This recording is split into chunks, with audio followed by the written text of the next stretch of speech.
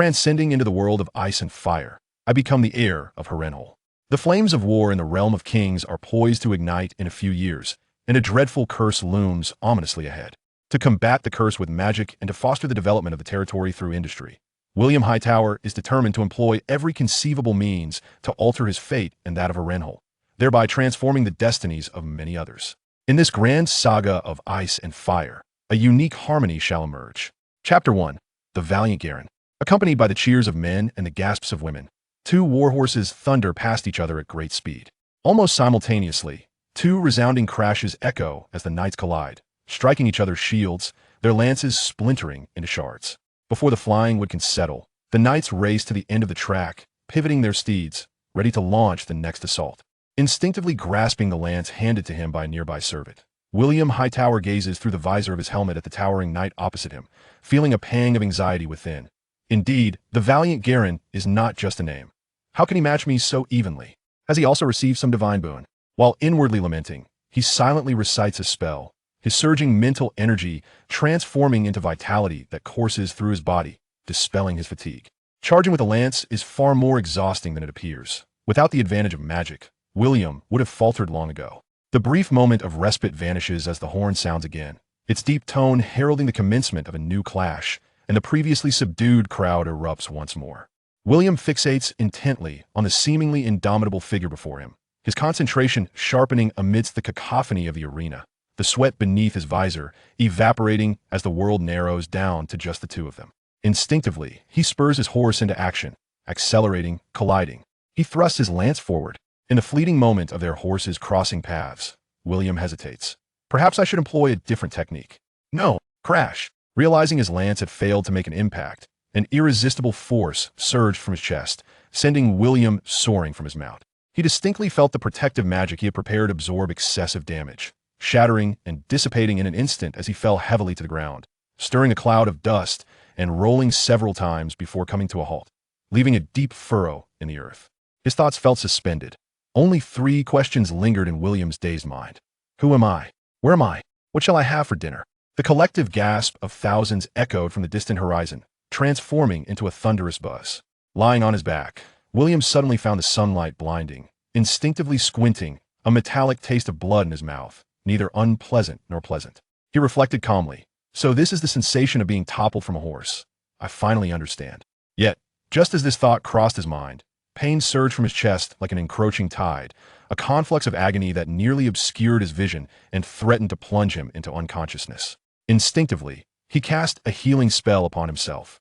Fortunately, the magic remained potent despite his injuries. Almost instantaneously upon the conclusion of the incantation, a soothing sensation enveloped him, the pain receding swiftly like an ebbing tide. As William regained his composure, he gasped for breath, shaken. So this is the true feeling of being struck down. What a sensation! I dare not imagine. The piercing sound of a trumpet signaled the conclusion of the fierce contest, and the atmosphere reached a fever pitch as the crowd erupted in jubilant cheers for the victor. Only a few servants scurried, urged by a scholar's command, towards the fallen adversary. In the main stand, the organizer of the tournament, Count Blad Taliborn of the Vale, clapped enthusiastically, exclaiming, "Was that the 11th charge? Ah, it has been many years since I have witnessed such a splendid joust. Indeed rare, this tournament will surely be celebrated for this final match." Baron John Forceau of New Barrel chimed in with a timely compliment, and the other lords and knights in the main stand echoed their enthusiasm, all thrilled to witness this epic battle. On one side of the main stand, a group of noble women sat, and Marjorie Tyrell, the only daughter of the Highgarden Duke, renowned for her beauty across the 7 kingdoms, was the center of attention. At that moment, Marjorie Tyrell chuckled at her companion, the tightly shut-eyed Leona Forceau. "Come now, dear Leona, have faith in my brother. He is the valiant Garin." Leona Forceau cautiously opened her eyes and beheld Garin Tyrell lifting his visor, mounted and acknowledging the onlookers. Gazing at his handsome visage and charming smile, she exhaled in relief and smiled back. After bowing to the crowd, Garin noticed several servants surrounding William, busily attempting to remove the battered armor from him. He then rode over to the scholar standing aside and leaned down to inquire, "How is he faring, scholar?" Scholar Daedalus, a distinguished-looking middle-aged man with a spry demeanor, had just sprinted almost as swiftly as the servants. He shook his head. "The situation is dire, my lord. Your strike nearly sent him flying."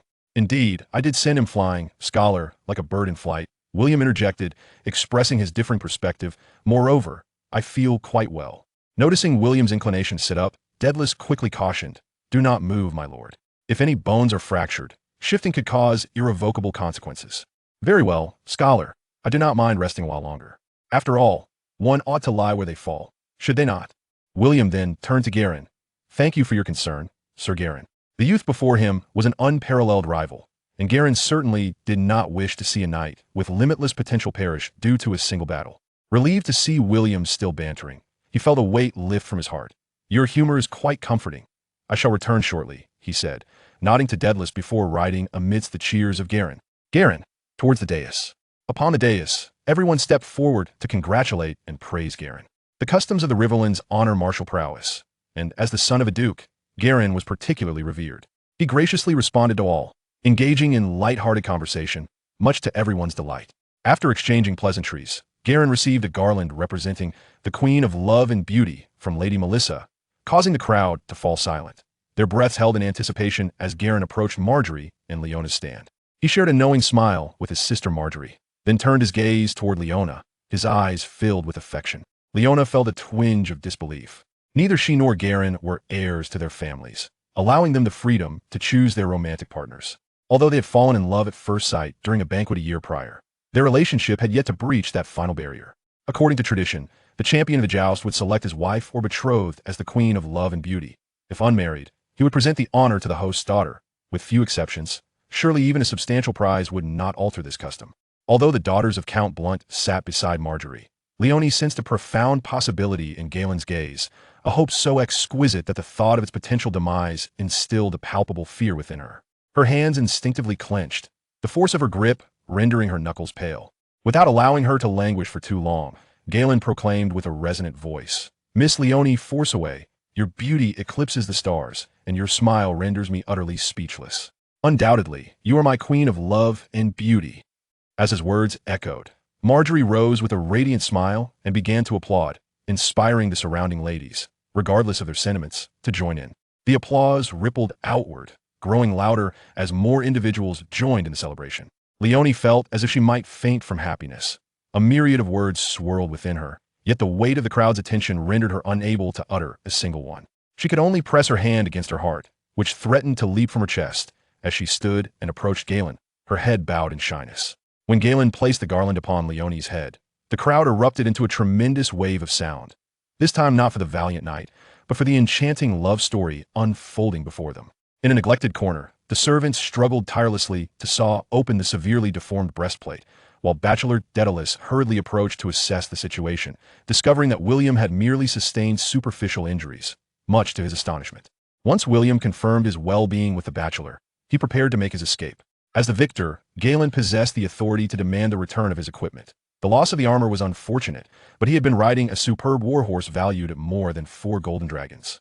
Designating the Queen of Love and Beauty marked the final event of the tournament, and Leonie's donning of the garland signified the event's splendid conclusion. Regrettably, while Galen and Leonie reveled in their affection, they did not forget about William. As William received the reins from a servant, he spotted Galen approaching on horseback, and realizing escape was futile, he removed his helmet and flashed the brightest of smiles. Dismounting just a few paces from William, Galen led his horse to William's side and smiled as he bowed. Sir Hightower, allow me to formally introduce myself. I am Galen Targaryen, the second son of the Duke of Highgarden. It is a pleasure to meet you, Sir Galen. I have heard much about you, William replied, returning the courtesy and silently muttering, long before I arrived in Westeros. I am William Hightower. I have not yet been anointed with holy oil, so I am not a knight. You may simply call me by my name. Very well, William, but I believe you are already a knight in every sense. Do call me by my name as well. There is no need for formality. Certainly, my lord. It shall be done, my lord, William responded, executing a formal knightly salute. Galen could not help but laugh. He had been intrigued by the young man before him long before this moment. The tournament at Horn Hill, while not particularly grand, included the requisite events: archery contests, team tournaments, and lance competitions. However, many knights abstained from the previous day's team events to focus on the climactic lance tournament, fearing that an injury would prevent them from participating in the main event. Only individuals like William, who possessed the ability to heal through magic, dared to participate in every contest without trepidation, provided the prize was substantial. Galen, ever cautious and intent on bestowing the crown of love and beauty upon his beloved Leone, merely observed the team tournament the previous day. Almost immediately upon the competition's commencement, he took note of William, whose reflexes were sharp and movements elusive. As expected, the young man emerged unscathed from the chaotic melee of dozens, and by the final stages, he unexpectedly displayed audacity, decisively defeating two hesitant opponents to claim victory. Subsequently, Galen learned that William Hightower, despite still being a squire, had swept through Old Town since the previous year, winning both the lance and team competitions in 4 consecutive tournaments held in Highgarden, Three Towers, Black Crown, and Honeycomb, earning him an unparalleled reputation. Thus, Galen's anticipation for today's competition grew even more intense. Ultimately, Galen was thoroughly satisfied. The significance of this victory was substantial, befitting his affection for Leone. Just as they exchanged knowing glances and smiles, a stout young man with dark hair approached them, his large round face appearing harmless, and his pair of gray eyes pure and clear. Timidly, he spoke, "G. Galen, William, I am Samwell Tarley, son of Count Blunt. I apologize for interrupting your conversation." "Ah, Sam, I know you," William replied with a cheerful nod. "I was aware of you even before I arrived in Westeros." However, the timid Sam was evidently taken aback by the unexpectedly warm smile, appearing flustered and unsure of how to proceed. Galen sighed internally, feeling regret that such a formidable Count Blunt had a son so unlike himself. Nevertheless, he sought to alleviate the awkwardness, saying, "I presume this is regarding those 2 coral sorcerers. I have heard that William has aided them. Sam, how may we assist you?"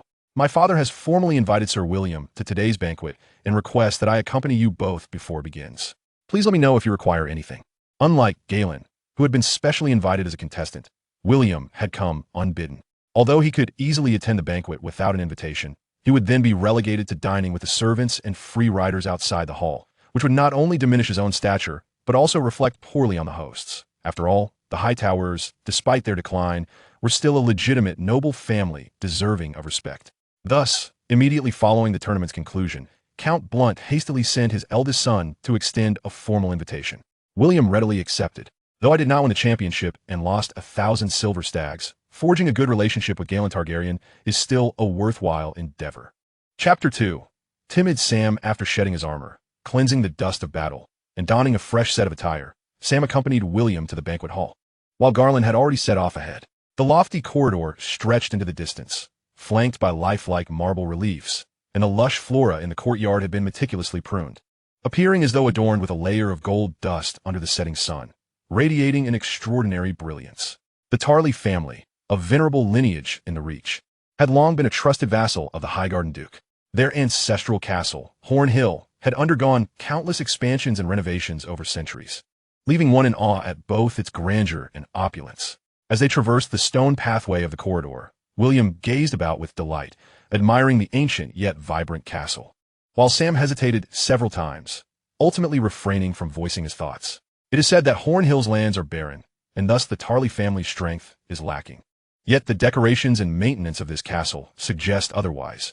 William mused, contemplating the potential sources of wealth for Lord Randall.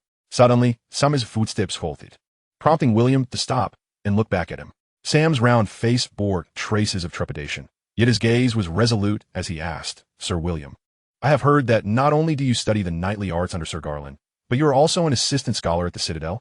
William was taken aback. Sam was the first important character he encountered since arriving in Westeros. His reluctance to engage stemmed from a concern that their interaction could disrupt the narrative's course. He had assumed that the timid Sam would remain silent, and they would proceed to the banquet hall, parting ways to continue their respective journeys.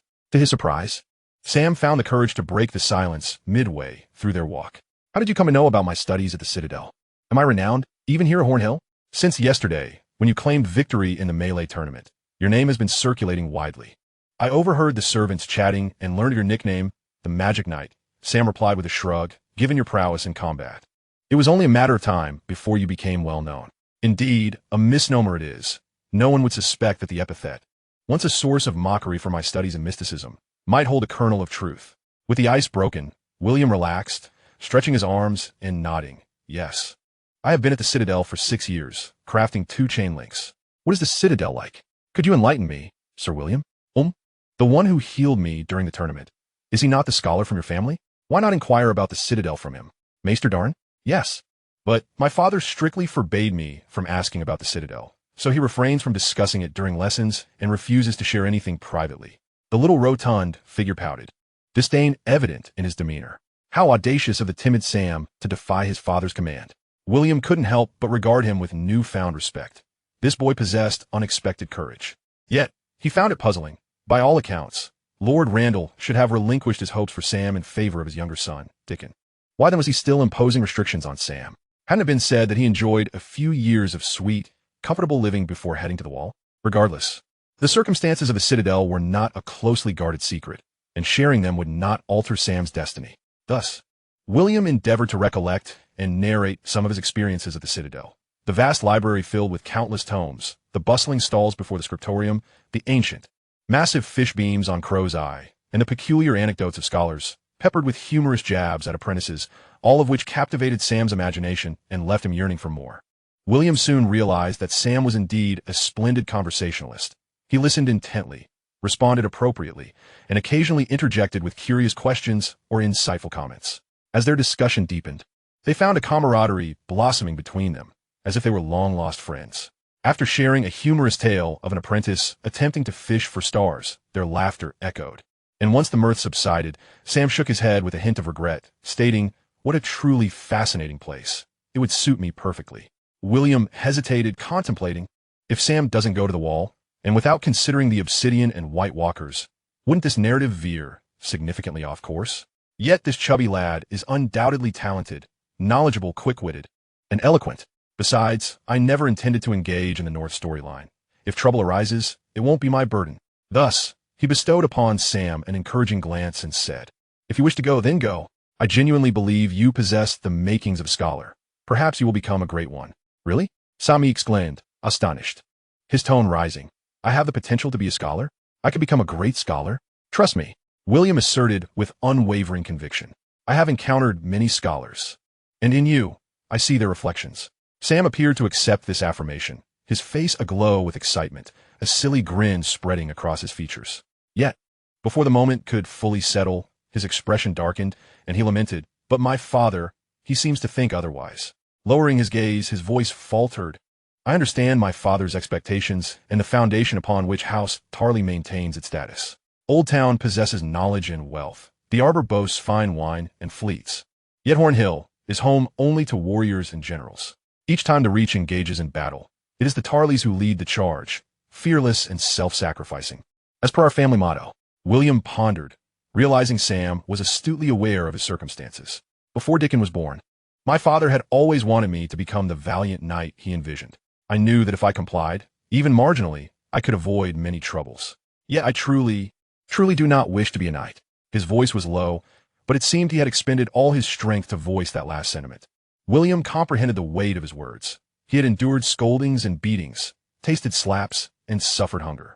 Within the brevity of his statements, he envisioned a small, plump figure trembling amid his father's wrath, weeping under the merciless blows, and enduring long, solitary nights of hunger and cold. For a child of such tender years, home likely constituted his entire world, with his father as its embodiment. What force could empower this child to withstand the world's trials? Had his brother not been born? Could he have persevered to the end? If the roles were reversed, would I possess the same unwavering resolve, even in the face of despair? For reasons unknown, William's thoughts drifted to Jon Snow. Friendship, after all, cannot be sustained solely by sympathy. What truly endeared Jon to Sam was likely that profound, soul-stirring strength he possessed. Observing Sam's deeply bowed head, William opened his mouth to speak, yet ultimately, he merely placed a comforting hand on Sam's shoulder. Sam looked up, gratitude shining in his eyes as he managed a smile. After a moment's calm, he sniffled and continued, "I thought that once Dickon grows a bit older, everything would change. Indeed, many things have changed. My father no longer berates me, and there are no more nightly trainings. I can read extensively and indulge in music and fine food. Yet, I cannot fathom why my father forbids me from engaging with scholars or visiting the Citadel." Shaking his head in confusion, he lamented, "I do not know where my future lies." William reflected on this perplexing situation. It was a common practice among Westerosi nobility for one son to inherit the family estate while others sought their own paths. But what difference did it make whether one donned a black cloak or became a scholar? If Landor were present at this moment, he would undoubtedly advise him. Consider Dickon as the firstborn and Sam as the second. Simply allow Sam to attend the City of Learning. Why must he engage in rivalry? Just promise him the opportunity to study there, and I am certain he would be exceedingly eager to address Deacon as brother, disinterested in further speculating about Landor's thoughts. William firmly placed his hands upon Sam's shoulders, locking eyes with him. Often in the most dire circumstances dictated by fate, the best opportunities for improvement arise. Regardless of the trials, please persevere. Your moment will inevitably come. Sam smiled, perhaps convinced by William's wise words, and nodded earnestly as he replied, "Thank you, Sir William. You are aware, I am not yet a knight. Simply call me William. No need for such formality." "Very well, William," Sam responded without hesitation. William then pulled Sam close with one arm, his imposing physique towering over Sam, being 2 years his senior, effortlessly tucking Sam under his armpit as they walked forward. Leaning closer, he lowered his voice and asked, "Do you recall those 2 wizards from Corals?" Sam grimaced, clutching his chest. "I believe I shall never forget that sticky sensation. Nor that odor. Trust me, you would not wish to experience it." "Haha, you must have heard, I subsequently employed them." "Of course, that news has spread. Many say you are a fool for trusting swindlers. Even Miss Marjorie holds this opinion." William scoffed at this. "And how would you know what Miss Marjorie has said?" "Miss Marjorie has a close relationship with my sister Tara," Sam replied with a knowing look. "Well, even if she has said so, beauty does not equate to intelligence. How can she ascertain my foolishness?" "Do you think me foolish, Sam?" "I do not know," Sam said with a sly grin. "But those 2 wizards certainly did not render me braver." "That is because you could not possibly be any braver, my friend." William gazed at Sam with an all-seeing expression, smiling in silence. Chapter 3. The Ten Arose. As the evening glow faded and night unfurled its dark cloak, the tranquil twilight enveloped the surroundings, leaving the majestic crimson mountains with only vague outlines. The castle of Cornering, nestled by the lakeside, shone brightly with lights. The grand hall's ceiling was adorned with enormous chandeliers, and every corner boasted exquisite candelabras, all filled with flickering candles, illuminating the entire hall with a daylight-like brilliance, enhancing its opulent splendor. The banquet had commenced. Amidst the performances of singers and jesters and the diligent service of attendants, the assembled nobles indulged in fine wines and sumptuous feasts, their goblets clinking and laughter resounding. The number of guests was not particularly large, occupying only a small portion of the hall, a contrast to Tarly's status as a significant figure in the Riverlands. Yet William found no surprise in this.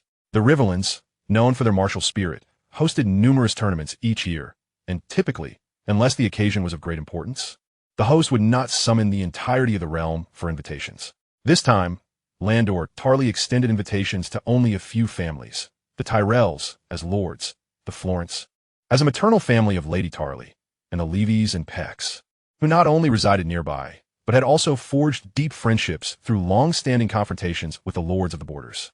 As for the Green Apple Florent, it was solely to invite Garland Tyrell. Seating was arranged according to custom, with the esteemed lords and ladies seated on the elevated platform to one side of the hall. Gentlemen on the left and ladies on the right. Their children and vassals were seated at a long table opposite the platform, also arranged with gentlemen on the left and ladies on the right. The hired knights sat a bit further away from the platform, in an orderly fashion, with clear distinctions of class. As for the lady knights, the first lady knight of West Eros, Brienne of Tarth, had yet to make her debut. William's situation was somewhat unique. Technically, as an uninvited knight, he should belong to the ranks of hired knights. However, as the heir to Harrenhal, he was entitled to sit closer to the platform. Having recently befriended Sam, he joined him at the farthest table on the right, as it was the only one Sam could occupy, farthest from Landor. At their table sat Sam's 3 younger sisters, aged 2, 3, and 4 years younger than Sam, along with 5-year-old Deacon, leading William to regard Sam's mother as a truly heroic matron. Additionally, there was Garland's beloved, Miss Leona, who could only sit in a corner with a few young maidens. William could not help but feel a pang of sympathy, thinking, is this due to her monopolizing Garland? The world of women can be quite ruthless. When Sam introduced William to them, the young ladies responded appropriately, and Miss Leona even complimented William on his martial prowess. The dynamics at this table were rather simple. Everyone enjoyed casual eating and conversation.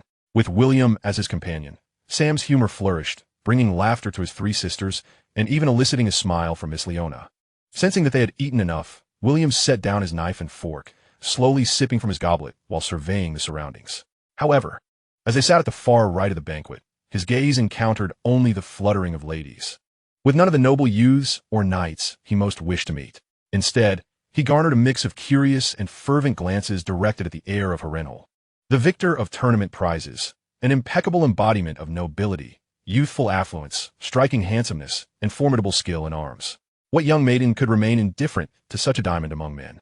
Reveling in his silent delight, William's gaze shifted back to the elevated platform. Due to his position, he could only clearly see the ladies seated there, and he immediately recognized Marjorie, not because she resembled an actress from a television series, nor due to the gentle warmth of her deer-like eyes or the cascade of long, brown curls draping over her shoulders, but because among the array of uniquely charming ladies, she stood out as a youthful maiden, drawing from experiences of a past life. William's resistance to beauty remained strong, yet he could not deny the astonishing allure of this rose of high court, possessing an irresistible charm that held one's gaze captive. At only 13, she has truly blossomed. She shall surely be the cause of great turmoil, William mused, admiring her beauty while harboring inner misgivings. As if sensing his gaze, Marjorie, engaged in lively conversation, suddenly turned her head and locked eyes with William. In that instant of connection, William's heart raced, his pupils dilating. A smile graced Marjorie's lips. Unbeknownst to her, she had grown accustomed to the way men regarded her, so without a second thought, she averted her gaze and continued her chatter with the ladies beside her. Meanwhile, a tumultuous wave surged within William, not out of love, but from fear. He had always believed his magical abilities to be a singular gift, yet now he perceived another possessing the same trait. Perhaps it was feeble, but akin to the binary of 0 and 1, it represented a fundamental distinction. And if there was a second, there could surely be a third, and many more. Perhaps somewhere in this world lay a guild of sorcerers. Noticing William's rapt attention on Marjorie, Sam leaned closer, his eyes shining with admiration as he gazed at the maiden. Grinning foolishly, "Look, that is Miss Marjorie. She is truly beautiful." William murmured in response, "Indeed, a beauty unlike any other." Just as William's thoughts became a whirlwind, he felt a gentle pat on his shoulder.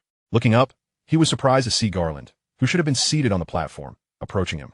Garland smiled and inquired, "Why do you appear so burdened with thoughts?" Sam, with a mischievous expression, replied, "Of course, it is due to the lovely Miss Marjorie.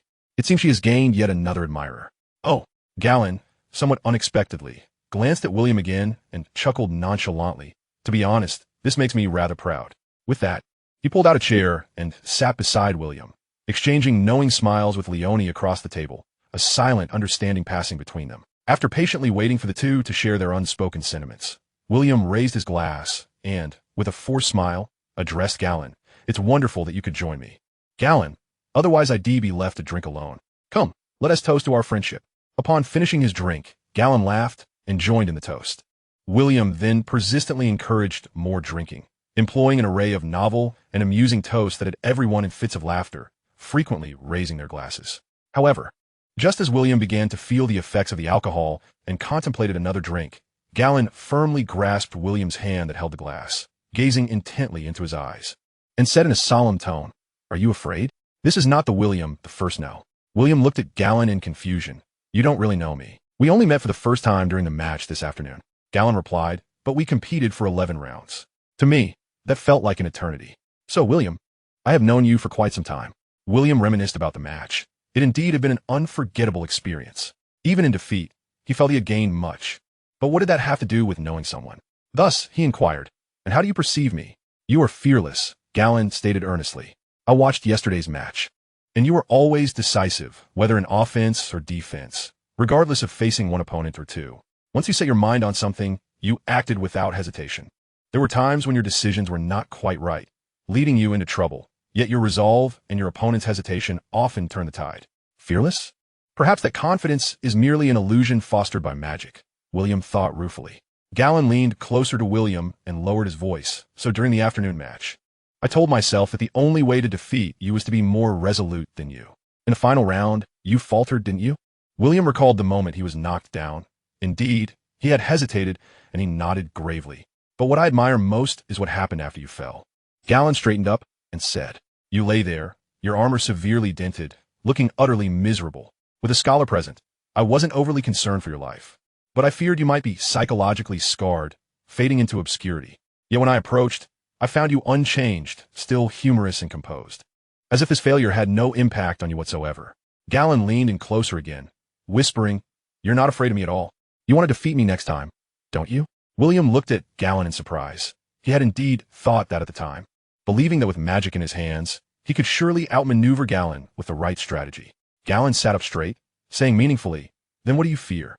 "Indeed, what do I fear? Well, there are likely many who wield magic in this world. So what? I'm already well-versed in many astonishing secrets. I have seen through numerous intricate plots. I know many people better than they know themselves, and I can foresee the future, making optimal decisions." At this moment, who would have anticipated that years from now, Daenerys would hatch 3 dragons? Investing early means that when the dragons mature, I can support Daenerys in reclaiming Westeros and the Iron Throne. At that point, the Rivellins would not merely be revitalized, but could reach unprecedented heights. Thus, even without the advantage of magic, I remain an extraordinary presence. William looked earnestly at Galen, and after a moment, both burst into laughter, raising their glasses in a toast. No words of gratitude were necessary. Although Galen may have misunderstood something, William still cherished this sentiment and silently etched it in his heart. Setting down his glass, William pondered for a moment and asked if, hypothetically speaking, one day I were to whisk Marjorie away, what would you do, Galen? Galen's previously warm expression turned as cold as ice. "I would personally sever your head from your shoulders." Chapter 4. Seize the opportunity. The banquet continued to buzz with excitement as some guests began to leave their seats to mingle. The ladies chatted and laughed, while the gentlemen drank and conversed, the atmosphere growing increasingly lively. In a corner, aside from Leone, who sensed something amiss, Sam and his sisters remained oblivious to the emotional roller coaster William was experiencing. As the group continued to eat and chat joyously, unintentionally, William's gaze swept across the dais, where he caught sight of Marjorie, seemingly amused, covering her mouth as her eyes sparkled with mirth, captivatingly enchanting. William felt a sudden rush of affection. Marjorie's magical aura is pure and natural, akin to something yet to be discovered. If she truly is a wild mage, could I possibly turn her to my side? Currently, my grasp of magic is still rather limited. If we could learn from one another, it would surely be more fruitful than my solitary endeavors. Perhaps the key to breaking through my limitations lies with her. Over the past 4 years, William had mastered no fewer than 100 spells. Yet only 4 were truly usable: enhancement, healing, restoration, and absorption. Enhancement had significantly elevated his physical prowess, strength, reflexes, and speed, all nearing the human limit. Healing allowed him to swiftly mend injuries, enabling him to fight and train without reservation. Restoration converted mental energy into physical stamina, rendering him seemingly tireless. Though absorption required a longer preparation time, unlike the other 3, which could be nearly instantaneous, it served as a passive spell that provided opportunities to turn the tide during lethal attacks, particularly unexpected ones. Regrettably, these spells were only applicable to himself. Otherwise, with just healing, he could amass a fortune without needing to participate in tournaments for monetary gain. Without magic, William mused that completing his training to become a knight would pose no issue, but that would be the extent of it. Yet, with the enhancement of magic, he had vaulted to the pinnacle among knights, capable of contending with anyone, even the mountain. However, William remained perplexed as to why he could only wield such a scant number of spells, all seemingly similar in function. If he could master a broader array of spells, his combat capabilities would undoubtedly ascend to new heights. He had once subtly inquired with his magical advisor, the sorcerer Glob, but the response was that sorcerers had never considered such a scenario. For them, spells were either entirely effective or completely ineffective. Fortunately, adhering to the adage that a plethora of skills is never a burden, William had not dismissed the spells he could not utilize, but had instead diligently studied them, striving to memorize them flawlessly. Reflecting on the moment he locked eyes with Marjorie, a few spells that he could not use had inexplicably flashed through his mind. Now, upon closer examination, he realized these spells were all related to plant manipulation.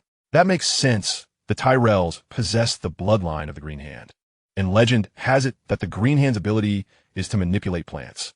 Perhaps different individuals can only master different types of magic. If I could teach Marjorie some magic, perhaps we could uncover more. Yet the question remained. Even if Marjorie were willing to learn magic, how could he teach her? Her magical aura seemed somewhat weak in William's eyes, likely incapable of self-learning through mere texts. He would have to guide her hand in hand, quite literally. However, Marjorie was the prized jewel of House Tyrell, viewed as a pivotal figure for their family's advancement. How could he possibly maintain such close contact with her without jeopardizing the Tyrells' reputation? Upon witnessing William's entranced gaze upon Marjorie, Galen could not restrain himself from issuing a warning. William, we are friends. If you intend to pursue her in earnest, I wholeheartedly support you. Otherwise, I shall hold you to your word. If I could bring the little Rose home, that would indeed be splendid. But is that truly feasible? You might as well ask me to ascend to the heavens. William scoffed, pondering the prospect of a formal courtship. Surely Lord Mace would decree my demise, rendering the matter inconsequential. Galen chuckled. Marjorie is the fairest rose of the high garden. She cannot be plucked so easily. He patted William on the shoulder and resumed his jovial conversation with Leonie. Lost in thought, William contemplated another dilemma. Will she divulge my magical abilities to Lord Inflatable Fish? Thus far, he believed no one had definitively discerned his potential for sorcery, although some might harbor suspicions. The male witches Glop and Moken could very well suspect him, given their prolonged exchanges on magical matters, which might have revealed subtle hints. Dr. Malwyn might also entertain doubts, remembering how he frequently sought validation for the magical teachings of the male witches during his initial studies. After all, one must remain vigilant against treachery, but such disclosures would necessitate revealing further details, risking exposure. Then there was the madwoman Maroya Hyder. The mere thought of her induced a headache. She was indeed a genuine lunatic, incessantly prattling about her powers since their first encounter. While William did not dispute her claims, her incessant desire to draw his blood was intolerable. He was well aware that his magic stemmed from mental fortitude, entirely unrelated to blood. Following his initial bout of magical mishap, her antics escalated to attempts at seduction, all for the sake of acquiring something vile. I am but a child. As the adage goes, possessing a treasure can incur peril. Magic, while seemingly useless, can indeed wield significant power. Forest children can manipulate the seas, wreaking havoc upon the arm of Dorn, yet they were still driven from their homes by the undull spears and swords. However, if Marjorie were to reveal his abilities to her father, he could find himself in considerable trouble. Yet, it wouldn't be catastrophic. He might simply expedite his plans and seek refuge with Daenerys. Once in her presence, with dragons as a reference, his magic would become less conspicuous. Resolute in his determination, William decided he must first engage Marjorie to assess the situation. Rising, he declared, "Ladies and gentlemen, I must excuse myself. I am to offer a toast to the lords." "Ah, you wish to meet Miss Marjorie," Sam remarked, uttering an unintentional truth. At that moment, Galen also rose to procure a platter laden with roasted chicken, adorned with onions and mushrooms. As he approached William, he murmured, "Beware of Lord Blunt, the male witch." William blinked, swiftly grasping the implication. The male witch incident from years past had caused quite a stir. Blunt had denounced Glop and Moken as charlatans while employing them himself.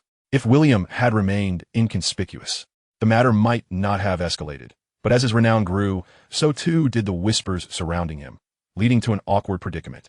In the tongues of the gossipers, one would either be deemed a fool or Lord Blunt himself would bear that title, depending on the context and mood of the conversation. As for the truth of the matter, who truly cared? It was a conundrum William could not untangle, but thankfully his interactions with Blunt were minimal, and he resolved to maintain distance from him in the future. At present, his focus was solely on Marjorie, reassuring himself, if I must endure a reprimand, so be it. After all, Lord Blunt is notorious for his bluntness, and being chastised by him is no disgrace.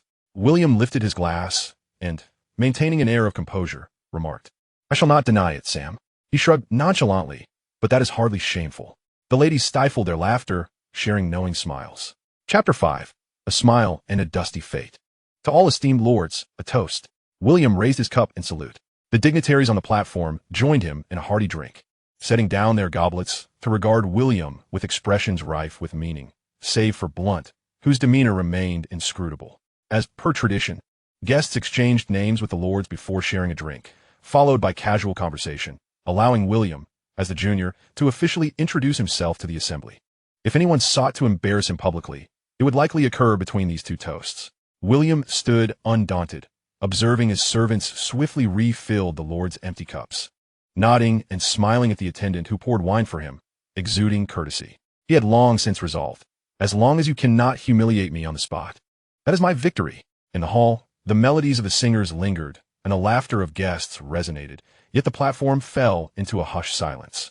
Just as the atmosphere began to shift uneasily, Blunt's hand reached for his goblet, seemingly poised to break the tension.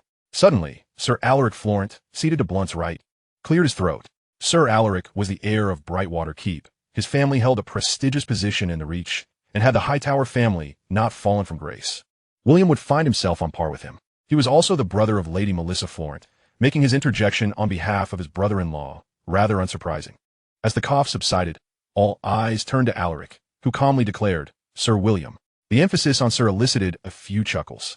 William bowed, embodying a demeanor befitting the title. He had no desire to further explain his status as a squire, nor did he feel any shame. Over the past 2 years, he had bested numerous knights, proving his prowess. Only a formal title eluded him. Indeed, no one lingered on that issue, for who would dare claim William was unworthy of knighthood? What if he challenged you to a duel? Given his prowess displayed at the tournament, few among the assembled knights could rival him, with Galen being the sole contender. A magical knight! What a splendid moniker! Alaric continued, prompting laughter from the gathered lords, while Blunt remained as inscrutable as ever.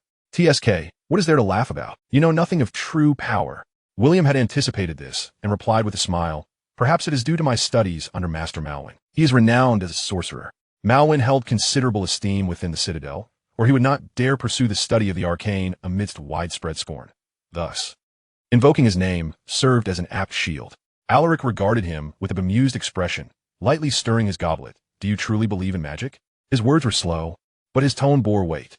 It is no longer a question of belief, it is a matter of whether it exists. William asserted earnestly, "Legends speak of dragons, and if they are indeed real, then magic must also exist. But all the dragons are dead."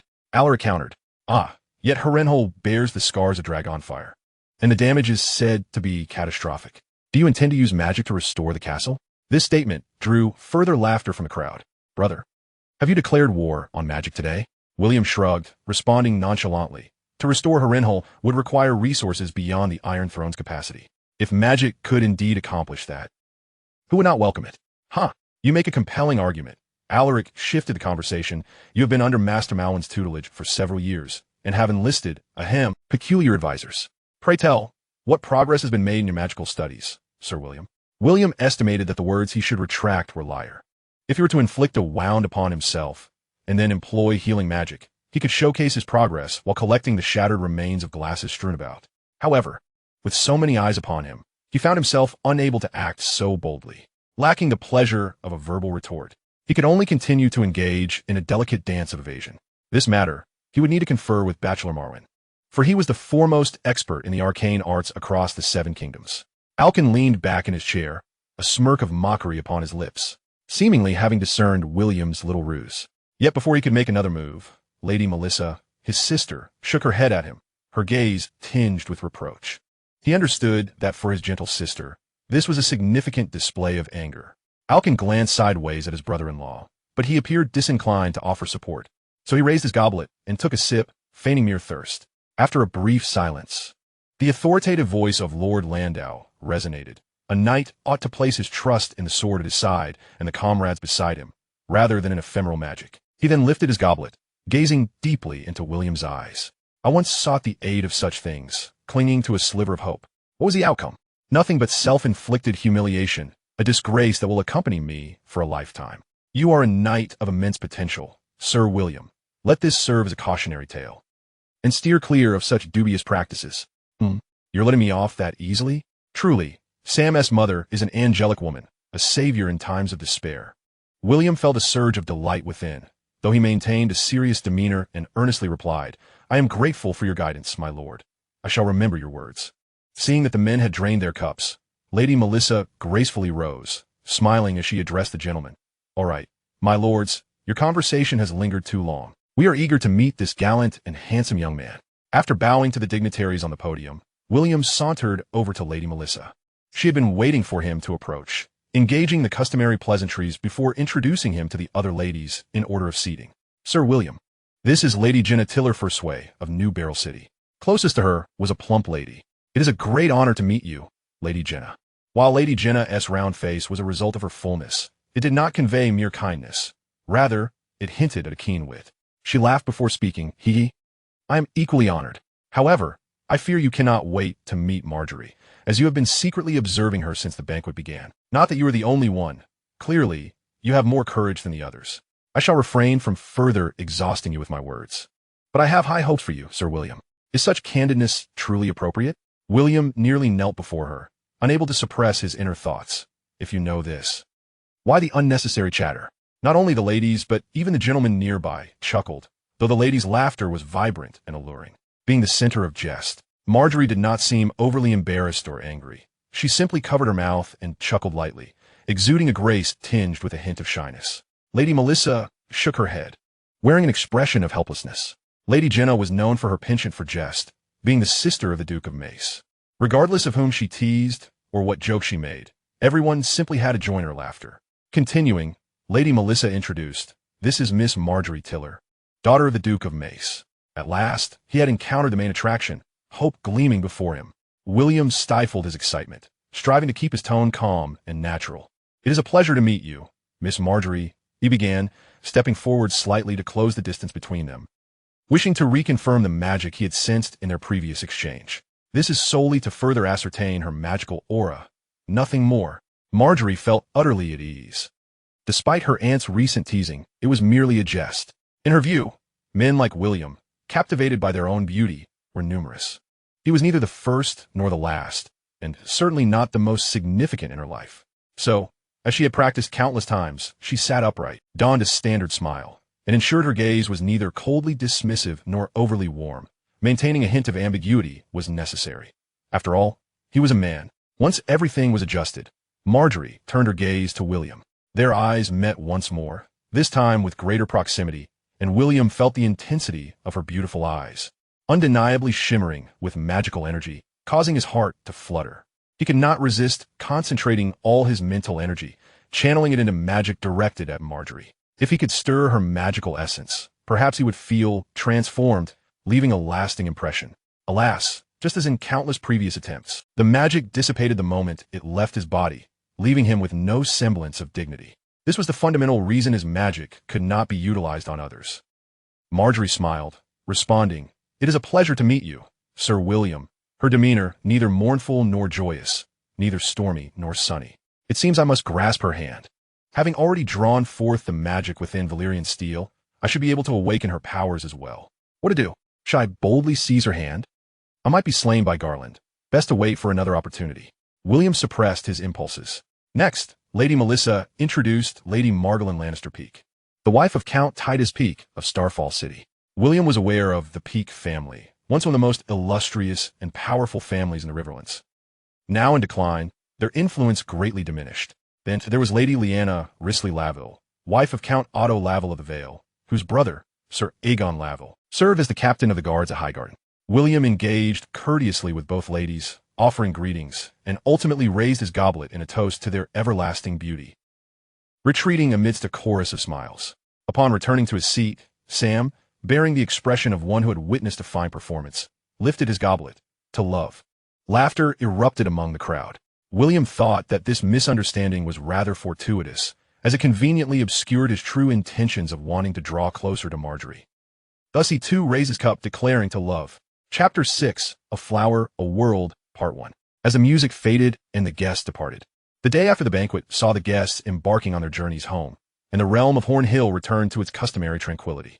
A lengthy procession traveled along the road from Horn Hill to Rose Avenue, banners of green adorned with golden roses fluttering in the breeze. With a considerable number of cavalry guards, their armor resplendent, signifying the wealth and authority of the Duke of Highgarden.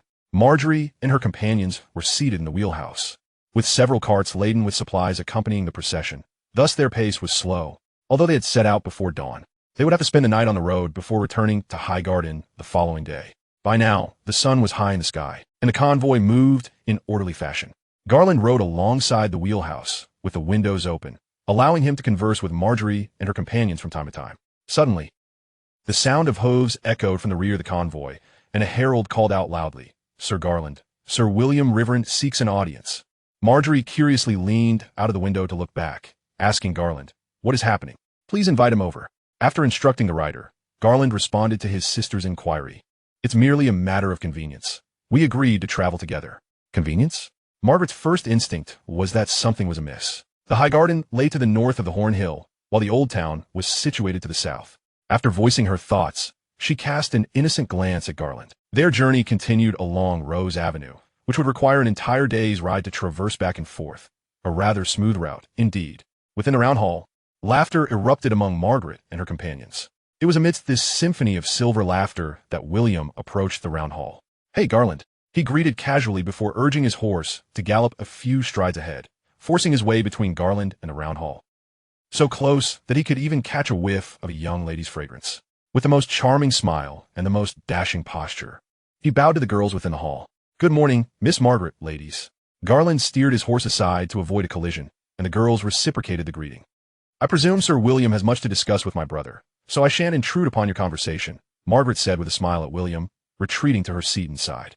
A clever girl swiftly closed the window, leaving William with a plethora of unsaid words. Garland shrugged at William. He could assist no further. Despite the cold reception, Margaret's demeanor towards William felt entirely different from the previous evening. Although she had been polite at the banquet, there had been no warmth. Today, however, her brusqueness was laced with an enigmatic undertone.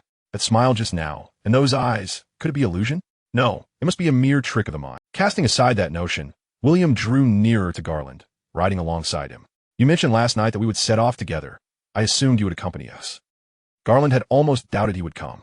After bidding farewell to Sam, the little rotund fellow who had awakened far too late, William reflected on how splendid a lad Sam was, though life would be far simpler if he did not hail from House Tarley. "I beg to differ, Garland. Were he not a Tarley, how could he be so strikingly similar to Lord Randall?" "Strikingly similar? They are both tenacious individuals, albeit with opposing goals." Garland pondered this briefly before sighing. Perhaps the seven had a purpose in their arrangement. Looking at it from another angle, only one born into House Tarley would be cast to the wall. Is this also part of the god's design? The depths of this matter seemed profound. As they conversed, William took the opportunity to survey the caravan, noticing that Garland was not directing its movements. "Why do you seem to be neglecting the caravan's operations, Garland?" "The caravan is under the command of Sir Osmond. My intervention is unnecessary." A truly cautious individual, William chuckled, shifting the topic. "When is your wedding date with Leonie?" Mentioning his beloved brought a softness to Garland's expression. "The earliest would be early next year. Then you shall be parted for several months. Will there be a tournament during that time?" "There should be. It has been quite a while since Highgarden hosted a tournament. My father would likely seize this opportunity." "That is splendid. I have been eagerly awaiting my chance for vengeance." William laughed. "If my grandmother hears this, she would undoubtedly chide. Are you a fool, child?" As the groom, "How could I possibly compete in a tournament? Lady Olenna, the Queen of Thorns, huh? I'm truly grateful she's not my grandmother." The mere thought of that cantankerous old woman elicited deep sympathy from William towards Garland. In his eyes, Garland was a paragon of reason, skilled in both martial prowess and erudition, with a generous spirit. Such a character would surely be a perfect commander in a strategic game, excelling in all attributes of warfare, intellect, and charm. Yet, to the old lady, he was merely a fool. Were it anyone else, they would surely be branded a fool. Yet this trio has managed to flourish despite it all. Well, while this may be disheartening news, there's a silver lining. Oh, is it not a boon to easily clinch the championship? If another 11 rounds of battle were to unfold, the spectacle would be too exquisite to fathom. But do not underestimate. William, my brother Loras, shall certainly participate. When it comes to lance skill, I fear I may fall short by margin. The Knight of Flowers? Huh. William laughed, neither confirming nor denying, and shifted to other topics with Garland. From a young age, Garland possessed an uncanny intuition about people, whether their nature was good or ill, whether their sentiments were genuine or feigned. He could often discern the truth in an instant. William, indeed, harbored sincere admiration for him, a sentiment that Garland had sensed early on. He believed their bond was forged through their shared experience in a legendary contest of wits, leading him to regard William as a confidant. Throughout their journey, the two gradually lowered their psychological defenses, feeling an unprecedented sense of ease as they discussed martial arts and military matters, as well as mundane matters from their lives. As the caravan approached the diminutive castle under the setting sun, their conversation showed no signs of waning, brimming with topics yet to be explored. The castle was named Riverwatch, and from its ramparts, one could gaze eastward towards Rose Avenue and turn around to behold the Mander River. The Riverlands had invested tremendous resources in constructing numerous outposts along the western coast to ensure that no large fleets could land undetected. However, this early warning system was of little use against the truly desperate marauders who dared to breach the heart of the Riverlands with a mere couple of longships. Not only was the western coast vulnerable, but the stretch of the Mander River west of Highgarden was also a favored route for these outlaws. Though the Riverlands boasted a formidable army of tens of thousands, they struggled to contend with the small raiding parties of merely 100 or so, resorting to passive defense. The establishment of Riverwatch was intended to guard the closest point between the Mander River and Rose Avenue, preventing these brigands from threatening the most vital transportation routes of the Riverlands the moment they set foot on land. Yet, the castle itself was modest, typically garrisoning fewer than 100 soldiers. Should they spot marauders, they would attempt to eliminate them. But if that proved impossible, they would light signal fires. Considering the pace of the Round Hall, Riverwatch lay less than a day's journey from Highgarden. This distance was somewhat in between, leading to few merchants choosing to spend the night there, thus preventing the formation of a village. Outside the castle was a vast expanse of flatland, and Garland pointed to the clearing. "We shall camp here tonight, not within the castle. Surely Miss Margaret will wish to rest inside?" This modest castle lacks the comfort of the Round Hall. "We camped here the last time we visited." William and Garland, mounted on their steeds, observed as their servants skillfully unloaded various provisions from the carts, quickly erecting a circle of tents around the Round Hall. As dusk fell, the camp was fully prepared, with bonfires flickering to life, while servants and soldiers busily cooked soups or grilled food over the flames. Initially, William had hoped for a chance to converse with Margaret during dinner, but it turned out that she and her companions dined within the Round Hall. After dinner, William reconciled himself to the reality of his situation and spent a joyous night chatting with Garland and several other knights. As the night passed, morning arrived, and William, Garland, and a few knights gathered around a bonfire for breakfast. Once they finished eating, William surveyed his surroundings and was struck by how reminiscent the scene was of a certain moment from a television series.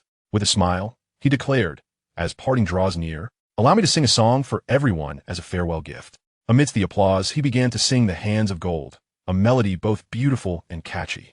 After singing it a few times, several knights joined in, and a few servants and soldiers paused to listen, creating a lively atmosphere. Garland could not help but exclaim, "I never imagined you could sing so exquisitely."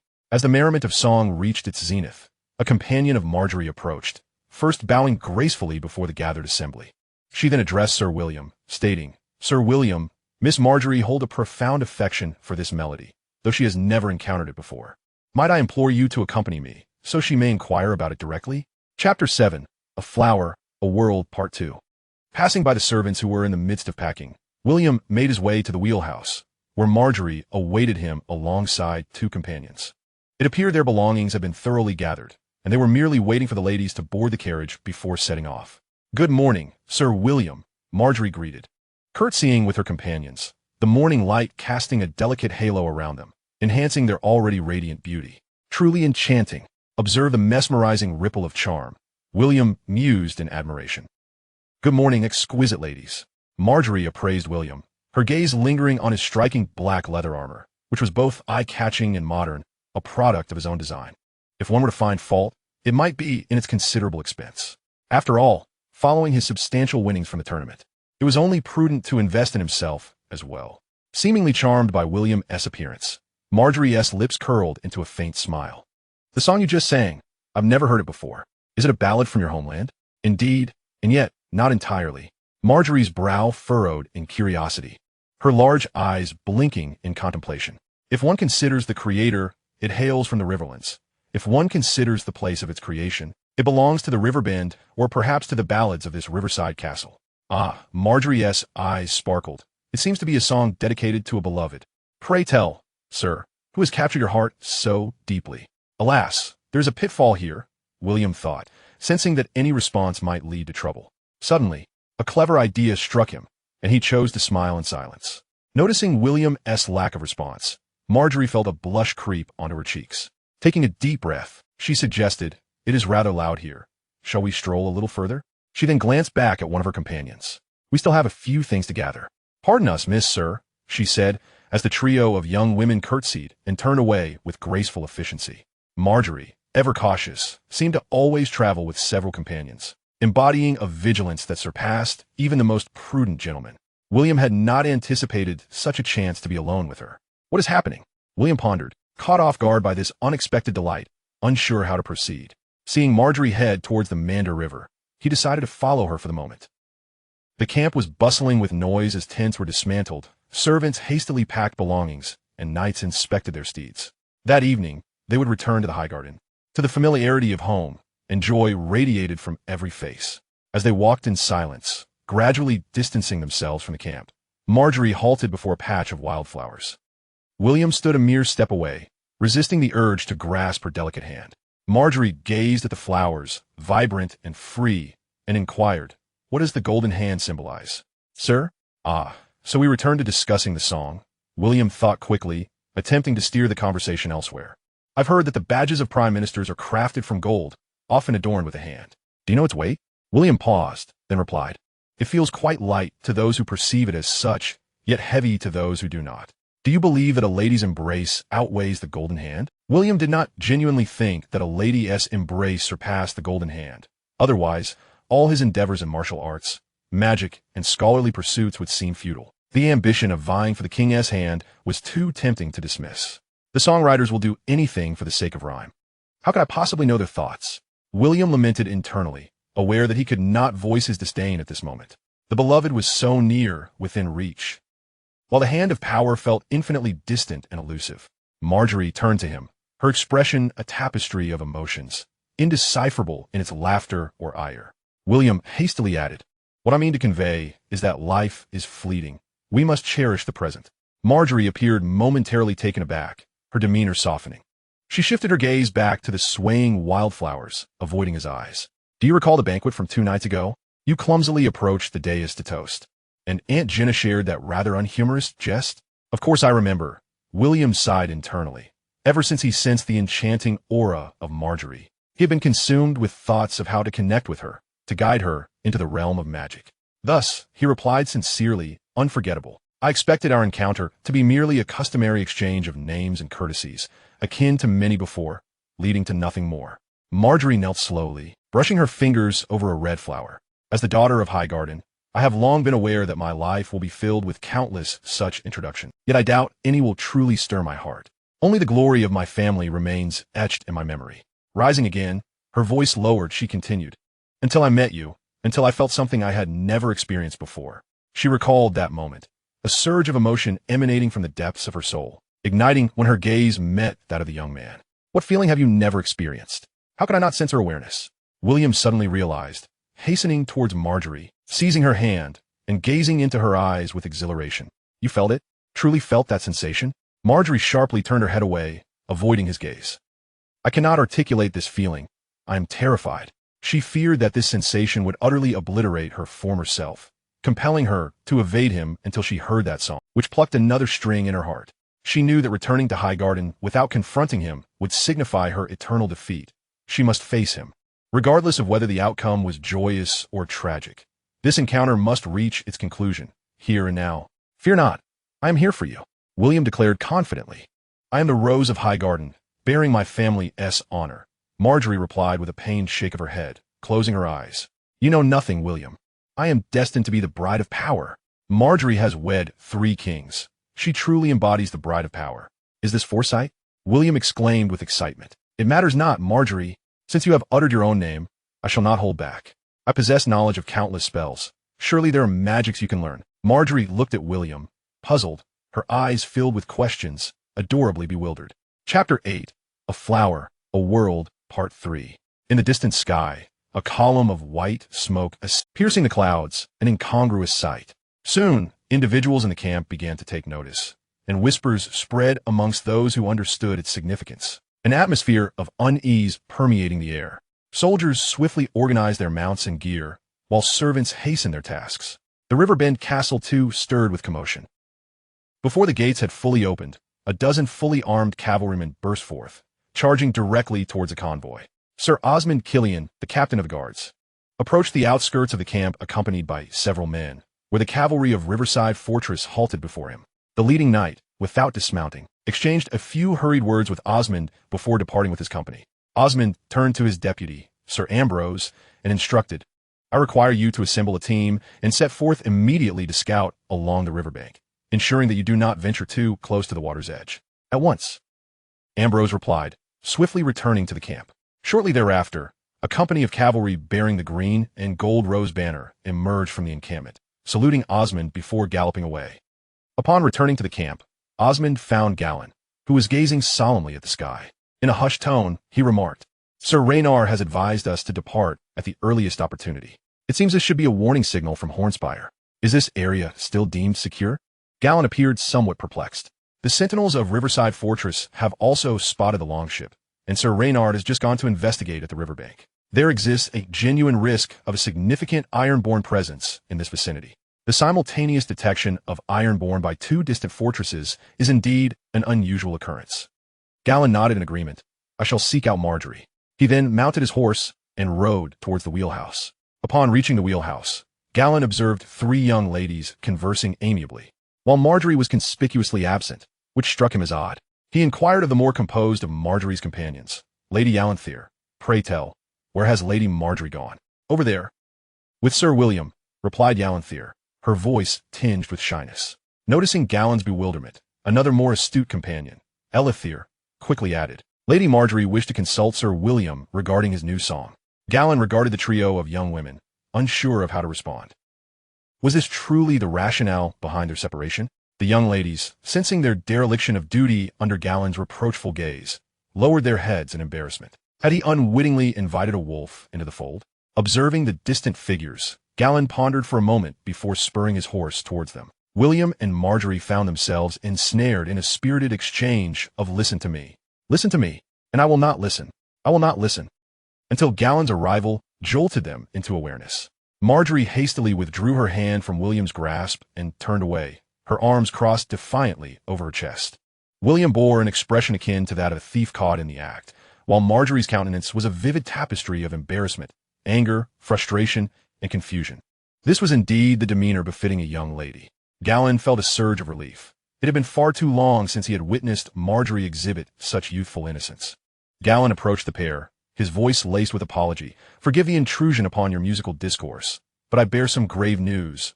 We must depart immediately. Noticing that William and Marjorie remained in their previous stances, unperturbed by the announcement, Galen gestured towards the distant horizon. Do you see that column of smoke? It serves as a harbinger of Ironborn activity, and I fear their numbers may be considerable. We must act swiftly. Both William and Marjorie exhibited expressions of surprise at this revelation. Galen turned his gaze to William. Your mount and belongings are prepared. You must set off alone and exercise caution along the way. Do you truly believe I would abandon my comrades at such a juncture, Galen? William replied defiantly. Having come this far, to retreat would render our efforts futile. Casting a glance at Marjorie, he added, I must protect Lady Marjorie. Very well, William. Escort Marjorie back swiftly. I shall procure a set of spare armor for you at Riverside Fortress. Galen then cast a glance at Marjorie, leaning closer to whisper, I found your earlier demeanor quite charming, my dear sister. With that, he turned his horse and rode away, a smile gracing his features. Marjorie stood momentarily stunned before bursting into a light laugh. William, not entirely oblivious, quickly grasped the implications of the situation. Had he known Marjorie harbored such sentiments towards him, he would have happily pursued a romantic connection, believing that magic could alter their circumstances. With emotional matters set aside, he determined to concentrate on the pursuit of magic instead. Observing Marjorie's mood brighten, he maneuvered closer to her. Marjorie, trust me, if you do not engage in the study of magic, it would be a grievous waste of potential. Oomph. Marjorie brushed aside William's outstretched hand, lifting her skirts as she walked away. William shook his head with a wry smile, hastening to keep pace with her. Marjorie, you cannot squander your youth. Oomph. Magic is truly wondrous. And what of it? You were still bested by Galen, were you not? Marjorie strode ahead briskly, not turning back. William felt confident that he could best Galen next time, but knowing he lacked credibility in that regard, he altered his approach. I am several years younger than Galen, and yet I can hold my own against him. Does that not illustrate the might of magic? And what use is that to me? My brothers will protect me. Magic is not solely for combat. You inherit the bloodline of the Green Hand House, granting you access to a multitude of plant-related spells. Do not speak of it. I have no desire to tend to flowers. Their exchange continued until they returned to the camp, where Marjorie, accompanied by her friends, ascended the wheelhouse, leaving William unable to sway her opinion. However, he felt a profound sense of contentment. The previous evening, he had relinquished hopes of guiding Marjorie. Yet today, they had engaged in open conversation. They were tantalizingly close to a breakthrough, marking significant progress. In short order, Galen arrived at the wheelhouse bearing a set of heavy cavalry armor from House Tyrell. A servant promptly assisted William in donning the armor. Familiar with the equipment, William quickly assessed that the quality was commendable. Though mass-produced armor could never match the comfort of his custom-made attire, its protective capabilities were not to be underestimated. With the servant's assistance, William soon donned the armor, and Galen took note of his imposing stature, pondering that in a few years he would require his own tailored armor. Ultimately, William affixed his helm, adorned with a large bat emblem. Though fearsome in appearance, it also bore an amusing quality. Galen, I believe the sigil of House Hean does not feature such a bat, Galen remarked with a chuckle. Indeed, this design is my own creation. I call it the Great Mouth Bat. What do you think? Quite formidable, is it not? Galen felt a distinct disparity in their interpretations of what constituted formidable. He instinctively touched the 2 golden roses emblazoned on his personal crest, denoting his status as the second son. You and I are not the same. You are the heir of House Hean. William patted him on the shoulder. I would gladly grant you a fiefdom, rendering you my vassal. Yet, alas, you are a Tyrell. Such aspirations remain but dreams. Galen shook his head in amusement, unsure of which of William's statements to refute. The air was soon filled with the sounds of commands and responses, heralding the imminent departure of the convoy. As Galen mounted his steed, he observed William skillfully vaulting onto his horse, his heavy armor seemingly weightless. Typically, such cumbersome armor would necessitate assistance when mounting. The astonishment on the faces of all present, including Galen, was palpable. Upon noticing their astonishment, William realized the gravity of the situation but feigned ignorance as he checked his equipment. Sword, dagger, shield, and flail, all in order. Satisfied, he rode to the side of the wheelhouse as the convoy began to move. The sky was unclouded, and it was evident that the day promised bright sunshine. Yet the column of smoke cast a faint shadow over the hearts of all. Chapter 9. A Flower, a World End. After the caravan set forth, Osmond dispatched additional scouts. And with the reports from Ambrose and others he had previously sent, the scouts traversed back and forth, creating an impression of a formidable army in motion. William leaned out of the window of the wheel palace, peering curiously, while Marjorie remained expressionless and silent. The other 3 Tyrell maidens were equally perplexed by the dynamic between her and William, hesitant to speak freely. Bored and seeking conversation, William turned to Garen, inquiring about the recent column of smoke. Was it the Ironborn? They seemed rather tense.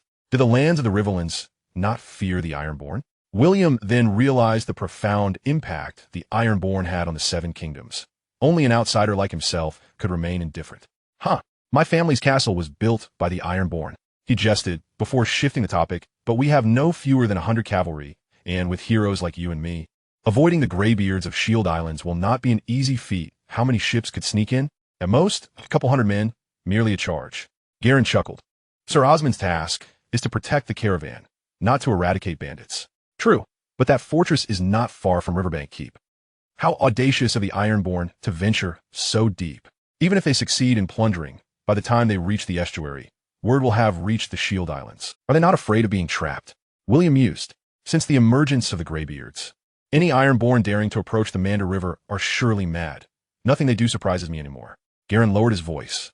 We departed in haste this morning because we detected signs of the Ironborn near Riverbank Keep. Riverbank Keep? Ah, yes. I heard there is a village ahead where we plan to pause at noon, William remarked, noticing Garen nodding. Do you think the Ironborn might raid that village? Garen laughed. That village is called 10 Mile Town, for it lies merely 10 miles from Highgarden. The cavalry could reach it in 2 hours. No Ironborn would dare approach. Even if they hurried to inform Highgarden, it would still take half a day for the cavalry to arrive. If they are not greedy, they could easily retreat in time. William pondered deeply. Moreover, cavalry advancing at full speed for 2 hours may arrive, but would likely not be ready to engage immediately. It could be misconstrued as a signal to retreat. He then jested with Garen. Most importantly, if even you hadn't considered such a possibility, it might be worth attempting. Observing Garen frowning as he began to contemplate the issue seriously, William laughed. Well, Garen, it's too late to ponder now. Instead, let us discuss Sir Osmond. Look at how efficiently the scouts are moving. Sir Osmond seems quite seasoned. As midday approached, another knight arrived from the north. Initially, due to the frequent scout movements, no one paid much attention, but soon Osmond issued orders for the caravan to alter its course, departing from the main road. Garen and William exchanged glances, both sensing an ominous premonition, and hastened to the front of the caravan to find Osmond. Osmond was busy relaying instructions to the leaders of various squads. After listening for a while, Garen and William understood that Osmond planned to establish a defensive position using the caravan on a small hillside beside the road. The steep side of the hill was easily defensible, requiring focus on the gentler slope, making it the optimal defensive location within sight. Sir Garen, Sir William. I've just received news that the Ironborn are attacking 10-Mile Town. Osmond informed them after concluding his arrangements. To avoid being ambushed during our march, we will first deploy our defenses over there and await further information. Osmond's plan was reasonable, and neither Garin nor William could find fault with it. However, Garin had a lingering question. We are too close to 10-Mile Town. Our scouts should have reported the Ironborn's presence long ago. Why are we only receiving this notification now, my lord? It bodes ill, Sir Garin. Sir Ambrose's men have not reported in time, and the later scouts have not detected their whereabouts. I fear we may have lost him. Osmond's tone was somber. Garin fell silent. Having known Ambrose for many years, he had not anticipated such a sudden departure. William felt a sense of loss as well. Ambrose had sung with him that very morning, a fine night indeed. Let's allow Sir Osmond to continue his work, Garin. We should check on Marjorie and the others. They might be feeling anxious. The hillside was steep on one side, and the caravan soon arranged itself in a semicircle facing the gentler slope, creating a highly advantageous defensive formation. Due to this formation, Osmond's command post was situated directly in front of the Wheel Palace.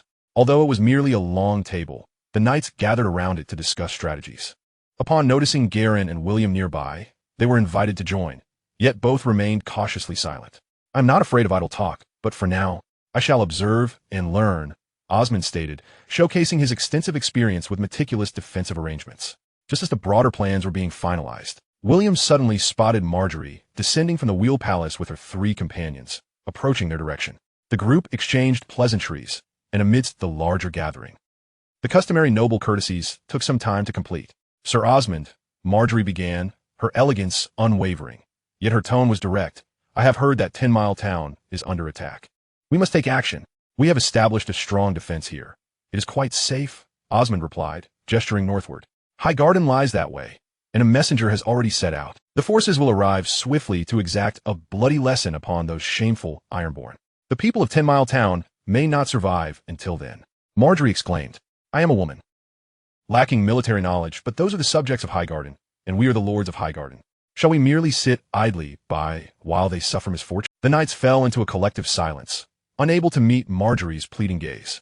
After a moment, Osmond reluctantly spoke, I am sorry, my lady, but we must prioritize your safety. Marjorie's eyes widened as she looked at Osmond, then at the other knights, including Garin, whose expressions conveyed a sense of awkwardness. Only William's eyes gleamed with excitement. When Marjorie glanced at him, he playfully blinked a few times. After a brief silence, she declared, I imagine the rest of you will be occupied with military matters, so I shall not disturb you further. Farewell. With a curtsy, Marjorie turned and walked to the opposite side of the Wheel Palace. It was not until her figure vanished from sight that the uncomfortable atmosphere dissipated, and the knights resumed their discussions about military affairs and issuing commands. William, maintaining his composure, seized the opportunity to slip behind the Wheel Palace when Garin was distracted. This side of the hill was steeper and devoid of wagons. Not far off, a group of soldiers stood guard at the highest point. Marjorie was conversing quietly with her 3 companions, seemingly discussing some game. William cleared his throat twice, prompting the maidens to pause and look at him. Marjorie appeared composed, shedding the indifference she had displayed before the other knights, and resembling her demeanor while interacting with them. William could not discern whether he felt pleased or disappointed, but he knew he must seize the moment. Lady Marjorie, I have something to discuss with you privately. Let us speak here, Sir William. The situation is not easy, and everyone is quite busy, Marjorie replied, her expression calm, yet tinged with an air of finality. However, William had anticipated this and quickly dangled a bait. Regarding the matter you just mentioned, I have a plan. Marjorie contemplated for a moment before exclaiming, Oh? What plan could you possibly have, sir? Consider what I am called. Marguerite hesitated for a moment, nodding to her companions. Yalin seemed poised to speak, but Alora gently interrupted her. Observing the 3 girls stopping a short distance away, without any intention of retreating further, William approached Marguerite, positioning himself close enough to whisper in her ear. Magic possesses the power to conjure miracles amidst despair. Miracles? At present, I seek no such wonders. My sole desire is to safeguard my subjects. Though you may not appreciate it, magic indeed bestows extraordinary powers, such as the ability to vanquish 100 adversaries single-handedly. Marguerite's shoulders quivered slightly, as if she could not suppress a smile. War is not a contest of skill, William, if you truly wish for me to learn magic. As long as it does not involve any nefarious deeds, I would not mind a brief acquaintance with it. Please refrain from jesting. Jesting? William chuckled. Very well. Allow me to awaken your latent magical potential. Experience the marvel of magic, and you shall realize my sincerity. Marguerite stepped back half a pace, gazing at William, who looked back at her with unwavering confidence. Just as he was about to utter another word, he noticed her eyes subtly shifting, followed by the emergence of an ethereal melody. All right, what must I do? Yes. William suppressed his exhilaration, feeling that this was indeed a momentous occasion. Previously, he had believed that merely grasping Marguerite's hand would suffice to stir her magical essence, but he soon discovered how naive he was. Valyrian steel would not reject his mental prowess, yet a human could. Without Marguerite's cooperation, he found himself at a loss. William desired to deliver Marguerite the most profound shock. After a moment of contemplation, he pointed to a patch of wildflowers at her feet. Do you see those flowers, Marguerite? Marguerite turned her gaze to the blossoms and nodded. Observe that bud. I shall lend you my magical energy and recite an incantation. Through you, this spell will transmute into magic, causing that flower to bloom. Marguerite looked at William, seeming to hesitate, before ultimately focusing on the bud once more. Do not worry. It is exceedingly simple, for the incantation resonates with your magical essence. William took hold of Marguerite's hand, opening his mind. Do not resist my mental energy. We must first connect spiritually before I can bestow my magic upon you. Yes, just like that. It was his first experience of a spiritual connection with another, inducing a slight daze, yet he felt as if he could sense Marguerite's emotions, akin to a lucid dream, but with complete control over himself. He then began to silently recite the incantation, and alongside it, Marguerite's mental energy began to resonate, mingling with his magical force, transforming into an invisible power directed toward their objective. Upon William grasping Marguerite's hand, she too experienced a slight disorientation, feeling as though she could sense William's emotions. What does he think of me? As this thought surfaced, she felt a complex array of emotions. Love, affection, compassion, admiration. It was difficult to articulate, yet the overall sensation was profoundly warm. Is this how he perceives me? However, before she could delve further into her thoughts, she felt herself entering an unfamiliar spiritual realm. It was an exquisitely pure world, filled solely with sunlight and earth, imbued with a sense of freedom and carefree bliss, rendering all past concerns seemingly forgotten and insignificant. Then she beheld the delicate bud beginning to tremble, its petals gradually unfurling, 1, 2, 3 outer petals stretching outward, revealing the inner petals tightly bound together, followed by further layers of petals unfolding, until the entire flower miraculously blossomed at an astonishing pace. In another moment of disorientation, she felt the connection to that wondrous spiritual realm sever, yet the sensation lingered in her mind, as if a conversation had transpired. William, if I refuse your request, will you still save my people? Of course, Marguerite. While I may not be noble enough to champion justice across the world, I'm certainly not cowardly enough to turn a blind eye to the evils before me. Now, take your time to absorb this. Do not stray far. I shall return shortly. What is William doing? Marguerite suddenly heard an anxious voice calling her back to reality. It was Galen. Upon seeing the worry etched on Galen's face, Marguerite jolted awake. William. Chapter 10. Fear. Crouched upon a galloping steed, William glimpsed through the crevices of his helmet 5 ironborn clad haphazardly in various garments and armor, entirely dismissing the lone knight before them. They brandished gleaming axes, their faces twisted into savage grins. Yet, just as they intended to cleave the knight asunder, they witnessed him suddenly leap from his horse, descending upon them like a hawk. The expressions of the two ironborn in front froze in shock. With a thunderous crash, William collided with the two foremost ironborn, having anticipated the encounter. Following the impact, he rolled aside and sprang to his feet, while the unfortunate ironborn lay twitching helplessly in a pool of their own blood. Before the remaining ironborn could react, William closed the distance to the nearest one and swung his sword. The blade sliced through flesh, blood gushing forth, and the once ferocious countenance of the ironborn morphed into one of sheer terror as their lifeless body crumpled to the ground. Engaging the other two ironborn almost instantly, William did not flinch or evade, allowing their massive axes to strike against him with a resounding thud, though the sturdy, knightly armor bore the marks of their blows. It inflicted no significant harm, as the force was absorbed by his robust frame, leaving him unshaken. With movements honed through countless repetitions, he skillfully unleashed 2 more strikes, the fragmented armor of the ironborn proving utterly inadequate to withstand the sharpness of his blade, accompanied by 2 agonized cries. Yet another pair of lifeless bodies collapsed at his feet. The sensation of killing is undeniably repulsive. William swallowed hard, the metallic taste of blood filling his mouth, as he numbly surveyed the carnage surrounding him, instinctively flicking his sword to shed the droplets of blood.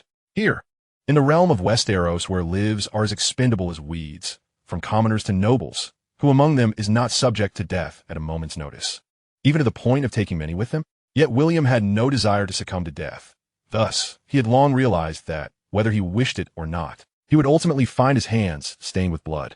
However, he maintained an unwavering moral boundary, refusing to practice the art of killing using innocent lives as mere fodder. Therefore, when he heard of bandits at 10 Miles Town, he felt a stirring desire to unleash a slaughter, and Marguerite's plea became the final tipping point. After all, witnessing vibrant lives extinguish at his hands for the first time evoked an indescribable feeling within him. Nevertheless, the towering flames and piercing screams erupting from the town significantly alleviated his sense of guilt. If it were possible, he would wish to engage in such acts solely under these circumstances. Though lives are lost, others may be spared as a result. These men are irredeemably wicked. Their deaths are well-deserved. My actions are just. Regaining his composure, William surveyed 10 Miles Town. The settlement was relatively substantial, featuring multiple streets and buildings that typically stood 2 or 3 stories high.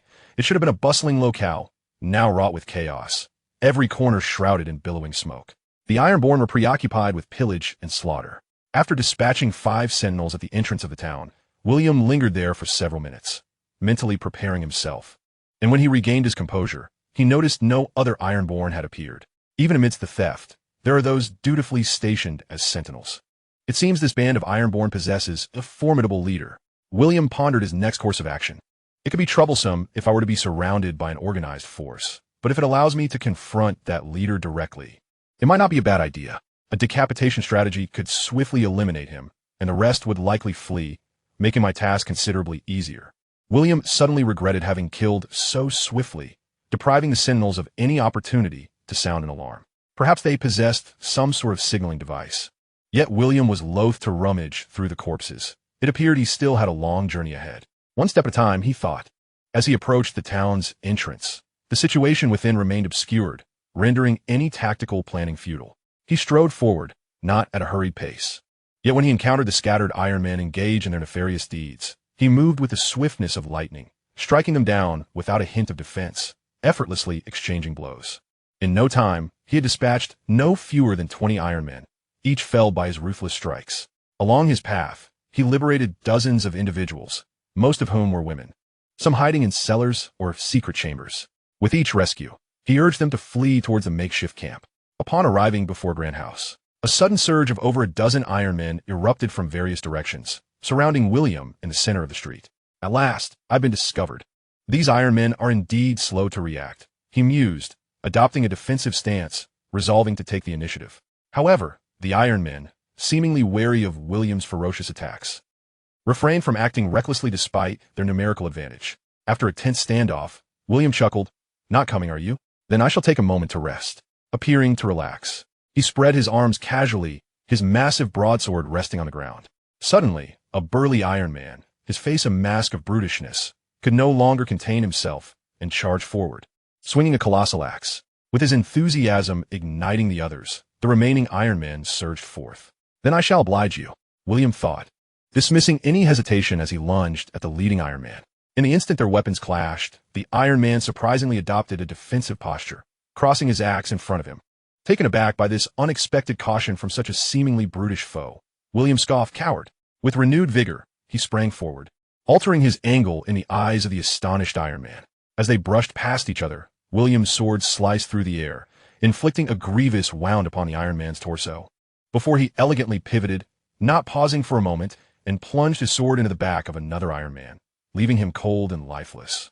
Before charging at the next closest foe, William's ease in slaying 2 Iron Men instilled a sense of dread among the remaining adversaries, their faces growing pallid as they retreated at his approach. With little desire to continue the pursuit, he shifted his focus to another Iron Man, who too hastily withdrew. Yet the Iron Men did not simply flee. Instead, they encircled him anew, creating a conundrum for William, though they were unable to best him. The presence of this band of tenacious foes hindered his ability to continue his rescue efforts. In the midst of this stalemate, they arrived at a crossroads when suddenly, 3 fully armed warriors burst forth from another street, launching a surprise attack on the Iron Men from behind. Instantly, 4 or 5 Iron Men were felled amidst a cacophony of screams. And in the ensuing chaos, William seized the opportunity to join the fray, dispatching one foe after another until the entire squad of Iron Men lay vanquished. As he pushed back his visor, he beheld the flowing chestnut hair and striking visage before him, astonished. "Galen, what brings you here?" Galen regarded him with a reproachful gaze. "William, courage is not recklessness, and the pursuit of glory should not lead to self-destruction. Your decision was far too hasty." "Do not fret so, Galancy. I am quite well," William replied with a smile, though his heart brimmed with gratitude. He possessed magic, even in this den of danger. He believed he could navigate through unscathed, attributing his survival to mere audacity rather than true bravery. Yet Galen had come risking his life to find him. Such friendship was a debt he could hardly fathom how to repay.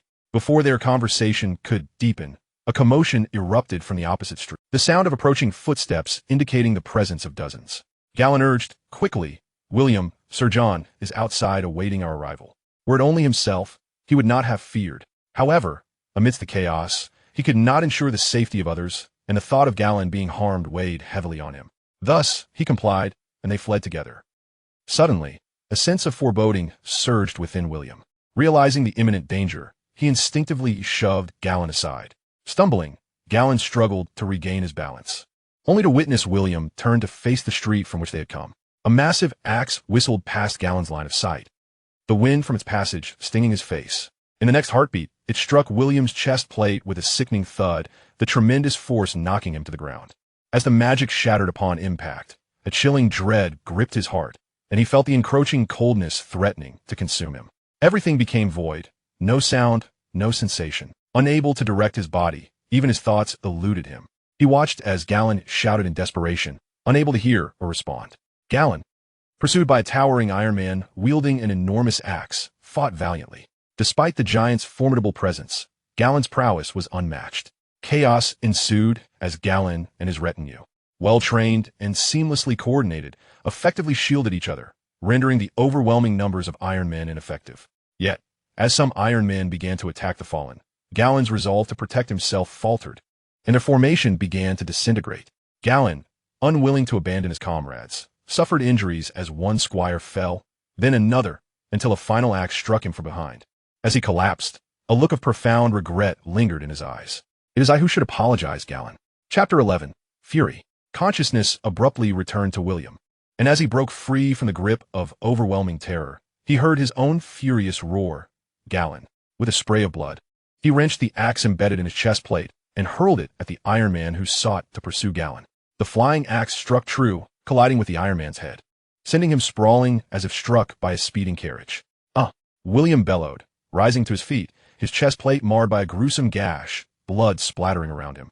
He felt a raging fire ignite within his chest, searing his very soul, prompting him to yearn to obliterate everything before him.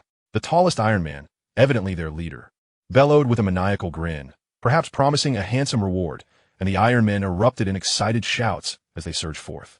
Without a moment's hesitation, William cleaved down upon the foremost Iron Man. The foe raised his shield, seemingly intent on parrying the blow and then countering to claim glory for himself. However, the immense force behind William's sword shattered the shield and, without losing momentum, nearly split the Iron Man in two from shoulder to waist. The last sound the Iron Man uttered in this world was a piercing scream of despair. Upon witnessing the lifeless body before him, William felt the piercing sensation within him dissipate slightly, strengthening his resolve. Ignoring the various weapons aimed at him, he summoned all his strength to advance, striking with his sword with each step, causing a spray of crimson and claiming a life with each swing. As the minions began to crumble under the onslaught, the leader of the Iron Folk charged forward with a ferocious roar, his massive axe glinting ominously in William's eyes as it rapidly grew larger. Danger!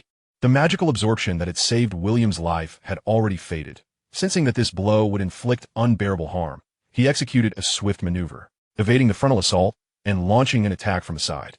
The clash of his sword against the axe rang out with a deafening sound. The Iron Folk leader, astonishingly agile for his size, managed to block the lethal strike just in time.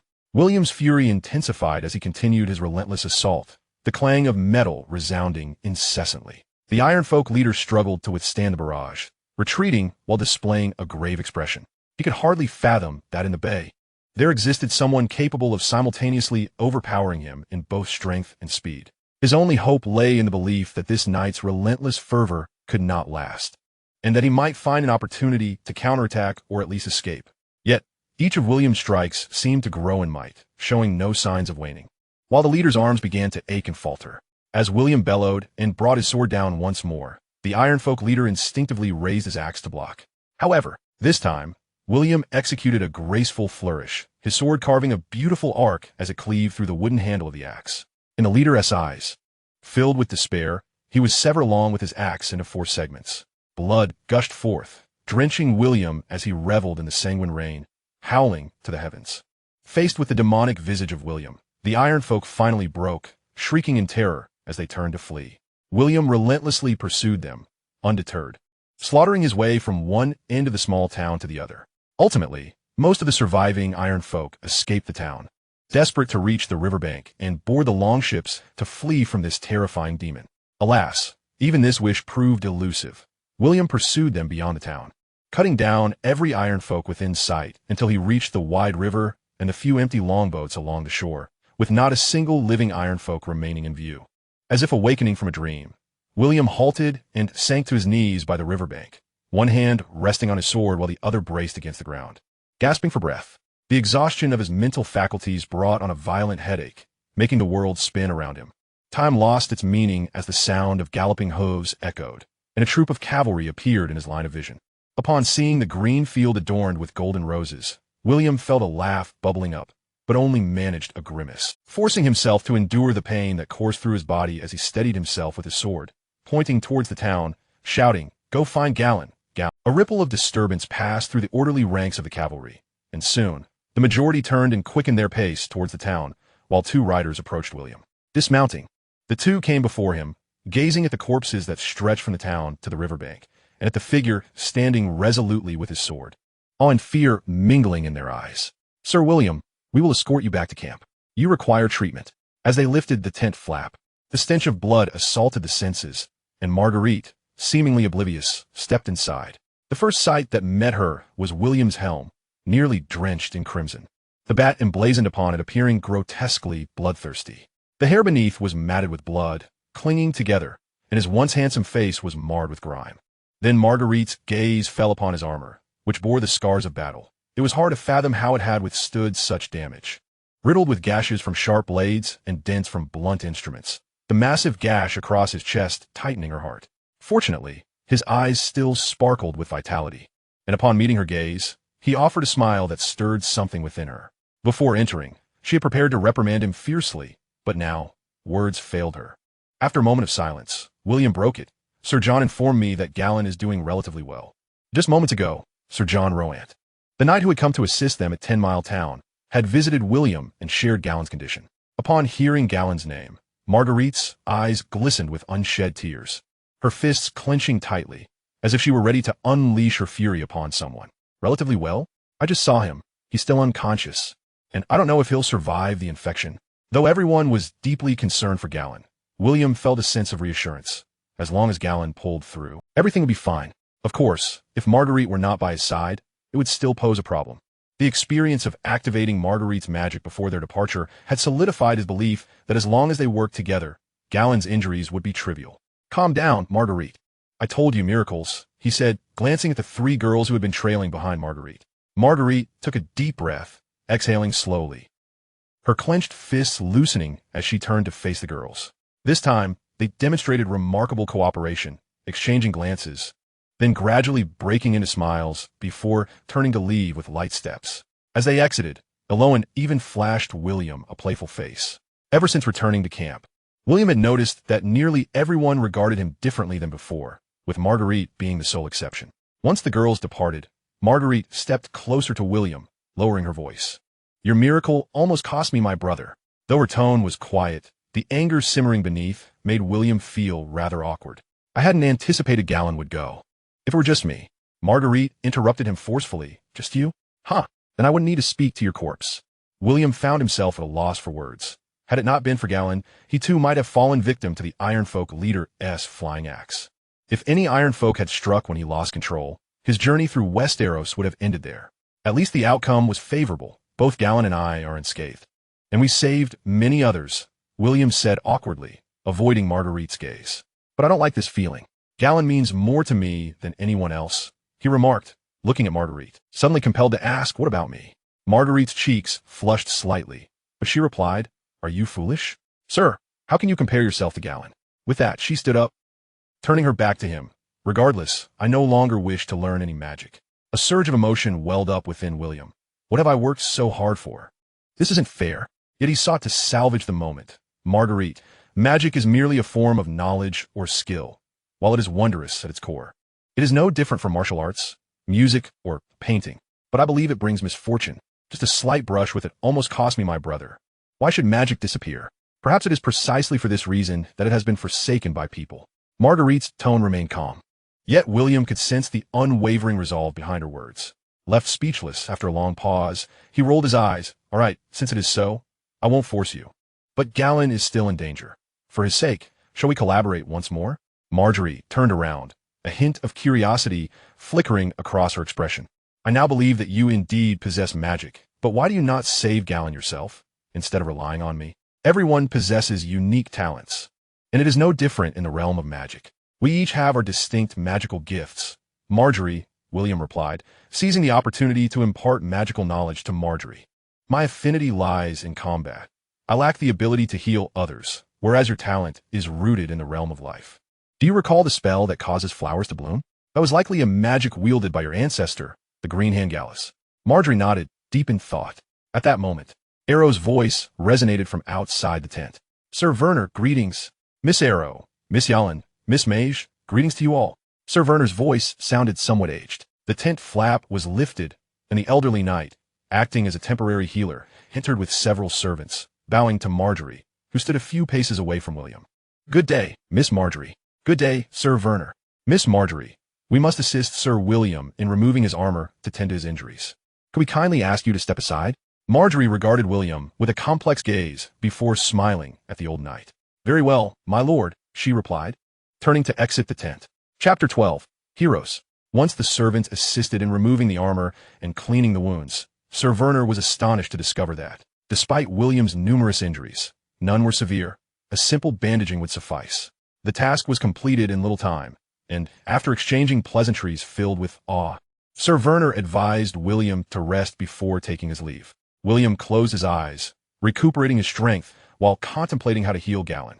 He mused that perhaps the more magic he demonstrated, the more enthralled Marjorie would become, and then she would be utterly captivated. He chuckled to himself.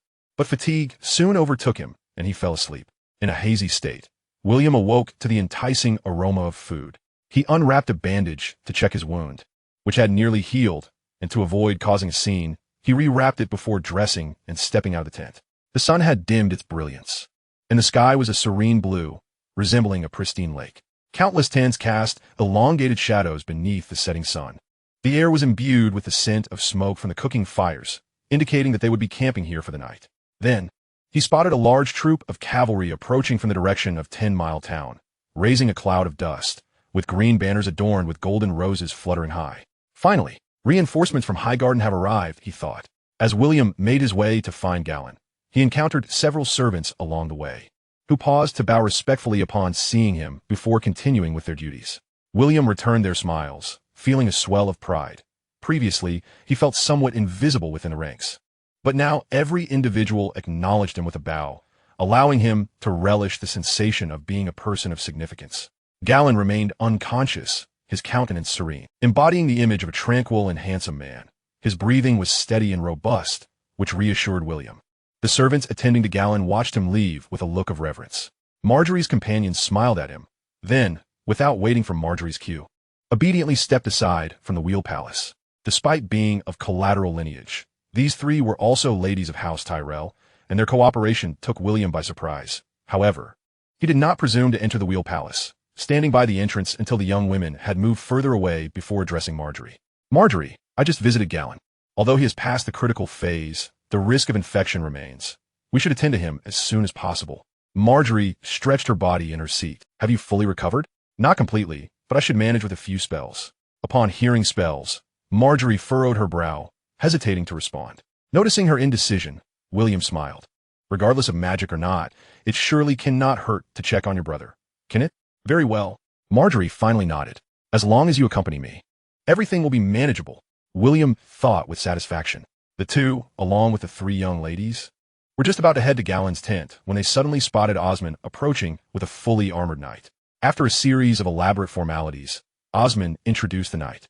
Sir William, this is Sir Aegon Lannister, the captain of the Kingsguard. Sir Aegon, it is an honor to meet you. I have heard much of your esteemed reputation. William quickly interjected. Not long ago, I had the pleasure of meeting your brother, Lord Lannister. Sir Aegon, tall and composed, wore a broad smile.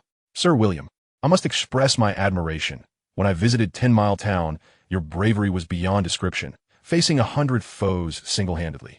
William, aware that excessive humility in Westeros might be perceived as insincerity, glanced at Marjorie and replied, initially, it was merely a response to indignation. Perhaps it was Miss Marjorie's encouragement that empowered me. Despite her inner turmoil, Marjorie maintained her smile. Do you gentlemen have matters to discuss? We were just about to check on Galen. Osmond responded. Sir Aegon has just seen Galen. His condition appears stable. We have come to invite Sir William and Miss Marjorie to a war council debrief on the current situation and the next steps. William noticed that Osmond mentioned his name before Marjorie's. As the highest commanders of this troop, numbering in the hundreds, it was astonishing that they specifically sought him for the military discussion, leaving him somewhat incredulous yet unable to decline. After all, Galen's injury is not an immediate concern. He reasoned, looking towards Marjorie. Marjorie pondered briefly before addressing Osmond and Aegon. I am utterly unfamiliar with military affairs, so I shall not intrude upon your discussions. She then turned to William. Sir William, please feel free to join them. I shall go and see Galen. With that, she gracefully departed with the young women. Once the women had left, the atmosphere among the men became lively. William recognized that both Aegon and Osmond held considerable influence in Highgarden, and they both appreciated his prowess as a formidable warrior, fostering a pleasant rapport between them. They soon arrived at a tent serving as a temporary command center. Due to Aegon's arrival with reinforcements, there were notably more knights present than during Osmond's earlier council. As the three entered, knights who recognized William began whispering to those unfamiliar with him. Aegon positioned himself at the center of the tent, cleared his throat, and addressed the assembly. When we departed from Highgarden, I feared that our knights would bear the shame of a lifetime. Aegon's voice was not loud, yet the knights fell silent. The ambush at 10 Mile Town had been so sudden that Highgarden only learned of it after the arrival of Osmond's messenger. At that moment, everyone assumed that the Ironborn would flee after plundering 10 Mile Town. Knights who had accompanied Aegon nodded. Given the time frame, the Ironborn had ample opportunity to escape, and it was undeniable that this attack had taken everyone by surprise. However, Aegon's voice suddenly rose. One knight, alone and undeterred, charged forth against over 200 notorious brigands that terrorized the Seven Kingdoms. Aegon turned toward the tall knight. Sir Marcus, tell me, how many Ironborn corpses did you find outside 10 Mile Town? Marcus proclaimed loudly, 87 corpses, stretching from outside 10 Mile Town all the way to the riverbank. The path was littered with Ironborn bodies. Some knights, still unaware of the grim reality, couldn't help but draw a sharp breath. Aegon inquired again, Sir Lavanda, how many corpses of Iron Men did you find in 10 Mile Town? Lavanda responded with fervor, 65 bodies, with at least 40 of them showing wounds inflicted by a longsword, including that infamous giant, Ronan. Knights familiar with the giant Ronan gasped in astonishment. Aegon nodded in satisfaction and continued, later, we apprehended 59 terrified Iron Men, who claimed that all this was the work of a demon. However, my esteemed colleagues, the demon of the Iron Men is none other than our hero. With that, he gestured towards William, exclaiming, this is Sir William Riverine, our hero. Following Aegon's declaration, the knights erupted in excitement, stepping forward to pay their respects and introduce themselves. It then dawned on William why he had been summoned. It was a recognition ceremony. Nevertheless, this unexpected turn of events was not unwelcome. With a smile, William graciously returned their salutes, reminiscent of a fan meeting with an idol. Osmond and Aegon observed the scene with delight, and once everyone had exchanged introductions, they proceeded to discuss more pressing matters. William, however, found himself less interested in these discussions. For instance, the Duke of Mace's fury over the lord along the banks of the Mander River and Shield Isles, issuing a decree that not a single soul should be spared, or how Aegon would lead the cavalry to continue the search around River Fortress and Spire Fortress for another band of Iron Men. He felt it would be improper to excuse himself, so he feigned attentiveness. It was not until Osmond announced that the decision to deploy the guard the following day hinged on the assessment of Sir Galen's injuries by Scholar Lomies, who was en route and expected to arrive in an hour or two, that William suddenly felt the urgency of time. Chapter 13. Healing. After the council, the two commanders warmly invited William to join them for dinner. Both knights were aware that Miss Marjorie had been waiting for some time. With the council concluded, it would be remiss not to visit her. William, calm and composed, smiled in response. Once I have checked on Sir Galen, I shall surely interrupt your dinner. Some knights chuckled kindly at this, while Aegon and Osmond exchanged glances, their expressions somewhat complex, yet they could only nod in acquiescence. After acknowledging the knights, William departed leisurely. Inside Galen's tent, several candles were lit, dispelling the darkness. Marjorie sat beside Galen's bed, conversing softly with the maidens, while the attending servant was nowhere to be seen. Upon William's entrance, the maidens ceased their chatter, smiling as they curtsied and took their leave. William expressed his gratitude with a warm gaze as they exited, then approached the bed, locking eyes with Marjorie. She remained seated, turning her gaze to Galen instead. William glanced at the slumbering Galen, suddenly pondering a question. Why did no one dissuade Galen when he sought me out? Marjorie, somewhat exasperated, replied, Are you foolish? We certainly tried to dissuade him. With a sigh, she recounted his resolute words. If you allow a knight from the Riverlands to protect the people of Highgarden while remaining indifferent, then honor shall no longer exist. Marjorie recalled his final, decisive declaration. If Sir William Riverland must perish here today, it must be accompanied by the blood of Highgarden knights. If Highgarden knights' blood must be spilled, it must start with my own. Noticing Marjorie's sudden silence, William remarked, Oh, I had thought it was for the sake of our friendship. Marjorie shot him a look, retorting, I would rather he never knew you. William gazed at Galen's handsome visage, smiling as he said, In truth, I would rather not know Galen. You have no idea how painful it is to stand beside him. Marjorie looked at him quizzically, and William elaborated, Because he is too handsome, always drawing the attention of all the girls. Marjorie couldn't help but smile. Loras is far more striking than Galen. Her expression suddenly sharpened, her tone growing dangerously inquisitive. Are you so concerned about the attention of girls? Clearing his throat, William averted his gaze from Marjorie's intense demeanor and quickly focused on Galen, resting his chin in contemplation. We must expedite Galen's treatment. Marjorie let out a soft huff. Why the sudden urgency? Just moments ago, you were unperturbed. Sir Osmond mentioned that Scholar Lomies is on his way and will arrive shortly. That is of little consequence. If your magic fails, Galen will at least have Scholar Lomies' healing. Scholar Lomies has served the Tyrell family for many years, far more reassuring than some obscure sorcerer. If the scholar diagnoses Galen's injuries and we miraculously heal him, can you imagine the outcome? I am already a magic knight.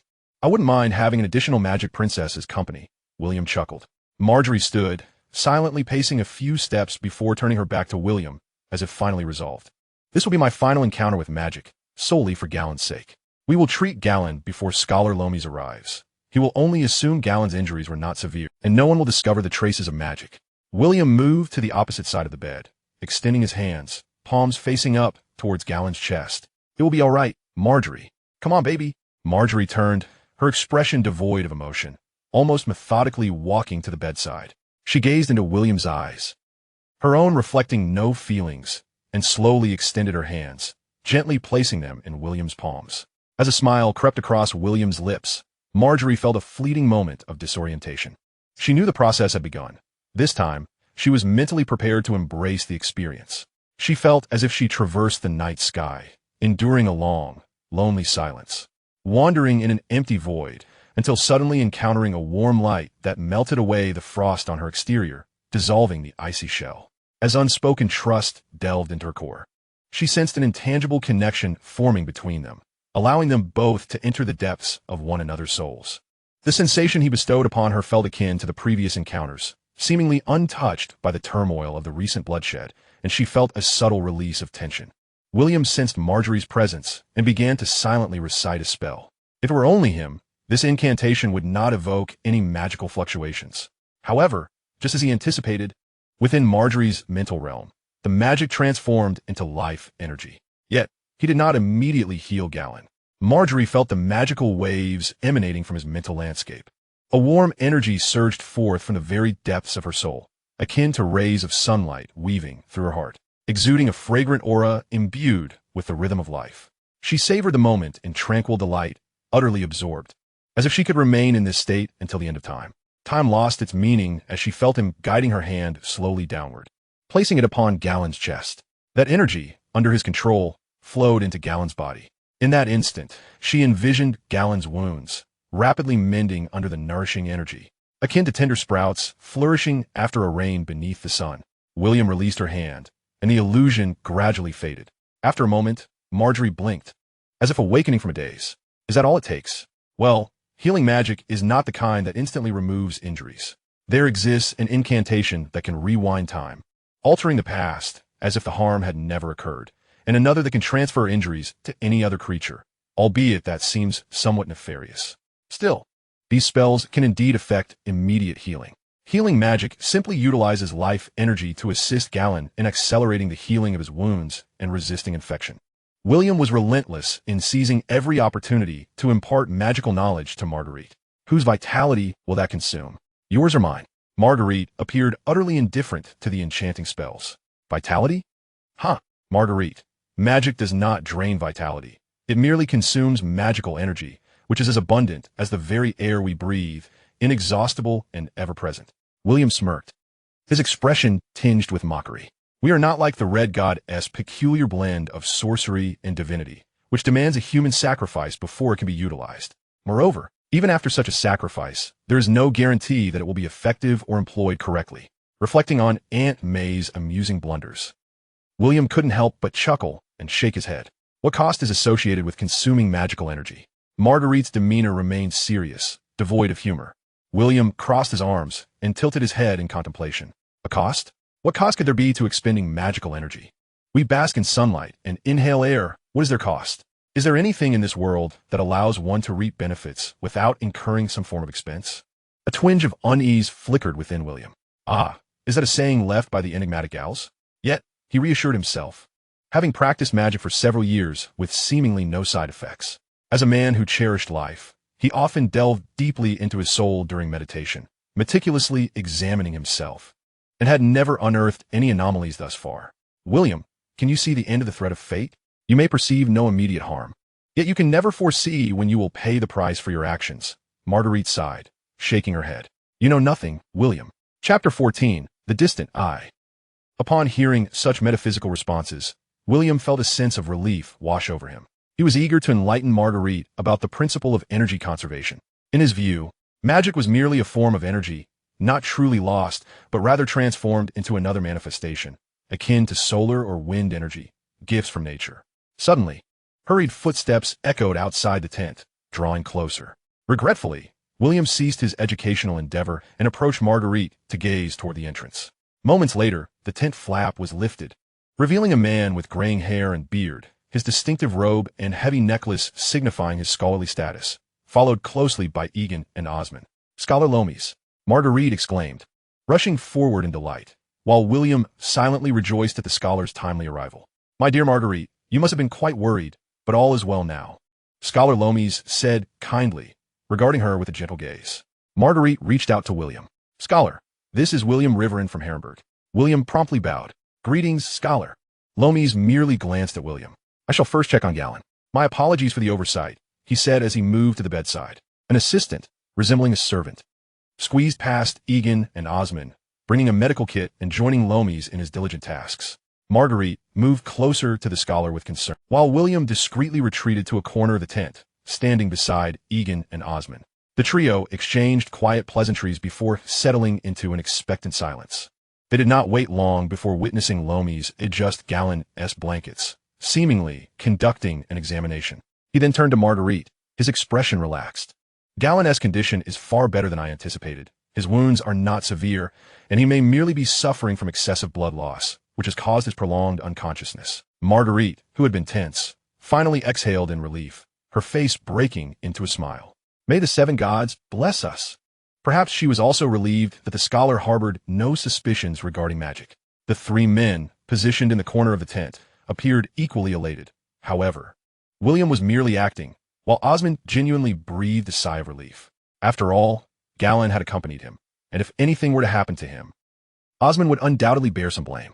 Sir Vernon was merely a temporary stand-in as a physician, which added considerable pressure. It was understandable that he might exaggerate the severity of the injuries, given the arduous journey he had undertaken.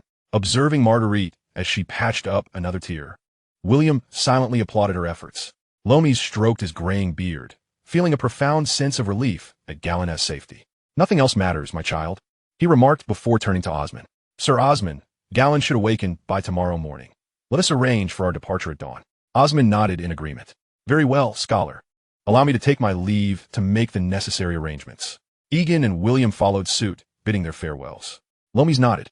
"Gentlemen, please proceed as you wish. William, would you kindly stay a moment?" William was taken aback, but quickly responded with a smile. "As you wish." Once Osmond and Egan departed, Lomies turned to Marguerite. "Child, please keep an eye on Galen. I wish to speak with Sir William for a few moments." Marguerite and William exchanged glances, and William offered her a confident smile before following Lomies outside.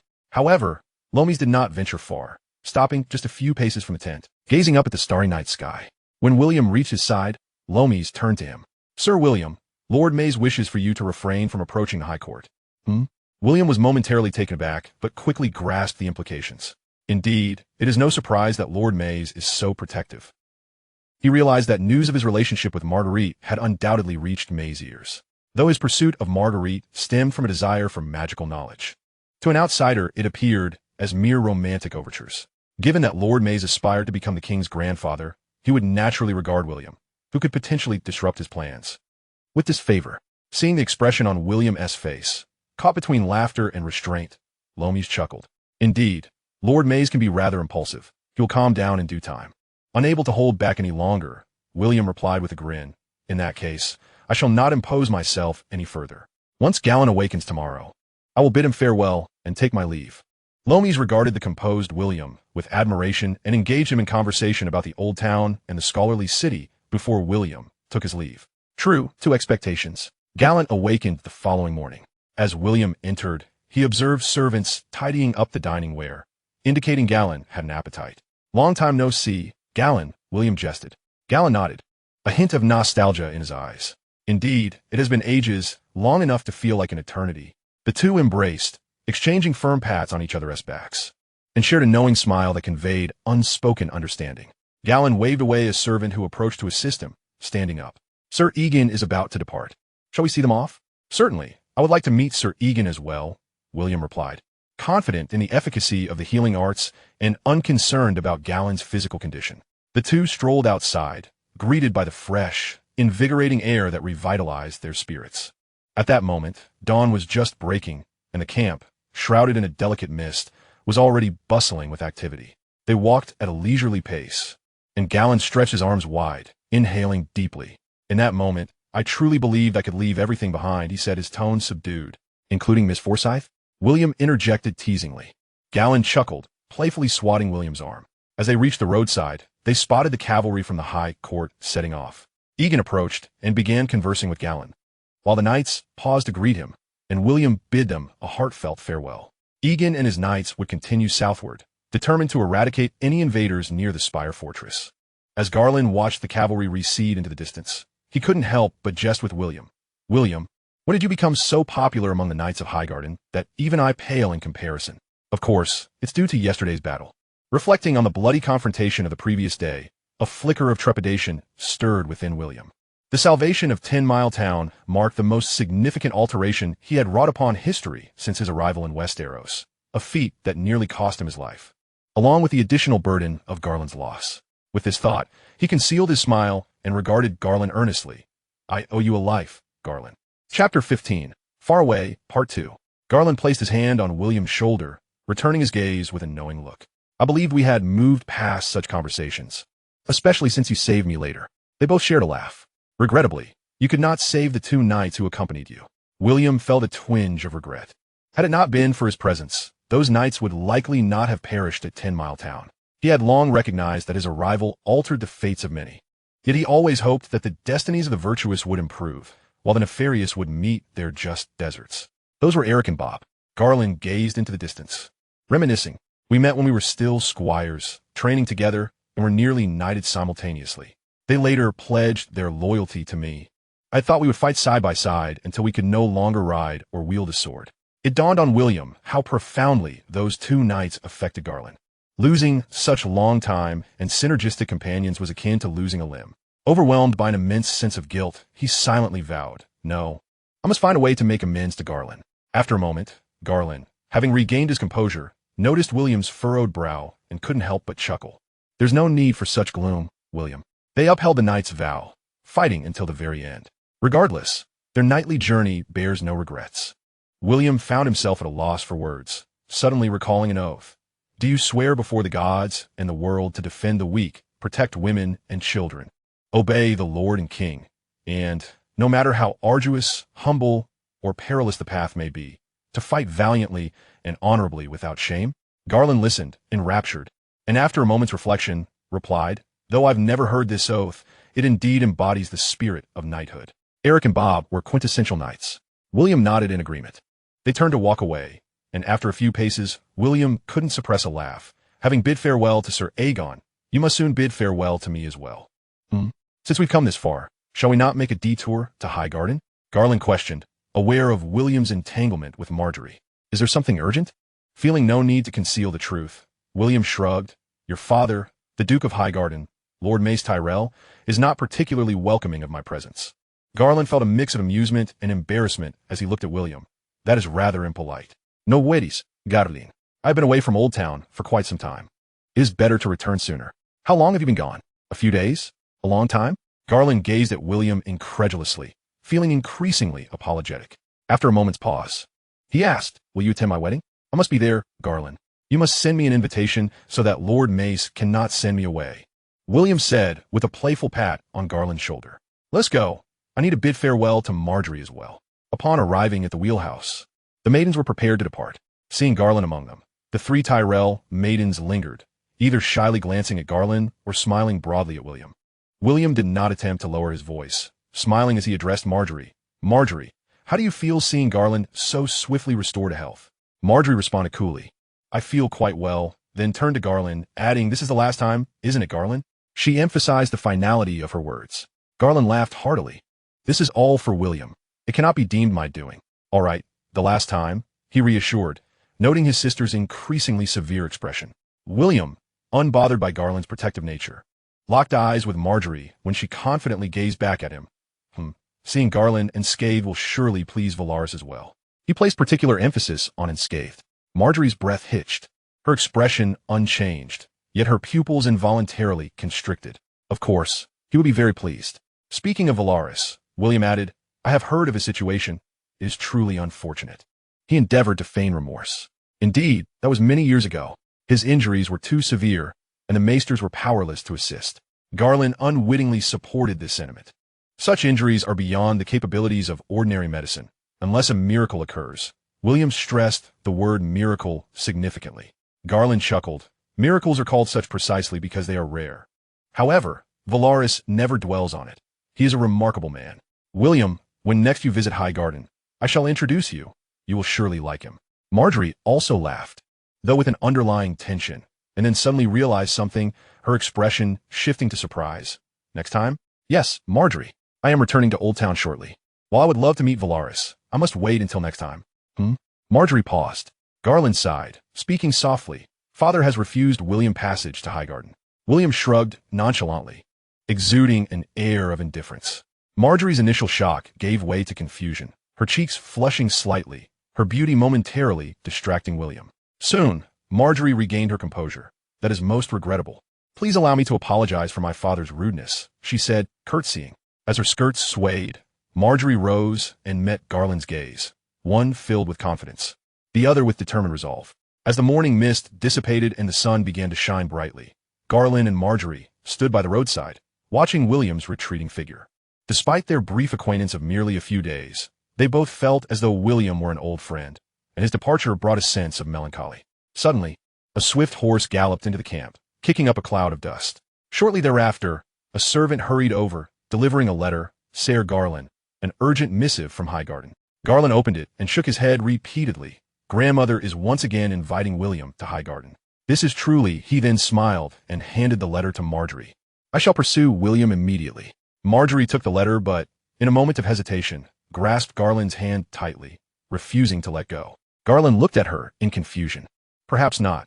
Just tell grandmother that when the letter arrived, he had already departed, Marjorie said, her head bowed, clutching Garland's hand firmly.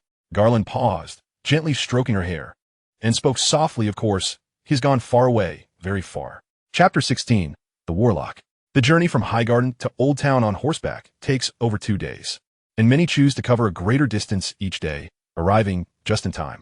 However, William cherished his steed, having honed his equestrian skills over years as a squire. He meticulously controlled the horse's pace and rest, even though he arrived close to Old Town the previous evening. He opted instead to find a small village to rest for the night, continuing the final leg of his journey the following morning. Turning a bend, a tall tower suddenly emerged against the distant sky, soaring into the heavens. The flames at its pinnacle blazed brightly, radiating brilliance akin to a newly risen sun. That towering edifice, the Celestial Spire, stands as the highest structure in the 7 kingdoms, a beacon guiding souls through the mists. Upon beholding its immense silhouette, William felt an overwhelming sense of belonging. Technically speaking, he had resided in Harrenhal for merely a few months. Conversely, he had spent 6 years in the Old Town, a place he preferred far more than the cold dominion of Harrenhal, with its fragrant blooms permeating the air. As the brilliance of the Celestial Spire yielded to the encroaching sun, William caught sight of the Old Town's fortifications and the countless sails adorning the Honeymead River. Vessels bustling to and fro, transporting local produce into the city and exporting goods from Essos and even more distant realms. The thriving trade relied heavily on waterways, while merchants and townsfolk alike flocked to the city, creating a ceaseless stream of activity at the gates. William found himself navigating through the throngs with measured patience. The Old Town is a labyrinthine creation, composed of narrow, winding streets, bustling markets, an abundance of alleys, and tightly packed stone houses. Even those who have long called it home occasionally find themselves lost amidst its convoluted passages. Once he entered the city, William relinquished the reins of his steed, allowing the spirited horse to carry him forward as he eagerly admired the kaleidoscope of goods and the incessant flow of humanity, savoring a tranquil moment amidst the bustling vibrance. Following the streets along the Honeymead River to the vicinity of the grand stone bridge closest to the Celestial Spire, he turned a corner and stepped onto cobbled pathways, leading him to a more serene residential area devoid of shops and sparse in foot traffic. As the city's clamor faded, William soon arrived at a modest abode with a neatly trimmed flower garden. Nestled among verdant trees stood a quaint 3-story stone house, his residence in the Old Town. Uncertain of the circumstances and timing of his father Walter and sister Minish's demise, William sought ways to ensure their memory lingered in Harrenhal. In the 2nd year of his sojourn in the Old Town, he feigned a longing for his mother and sister, inviting the family to visit him. Initially renting this strategically located house, after winning 2 championships at his first tournament, coupled with his feigned youthful naivety in collecting ransoms from vanquished foes, he amassed over 20,000 silver deer. When he proposed to Walter the purchase of this house, Walter's elation at William's victories led him to generously provide 30,000 silver deer, ultimately allowing William to acquire the property for 50,000 silver deer, approximately 14 million Chinese yuan, subject to fluctuation. Over the years, whenever his family visited the Old Town, they resided here, while William frequently returned to delve into his studies of magic, despite the expectation that, as a retainer of Houseguards, he should reside with them. His diligent training and remarkable recovery satisfied Gars, who was further pleased by William's unquenchable thirst for knowledge, frequently attending classes at the academy. Given his status as the heir to an earl, Gars turned a blind eye to William's late-night escapades. Upon William's arrival at the door, a servant promptly swung it open, exclaiming, "Welcome back, my lord." William nodded in acknowledgement. "Greetings, Regno." Regno, in his 30s, had come from the free cities across the narrow sea with his wife, having served in this house since William's family rented it. Disembarking from his mount and handing the reins to Regno, William approached the house, only to be taken aback by the emergence of 2 figures clad in bejeweled robes, their pale skin and blue lips contrasting sharply with their gaunt frames. Their smiles bore an unsettling quality. They were Glopwadidus and Mokinther, William's advisors in the arcane, barring unforeseen circumstances, should currently be enacting William's industrial reform plans in Harrenhal. As the Riverine family faced a significant reduction in their lands, their military strength correspondingly diminished. Yet, William aspired to garner sufficient military accolades during the War of the 5 Kings. A diminished army was not an option. While the indigenous folk of Westeros might consider territorial expansion or trade, the former proved too arduous and the latter too risky. William's first notion was to forge Valyrian steel. He believed the inability to create Valyrian steel stemmed from the absence of the crucial step of infusing it with magical essence. Having experimented with Valyrian steel at Dr. Malwin's, he was confident in his ability to imbue it with magic. Therefore, he felt that with the right methods, the creation of Valyrian steel was within reach. However, despite relying on the Academy's resources and the assistance of 2 male witches, various attempts to produce Valyrian steel yielded only peculiar results. Disheartened, William contemplated his next steps. While the male witches reveled in their unexpected success, although the outcome appeared futile, they had nonetheless created an object infused with magic, which held significant meaning for them. This incident led William to suspect that they had already discerned the true nature of his magical capabilities. With magic eluding him, William naturally turned his thoughts to industry. The 5 colossal castles of Harrenhal remained underutilized, with House Riverrun occupying merely 2, leaving the others to languish in neglect, perfect candidates for repurposing into factories. He thus commenced preparations, poring over industrial texts at the Academy, engaging in discussions with scholars of relevant disciplines, and devising a scheme for a steam-powered workshop. He even persuaded Dr. Morris, an expert in mechanics, to assist in resolving the manufacturing machinery challenges. However, Harrenhal's location on the northern bank of the Goddess, I left it devoid of natural water power, prompting him to further investigate steam engines. During his research, he discovered that the Academy had previously explored steam engines, but abandoned the endeavor due to unresolved sealing issues. Yet, having created a substance reminiscent of rubber while attempting to forge Valyrian steel, he decided to test it, miraculously resolving the sealing problem, thereby bolstering his resolve to see the plan come to fruition. However, upon learning that magic-infused materials were involved, Dr. Morris withdrew from the steam engine project. Fortunately, Glop and Makent volunteered to undertake the task of refining the steam engine. Initially, William harbored doubts regarding the witches' scientific capabilities, but their performance proved commendable, illustrating the potential interconnection between magic and technology. In the preceding 2 years, constrained by financial limitations, the plan had remained merely theoretical. However, following a lucrative tournament last year, he was finally able to bring the project to life. Thankfully, the groundwork had been meticulously laid. Not only did Count Walter offer enthusiastic support, but the mobilization of significant manpower constituted tangible backing. Dr. Morris and the witches personally traveled to Harrenhal to assist with the installation of machinery. Subsequently, William learned through correspondence that progress was advancing smoothly. Water tanks and reservoirs have been constructed in the upper levels of the tower, while the lower levels have been transformed into textile and forge workshops utilizing hydraulic machinery, and the steam engine had been successfully installed. Suppressing his curiosity, William approached the witches. "Glop, Makent, it brings me great joy to see you." "Greetings, my lord," they replied, bowing respectfully. Glop had long been aware of William's identity, yet he persisted in addressing him as my lord. The witches' command of the common tongue of Westeros had always been somewhat lacking, prompting William to converse with them in Valyrian, a language he now spoke with increasing fluency. After exchanging pleasantries, the trio entered the sitting room. Once seated, William inquired, "Is your return due to complications in our plans?" Glop, "No, my lord. At least when we departed, everything was proceeding according to plan. The steam engine incessantly pumps water into the reservoir atop the citadel, while the textile workshop produces fabric of commendable quality, and the forge has begun employing water hammers to crush or enforge armor." Glop speaks with an air of pride. Although Dr. Morris has consistently emphasized that this is a marvel of mechanical engineering, it is evident that magic plays a pivotal role as well. William's apprehension dissipates, as this endeavor marks an unprecedented venture across the 7 kingdoms. He had long feared that such a colossal investment might yield nothing in return. With a hint of curiosity but a light-hearted tone, he inquires, "What brings you back to the old town so suddenly?" Leaning closer, Glop whispers in William's ear, "My lord, we discovered some intriguing artifacts within a hidden chamber of an abandoned tower in Hellenberg."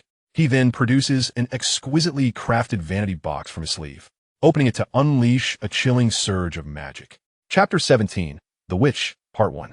Battle Island, sometimes referred to as the Island of 100 Battles, bears witness to its storied past through either name. The island is devoid of gentle slopes, as if hewn into an irregular square by some immense force, surrounded on all sides by steep cliffs that rise high above the water's surface, making the terrain alone daunting for any would-be assailants. Apart from the towering spire, the island is almost barren, as the base of the tower, a fortress constructed of black stone, nearly envelopes the entire landmass, leaving only a narrow strip of ground at its edges, overgrown with fishbone trees. Beneath the northern cliffs, a stone pier features 3 gangplanks of varying lengths, where several small vessels belonging to the Hightower family lie moored, serving as the primary means of transport between the towering island and the outside world. A small boat slowly approaches the shorter gangplank. After tossing a copper star to the boatman, William leaps onto the gangplank and gazes upward, where a steep path winds its way up the cliff, leading to the fortress's only grand entrance. This path is indeed a challenge for the elderly, which explains the reluctance of Count Leighton Hightower, the town's venerable patriarch, to venture out. Today, he is clad in a modified formal attire suited for combat. He adjusts the slightly disheveled garments from the boat ride, straightens the gold-plated bat emblem on his left breast, his personally designed insignia, and finally arranges the ornate belt holding his one-handed sword before ascending the winding path with satisfaction. At the fortress entrance stands a squad of guards. Having lived at the towering spire for 6 years, William is well acquainted with them and exchanges pleasantries, engaging in light banter. To his astonishment, he discovers that although merely 3 days have passed, news of the Battle of 10 Mile Town has already reached the old town. However, in the circulating accounts, the valiant Gallant emerges as the key figure of the conflict, credited with valiantly leading 3 companions against overwhelming odds to protect the majority of 10 Mile Town's inhabitants, thereby paving the way for Sir Egan Lavelle's complete annihilation of the Iron Men.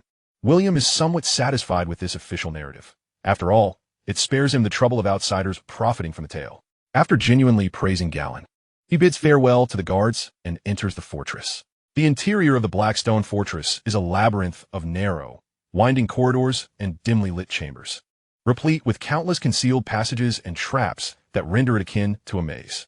Even should an enemy breach its defenses, they would quickly become disoriented among the endless twists and indistinguishable rooms. In terms of fortification, it is indeed impregnable, yet it is hardly habitable. Currently, all members of the Hightower family, including their servants, reside in the upper stone buildings, while only a few chambers remain within the fortress for the storage of hazardous materials and as cells, along with a passage for personnel to enter and exit. This passage is easily identifiable, for it is the only one lined with torches at regular intervals along the walls, serving both to illuminate and to guide. Following the torches ensures one does not become lost. Otherwise, one risks becoming another urban legend of the fortress. As William ventures deeper, the surroundings grow increasingly quiet, leaving only the sound of his footsteps. The flickering torchlight casts peculiar shadows upon the walls, which might unnerve the timid. Yet William, having traversed this path countless times, remains unfazed. His mind is preoccupied with the box brought by the male witches, rendering the eerie atmosphere inconsequential. Upon rounding a corner, a shadow unexpectedly materializes before him, sending a jolt of alarm through William. Instinctively, he reaches for his sword, only to sense a familiar surge of magical energy emanating from the figure before him. His tension eases, swiftly replaced by indignation as he quietly exclaims, "Miss, what you are doing is perilous. I nearly struck you down. Ha ha ha, fear not. I am aware that today is not my day to perish," comes the voice, brimming with a peculiar neurotic energy, as a figure steps forth from the shadows. Clad in a loose, hooded robe that envelopes her entirely, an enormous hood obscures her face, while disheveled locks of hair spill out in tangled strands of indeterminate. The hem of her robe drags upon the ground, completely covering her feet and prompting concern that she might trip over it at any moment. As she approaches, an odd scent wafts through the air, not unpleasant, but unsettling enough to provoke unease in those who encounter it. William recognizes this aroma as that of a certain magical potion, composed of several rather expensive ingredients that had once elicited envy in his impoverished heart. Moria Hightower, the second child of Lord Leighton, is colloquially known as the Madwoman. It is said that she has donned this same attire for the past 20 years. However, William suspects she resembles the fabled forest witch, not because she often speaks in prophetic riddles that few can comprehend, nor due to the unmistakable scent of magic about her, but rather because he can sense the ebb and flow of magical energy surrounding her. Unlike his own and Marjorie's magic, Moria's aura seems to emanate from an external source, akin to touching an object imbued with a potent fragrance that clings to one's hands, relentless and unyielding. It is not only William who harbors such suspicions. Many are familiar with the legend of the forest witch, and numerous individuals have encountered Moria. Yet, those who dare to call her a witch in private often meet grim fates, leading to the widespread adoption of the nickname Madwoman. A thought suddenly occurs to William. Leighton would rather have others refer to his daughter as the Madwoman than associate her with magic. No wonder Marjorie is so averse to studying magic. Perhaps I have been too demanding. Nevertheless, in William's estimation, when it comes to the realm of magic, he believes that this resident of the castle possesses greater qualifications than his male witch advisor. Were it not for her erratic behavior that renders her inscrutable, he might have attempted to forge some form of collaboration with her, rather than merely keeping his distance. Moriah may be mad, but Leighton dotes on her, rumored to grant her every request without hesitation, even at great expense.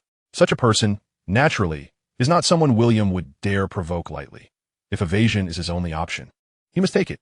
Yet now, evasion proves impossible. The passage is narrow, while two could traverse it side by side with a bit of maneuvering. Moriah stands firmly in the middle, showing no inclination to yield. The two engage in a silent standoff for a moment before William concedes. Miss Moriah, I am in a hurry to find Sir Gals. Might I trouble you to let me pass? No need to rush. I am aware today is not your day to perish, she replies with a chuckle, her shoulders shaking violently as she emits a laugh reminiscent of a bell. Seemingly amused by her own jest. What is so amusing? William queries, perplexed. Might I inquire what brings you to seek my attention? The laughter came to an abrupt halt, leaving an unsettling silence in its wake. The darkness consumed the bats, while the blizzard engulfed the ice wolves. She spoke slowly, devoid of any trace of nervousness. Yet this emotionless tone only heightened the sense of dread. Are the bats referring to me, and the ice wolves to the Starks? It sounds as though misfortune awaits us. However, I am not well acquainted with House Stark, so why am I being included? Ah, but wait, there is indeed a familial connection with the wolf pups. William pondered, bewildered. He resolved to focus on his own matters. Are you warning me of impending danger, Miss Moriah?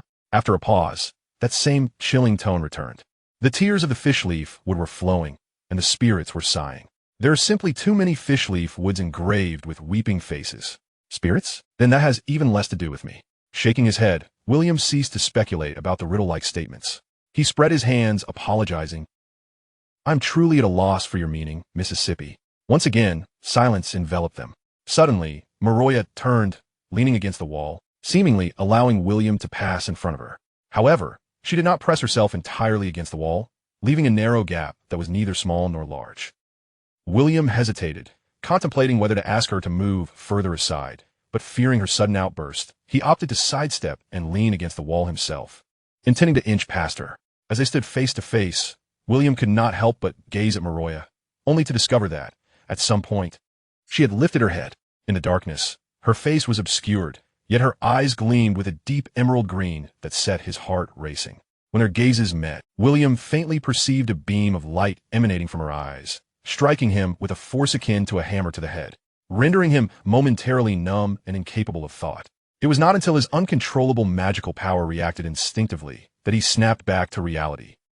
Reflexively stepping back with a chill coursing through him, his hand instinctively resting on the hilt of his sword, fixating on Moriah. Moriah remained utterly still, her head rotating slowly, resembling a mechanical automaton as she regarded William.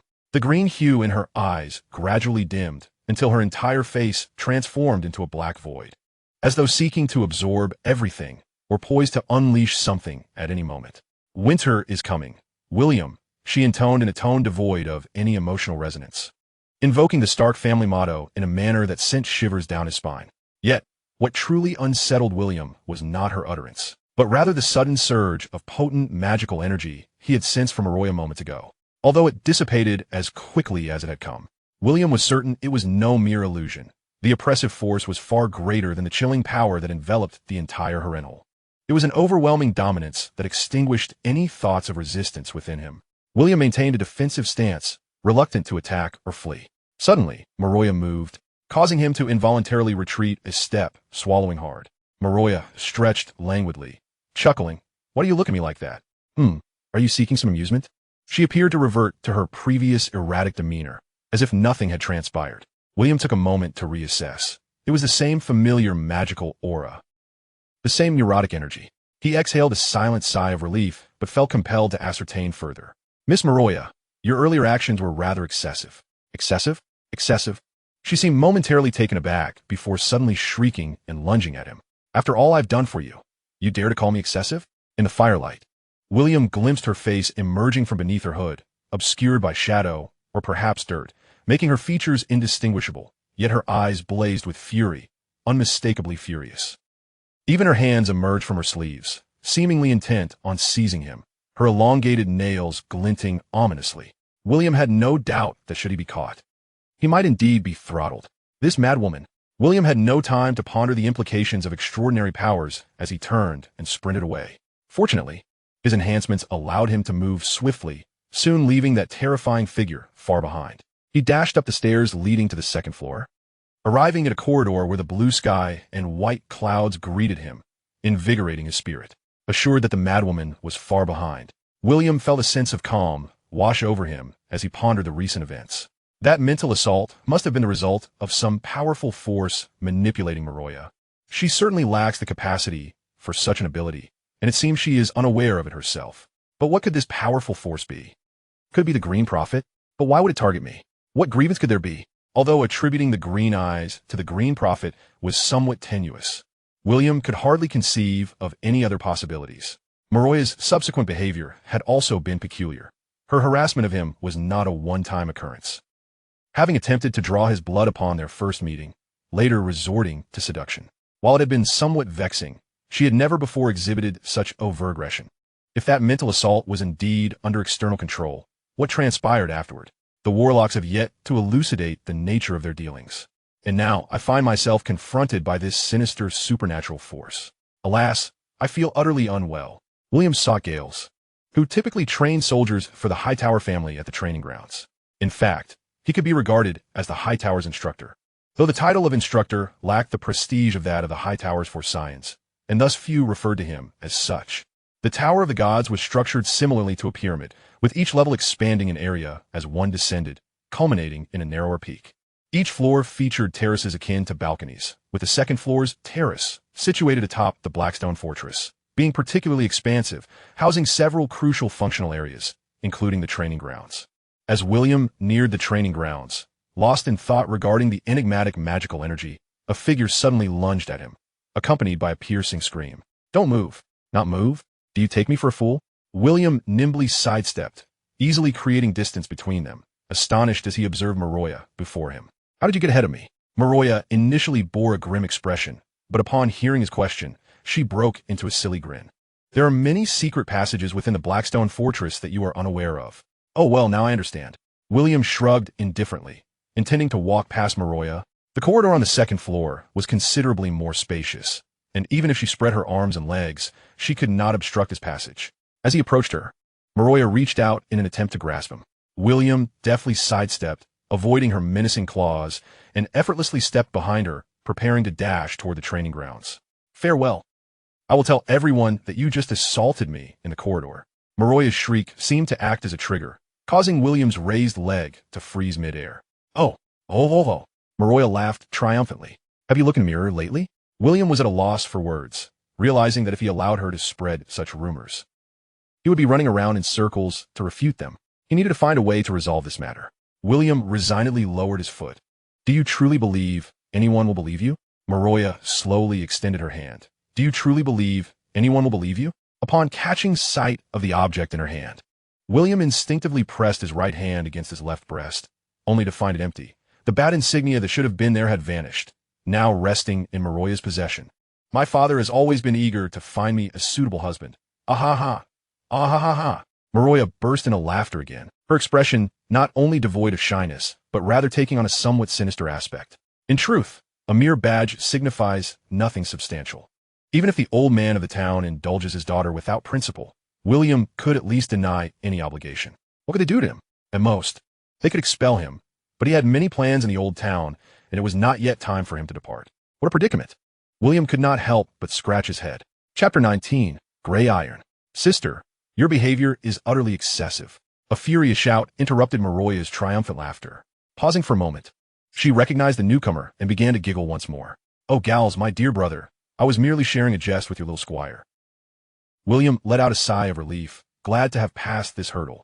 Gals approached from the end of the corridor, holding his helmet. A man in his 30s with a robust frame, his short golden hair accentuating his naturally imposing demeanor. At this moment, he appeared even more formidable, tinged with anger. Gals had heard rumors regarding his second sister's entanglement with William. However, since William had not confided in him, he felt it inappropriate to inquire.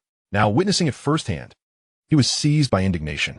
He and Walter were friends, and Walter had entrusted him with his only remaining son, the heir of Harrenhal, as a squire. If William were indeed forced into marriage with his nearly 40-year-old sister, Giles could hardly fathom how he would explain it to Walter. Giles stepped between them, glaring at Maroya, lowering his voice slightly. He is still just a child. Please refrain from such jests. A child? Me lovely brother. Oh, look. Even the spirits that accompany him oppose your words. 1, 2, oh so many, impossible to count. And there's a giant. Ah, don't come near. Ah. At first, Maroya laughed and gestured animatedly at her brother. But suddenly her expression shifted, and she tumbled away in fright. My badge. As Maroya's figure vanished around the corner of the corridor, William's outstretched hand fell limply to his side. She was not like this as a child. Giles observed William with a hint of awkwardness. When she was in her teens, she contracted a fever, and upon waking, her mind was somewhat unhinged, often speaking nonsensically. Do not be too frightened. Nonsensical? It seemed she was not entirely speaking in jest. William pondered Maroya's recent words, glancing around, feeling a chill envelop him. Noticing his expression, Giles asked earnestly, Do you truly believe she saw spirits and knows you killed the giant Ronin? William nodded, suddenly realizing something was amiss. How do you seem to know the details of the matter? Ha. In truth, you had not yet returned to the old town. But the crows had already conveyed news from 10 Mile Town. She must have read our father's letter. Giles chuckled, patting William on the shoulder, expressing his admiration. The giant Ronin had long terrorized the West Coast, and his demise is indeed a cause for celebration. You have done excellently, William. William smiled shyly. All right. Let us proceed to the training grounds. Although you have performed admirably, we must not neglect our training. The training ground was expansive, capable of accommodating hundreds simultaneously engaged in various exercises. The towering spire provided a perfect shield against the afternoon sun, while the wind swept across the surface of the Honeywine River, delivering refreshing, moist air to the soldiers drenched in sweat. In the center of the training field, William and Giles' other squire, Elin Florin, were engrossed in a spirited bout, both clad in the standard armor of the Hightower family. Swords in one hand and shields in the other, simulating a knight's dismounted combat. Their foundational skills were solid, and in terms of strength and speed, they appeared evenly matched, creating an engaging spectacle that captivated the onlookers. Several Hightower soldiers cheered enthusiastically, shouting encouragement and applause, while Giles stood with his arms crossed, frowning, silently observing the scene. In truth, shortly after William's arrival in the old town, Giles, having observed for a time, deemed William's combat talent to be merely average. His expectations were limited to William successfully completing his training and being knighted, for he would eventually inherit Harrenhal and become an earl, not requiring extraordinary martial prowess. However, since last year, William had continuously triumphed in the nearby tournaments, and when news reached Giles, he found it hard to believe. Among the knights defeated by William were several with whom Giles had considerable rapport. He had inquired either directly or through letters, but their descriptions of William were entirely different from the one he witnessed. Previously, he had assumed these knights praised William to maintain their own dignity in defeat. But upon hearing of the battle at 10 Mile Town, he could no longer dismiss it. In the theater of war, where corpses lay, the arena gambles on victory and defeat, with a degree of luck involved, while the battlefield stakes life and death, allowing no room for deception. The messages from the High Court indicated that Galen and William, along with 2 other knights, had launched an attack while over 200 iron men were scattered throughout the town, systematically defeating them, resulting in over half the enemy casualties. While only 2 of their own perished, and Galen and William held their ground until reinforcements arrived. Giles, having dealt with the Iron Men, knew they were reckless but not foolish. They would not simply allow the 4 of them to slaughter them one by one. They would certainly organize a counterattack.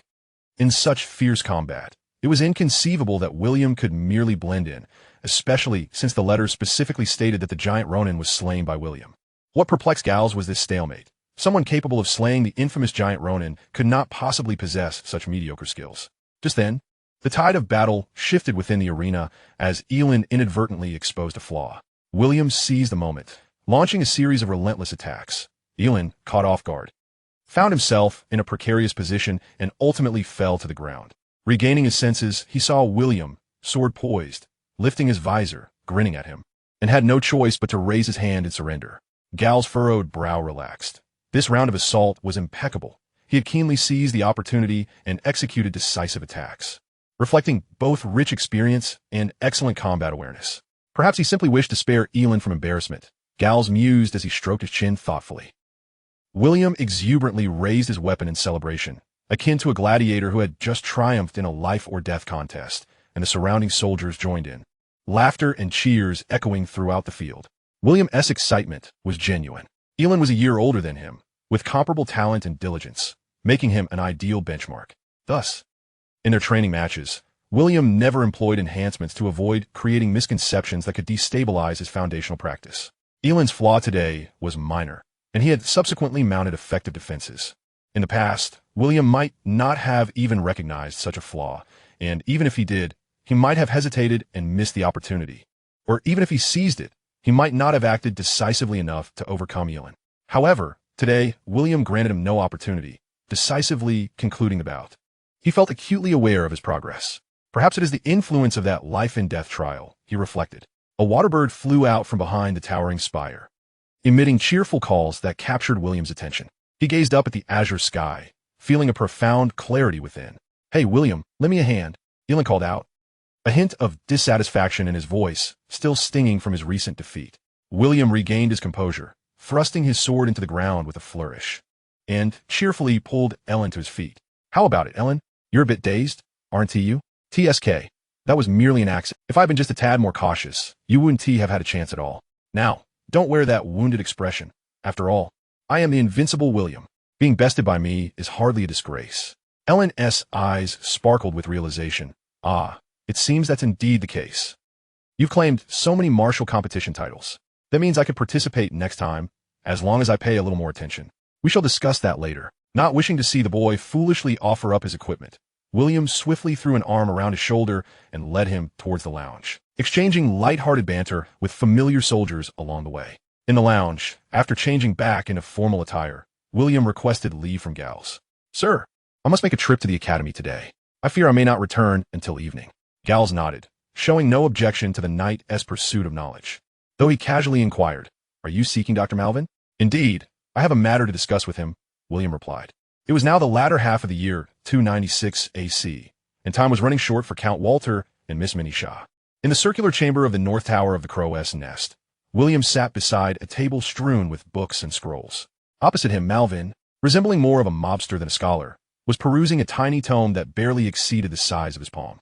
The floor was littered with stacks of books, and the stone walls were adorned with tattered maps, while a copper kettle in the hearth emitted a burnt odor. Scratching his nose, William glanced towards the courtyard, where a tree, the size of which dominated the space, was teeming with cawing crows that created a cacophony, a source of irritation. Although unseen, he felt as though the carved visage upon the trunk was observing him. Closing the book, Malvin placed it in the center of the table. "This is the reason you cannot forge Valyrian steel chain links." William offered an awkward smile, at a loss for words. Despite their titles, one known as the Mage and the other as the Magic Knight, there was a vast chasm between them. As a pragmatist, William sought Malvin's guidance solely to study the spells imparted by the male witch, probing for potential side effects, questioning why some incantations were effective while others were not. His knowledge of other mystical subjects was scant, and after mastering the core spell system, he seldom sought Malvin's counsel. The moniker Magic Knight initially stemmed from jest among his defeated foes, but as William continued to triumph in martial competitions, the appellation gained widespread recognition, especially given his youth and remarkable prowess. Their relationship was not particularly close, while he felt no magical aura emanating from Malvin. The pervasive conspiracy theories surrounding the academy instilled a sense of wariness and caution towards this arcane expert. Malvin, perceptive of William's attitude, refrained from flattering him, and their rapport remained that of a typical teacher-student dynamic. Had it not been for the male witch's inability to decipher the notes, William would not have sought Malvin out. This indeed was a notebook concerning sorcery, adorned with a series of runes. "I cannot elucidate it in a few sentences. You may refer to those books." Malvin indicated towards a pile of tomes in the corner. There were at least 10 hefty volumes stacked high, and William felt a wave of trepidation wash over him. As for the other writings, they bore no relation to magical practices, but were merely a cipher invented by the author. Yet there was a lead. Seek out Dr. Osley. He is well-versed in linguistics and should have no trouble deciphering it. Dr. Osley? William could not suppress a retort. You truly do not shy away from antagonism. This doctor is notoriously averse to magic, and I fear I would be unwelcome. He might chase me away with a broom. Observing Malvin's neck, adorned with a plethora of metallic rings, he hesitated, but his concern for his father and sister ultimately prevailed. "Doctor, my situation is rather urgent. Could you provide me with more direct advice? Malvin pushed aside a book, retrieved a pack of sourgrass leaves, and extracted one. They all call you the Magic Knight. William. He chewed on the leaf, contemplating. You must understand that mystical power is akin to a sword's edge, while mysticism serves as its hilt. Only by grasping the hilt can one truly wield the sword. William contemplated the potential repercussions of revealing everything, including the unclear origins of his own magic and the curse of Harrenhal. After a pause, he respectfully replied, "Thank you for your guidance. Should further inquiries arise, I shall return." No matter how unconventional he appeared, Malvin was undeniably a member of the Academy. If, as he claimed, the Academy aimed to forge a world devoid of magic, then his stance as a scholar could be ambiguous. Malvin nodded, his expression as serene as a still pond. Pushing open the oak iron door, William beheld Leotir seated at a table, engrossed in a book. Today, he wore a green and gold striped satin garment, and upon hearing the noise, he lifted his gaze, a teasing smile gracing his handsome face as he spotted William, arms laden with books. "Wow, have you finally resolved to become a true magic knight?" Leotir's sharp tongue had manifested almost from the moment he arrived at the Academy. Typically, ordinary apprentices refrained from provoking him due to his strength or lineage, enduring his jests and even humiliations. Yet, William felt no intimidation. After all, Leotir was a self-proclaimed sloth. Leotir chuckled and shook his head, returning to his book. In their initial acquaintance, they had engaged in a spirited contest, exchanging barbs before resorting to blows. Since then, Leotir had not actively challenged William, limiting their interactions to this level of banter. William shrugged and departed, clutching his books. A beam of sunlight filtered through the layered leaves, illuminating the study in his home, where he stood by the window, gazing at a letter. Glop and Moken were quietly conversing at a large table, laden with books and notes. The open pages displayed intricate patterns, annotated with dense Valyrian script that would likely bewilder any ordinary person at a mere glance. After reading, William rolled the letter and fell into contemplation. It was a missive from Count Walter, in which he declined William's request to bring his family to Old Town for a visit. The hydraulic workshop was operating exceptionally well, and Walter was in high spirits, preparing to expand production in hopes of matching the output of Harrenhal's other income sources. This would enable the Hoan family to restore about 70% of its former strength without increasing their territory, reclaiming their status as a leading family in the Riverlands. The letter also mentioned his efforts to reconnect with some of the old retainers he had been forced to dismiss, intending to gradually rebuild the Hoan family as military. William welcomed both the expansion of production and the enhancement of military capabilities, yet the looming threat to Walter and Minish's lives, as long as they remained in Harrenhal, cast a significant shadow of danger. One unexpected consequence. I had anticipated that operating a hydraulic workshop would yield such side effects. It seems I must expedite my progress. As both William and the male sorcerers surmised that the inscriptions were likely mere annotations on the runes, they abandoned the pursuit of deciphering the text, opting instead to concentrate on the runes themselves. After all, if they could locate similar runes within the tome, consulting the book directly would suffice, wouldn't it? However, 3 days had elapsed since his return from Malwyn, and buoyed by his recovery, he had nearly neglected his rest, voraciously perusing through a dozen or so volumes, only to yield no fruitful discoveries. Moreover, throughout his reading, he and the sorcerers encountered an ever-increasing array of perplexities.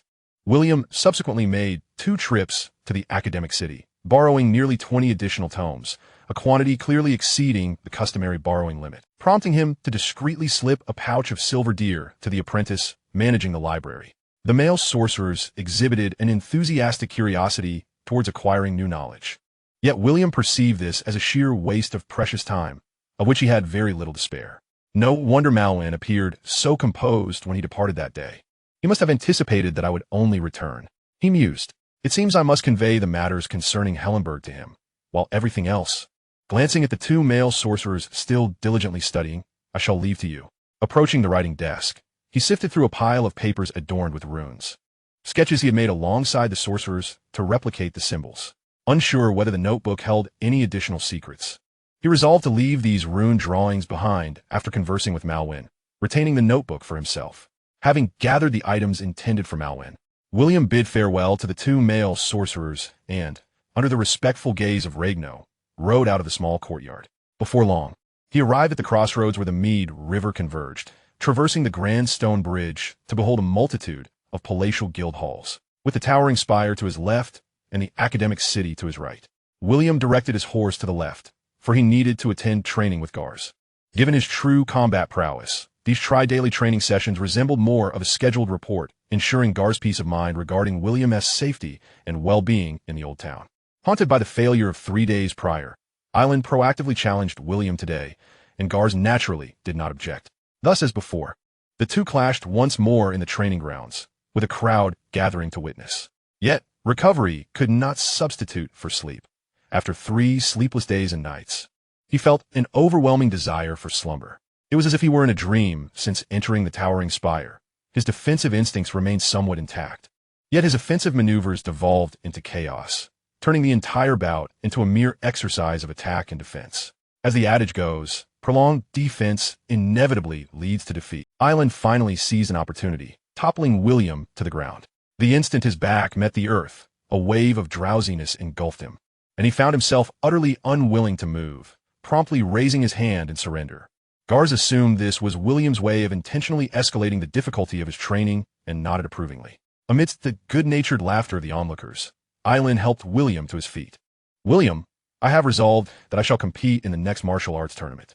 Lacking the energy to dissuade him, William could only smile and silently wish him good fortune. After changing his attire and bidding farewell to Gars, William exited the training grounds, intending to head to the academic city. However, as he strolled through the corridor, watching the drifting white clouds and feeling the gentle breeze, an overwhelming reluctance to move suddenly washed over him. Thus, he leaned back against a wide stone railing, half sitting and half lying, intending to indulge in a brief respite.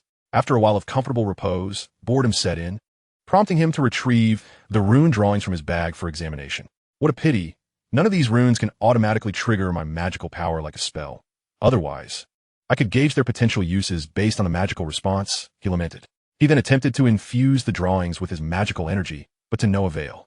In a state between wakefulness and slumber, William's peripheral vision caught sight of an approaching figure, followed by the familiar scent of potion. "It's Maroya." He jolted awake, quickly stashing the drawings back into his bag before vaulting off the railing and wandering in another direction. After a few paces, sensing that Maroya had not followed, he turned back, only to find her standing before the railing he had just reclined against, scrutinizing a piece of paper. Chapter 21. Runes, Part 1. William smiled wryly, shaking his head. If it were any other item, such as that badge, he would have readily allowed Maroya to take it. However, these runes were intended for Malwyn's research, and William did not wish to leave his notes in her possession. As he contemplated how to retrieve the paper, William approached Maroya, sensing his gaze.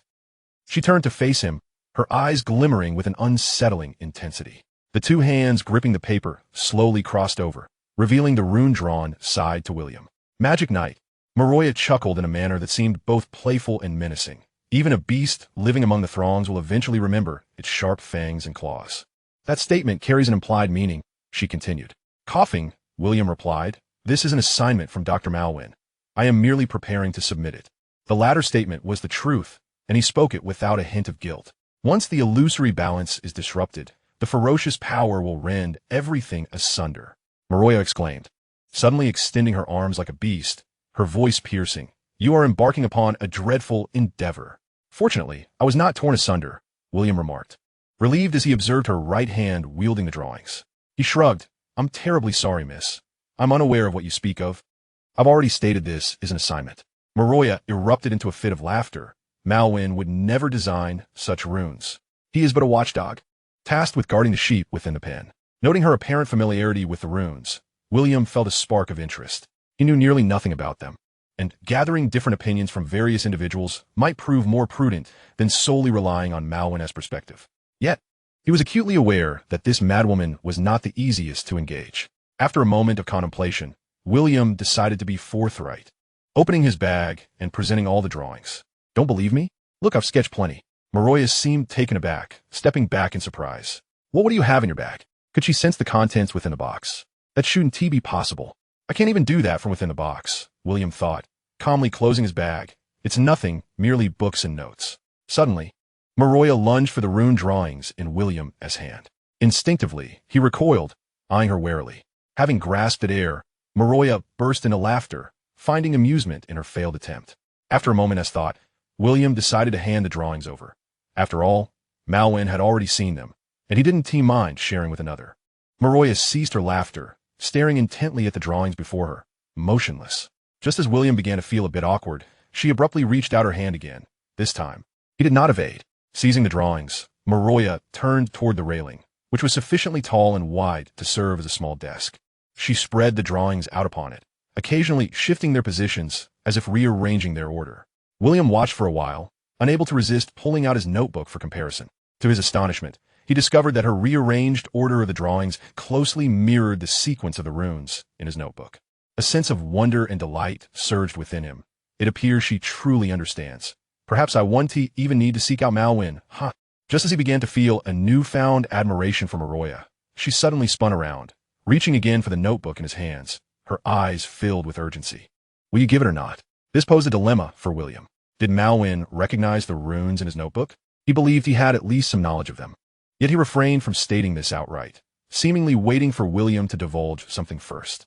William's apprehension stemmed from the question: if the Academy truly possessed the capacity to orchestrate the extinction of dragons, why would it tolerate the existence of someone like Malvin?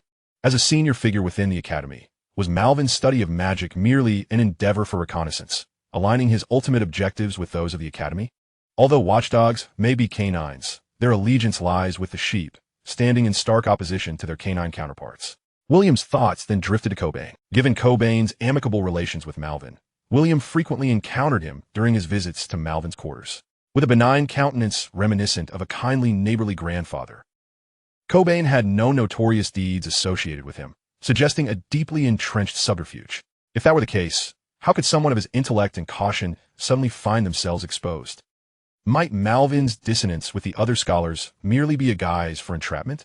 Despite the inexplicable attack at Blackstone Fortress in the realm of magic, both Maroya and Count Layton could be considered potential allies. Their current reticence regarding magic belied their eventual willingness to allow rumors of the Old Town Elder and the madwoman researching magic in the towering spire to circulate once the dragon's existence was confirmed. Their allegiances were evident, yet the obscure intent of a certain mysterious entity troubled William. In a flash, a thought crossed William's mind. Though that enigmatic presence seeks to invade my consciousness, it may not necessarily wish to inflict harm. Perhaps it merely desires to communicate? With a swift motion, Maroya seized the notebook, turned away from William, and hurriedly walked a few paces before halting to scrutinize its contents. William, feeling a twinge of unease, stealthily approached, wary of the madwoman potentially spiraling into chaos and absconding with the notebook. To his surprise, she appeared entranced by the notebook, radiating an unexpected tranquility. Has she been possessed again? William pondered in astonishment, focusing his senses to gauge Maroya's magical fluctuations, finding no abnormalities. Indeed, it is still Maroya. What is happening? Is it a case of multiple personalities?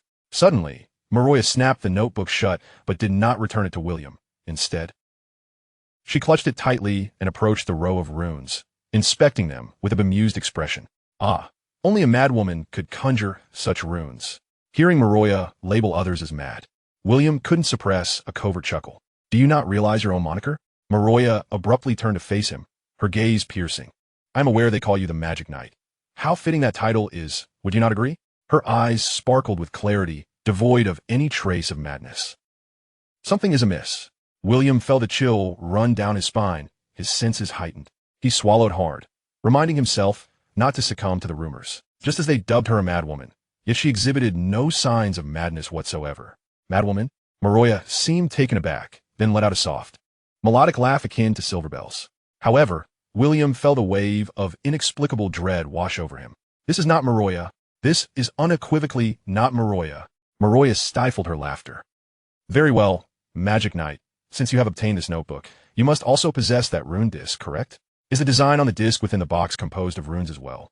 William nodded slowly, his focus sharpening, magical energy swirling within him. He felt assured that this entity, whatever it may be, could not inflict physical harm upon him, yet the mental battle was fraught with uncertainty, and he could only muster his utmost effort. Excellent. Return it to its rightful place and infuse it with magic. Thus, Hellenberg may enjoy a few more years of tranquility. Upon hearing Hellenberg, William felt as if a thunderclap resounded in his mind, his heart racing. Who is she truly? Maroya exhaled a sigh, a hint of melancholy in her eyes, her tone laced with regret. But that is far from sufficient. Do you not wish to grant Hellenberg everlasting peace? William numbly nodded.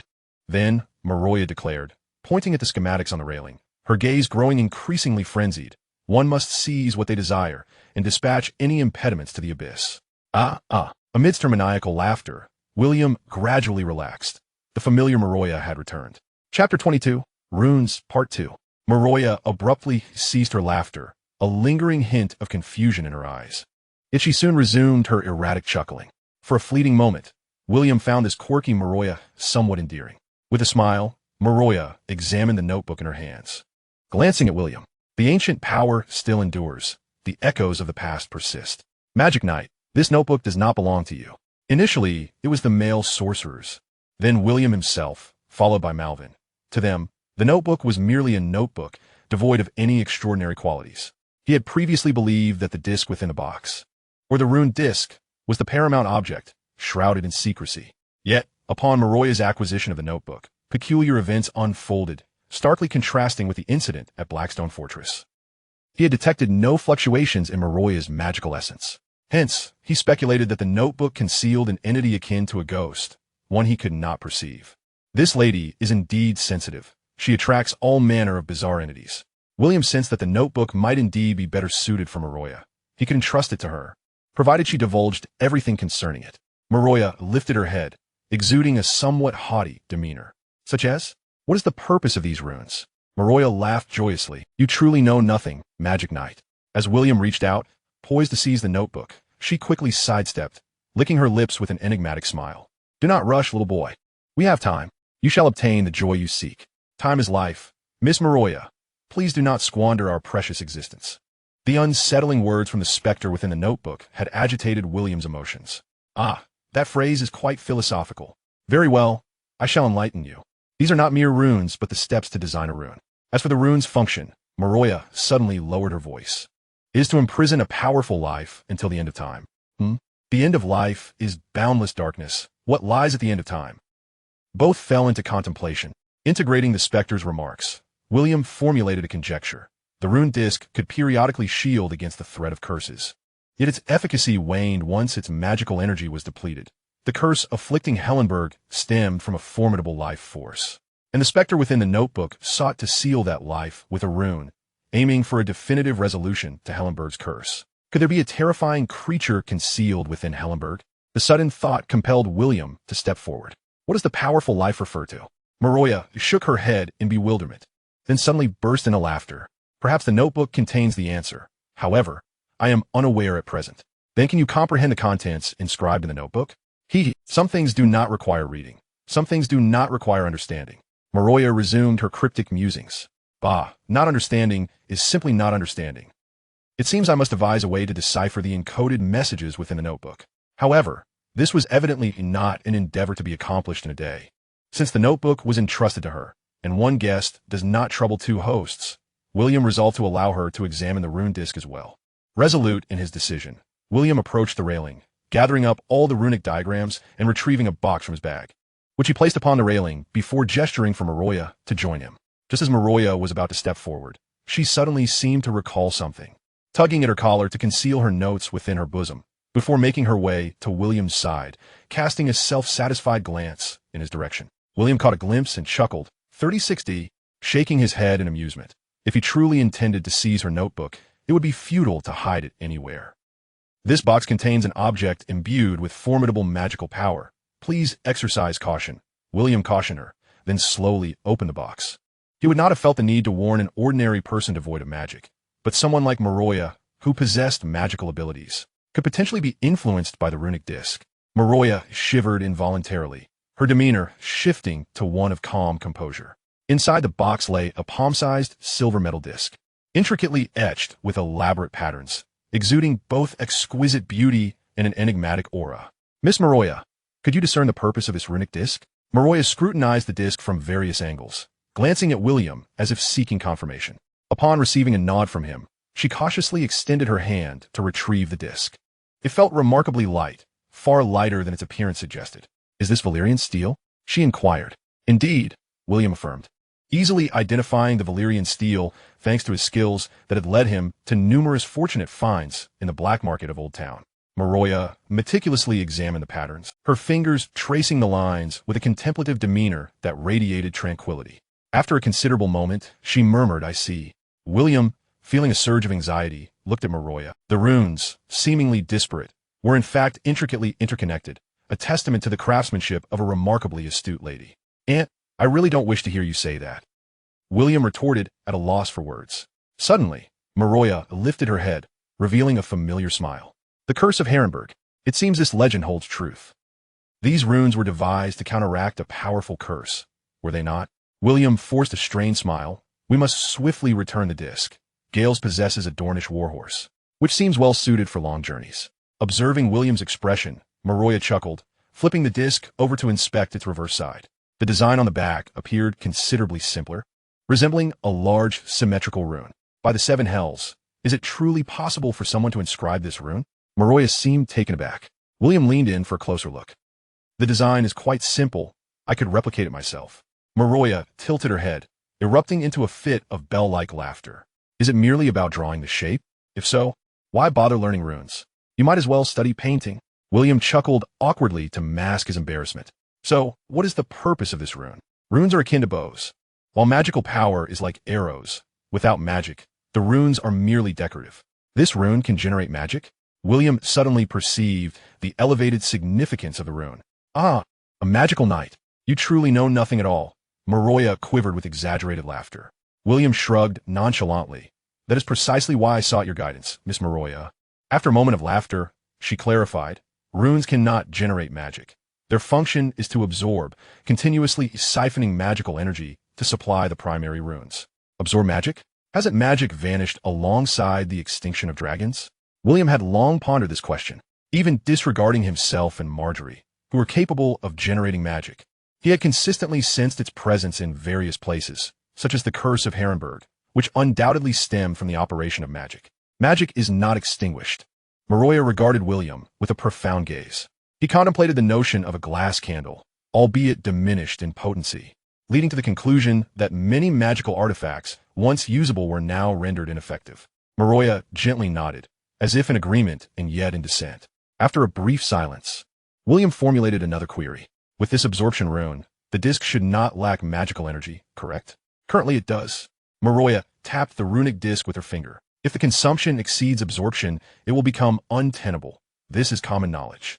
How can one replenish its magical energy?"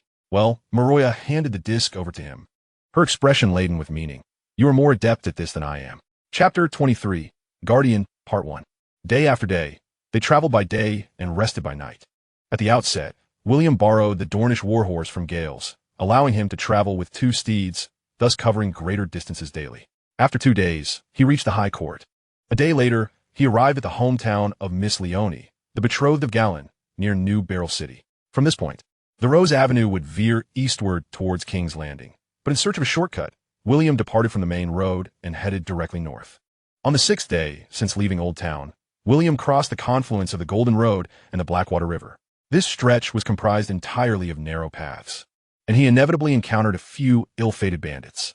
Had this been prior to the Battle of 10 Miles Town, they might have survived, but now they had only their bad luck to blame. By the evening of the 7th day, William arrived at the southern shore of Lake Goddess Eye in the city of Arryn. However, he did not visit Count Vance, instead spending the night in a small town outside the city. The following afternoon, as William progressed along the western shore of Lake Goddess Eye, he finally beheld the imposing fortress rising beside the azure waters. He could not help but exhale a long breath, a smile gracing his lips. While he held no affection for Harrenhal, it was still home to family he missed dearly. Upon traversing the hills, he encountered a small stream bordered by a modest grove. This area, near the heart of nobility, had few trees, making this patch of woodland a rarity. Although the radiant sunlight sounded poetic, the blazing heat was unkind to weary travelers. Anyone arriving here would be compelled to rest. The babbling brook and the lush foliage provided a serene setting, and William found a shaded spot by the stream, tethered his horse, leaned against a large tree, and began to eat his rations. Gazing across the expansive fields and the shimmering lake, he felt surrounded by boundless beauty. His thoughts drifted, and his expression grew solemn. Such a splendid place should not suffer the ravages of war. This peace and tranquility shall be my charge. Suddenly, the horses grew restless, and William sensed a looming danger. However, having survived countless battles, his mindset had transformed significantly. Rising calmly, he first reassured his warhorse, then approached the Dornish steed to leave some unfinished rations. Drawing his great sword from the saddle, the massive blade, typically requiring both hands to wield, felt as light as a feather in his grasp, allowing him to effortlessly carry it to the stream's edge, surveying the distance. An assailant appeared atop a small hill before William, causing him to gasp slightly. What a colossal bear! This black bear stood taller than his warhorse at the shoulder. Although William had never encountered a bear from Westeros, he had seen grizzly and polar bears, and this one was nearly 50% larger than any he had previously seen. Moreover, he had an uncanny intuition that this bear was not merely passing by. It appeared to be approaching him, or rather, the silver disc. Concerned about the possibility of the horses being harmed or frightened by the bear, William crossed the small creek and approached the hill, seemingly sensing a disdainful presence. The black bear let out a furious roar and charged towards William with surprising speed. "Come at me." William responded defiantly, breaking into a brisk run to meet the beast. As the bear drew nearer, its small eyes glinted with a menacing ferocity, its gaping maw revealing a mouth full of razor-sharp teeth, and an overwhelming stench assaulted his senses. Calculating speed and distance, William adjusted his stride and stance, but just as he prepared to draw his sword, the bear unexpectedly leapt into the air with a deafening roar, lunging at him with tremendous force. The sheer weight of the creature, descending from above, carried the oppressive force of a mountain. Without heavy armor, William dared not absorb such a titanic impact directly. He sidestepped to the left, narrowly evading the bear's assault, while instinctively thrusting his sword forward, hoping to inflict a wound. Against such a colossal beast, creating as many injuries as possible was a sound tactical approach. Feeling the sword connect with something, William initially rejoiced, but was quickly alarmed as a tremendous force jolted through his hand, causing him to lose grip of the sword, which flew from his grasp. As the bear landed, he discerned that his sword had embedded itself in the left side of the bear's back, penetrating deeply. Yet, this potentially fatal wound to a human seemed to have little effect on the bear. Instead, it roared in fury, rising up on its hind legs, its towering form eclipsing the sky, before dropping back on all fours and charging at full speed. William, at a loss and disheartened, could only dodge aside, never anticipating such a turn of events. Seizing the opportunity while the bear missed its strike, he swiftly maneuvered to the bear's left side, aiming to retrieve his sword. But the bear proved surprisingly agile for its size, swiftly turning and swiping a paw at him, forcing him to evade once more. Had he been clad in heavy armor, William would have dared to confront the bear head-on, trading blows until it was subdued. With a trusty blade in hand, he could have carved the beast into shreds. The loss of blood alone likely enough to claim its life. Alas, he was left empty-handed, with evasion being his only recourse. After several exchanges, though perilous, William felt a tinge of discouragement. I still lack a decisive move to turn the tide. On the bright side, the sword had indeed inflicted a wound, albeit minor, and the bear, in its vigorous exertion, would find its injuries slow to heal. Perhaps, in the end, it could be worn down. However, the bear seemed to sense something amiss. After pushing William back once more, it ceased its assault and turned to depart. William, wary of pursuing it, could only watch as the massive shadow, with the sword still embedded in its back, gradually vanished behind the hill. This bear is certainly not ordinary, he mused. A retreat like this, was it a sign of cunning? Coupled with its immense size and weight, its remarkable speed and agility led William to suspect that this bear might have been enhanced by some form of magic. Upon returning to the creek, William inspected his belongings, relieved to find the rune disc intact within its box, and hastily left the peculiar area. Though he had lost his sword, the remainder of his journey was uneventful, and he finally rode into Harrenhal as the sun began to set. As he traversed the main street of Harrenhal, William observed that the town appeared more prosperous than when he had last departed. His frequent correspondence with Walter, imparting economic insights, seemed to have borne some fruit. Upon passing through the town, he soon spotted the castle gate of Harrenburg, and looking up, he could see the towering peaks of 5 grand spires, resembling a hand delicately brushing the drifting clouds. The gate stood wide open, with a makeshift barricade in the center of the road and rows of awnings on either side, where a dozen soldiers lounged beneath them. As he drew closer, he noticed the soldiers were clad in matching leather armor, their cloaks adorned with bat insignia. Their weapons appeared formidable, and their demeanor was moderately alert. At least they assumed a defensive posture upon seeing William approach on horseback. 2 soldiers with shields stepped forward, and upon seeing William's travel-worn appearance, presumed he was merely an ordinary merchant. One shouted, "Hey, halt! What business do you have?" Perhaps noticing William riding a sandy steed and leading a commendable warhorse, he inquired further, "Are you here to sell horses?" "No, I merely wish to return home." "Home? This is Harrenhal. Can't you see the grandeur of this castle? Or do you claim your home is as magnificent?" The soldier's remark elicited laughter from the others. William pushed back his hood, declaring, "I am William Hean." Seeing the soldier's expressions turn to confusion, he added, "My father is Lord Walter Hean." The expressions on the soldiers' faces transformed with intrigue. Chapter 24. Guardianship, Part 2. In the small dining hall of the main tower, the Tower of the Burning King. Candles illuminated the space as brightly as day. The clattering of cutlery and the sounds of jovial conversation echoed throughout, with everyone wearing genuine smiles of joy.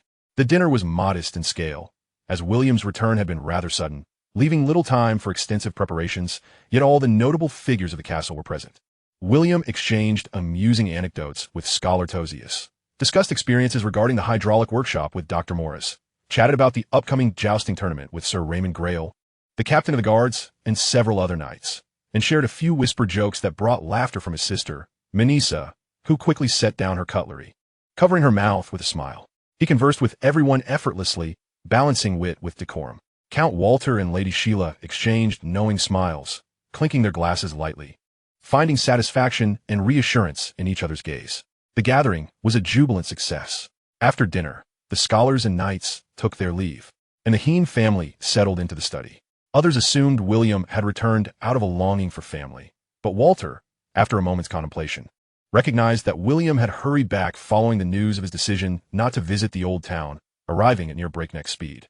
After a brief exchange of pleasantries, Walter inquired about the purpose of William's return. The secret chamber was cleverly concealed, its mechanism designed with finesse. The male wizards, being professionals, had managed to locate it, while the average person would have overlooked it entirely. They had not disclosed this matter to anyone else. William, feeling that his experiences were too bizarre to explain succinctly, simply attributed his return to issues with the steam engine. The steam engine had always been under the purview of the male wizards, a marvel to outsiders, and coincidentally, the wizard's journey to the old town was also to discuss matters concerning the steam engine. Walter, with his naturally generous disposition, accepted this without suspicion, advising William to take his time in resolving any issues. He then enthusiastically spoke of Harrenhal's development. The textile workshop consistently produced goods that were swiftly snatched up by merchants waiting in her town. The forging workshop significantly reduced the production costs of weapons and armor, allowing the Hean family's army to undergo a comprehensive rearmament, with the hydraulic workshop confirmed to provide stable revenue. Walter boldly invested the family's savings to restore the permanent garrison of Harrenhal to 3,000 soldiers, including 1,000 cavalry. Furthermore, he sold the weapons and armor produced by the forging workshop at a low price to vassal families, bolstering their strength as well. While the Hean family was still a distance from its former glory, it was certainly an improvement from 6 years prior when they could muster only 1,000 troops, a fact that had long weighed heavily on Walter's mind. Lady Sheila and Menisa, disinterested in military and economic matters, engaged in whispers about women's topics until William began recounting stories from the old town and his encounters in the hills, at which point they eagerly joined the conversation. Menisa displayed a profound interest in Marguerite, indicating that the reputation of this delicate rose had begun to spread across the 7 kingdoms. Meanwhile, Lady Sheila inquired extensively about the eldest daughter of the Landau family, Tara. Upon calculating their ages, she realized that Tara was merely 3 years her junior. Surmising her mother's intentions, which caused William to discreetly wipe away the non-existent beads of sweat from his brow. The official narrative regarding the Battle of 10 Miles Town favored the accolades towards Galen. Yet even so, it elicited heartfelt admiration from Walter for the valiant exploits of a few, lamenting the sacrifices made by 2 knights. Sheila and Menisa, however, paled at the mention and insisted that he refrain from such discussions in the future. After engaging in amiable conversation for a while, Sheila, concerned for William's fatigue from his long journey, urged him to retire early, and the family exchanged their good nights. Having not returned to Harrenhal for 6 years, William found himself a stranger to the surroundings. Sheila personally guided him to the bathroom, arranging for someone to fetch him clean garments. Once he had bathed, she led him to the bedroom. Approaching the door, Sheila suddenly paused by a window in the corridor, turning her back to William and remaining silent. William glanced outside. The sky was overcast, obscuring the stars, and the inky darkness seemed to conceal something ominous. After a prolonged silence, Sheila finally spoke, her voice soft yet penetrating. "William, what is it that compels you to return so urgently? Is this a woman's intuition?" William mused inwardly. Glop informed me that there was an issue with the steam engine. William. Sheila spun around, lowering her voice yet laced with a hint of anger. "I am your mother. Do not conceal anything from me, regardless of the matter." The flickering candlelight illuminated Sheila's crimson hair, reminiscent of dancing flames, stirring a thought in William pertaining to her family name, Rostan, and a hypothesis entwined with that surname. They locked eyes for a moment, sensing Sheila's resoluteness. William could not help but smile, pondering before he inquired, "Mother, how have father and sister been faring health-wise recently?" "No serious ailments, but they have been plagued by minor illnesses. The scholars cannot discern the cause." Sheila sighed, her fingers intertwined tightly. "But they have not experienced such before, have they?" Sheila appeared slightly taken aback. "Is your return related to their health? Moreover, do you wish for them to relocate to Old Town to escape something?" William lowered his voice further. "Do you believe in the curse of Harrenhal, mother?" Pausing momentarily, Sheila bowed her head in silence before raising her gaze to William once more. "If anyone else posed such a question, I would dismiss it, for I am a Rostan. You are acquainted with the fate of the Rostan family, are you not?" "I have read about it," William replied, having acquired the historical chain link in the scholarly city. According to A Song of Ice and Fire, the demise of the Rostan family was instigated by the madman Daniel. His veneration for dark magic ultimately led to their obliteration during the reign of Mikar I, with Harrenhal being entrusted to the loyal knight, the Hean family. Some relics of Lord Daniel have found their way to me. I am aware of certain matters, though I remain skeptical. Sheila raised her hand to touch William's head, recalling the grave illness he had suffered 6 years ago. Seeing Sheila's face filled with maternal affection, William felt a twinge of guilt and lowered his head. After brushing his hair, realizing that her son had grown considerably taller, Sheila withdrew her hand with a mix of pride and melancholy. "After your recovery, it was I who insisted on sending you far from Harrenhal, which is why you were sent to Old Town." William nodded in realization. He had indeed pondered why Walter had not sent him to Castle Run as a squire. "When you were ill, I deeply regretted it." Sheila pursed her lips, gazing intently into William's eyes. "Thus, for your sake, and for Minisa, for your father and child, I would rather believe it to be true." William inhaled deeply, stepping closer to Sheila, whispering in her ear, "The curse of Harrenhal is real. I may have encountered Lord Daniel Rostan." Sheila gasped, her eyes widening in disbelief as she stared at William. Chapter 25. The Secret Chamber. In the early morning, several little birds chirped as they flitted past the main tower of Harrenhal, while the dew on the grass below sparkled under the sunlight. At the entrance, Lady Sheila and William exchanged gentle cheek kisses, with her softly admonishing, "Be cautious." William, her voice barely above a whisper, yet filled with concern. After William recounted the events leading to his return, Sheila concurred that the bear's appearance was anything but coincidental. Consequently, the process of returning the runic disc to the secret chamber today might also entail peril, yet in the face of such unimaginable adversaries. The nature of the impending attack remained uncertain. Patting his mother's back, William donned a confident smile before turning to wave at Minisa, following Walter down the steps. Behind them, Sheila called out, "Minisa, let us prepare. Lady Woad will be visiting today." "Very well, mother." Gazing into the distance, William observed a thick plume of black smoke rising skyward from beyond the West Tower, a symbol of industrial might that filled him with immense pride. This was indeed the greatest gift he had bestowed upon Westeros. Engaged in conversation with Walter, they soon arrived at the West Tower, where the cacophony of machinery grew louder as they approached. Upon entering the hall, the noise intensified, though the robust walls of Harrenhal effectively muffled the clamor from the various workshops, preventing it from becoming deafening. As the Lord and his son conducted their inspection, the overseers of the West Tower hastily approached, displaying a mixture of trepidation and eagerness to greet them. Most were meeting William for the first time, adorned with flattering smiles as they introduced themselves. William was pleasantly surprised to hear familiar names such as Mrs. Weiss, Mrs. Halera, and Mrs. Emberbell. A moment's reflection clarified the situation. In the original narrative, these individuals were minor officials of little consequence. When Sheila departed Harrenhal, she had naturally taken her trusted confidants, leaving those who remained to ascend in rank, steadfastly loyal to the Lannisters. With Harrenhal now operating several workshops and necessitating management of hundreds of workers, it was only natural for these individuals to rise to prominence. As for Weiss, who had once been at the mercy of Arya, William found satisfaction in his current position as his employer. To avoid appearing peculiar, William patiently accompanied Walter on a tour of the textile and forge workshops. Though any lingering displeasure soon dissipated, overwhelmed by the astonishing array of what could only be described as black technology. It seems the scholarly city has not wasted time over the millennia, inventing so many remarkable devices. Why keep them hidden from promotion? In the textile workshop, many workers bore distinct features indicating their origins from across the narrow sea. Observing the industrious bald heads, Walter explained that these were specialized slaves acquired from Norvos. Though in Westeros, they were regarded as common folk under the Hean family's governance. In truth, the acquisition of slaves was an idea William had suggested when Walter had mentioned a lack of laborers. He had not anticipated Walter's discernment in procuring skilled workers. During the tour, they encountered Dr. Mora's laboring beside a machine, several apprentices clad in gray robes closely surrounding him, frequently handing him tools or components. Although the curious workers looked on, none dared to approach.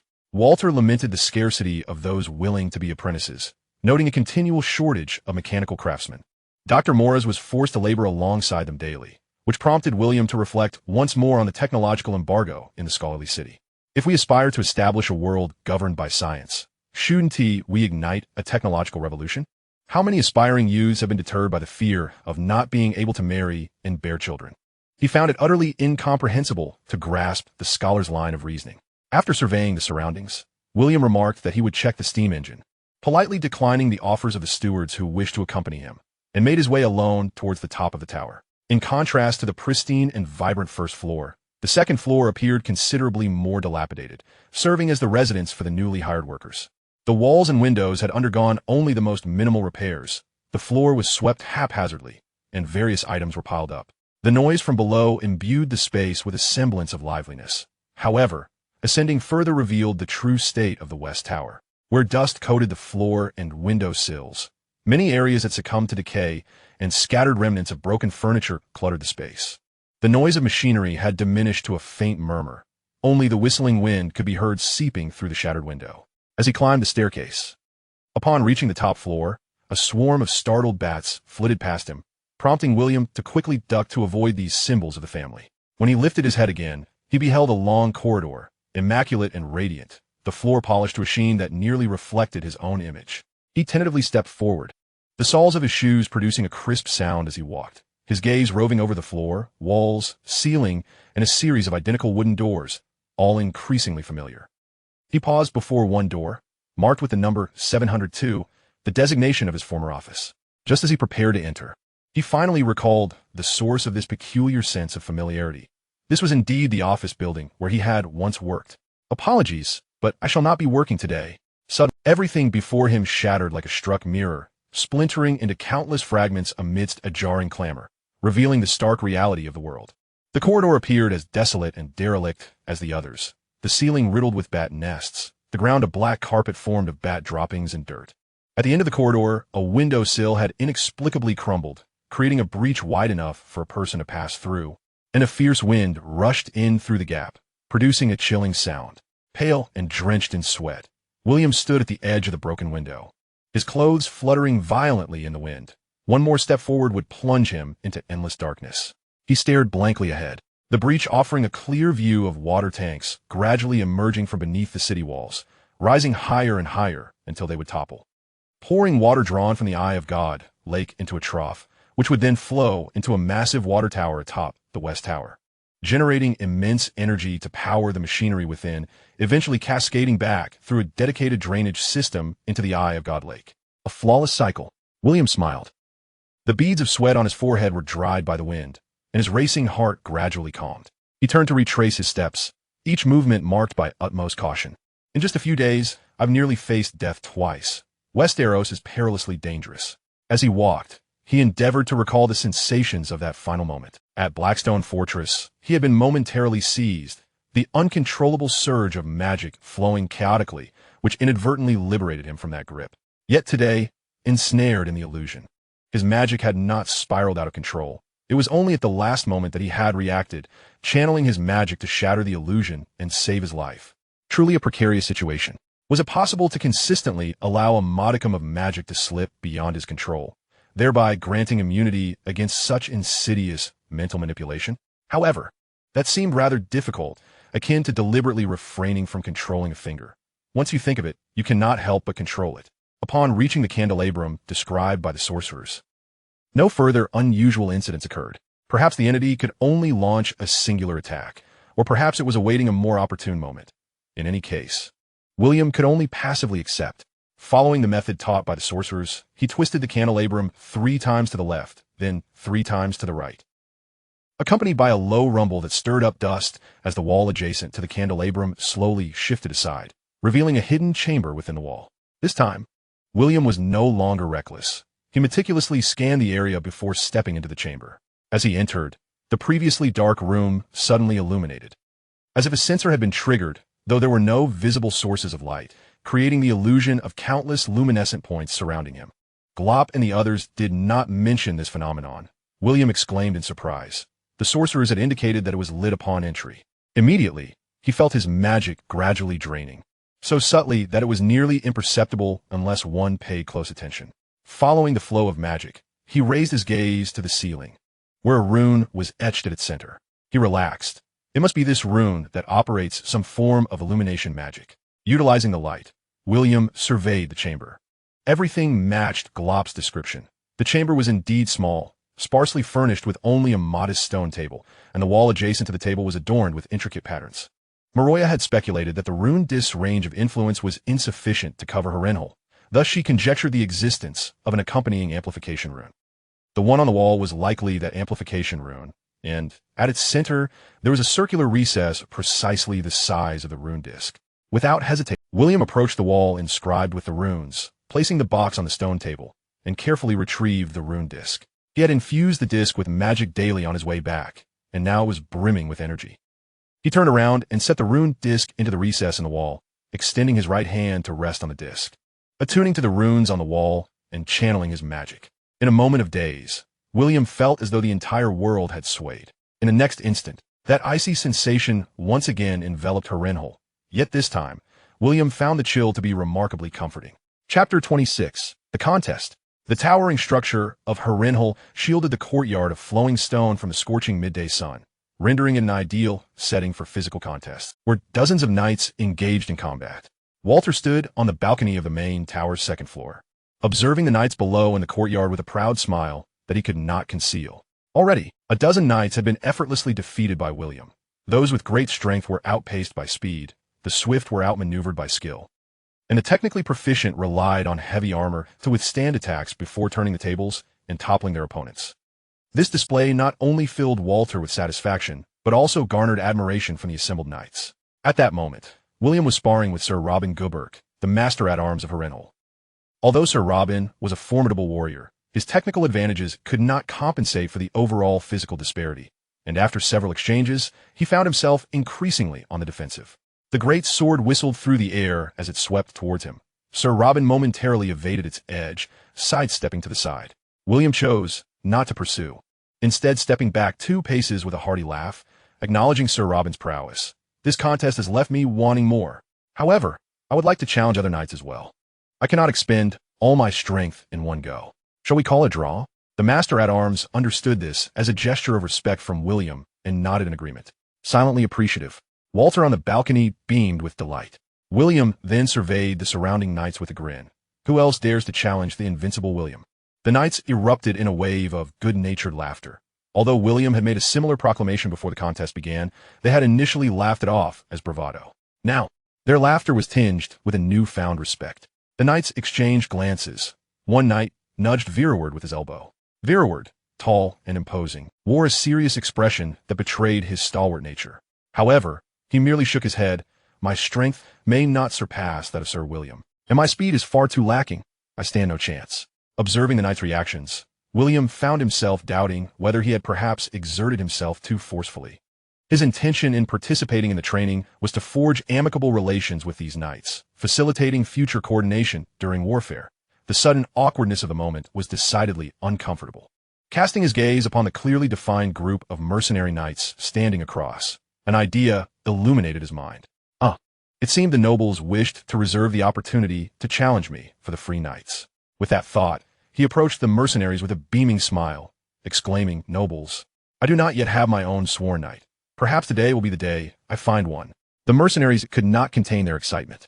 Typically, these mercenaries hailed from minor or fallen houses, having once served as squires and been formally knighted, but now found themselves seeking patrons due to their family's inability to support them.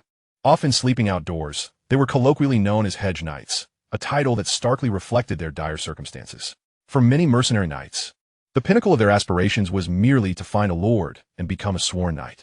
Given that William was destined to be the future Count of Harrenhal, the prospect of becoming a sworn knight was undeniably enticing. Yet, after the recent bout, William had indeed established an image of invincibility, causing these mercenaries to hesitate. Well, although the situation remains somewhat awkward, at least the embarrassment does not fall upon the family knights. William shrugged, preparing to conclude this uncomfortable episode when a middle-aged knight emerged from the crowd. He had a modest nose, a square chin, and neatly trimmed gray hair. His appearance was unremarkable, yet his demeanor was calm. He introduced himself in a terse manner as Sir Roseaubrun from the Craplot Peninsula, immediately giving the impression of a man of few words. Not only did his composed demeanor inspire a sense of reliability, but William also noted the respectful glances from the other mercenaries, leading him to think, this man is quite remarkable. Delighted to make your acquaintance, Sir Roseaubrun. After exchanging formalities, they positioned themselves for combat. In the previous matches, William had showcased unparalleled strength and speed, leaving most knights contemplating mere defense to endure a few more rounds. However, Roseaubrun surprised everyone with a vigorous initial assault, revealing the cleverness and valor hidden beneath his silent exterior. As the two engaged in a flurry of blows, they exchanged about a dozen rounds. William unleashed his full offensive, while Roseaubrun primarily defended, yet he was not entirely overwhelmed, demonstrating a remarkable adaptability, occasionally managing counterattacks that left William astonished and elated. Could it be that I've truly stumbled upon a treasure? Given his enhanced strength and speed, even wild swings of his sword would typically render ordinary knights helpless. He mused that throughout Westeros, few could withstand his full onslaught with ease. To thoroughly assess this knight's caliber, William decided to unleash his full might without reservation, each strike leaving a trail of afterimages and generating a fierce wind that silenced the onlooking knights, who held their breath in awe. Yet, Roseaubrun remained unflappable amidst this tempestuous onslaught, exhibiting composure and finesse, prompting those unfamiliar with him to regard him with newfound respect. After delivering dozens of strikes without any breakthrough, William suddenly felt a surge of impatience, and a flicker of anger ignited within him, culminating in a powerful downward slash. Roseaubrun, taken aback, could hardly fathom that William's already unimaginable speed could escalate further. The sudden shift in rhythm caught him off guard, forcing him to instinctively raise his sword in defense. The clang of metal echoed as he felt his arm pushed back by overwhelming force. In that split second, Roseaubrun adjusted his wrist, only to be met with William's sword striking his chest with the weight of a heavy club, propelling him backward with unstoppable momentum. As his fury dissipated with that strike, William regained his composure, observing Roseaubrun crash heavily to the ground, causing the surrounding knights to collectively gasp in concern. This is a talent. We must ensure he is unharmed. They rushed forward to check on him. Sir Roseaubrun, are you all right? After coughing a few times, Roseaubrun struggled to sit up. I am well, Sir William. At that moment, their mentor, Robin, along with several mercenaries friendly with Roseaubrun, approached. Robin instructed one of them, Sir Marvin, please fetch the healer. No need for that. I'm not gravely injured, Roseaubrun replied as William assisted him to his feet. An obvious dent marred the chest of his armor, and while his complexion was pale, his breathing remained steady. Seeing that he seemed to be all right, William felt a wave of relief wash over him.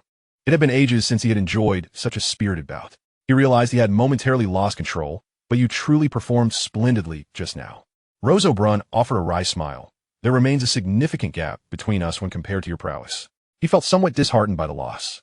William removed his iron gauntlet, extending his hand toward Roseaubrun with an appreciative smile.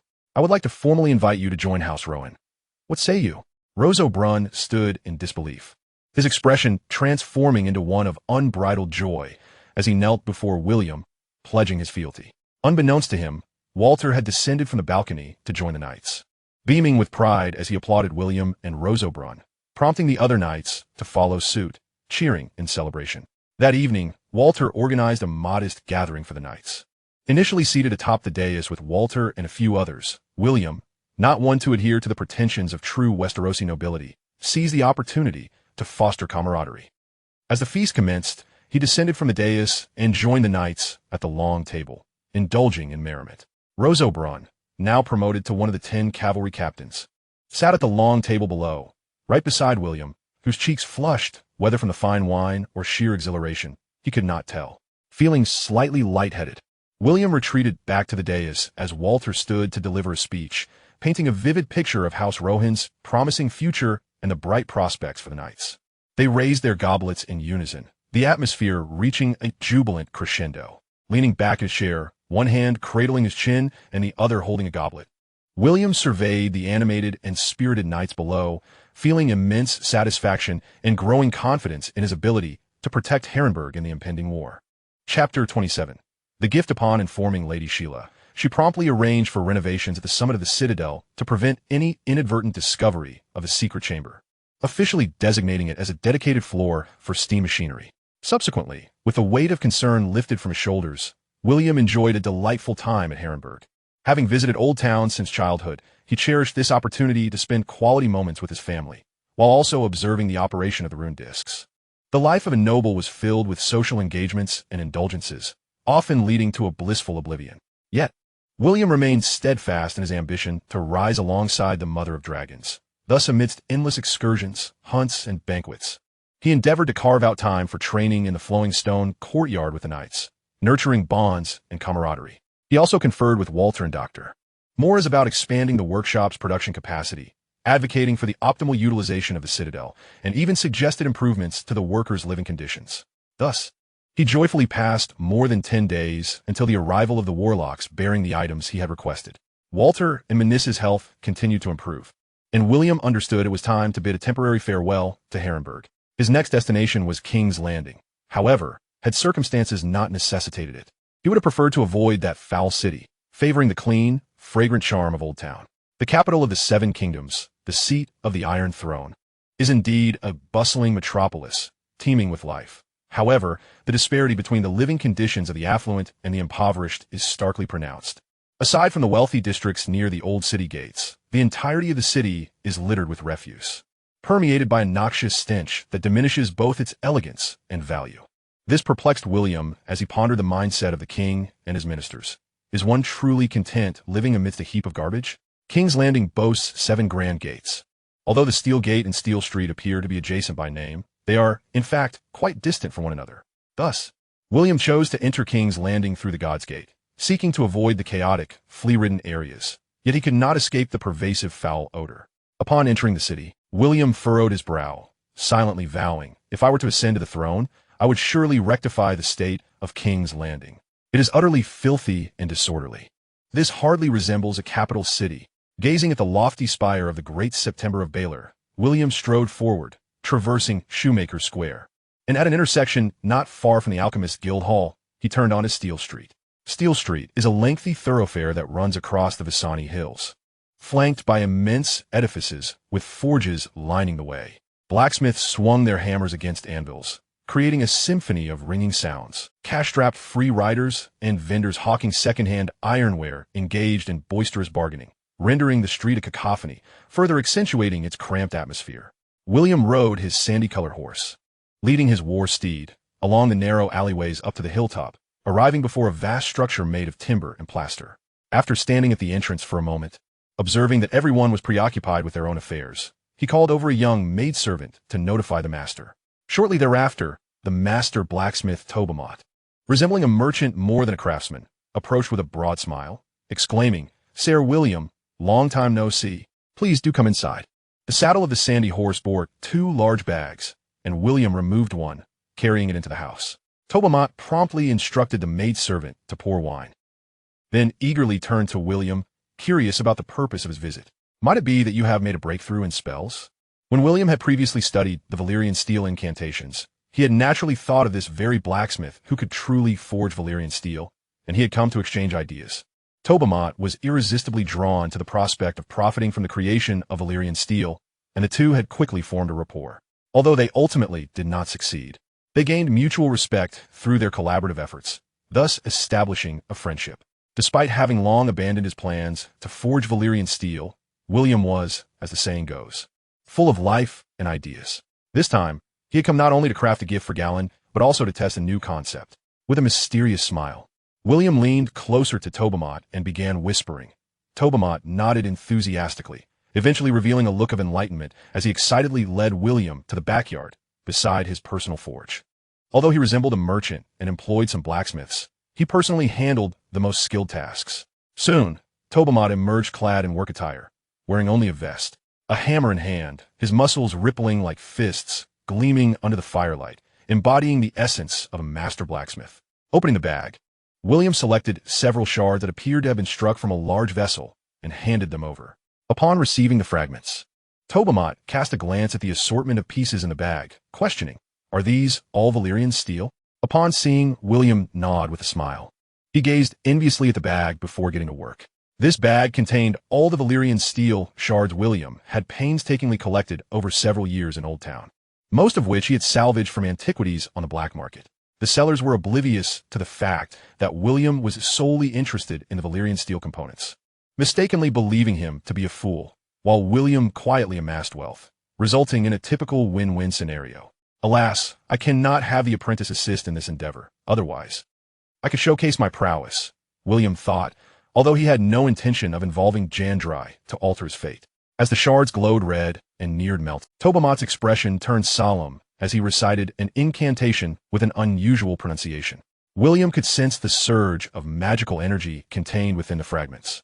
This was the critical step in reforging Valyrian steel, for if the fragments melted without retaining their magic, they would merely become ordinary iron. As each shard was melted and flowed into a crucible, both William and Tobermotte watched with bated breath, the molten metal bubbling and swirling within, eventually merging into a singular mass. "It is done." They exchanged glances and erupted into laughter. "Sire, your hypothesis was correct. Valyrian steel from the same origin can indeed be refused together." Tobermotte beamed, clearly envisioning a path to prosperity, though not as dazzling as the direct forging of Valyrian steel. The serendipity of this venture promised substantial gains. William felt a thrill of excitement. After years of studying magic, he had finally discovered a means to realize his ambitions. For too long, it had been believed that small pieces of Valyrian steel could not be fused into larger ones, and thus no one had dared to attempt melting down substantial pieces to see if they could be rejoined. Tywin's recasting of ice was never intended to reunite the two. Consequently, the few surviving products made of Valyrian steel were immensely valuable, while shards like those in his bag remained largely overlooked, abundant in circulation, yet relatively inexpensive. His ability to discern the magical properties of Valyrian steel meant that, with a stroke of luck, he could encounter a few matching shards. And if the quantity permitted the crafting of a Valyrian steel dagger or similar small items, he could earn a modest fortune. Should he amass enough to forge a Valyrian steel longsword, its worth would be immeasurable. After discussing their collaboration, Tobermotte would discreetly acquire various Valyrian steel shards, with William providing authentication. As for the surplus shards, William smiled mysteriously. "Master, I actually have another method that can elevate even the non-fusible shards to extraordinary value." Tobermotte's eyes sparkled with excitement as they both burst into laughter once more. When William departed, Tobermotte almost escorted him out, his eagerness making the young maidservant nearly believe he was bidding farewell to a king. William mounted his horse and addressed Tobermotte. "Master Tobermotte, this item serves both as a sample and as a wedding gift for Ser Gallantidos, the son of the Highgarden Duke. It must not be delayed." Tobermotte patted his chest with assurance. "Rest assured, sire, even if it means foregoing sleep, I will complete it as swiftly as possible." Only then did William depart with satisfaction. Chapter 28. The Relic. After leaving King's Landing, William traveled along Rose Road, moving leisurely day and night, arriving at Bitterbridge after 7 days, reaching Highgarden on the 13th day after departing King's Landing. In Westeros, there are only 5 cities in the true sense: King's Landing, Old Town, Lannisport, Salt Shore, and White Harbor. Like Harrenhal, Highgarden is also a military fortress, albeit far more beautiful. Just as Harrenhal is adjacent to Harren Town, Highgarden is accompanied by Highgarden Town, which is considerably more prosperous. Fearing that Duke Mace's ire might still linger, William refrained from visiting Galen and Marjorie, opting instead to spend the night in Highgarden Town to avoid unnecessary discomfort. The following day, he resumed his journey, arriving at 10 Mile Town by midday. It has been over a month since the last attack, and the streets have been tidied up, with only faint traces of the fire visible on some of the houses still under repair. The shops are mostly open, and the streets are bustling with pedestrians. Some busy with their affairs, while others engage in cheerful conversations, appearing to have fully recovered from the disaster. As William rode through the street, he reflected on the details of the battle, a surge of mixed emotions washing over him. Upon reaching the crossroad, he dismounted and led his horse to the spot where Eric and Bob had fallen in battle. Standing at attention, he observed a moment of silence, contemplating. Perhaps they fought merely for Galen, but they indeed died for me. After a brief pause, he suddenly noticed a troop of cavalry escorting a large carriage from across the street, heading northward. The carriage was grand, adorned with a prominent green background and a golden rose. Who could it be? William surmised that it must be someone of great importance. Suppressing his sorrow, he guided his horse to a nearby tavern, intending to have lunch before resuming his journey. While the serving girl brought his meal, he inquired about the procession. It turned out that a sizable celebration was being held in 10 Mile Town to commemorate the victims and to showcase the near completion of the reconstruction efforts. Invitations had been sent to the nearby lords, and naturally, the High Court was included. However, the esteemed Lady Rose and Duke Mays were too high in status to attend. Villas was unable to travel, and Galen showed no interest in such events. Only the ever-approachable Marguerite had accepted the invitation, and today she was expected to return to the High Court. For a fleeting moment, William felt an urge to pursue her immediately, but perhaps the recent trials had imparted a sense of detachment and composure. Clenching his fists for a while, he eventually released them and lifted his glass, savoring a slow sip. 4 days later, William returned to Old Town. As he entered through the city gate, the thought of returning to a familiar life and a comforting rhythm brought a smile to his face. The next morning, with reluctance, he returned the sandy horse that had accompanied him on his long journey to Gar's residence on the west bank of Honeywine River. Then, carrying a large bag, he made his way to the Tower of Heights. Over the past month, the events in 10 Mile Town had become widely known. Even the most reclusive knights of the Harrenhal family approached him to express their respect for his knightly spirit and fearless valor. Even Erlin, who had once doubted him, admitted that he would document the time he was defeated by William, a tale he could boast of for a lifetime. Furthermore, William could no longer feign ignorance. Who wouldn't want to spar with a knight who had slain the giant Ronin? Thus, at the earnest request of the other knights, he sparred with each of them, earning their admiration and respect, leading him to lament that he could never return to the past. Strangely, however, he had not encountered Maroya for several consecutive days, which puzzled him as she was known for her frequent wandering within the tower. On this day, he happened to see Maroya's maid and quickly stopped her to inquire. The tale of the 4 knights had become even more fantastical among the servants. Upon seeing William, the maid's face flushed crimson as she lowered her gaze, stealing glances at him while providing fragmented explanations. It appeared that Maroya had ventured out less frequently over the past month and had recently remained confined indoors. Calculating the timing, William realized it coincided with the moment she had received her notebook. This thought instilled him with a rather ominous premonition. He requested the maid to take him to see Maroya. Although surprised, she gladly obliged. Although the Tower of Heights boasted an advanced lift to reach the top, the Harrenhal family primarily resided on the 2nd to 5th floors, with servants on the 2nd floor, soldiers on the 3rd, knights on the 4th, and family members on the 5th, maintaining a strict hierarchy. This was William's first time entering Maroya's room, which was spacious, dominated by a massive bookshelf that occupied an entire wall, filled to the brim with an array of books. These tomes alone were worth a fortune. The lavish decor, replete with treasures from around the world, starkly reminded William of his own modest means. Maroya stood by a grand window, gazing outside. William respectfully greeted her. "Good day, Miss Maroya." She seemed oblivious, not turning nor responding. Approaching her discreetly, he noted that the view from the window overlooked Old Town, with the most prominent sight being the starlit sanctuary encircled by black marble walls, along with the cluster of bishop residences surrounding it. Standing beside Maroya, pretending to admire the scenery, he sensed her magical aura. It retained a familiar rhythm, yet felt lethargic, as if she had yet to awaken. Stealing a sidelong glance at her face, he was struck by her delicate beauty, thinking, "Oh, she is rather lovely." Just then, he realized something was amiss. She has actually washed her face. He then became acutely aware of an even more alarming revelation. There was no trace of the peculiar medicinal scent he had grown accustomed to. Instead, a fragrance of perfume wafted through the air. As William contemplated a discreet exit while Maroya remained unresponsive, she suddenly turned her head sharply, locking her gaze onto his.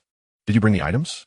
she asked, her tone icy and her expression vacant. Clenching the bag in his hands, William had intended to present her with the remnants of Danail, but witnessing her current state instilled a sense of trepidation within him.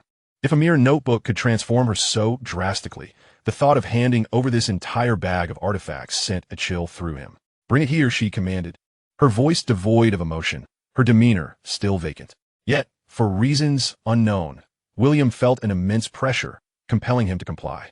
Noticing that she made no move to reach for it, he gently placed the bag on the small table beside her. "I will seek you if I require anything." "You may leave," she instructed. "As you command," William replied swiftly, bowing respectfully without uttering a single unnecessary word. It wasn't until he stood in the lift, watching the door close and feeling it descend slowly, that he finally exhaled, the tension in his body easing. However, his expression remained a tumultuous mix of emotions. His cooperation with Maroya, or perhaps someone else, was not without ulterior motives. She was the one most likely to resolve the curse of Hellenberg, regardless of her demands. He felt compelled to comply, yet her transformation was unsettling, as she was the daughter of Count Haytal, the favorite of Lord Leighton. Chapter 29. The Red Viper. The mountain roads were rugged and uneven as William and Erlin navigated cautiously. In the distance, wisps of milky fog lingered atop the peaks, while the dense woods below appeared to rest upon the sheer cliffs like a felt hat. As they rounded a towering stone wall that seemed on the verge of collapse, Erlin excitedly exclaimed, "William, look! Heaven's City!"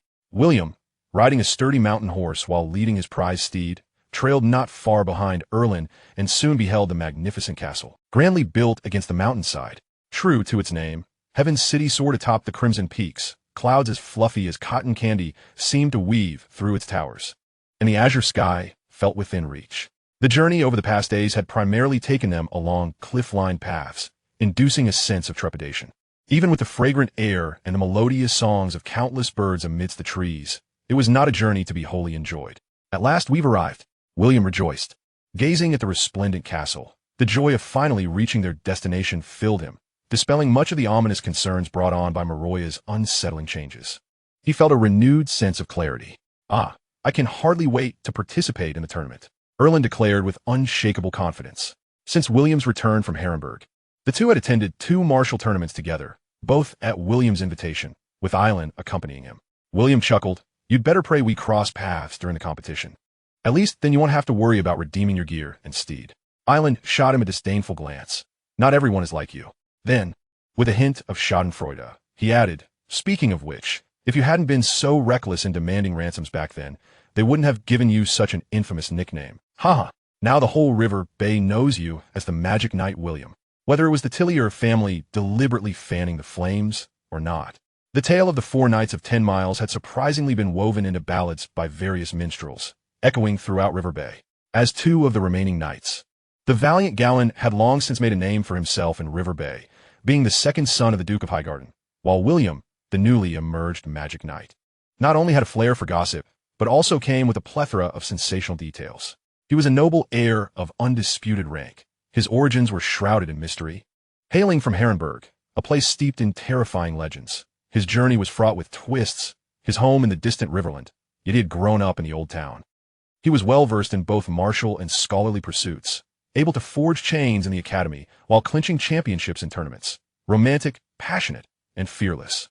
He had dared to follow Sir Gallen into the perilous depths of 10 miles, moved by the tears of Miss Marguerite. To top it off, he could sing. If one were still oblivious to his prowess after hearing all this, then just listen to the song Golden Hand, and you would understand. Although the moniker of Magic Knight had initially been a cruel jest, it had transformed into a legendary title among the common folk, albeit still carrying a tinge of derision in the eyes of the nobility. Thus, William had become a sensational figure in River Bay, experiencing the thrill of stardom. Upon returning to the old town, he began receiving invitations to various tournaments. Naturally, he was delighted to accept these invitations, but upon arrival, he quickly realized something was amiss.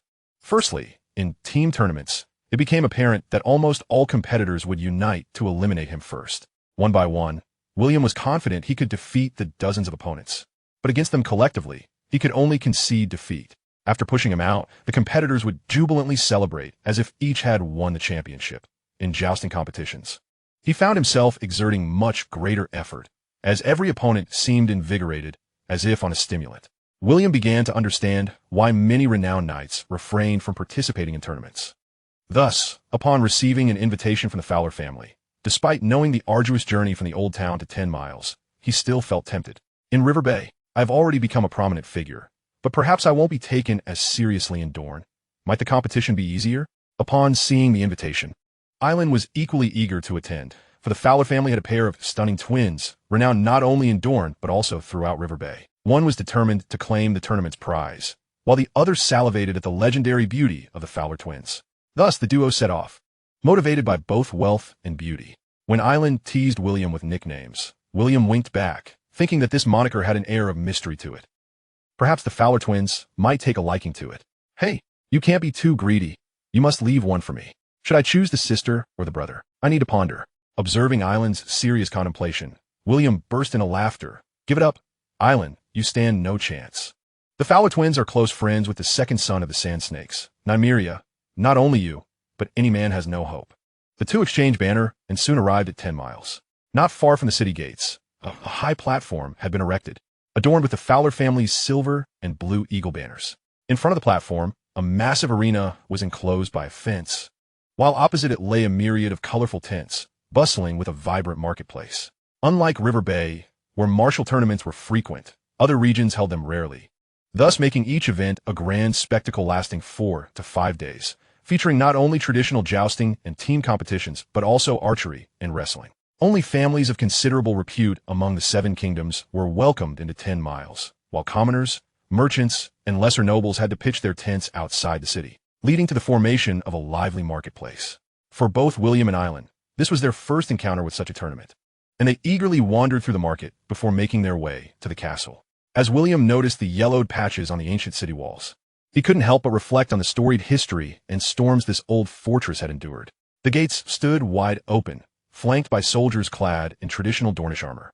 As a specially invited participant of the Fowler family, William was warmly welcomed, and though Island had not received an invitation, his family, the Florents, was also a powerful and historic lineage, being the brother-in-law of the king's second brother, Stannis.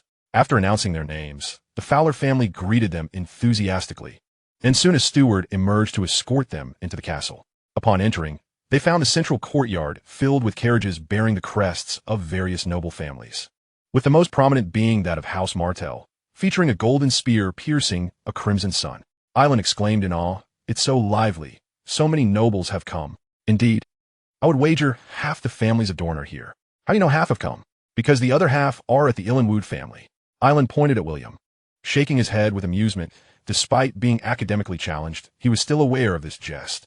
The steward couldn't help but join in, chuckling, "You are absolutely right, my lord." During the War of Unification led by Queen Nymeria of House Martell, the Fowler family chose to side with House Martell instead of Illinwood, thus forging a long-standing enmity between the two great noble families just beneath House Martell and Dorne, further solidifying Martell's rule. The steward first led them to the stables to settle their 4 horses. Both rode pack horses alongside their steeds, and then escorted them to their guest rooms for rest, apologizing for the inadequate hospitality due to the overwhelming number of guests. Before the sun had completely set, they were guided to the banquet hall, where nearly every seat was occupied. Spotting 2 empty places at a long table close to the high platform, Island clapped William on the shoulder. "Come on. There are 2 seats over there." William hesitated, noticing the table was filled with girls. "Is it appropriate for us to sit so close to the high platform?" Island tugged at his arm.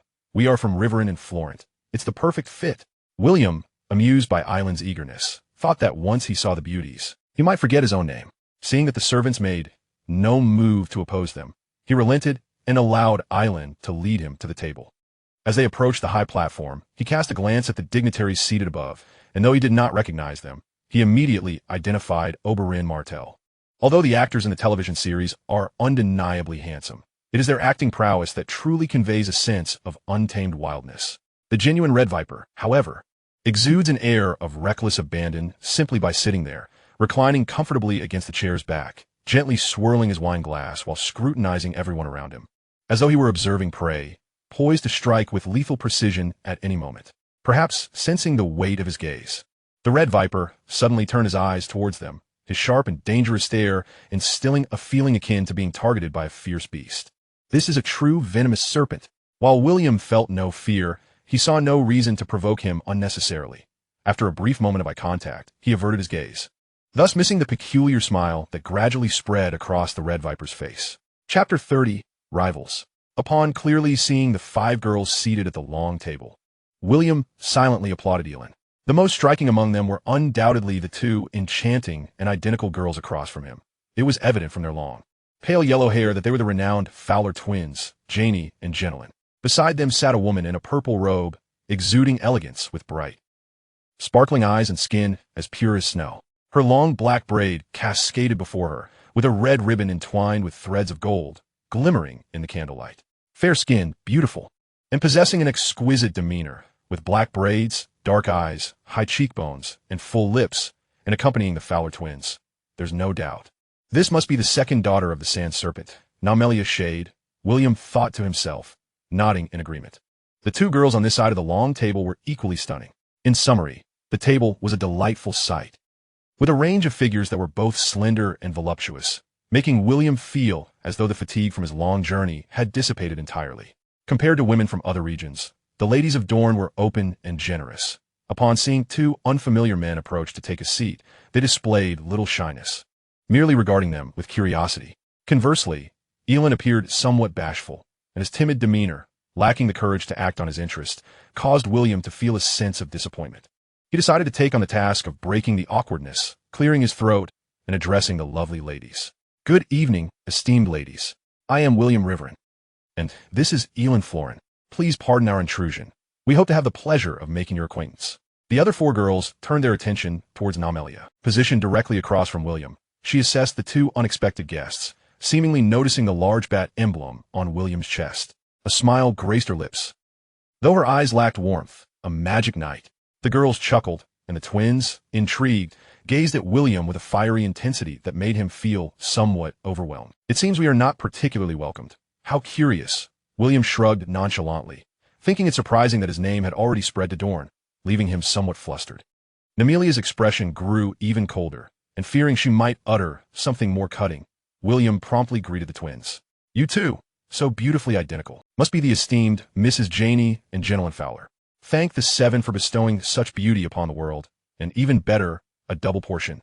The twins erupted into laughter, their movements synchronizing perfectly as one remarked, Thank you very much for your kind words, Sir William. I am Janie, while the other quickly added, and I am Jenelyn. Elin, ever astute, introduced himself to the girls, inquiring about their names. It turned out they were the sisters Valina and Theola from House Torrin, daughters of the Countess of Solhill. After exchanging pleasantries, William cast a somewhat smug glance at Naumelia, thinking, now you can't possibly send us away.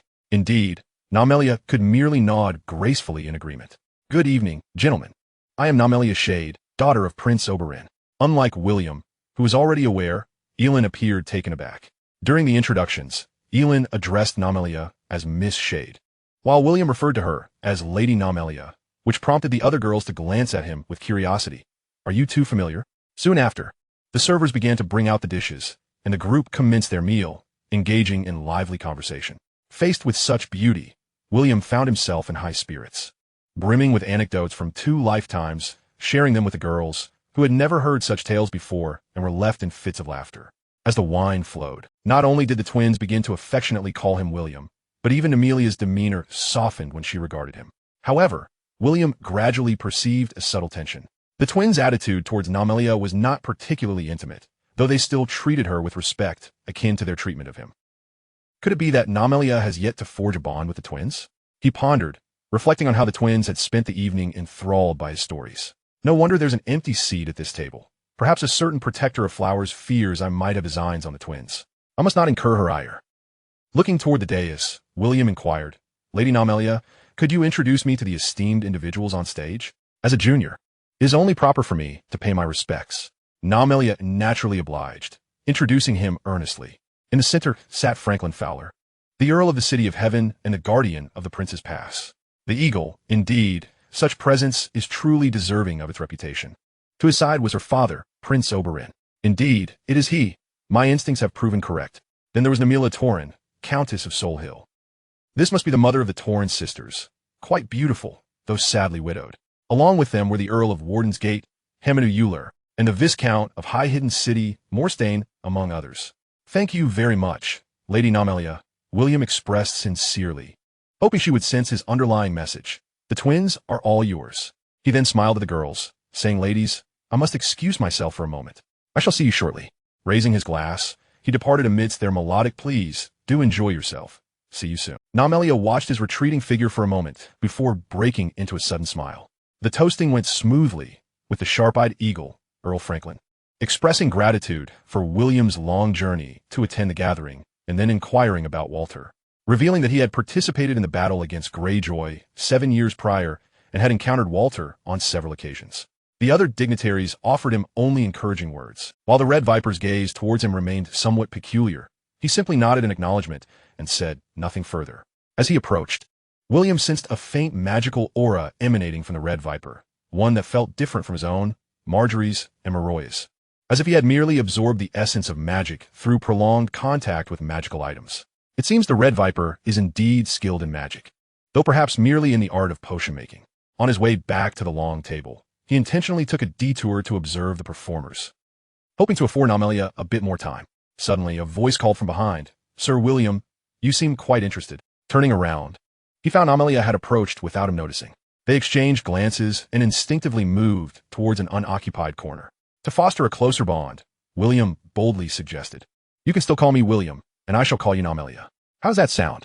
Namelia chuckled lightly at his audacity. But the women of Dorne were known for their warmth and exuberance, so she replied, "Very well, William. What brings you to the City of Heaven?" "The journey from Old Town is no easy feat. I came at the invitation of Lord Franklin to participate in the tournament. By the way, Namelia, am I well known in Dorne?" "To some extent. Many nobles are aware of you. Lord Tyrell has penned letters to many, extolling the valor of his gallant second son, inevitably mentioning you, his diligent aid." William chuckled, expressing his gratitude towards Lord Tyrell. "However, I am invincible in the tournament. Once this contest concludes, the Dornish will surely recognize that my reputation is well-deserved. Oh, the minstrels sing of your tale, commencing from the cliffs of the Vale, the valiant Galen and the magical knight William, a fateful encounter leading to an astonishing clash." Namelia gazed at him with a playful smile. "You lost." This was indeed awkward. Clearing his throat, he protested. That was merely an accident, an unexpected turn of events. Namelia stifled a laugh, unconsciously inching closer to him, the alluring fragrance of her presence stirring William's senses. She cast a glance his way, her eyes shimmering with mischief. After a moment of silence, Namelia inquired, "What is the taste of your little rose?" William was taken aback. He understood that the little rose referred to Marjorie. But what did she mean by taste? Observing his bewilderment, Namelia seemed equally surprised. "You fought against 200 Ironborn for her, yet you have never even touched." William quickly realized the implication. Was it common for men and women to converse so candidly upon first meeting? He had heard tales of the Dornish being quite liberal, but this was rather excessive. While he did have ulterior motives for battling the Ironborn, he maintained a righteous stance, asserting that as a knight, it was his duty to protect the weak. Namelia scoffed at this notion, her expression peculiar. "You're not still a virgin, are you?" "Certainly not," William replied, striving to steady his heartbeat. "How about we discuss Janie and Jeanlin instead? You don't seem particularly acquainted with them." "I was worried you might try to steal them away." Namelia finally burst into laughter, linking her arm with William's and drawing closer, whispering into his ear, "Little boy, allow me to teach you a thing or two. You might still have a chance to compete with me for Janie and Jeanlin." Her voice, though low, brimmed with allure, causing William's heart to race uncontrollably. "Oh, someone is approaching our table. I must see who it is," he exclaimed, hastily retreating, leaving behind a trail of tinkling laughter. Indeed, a silver-haired man stood by their long table, conversing with the twins, who appeared rather uncomfortable. Namelia quickened her pace and whispered, "Send him away," before gliding past William towards her seat. Upon witnessing William and Namelia return in tandem, the twins displayed relieved expressions. Though they did not fully grasp the situation, it was evident that the girls were none too fond of this newcomer. William shrugged and hastened towards them, tapping the silver-haired man on the shoulder. The man whirled around like a startled serpent, adopting a defensive posture. His features were striking, an aquiline nose, high cheekbones, thin lips, and a strong jawline. But his countenance was dark, with deep violet eyes brimming with aggression, evoking discomfort in those who met his gaze. "I am William Riverin. May I ask who you are?" William inquired with a smile, subtly positioning himself beside the twins to secure his seat. "I am the Dark Star," he replied, casting a cold glance at William. "I am Geraldine of Highgarden. A pleasure to meet you, magical knight." William was somewhat familiar with this individual. In the original tale, following the demise of the infamous Emperor Joffrey, The third son Tommen ascended to the Iron Throne, while his sister Myrcella was dispatched to Dorne to forge an alliance with House Martell. Princess Arianne of Dorne, emboldened by unknown sources, rallied a motley crew to support Myrcella in her claim to the throne, including this dark star. Naturally, this farcical coup was swiftly quashed, with the usual suspects apprehended and punished, save for his inexplicable actions, fleeing and attempting to assassinate Myrcella, ultimately failing but leaving the poor girl disfigured. In summary, he was a man of questionable morals, one to be wary of, William mused, though his smile grew even warmer. "Ah, so you are Sir Geraldine. I have heard much about you," he proclaimed, gesturing to the seat opposite Naemilia. "Come, let us sit and share a drink." Naemilia regarded William and then the dark star, her demeanor graceful, yet her tone nonchalant. "Sir Geraldine is quite occupied. I fear he may not have time to join us." The dark star forced a smile. "Indeed, ladies, gentlemen, I have other matters to attend to. I bid you farewell." With that, he bowed and departed, but William noted a fleeting glint of animosity in his eyes. Once the dark star had retreated, William triumphantly returned to his seat, raising his glass to Naemilia. Initially, she shot him a fierce glare, but then a smile bloomed upon her lips, radiating an indescribable charm that left William spellbound. She raised her glass as well. The dark star seldom participates in tournaments, but when he does, his opponents often end up crippled or worse. He dare target me. He will likely hold a grudge against you instead." Surprised? William feigned shock, clinking his cup with hers, their eyes locking as they sipped the summer red from the Vance River, savoring its warmth and exuberance. The other girls appeared quite tense, sharing various rumors about the dark star, vengeful and treacherous, with tales that could easily frighten disobedient children. It must be said that this man was quite a failure at life, squandering what could have been a commendable appearance. Moreover, there were repeated claims that he resorted to poison in tournaments, yet no evidence ever surfaced, leading many to suspect him as a master of toxins. Ultimately, one of the twins concluded, "That's why no one in Dorne likes him, and he still wishes to pursue my sister. What a dreamer." The other voiced her concerns. "William, he has been looking at you strangely. Be cautious." William shrugged indifferently, ready to boast of his invincibility, but upon catching Naemilia's teasing smile, he quickly altered his words. "Ahem, ladies, fret not. I am a magical knight. Your sweet smiles are my strength. Even against the dark star, I shall shine brightly for you." The girls erupted into laughter. The next day, the tournament commenced. The first 2 days featured archery and wrestling competitions, with numerous nobles merely observing.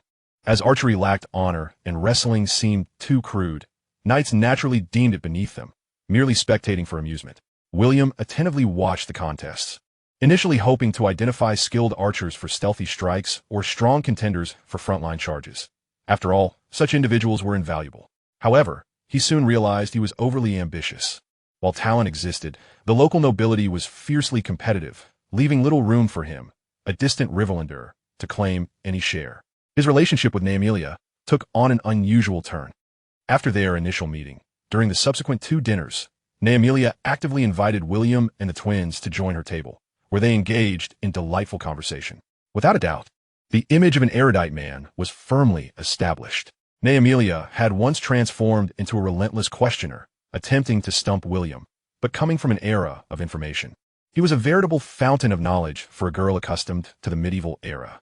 He could effortlessly discuss the multiverse or expound on quantum mechanics, even handling a barrage of inquiries from 5 girls with ease, imparting a wealth of scientific knowledge to them. After the banquet, Eileen, the Tolan sisters, William, Naemilia, and the twins agreed to take a leisurely stroll in the garden. When the company had dispersed, Naemilia would boldly utter some risque remarks, unabashedly teasing the twins, disregarding the imposing presence of a man nearby. The twins appeared to relish the attention, oscillating between coyness and allure. William, meanwhile, was caught in a web of embarrassment and astonishment, rationalizing that he ought not to engage in such topics, yet reluctant to withdraw. To waste such a captivating woman's charms on lilies is a disservice to all gentlemen. For the happiness of my fellow brethren, I shall remain here to disrupt their dalliance.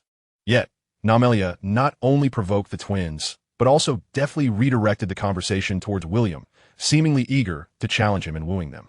William, unable to match Naemilia's audacity, resorted to telling risque jokes to elicit laughter from them, striving to maintain a semblance of nonchalance while diffusing the charged atmosphere.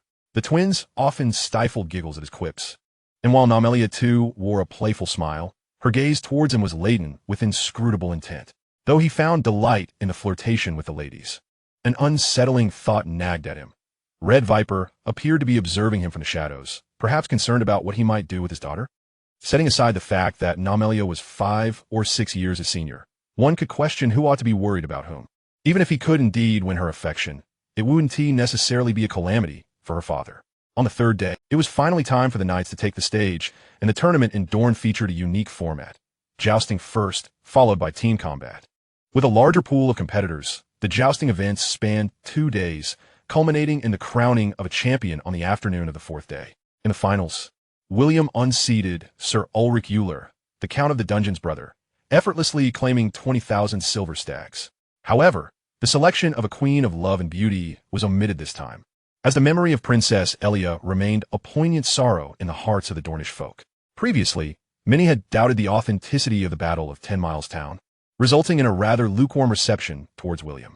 However, his overwhelming dominance in the tournament over the past 2 days silenced skeptics, and regardless of belief, he commanded respect. At the evening feast, numerous knights approached him, eager to make his acquaintance, and he found himself engaged in drinking and conversation all night, ultimately unable to accompany the ladies for a stroll in the garden. Watching the twins depart with wistful glances alongside Namelia, he felt a deep pang of regret. After the girls left, several knights who wished to befriend William simply settled down to drink and chat, including Sir Ulrich, who, despite losing the championship, regarded William with genuine admiration, behaving like an ardent fan. As William reveled in light-hearted banter with the Dornish knights, Darkstar and a few companions approached. An abrupt silence enveloped the group, the knights eyeing him warily.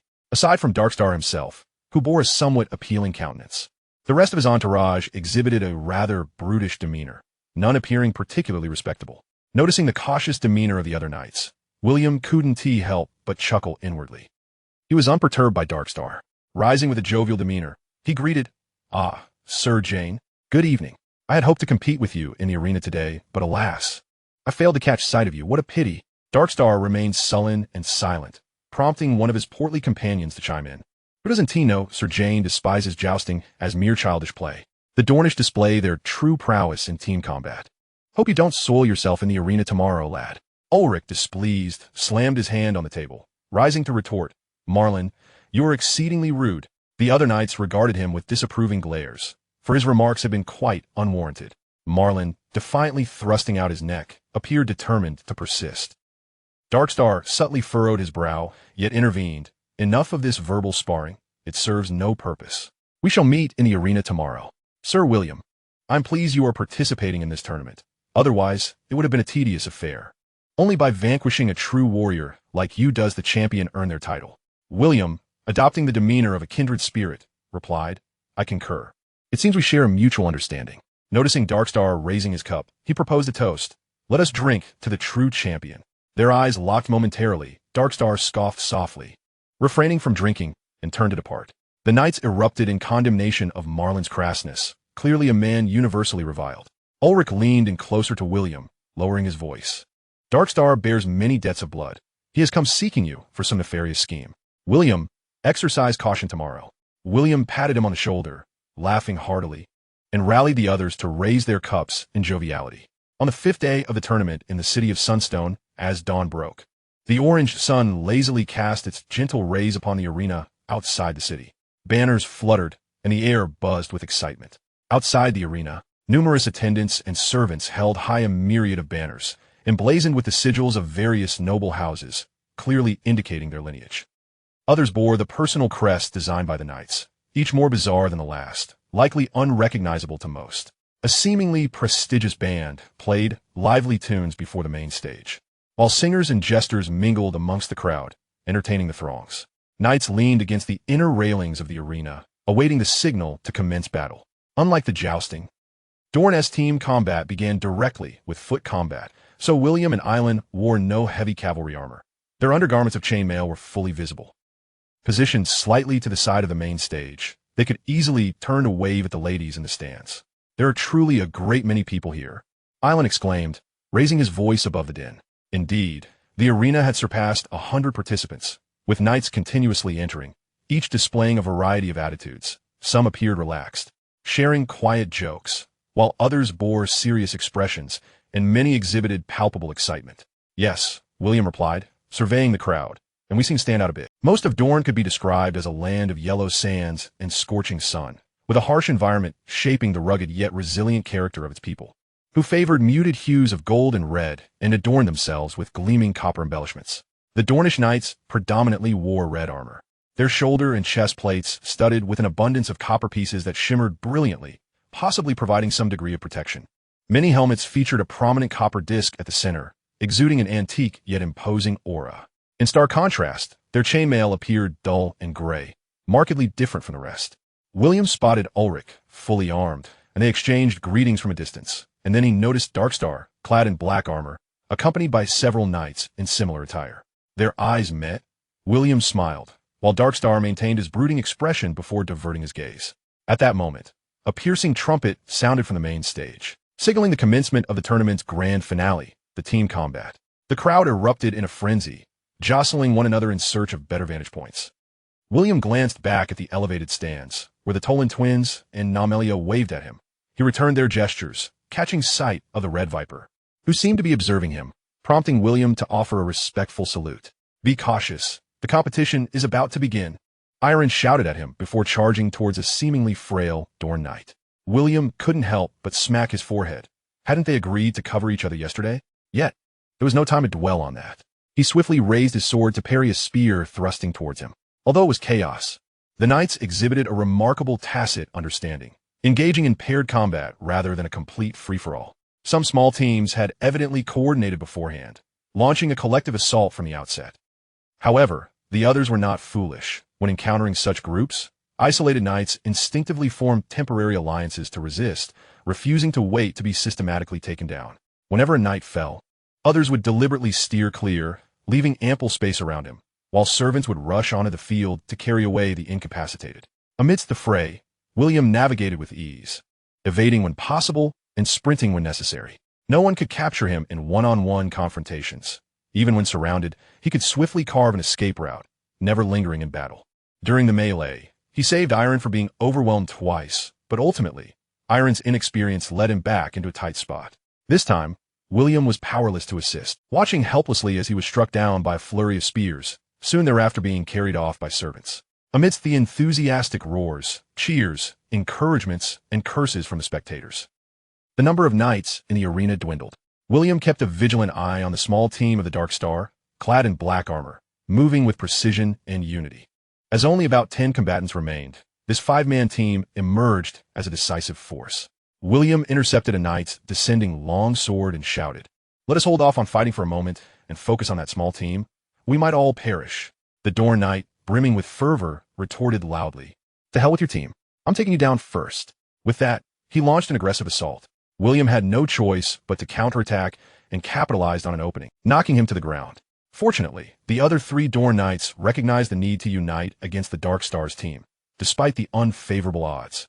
They managed to hold their ground.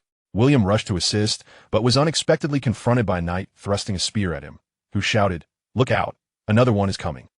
William sidestepped and replied, "We're on the same side." The response he received was the clash of blades and spears, witnessing the chaos morph into a 3-way brawl. William could only evade the trio while attacking the Dark Star and his team. After a tumultuous melee, the trio met a bitter end, while William seized the opportunity to fell 2 black-armored knights, leading to a standoff of 4 combatants, with William pitted against 3. In the stands, Janie and Gentleman clasped each other's hands tightly, with Miss Namie exclaiming, "The situation seems dire for William." Namie smiled nonchalantly but comforted the twins. "If the tale of 10 Mile Town is true, it's 4 against 200. Have faith in him." The twins remained somewhat anxious, questioning the veracity of such claims. Sitting in the front row, the Red Viper seemed intrigued by their discussion, turning to interject with a grin, "No need to fret about this magical knight. Look at him. He hasn't even broken a sweat." His tone was ambiguous, neither entirely complimentary nor mocking.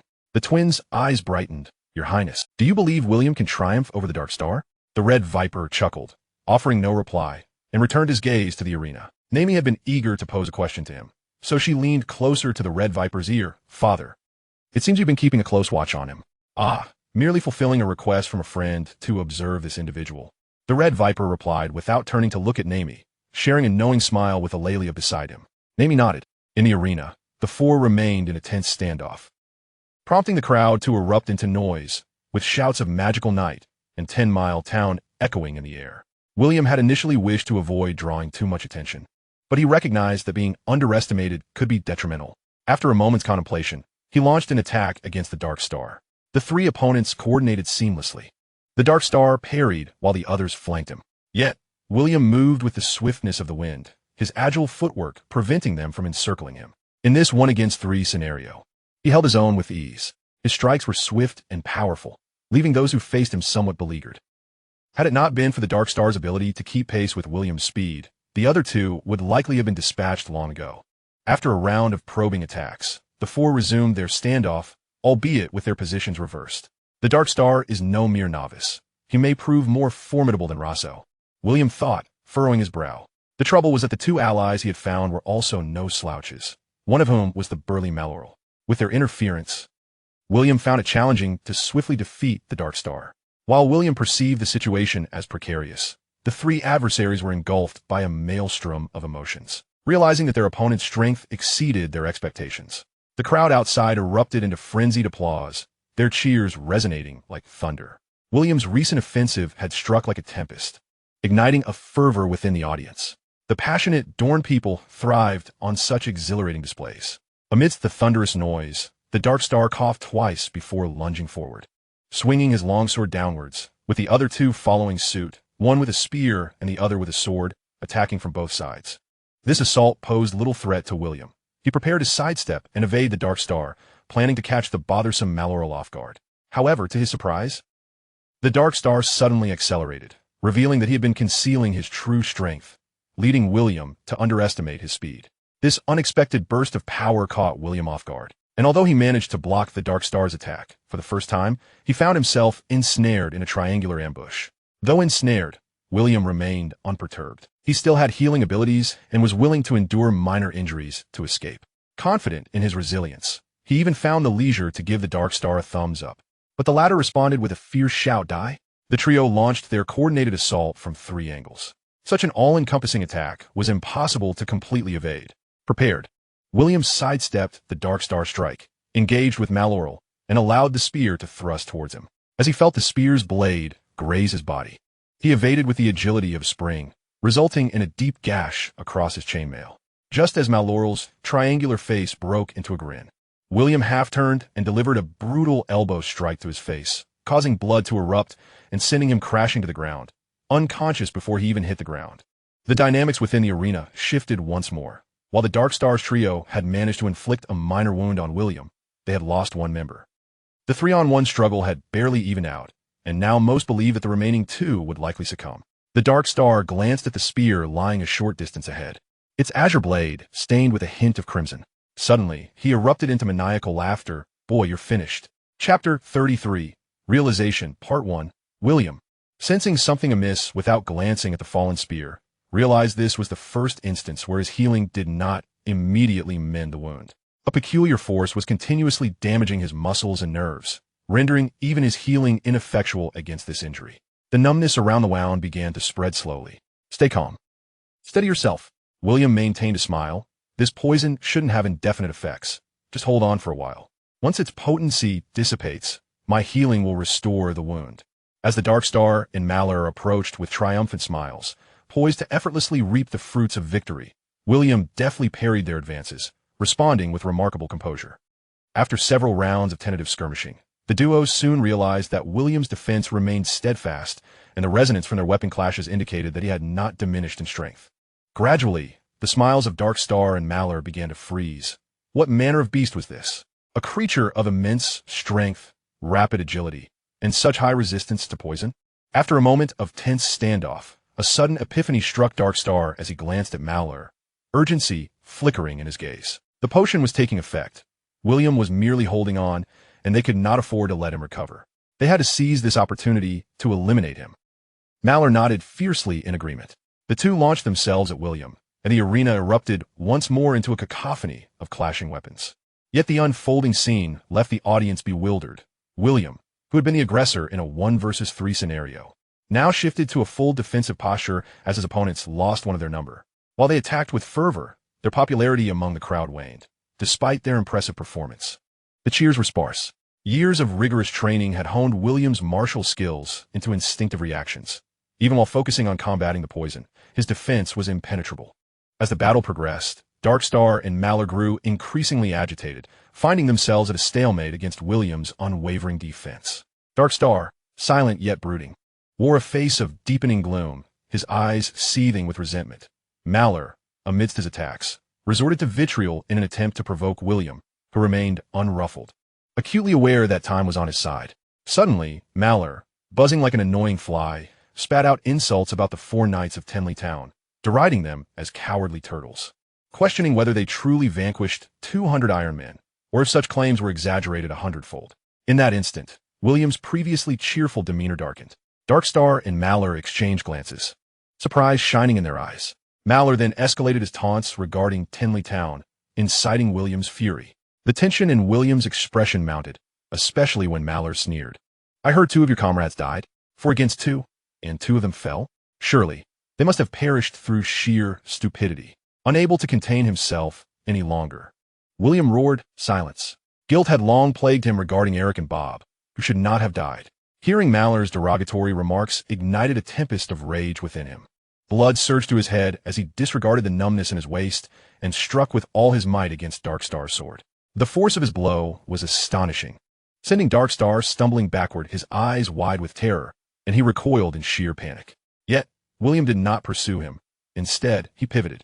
Malor, witnessing William's shift to offense, could not suppress a smug grin, but that soon vanished as William, with a single stroke, repelled Darkstar and charged towards him with blinding speed, transforming into a shadow that materialized before him in an instant, sword raised, blood splattering forth.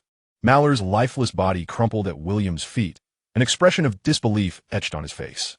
This entire sequence transpired in the blink of an eye, leaving the audience in stunned silence, while the eyes of the Red Viper on the high platform narrowed with intrigue. As William stood beside Malor's lifeless form, his fury gradually subsided. Memories of his earlier triumphs in Tenley Town flooded his mind, and during his duel with Rosso in Herlenberg, he felt as though he had grasped some elusive truth. Darkstar, too, seemed shaken by the recent events. Fixating on William's silhouette, fear crept into his gaze. Yet madness flickered in his expression. Suddenly, he charged at William, sword drawn, aiming for William's back. Amidst the gasps of the audience, William, who had stood motionless just a moment prior, knelt and spun around in a heartbeat, his sword tracing an elegant arc through the air. With a resounding clash, Darkstar felt an irresistible force emanate from his hand as his sword flew from his grasp, embedding itself in the ground at the center of the arena. In the next instant, William's blade grazed his throat, leaving a crimson trail. Clutching his neck, Darkstar emitted incoherent gasps as the color drained from his eyes, whether from fear or madness. Gazing upon his pallid visage, William murmured, "You should not have provoked me, Sir Jeller." With his final breath, Darkstar collapsed to the ground, stirring up a faint cloud of dust. William raised his sword high, stepping out of the arena amidst thunderous applause. The nobles on the high platform, including lords, ladies, and maidens, rose to their feet, clapping with smiles that masked a myriad of emotions: admiration, envy, shyness, or infatuation. Yet only the Red Viper's eyes reflected deep-seated apprehension. As the competition concluded, the commoners began to pack their belongings in preparation for their journey home, while the nobles readied themselves for the grand feast that evening, planning to depart the following morning. As the undisputed champion of the tournament, William became the focal point of attention, drawing eager acquaintances and conversations wherever he went, surrounded by throngs as if he were the sun at the center of the solar system. Just as he was animatedly discussing the day's competition with a group of knights in a corridor, Namelia approached him, requesting a private conversation. William readily acquiesced, while the other knights exchanged knowing glances as they observed the pair depart. Namelia did not divulge her reasons, but linked her arm with William's, engaging him in playful banter as they ascended to the gate tower of the city, standing side by side along the wall, gazing down. Outside, tents were being dismantled amidst the bustling crowd, where people called out to one another and formed groups to depart. From the gate tower, the sea of humanity appeared to cascade down the mountainside like a flowing river, splitting into smaller tributaries at each fork in the road until they gradually faded from view at the horizon's edge. Chapter 34, Realization, Part 2. No gathering lasts forever. No matter how grand, every assembly must eventually come to an end, and regardless of how many have celebrated together, farewells will inevitably follow. Watching the throng dissipate, William found himself reflective. Namelia chuckled softly, surprised by his sentimental nature. Suddenly, a voice echoed from behind them. Is every farewell not merely a prelude to the next reunion? They turned to see the Red Viper and Ilaria ascending the gate tower. Noticing William's surprise, Namelia whispered, "Do not worry. It is my father who asked me to bring you here." William nodded in understanding and stepped forward to bow. "Greetings, your grace, and to you, Lady Ilaria." Ilaria was not conventionally beautiful, but possessed a sultry quality that was undeniably captivating. Namelia also greeted them with proper decorum, indicating a cordial relationship with Ilaria. After exchanging pleasantries, William took the initiative to inquire. "Miss Namelia mentioned you wish to speak with me. May I ask what your lordship requires?" The Red Viper appeared nonchalant as he replied. "I have heard that you crafted a necklace at the Citadel. In all of Westeros, few nobles could boast of having a maester's chain. Yet the Red Viper had forged 6 links in a remarkably brief period, earning him the title of a true academic overachiever. Setting aside other accolades, he was undoubtedly among the most intelligent individuals in Westeros, with an intellect that few could rival. Thus, when the conversation turned to the maester's chain, William could only humbly respond, "My abilities are limited. I have only managed to forge 2 links, which pales in comparison to your accomplishments. Is there a Valyrian steel one?" The Red Viper's voice was soft. "I also possess a Valyrian steel chain link." William thought to himself that this was to be expected, although he yearned for it. He regrettably had yet to acquire a Valyrian steel chain link. "Oh, even you cannot obtain a Valyrian steel chain link? You are a magic knight, after all," the Red Viper said with a strange expression, as if jesting yet hinting at something deeper. While no one had ever caught Darkstar in a compromising position, he remained unassailable, yet speculation about his use of poison had long circulated. The bizarre twists of today's duel would strike any discerning observer as peculiar, especially for the Red Viper, a master of toxins, who would naturally discern subtle clues. Nevertheless, William was not concerned that anyone could uncover tangible evidence, unless they were as astute as he was. "Ha ha," my lord jested. "That title is merely a jest," he said. "Ah, jest." The Red Viper chuckled lightly. "People call me the Red Viper. It sounds rather unappealing, doesn't it? In truth, it was bestowed upon me by my friends, and I find it rather fitting, so I never object." The Red Viper was quite handsome, adorned with a rare widow's peak among men, yet his melancholic demeanor cast a shadow over his features. His piercing gaze exuded a sense of danger, starkly contrasting with the generally exuberant demeanor of Dornishman, embodying the essence of a serpent. William could not help but reflect upon himself. The Citadel was averse to magic, and most scholars held the same view, while many nobles were raised under the tutelage of these scholars. Thus, it was evident that the title of Magic Knight carried considerable pejorative connotations among the nobility of Westeros. However, he never contradicted this perception, partly out of fear of exacerbating the situation, but also due to his sense of pride. "Perhaps Dr. Marwyn believes I require further education. After all, he would not bestow a chain link upon me based solely on a title." "Marwyn? Ha ha, he is but the hound of the Citadel, sharp of nose. You cannot deceive me, and certainly not him. We all know you have learned quite well," the Red Viper replied. William felt the Red Viper's gaze pierce through him like an arrow, making it difficult to withstand, yet he could only stiffen his resolve and deny it. "You flatter me. I still have much to learn. I know better than anyone who Darkstar truly is.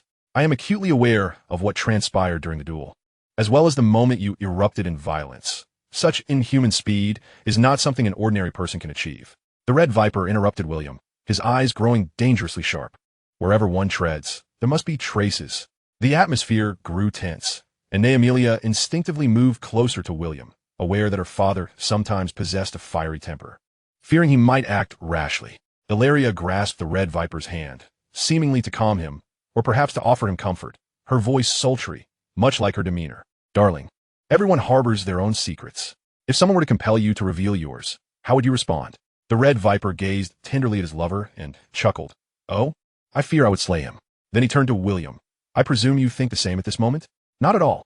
William, filled with admiration for the Red Viper, had no murderous thoughts toward him. "My lord, I hold you in nothing but esteem." "Ha, that truly moves me," the Red Viper mused, tilting his head thoughtfully. "However, I am genuinely curious about your little secret. Let us settle this like men. We shall compete. If I lose, you may make one request of me. If you lose, you shall satisfy my small curiosity. What do you say?" "That sounds fair." Had this request been made before today, William might have hesitated, but now he had brushed against the edges of new magic, brimming with confidence. Could he even propose a request that might sway the power dynamics of the Seven Kingdoms, my princely lord? He emphasized the title, reminding him of his station. Ilaria and Neamelia exchanged astonished glances, for it had been many years since anyone dared to challenge the Red Viper, and William's proposal was rather outrageous. After all, one could hardly expect a mere heir, even if he were the Earl of Harrenhal, to influence the fate of the Seven Kingdoms. The Red Viper's expression turned grave as he pondered for a moment before breaking into a smile. You are quite impressive, I accept. William couldn't help but feel a surge of triumph. Establishing a connection with the upper echelons of Dorne was akin to acquiring another card in his hand. Yet, he would require time to familiarize himself with this new skill, and facing off now would leave him feeling somewhat insecure. What excuse could he devise to delay? Numerous thoughts flashed through his mind, and he quickly said, why not seek an opportunity to compete in a public setting, under the witness of many? For instance, at a tournament, my lord, what do you think? A tournament, you say? How intriguing, the Red Viper replied, displaying keen interest. House Tyrell will host a wedding early next year, marrying off a lady of House Florent, and there will surely be a grand tournament at Highgarden. Illyria's eyes revealed a hint of concern. Darling, although Valaris has invited you, did we not agree not to attend? The Red Viper scoffed. Fear not, my dear. The roses of Highgarden cannot ensnare this viper. He laughed, adding, besides, I have not seen Valaris in quite some time. Turning his gaze to William, he continued, you and Garland are sworn brothers. You will surely attend his wedding, yes? Indeed, my lord. Excellent. William, let us see who emerges victorious in the team tournament.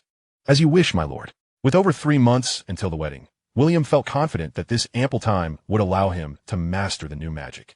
Illyria sighed. If neither of you claims victory, shall we call it a draw? Ha ha ha. My dear, should we enter the competition, who besides us could possibly seize the championship? The Red Viper exuded an aura of dominance, his brilliance unmistakable. What say you, Magic Knight? As you wish, my lord. William smiled faintly. Chapter 35, Metamorphosis. Even a castle seemingly suspended in mid-air would eventually fade into the distance with departing footsteps. William and Ilyn traversed the path from the castle in the sky to Starfall. To be prudent, the two opted to detour to Starfall rather than retracing their steps through Highgarden, for Darkstar's integrity had long since shattered, and William doubted the nobility of those remaining in Highgarden, believing they would set aside grievances. Casting a glance back at the vast mountains, Ilyn remarked, I shall not forget this place. Ha! You will not forget the lovely Valina, I presume? Neither will you, for I witnessed you in the garden with Lady Neamelia last night. The image of Neamelia's fierce gaze flashed in William's mind, suddenly replaced by the innocent smile of the little rose, causing him to feel a twinge of guilt. He involuntarily cleared his throat. I returned to my guest room quite early last night. Neamelia later joined the twins. Who could be unaware that Neamelia favors girls? Heh, Ilyn scoffed. I've accompanied you this far. It hasn't been easy. Upon returning to Old Town, we shall first try our luck at the Changing Wheel, then indulge in fine wine at the Dreaming Cup, and finally, enjoy the tenderness at the Winds of Rhys. Calculating the expenses made William wince, yet he relented. Well, you did endure quite a journey to the castle in the sky with me. Upon our return, let us unwind properly. Ilyn beamed with pride. As they traversed the Rift River from Starfall, winding southward along the Bloodstone Mountains back to Old Town, the arduous journey seemed less daunting. Upon emerging from the Winds of Rhys, the two companions returned to William's residence to rest for a day before embarking together to the Tower of the Skies the following day. At the training grounds, William naturally remained the focal point of attention, diligently training alongside the other knights in hopes of finding allies to partake in the grand tournament of the High Court. The promise of the Red Viper appeared far more valuable than the champion's prize, thus he was not averse to sharing some of the winnings. However, among the knights of House Hightower, none particularly stood out as worthy of his efforts to recruit, with only Grey Iron catching his interest. Lost in thought, he was suddenly approached by Gals, who waved him over from the edge of the training field. After exchanging greetings with the other knights, William hastened to Gals, who wore his customary serious expression. William, come with me, he instructed. They walked down a corridor where a figure stood with his back to them, gazing at the Honeywine River. When he turned, William was astonished to find it was Baelor Hightower, the eldest son and heir of House Hightower. With his handsome visage and distinguished demeanor, he was often referred to as the Laughing Baelor due to his ever-present smile, yet at that moment, he regarded William with a grave countenance. William, you have spent 6 years in the Tower of the Skies, which is akin to my family's tenure. This statement seemed somewhat exaggerated. Perhaps it applied to Gals, but William was not particularly familiar with Baelor, nor with Ganzer and Henfley, the other Highters. Indeed, my Lord Baelor, he replied. Since that is the case, I shall speak plainly. Maroya has been behaving quite erratically of late. Do you possess any knowledge regarding this? I have not seen Lady Maroya for 2 months, William responded, maintaining his composure. He had anticipated that Maroya would encounter difficulties, but he had not expected that Baylor, rather than the elderly caretaker who doted on Maroya, would seek him out. Baylor furrowed his brow. Gal stepped closer, locking eyes with William. William, Maroya is my sister. When I was ill as a child, she would sit by my bedside and sing to me. She always tended to injured birds with utmost care. She diligently studied potion making to prevent the tragedies of the spring plague from recurring. She is, in truth, a gentle soul. Although she may appear a bit mad, people refer to her as the crazy lady, and it has indeed caused you some troubles. She has never harmed anyone. If you know anything that may assist her, please share with us. Should he eradicate the curse of Herlenberg or rescue an innocent woman? Gazing into Galza's pleading eyes, William found himself torn, ultimately managing to speak. The last time I returned to Herlenberg, Lady Maroya asked me to bring her some items. Baylor's eyes brightened at this revelation, his eagerness palpable. What items? Some relics, primarily notes, along with a few pieces of jewelry. William hesitated. These belonged to the late Countess Danail Roshdan of the previous generation. Baylor inhaled sharply. Although it had been decades since the tales of the madman Danail, who practiced dark sorcery and consumed human flesh, were well known, considering Maroya's peculiar behavior. He began to understand the implications, realizing the situation was far more complicated than he had anticipated. Yet, one question nagged at him. How did you come to possess the Countess Roshdan's relics? My mother is a descendant of House Roshdan. She possesses some heirlooms from the family. Lady Hela is a Roshdan? No wonder, by Lord Nadith. William, you have studied mysticism in the academy and know more than the average person. What are your thoughts on this matter? I indeed have not seen Lady Maroya for 2 months, William admitted, uncertain of the current situation and reluctant to speak recklessly. Do not press William, Gals interjected, cutting off Baylor's line of questioning. Instead, it was William who was eager to learn what had transpired, asking, my lord, can you tell me what has happened to Lady Maroya? Gal sighed. She seems to have transformed entirely. She first dismissed her handmaiden, claiming she was too intrusive. Yet that maid had served her for over 20 years without issue. Due to a mistake by the steward, the new maid assigned to her was a bit unscrupulous. After being caught stealing, Maroya ordered her to be thrown into the Honeywine River without any inquiry. Even though William had anticipated such a drastic change, he could not suppress a sharp intake of breath, akin to a toothache. This transformation is indeed quite significant. The three exchanged glances when Gals suddenly suggested, perhaps we should consult Dr. Malvin? Don't. William and Baylor exclaimed in unison. Baylor lowered his voice. With all that is happening with Maroya, we cannot let Malvin know. William nodded in agreement, recalling that Maroya was privy to many of his secrets. Gals regarded them with a resigned expression. What then can we do? Baylor pondered for a moment. There are many eccentric individuals in the old town, but few can be trusted implicitly. I will attempt to seek out a couple of them. At that moment, they noticed a figure jogging towards them from a distance, appearing to be a woman.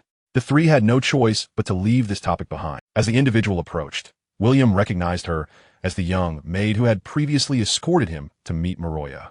Upon seeing William, the maid appeared relieved and swiftly greeted the three with a curtsy, then turned to William. Sir William, the lady has learned of your arrival at the Tower of the Skies and requests to see you. Huh? William felt a sense of foreboding and quickly thought, I happen to have other matters to attend to and may not be able to meet with Lady Maroya. The maid's face fell, nearly brought to tears. Sir, if you do not go, the lady will throw me into the river. William looked at her sympathetically, hoping her swimming skills were adequate. Baylor suddenly cleared his throat twice. William, you should go see her. All eyes turned to him. The maid was astonished, while Gals and William exchanged puzzled glances. Baylor addressed the maid, Dora.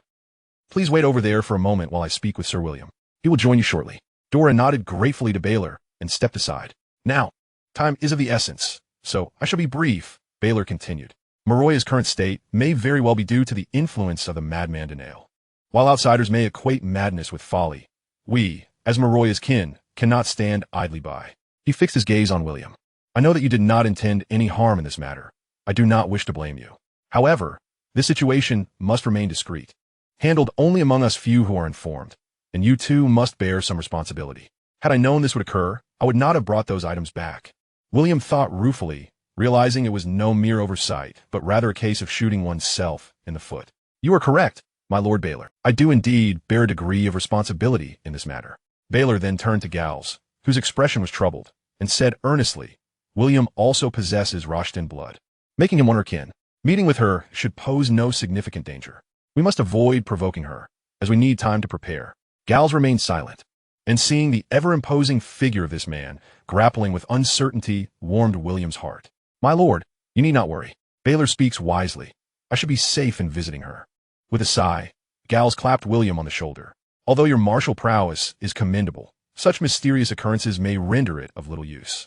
Should you sense danger, adapt swiftly and ensure your safety above all." Baylor also regarded William with a look of encouragement. "Very well, William, go and see her. Whatever she says, agree to it for now, keep her steady. Upon your return, we shall deliberate on our next course of action."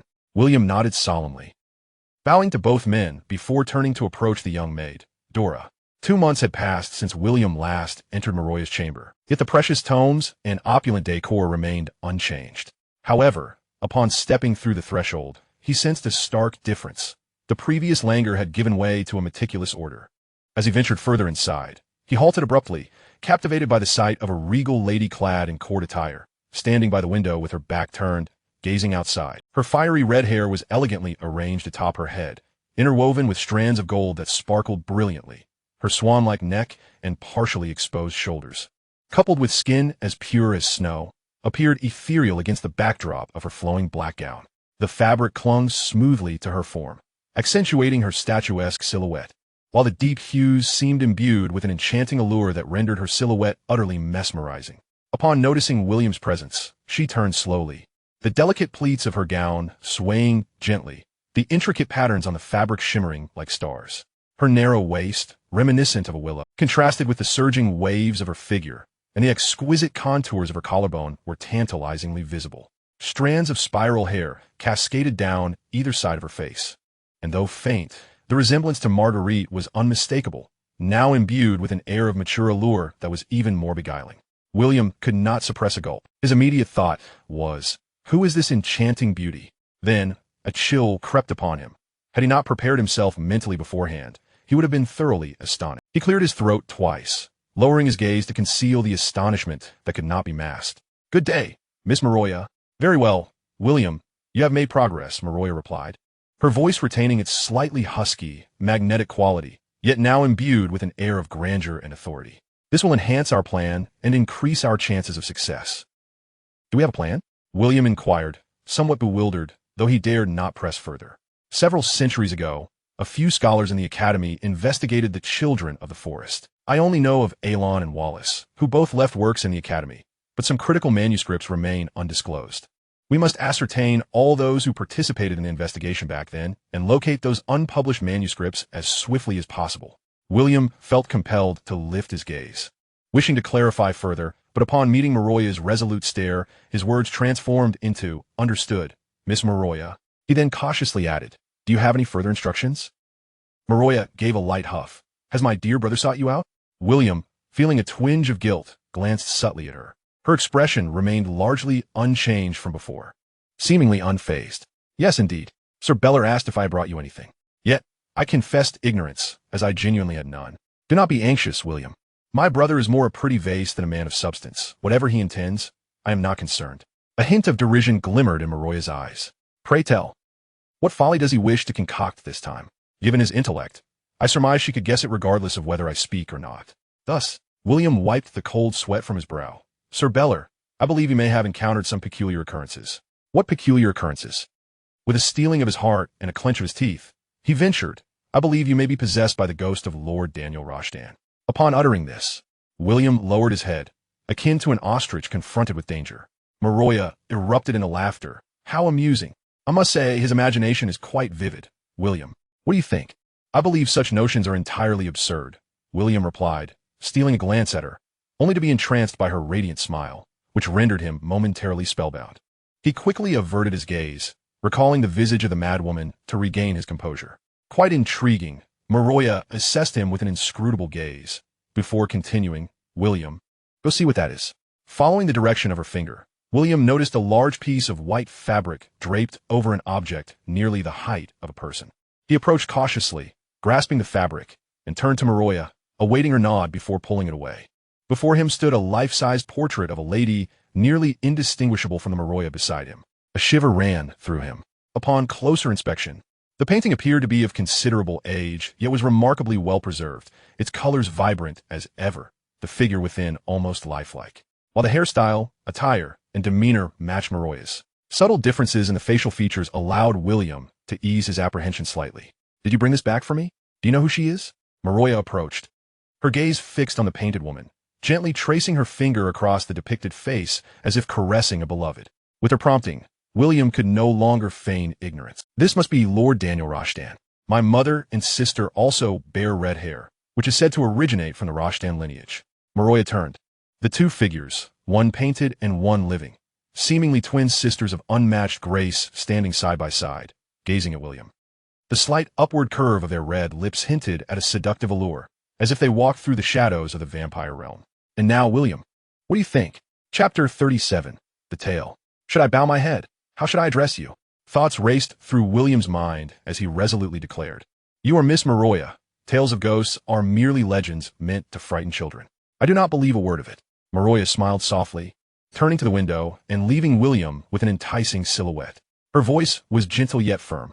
"I am pleased you think so, William, but you may continue collaborating with my dear brother. Whatever they inquire of you, respond truthfully. No matter what they ask you to do, comply, even if it is against me. You may leave now. Return to me when there is progress." Has he now become a double agent?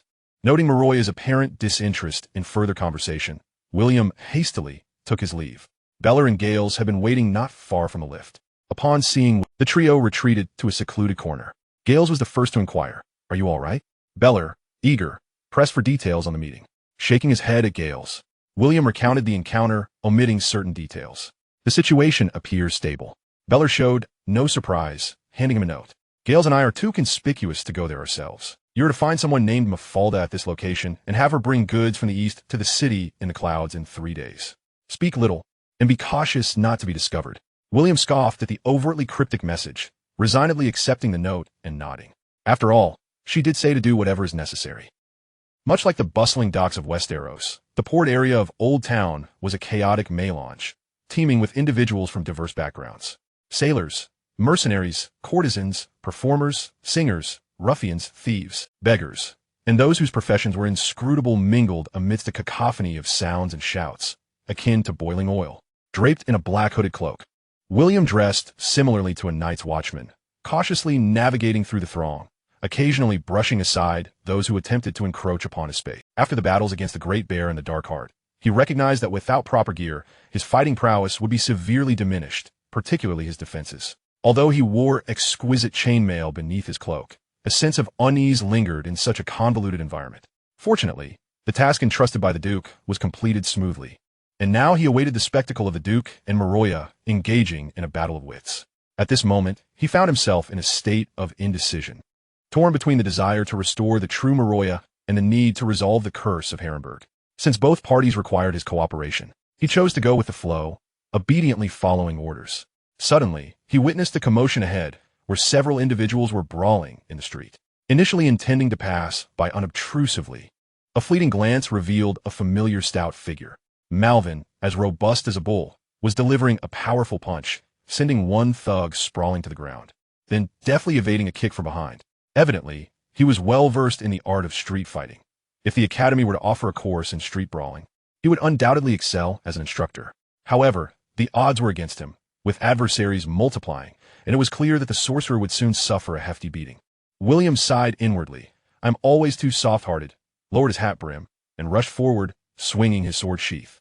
One by one, he swiftly felled 7 or 8 individuals encircling Malvin, or those who appeared to be encircling him, before continuing into the throng, disappearing like a gust of wind, leaving behind a bewildered Malvin and a scattering of groaning miscreants.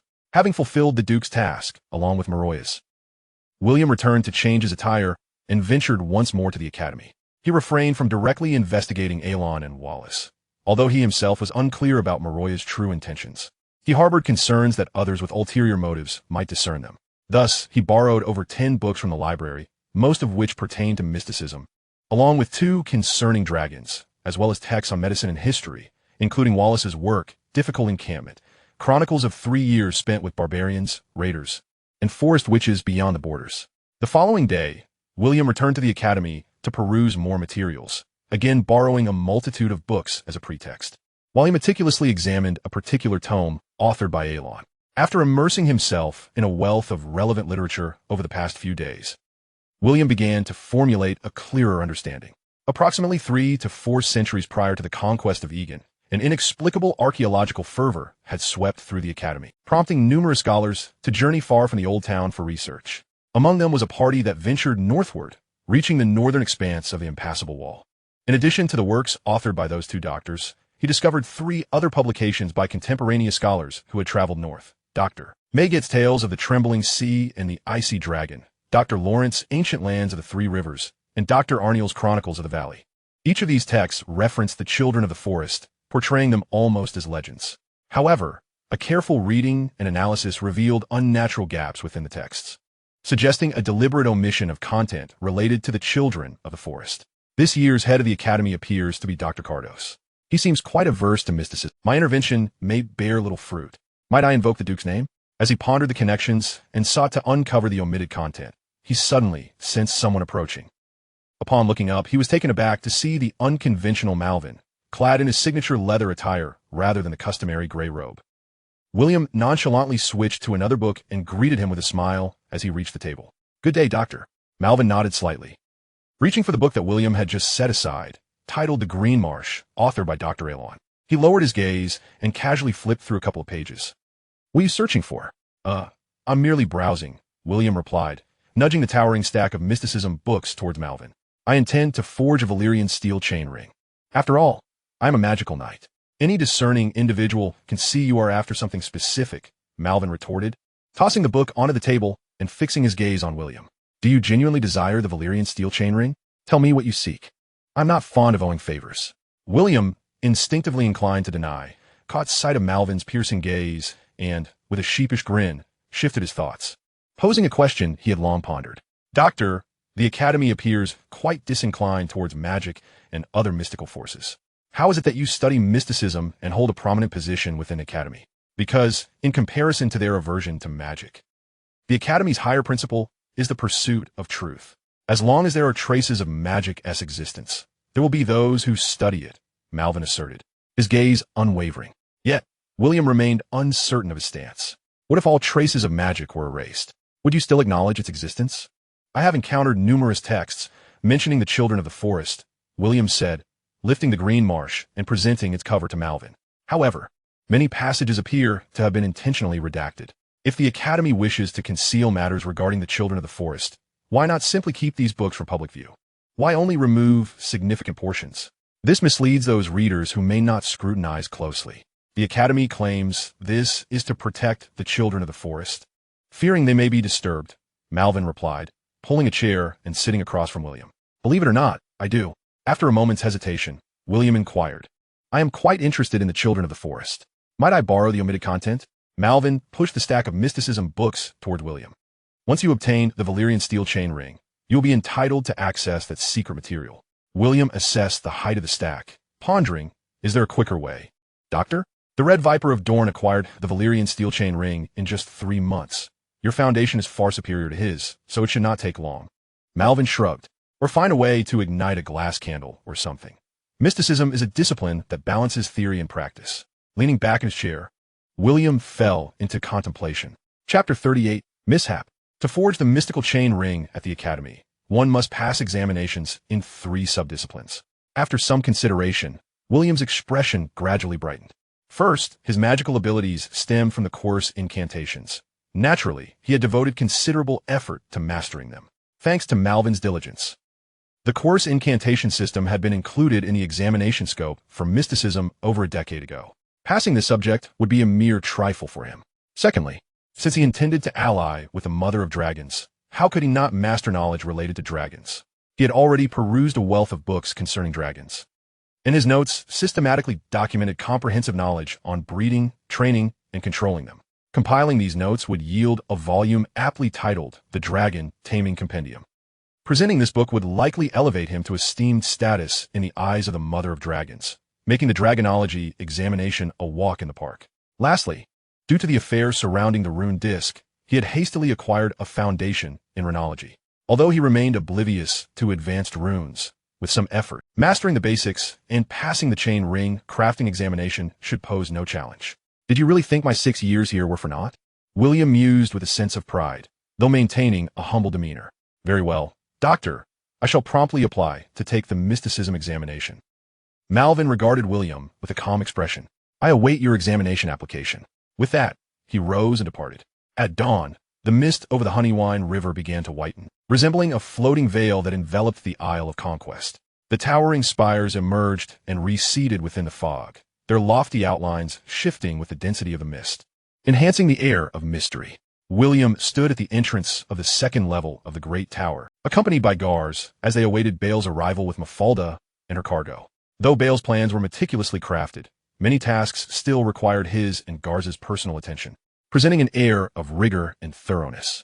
However, upon arriving at the Tower of the Sky, he overheard numerous whispers amongst the soldiers and servants, rife with keywords such as master and exorcism, which elicited a private chuckle from him.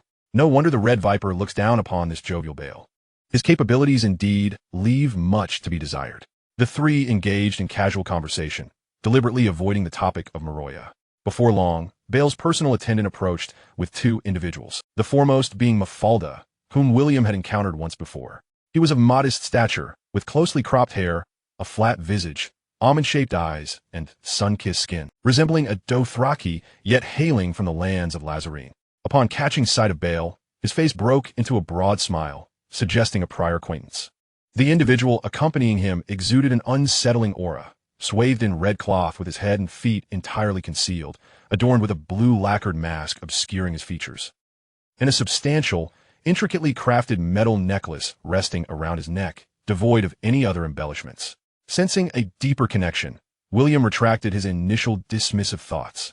Thus far, he identified 4 individuals connected to magic, himself and Marjorie as sources of magical energy, the Red Viper with a lighter association, merely touched by magical essence, Maroya with a more pronounced connection, stained by magical hues, and this shadow binder, the 5th, whose ties to magic surpassed even Maroya's, immersed in its very essence. This was a genuine shadow binder, not a charlatan.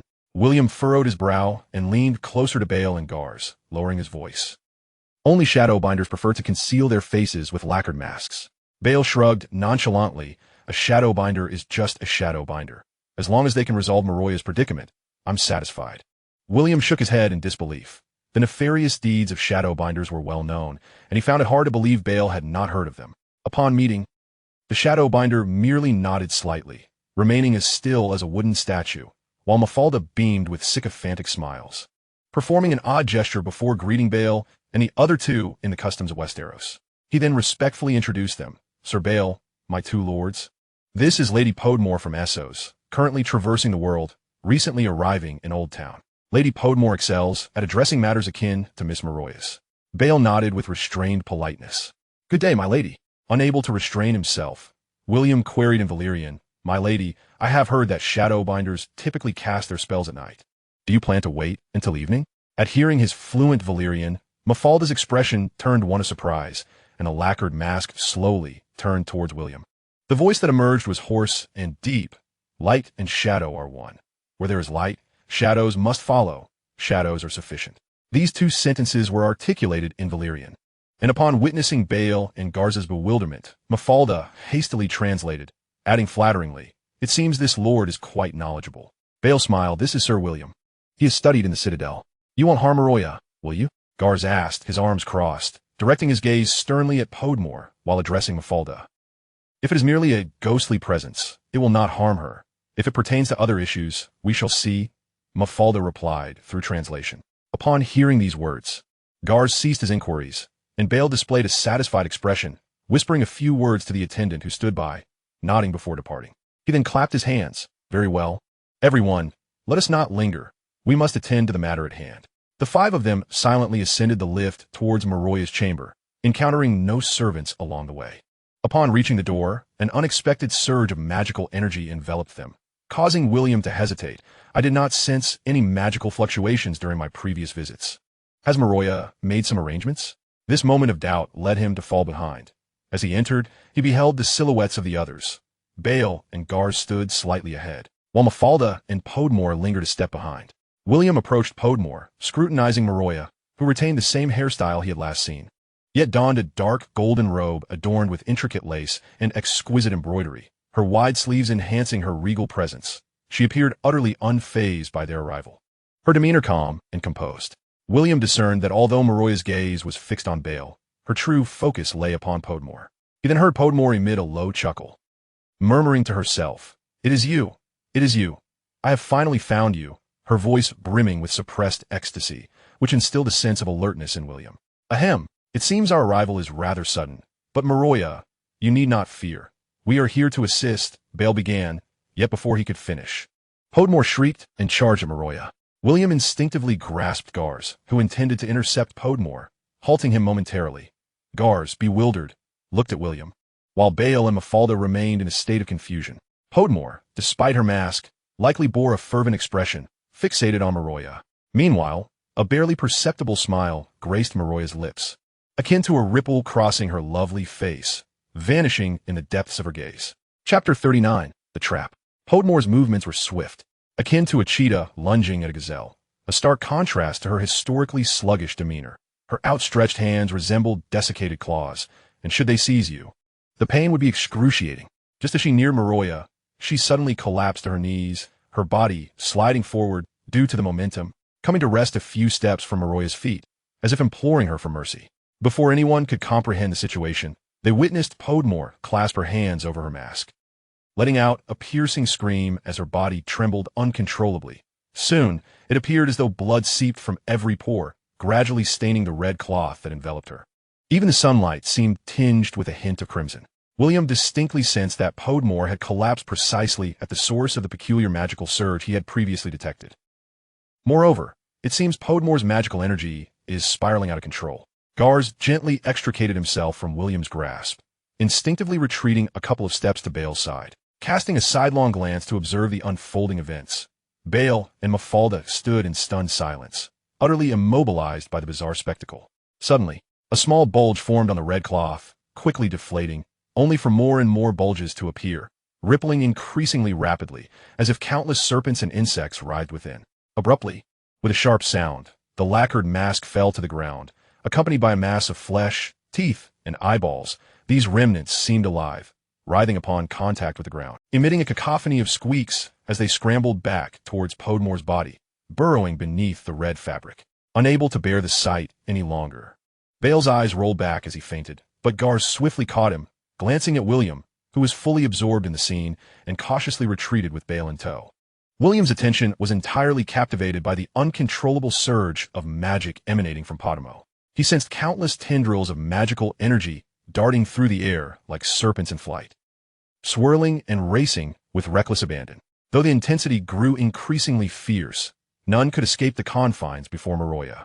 Gradually, the frenetic movement of magic began to decelerate, aligning in a singular direction, ultimately converging upon a small point enveloped in red cloth, where it finally stilled. The undulations beneath the fabric mirrored the rhythm of the magic, transitioning from faint to vigorous, only to diminish once more, restoring tranquility. Unbeknownst to him, Gars had already supported Bale to the doorway, vigilantly observing the room. Meanwhile, Mafalda lay crumpled on the floor, her expression dazed and trembling uncontrollably. At that moment, William awoke to the realization that this was indeed a trap laid for Podmore. Even had he not intervened to stop Gars earlier, the latter would likely have remained unaffected. Although he could not pinpoint its exact location, he felt certain that a rune was concealed either before or beside Maroya, much like the illumination rune in the hidden chamber of Harrenhal, which activated autonomously. This rune must have engaged the instant Podmore stepped into its sphere of influence, disrupting her mastery over magic. Had Podmore dedicated her studies to benign magic, the worst outcome might have been a mere loss of control over her powers, possibly leading to the inability to recover them. However, as a practitioner of malevolent sorcery, the moment her powers spiraled out of control, they began to backfire, resulting in the dire consequences that befell her own magic. Maroya, who had remained an indifferent observer, now raised her gaze, her expression serene as if nothing had transpired. "William, bring me the item," she commanded with an unperturbed tone. A moment's contemplation revealed to William what she sought. The image of the mask tumbling to the ground surfaced in his mind, and the thought of sifting through the scattered remnants to retrieve it caused a wave of nausea to wash over him. He instinctively covered his mouth, glancing at Maroya, Their eyes met, her gaze leaving no room for dissent. Taking a deep breath, William steeled himself and approached the pile concealed beneath the red cloth. The mask lay at Maroya's feet, face down, revealing a blue-painted surface adorned with peculiar markings, rendering it even more bizarre than when viewed from the front. Nearby, a piece of waterlogged red fabric obscured a heap of miscellaneous items, its color dull and its surface marked with irregular indentations, leaving no trace of the person who had once been beneath it. Aside from that, the ground was pristine, devoid of flesh or blood, and the air carried no scent of iron. Reaching the fallen mask, William paused, lowering his hand from his mouth. A metallic sound resonated as he unsheathed his sword, cautiously probing the red cloth, yet he lacked the courage to unveil it and confront the grotesque remnants beneath. After a moment's deliberation, he attempted to channel a fragment of magic, and indeed, the cloth began to undulate gently, quickly forming a small bulge at its apex, which then darted towards William, abruptly emerging from beneath the fabric. It was an eye, almond-shaped. Its edges were lined with a mass of tiny tendrils reminiscent of millipede legs, while the white of the eye featured a darting black pupil that seemed to search for something, ultimately locking onto William's gaze. A shiver raced down his spine, raising goosebumps across his body. Maroya clapped her hands twice, evidently approving of William's actions. Excellent, William. Capture it in that bottle. Surveying the room, William noted a transparent bottle on the table beside Maroya, palm-sized and unremarkable, standing in stark contrast to the other opulent decor, clearly placed there for the purpose of containing the eye. Relieved at the prospect of not having to physically grasp the eye, William hastened to retrieve the bottle. The eye, previously rotating in sync with him, suddenly fixated intently on the vessel. Turning to face the eye, he uncapped the bottle, cautiously bending down to extend its opening towards the eye. As the bottle approached, the eye's tendrils began to writhe rapidly. Just as the bottle drew near, the eye leapt towards William. Startled, he quickly discerned its trajectory, remaining still as the eye dove into the bottle, sealing it with a swift motion of the cap. Finally, allowing his heart to settle, the eye spun twice within the bottle before halting, peering through the glass at William. A wave of discomfort washed over him, prompting him to place the bottle on the table. No sooner had his hand left the bottle than he heard the distant sound of footsteps and the clattering of armor, leading him to swiftly sheathe his sword and position himself beside Maroya, adopting a posture of steadfast protection.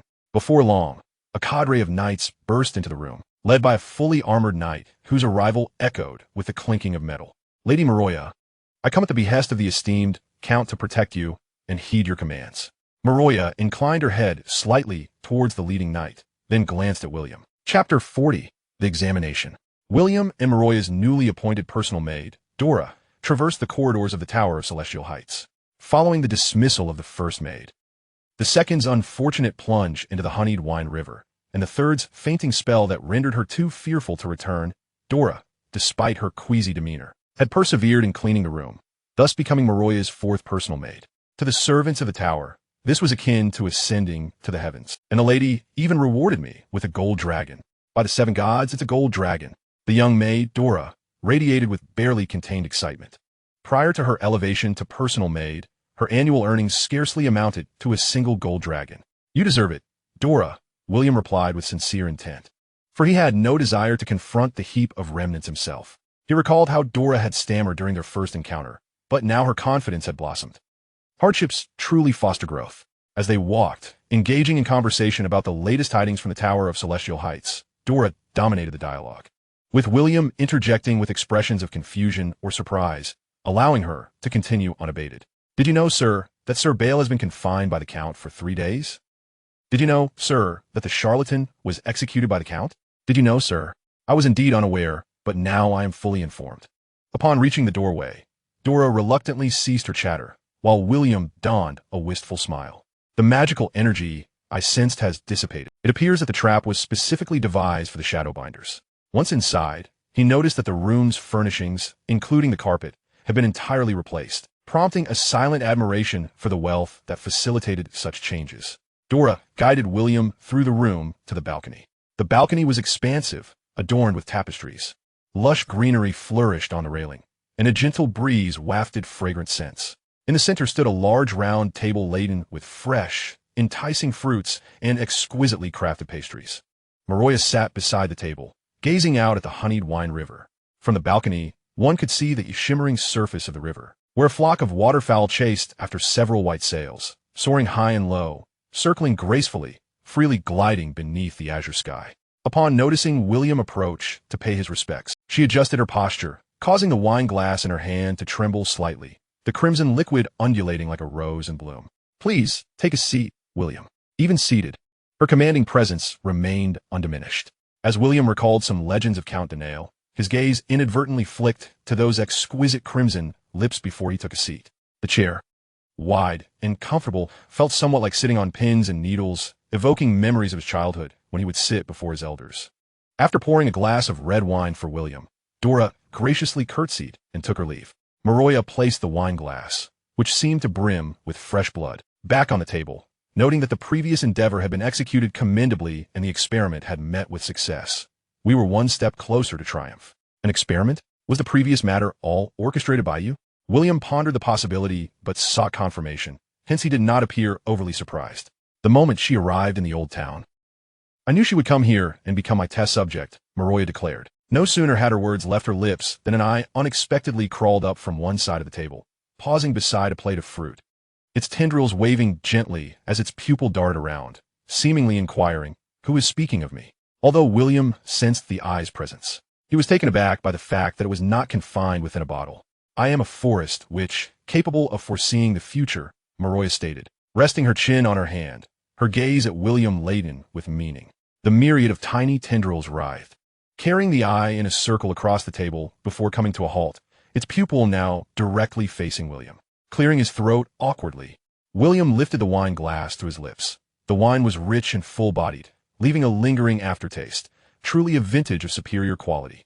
However, William was not entirely convinced by the notion of prophecy. Setting aside the question of whether Maroya truly embodied the essence of a forest witch, it was evident that even the green seers, as depicted in literature, were less about foresight and more about possessing a vast repository of historical data that enabled them to make astute predictions. Regarding the prior incident, Maroya had evidently secured the full backing of Count Hightower, enjoying an advantage in intelligence.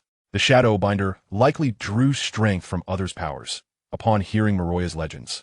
It was inevitable that he would harbor covetous thoughts, and luring her into a trap would not be a difficult feat, though whether Sir Baylor was aware remained uncertain. Setting down his glass, William inquired, "Are you testing the efficacy of the runes?"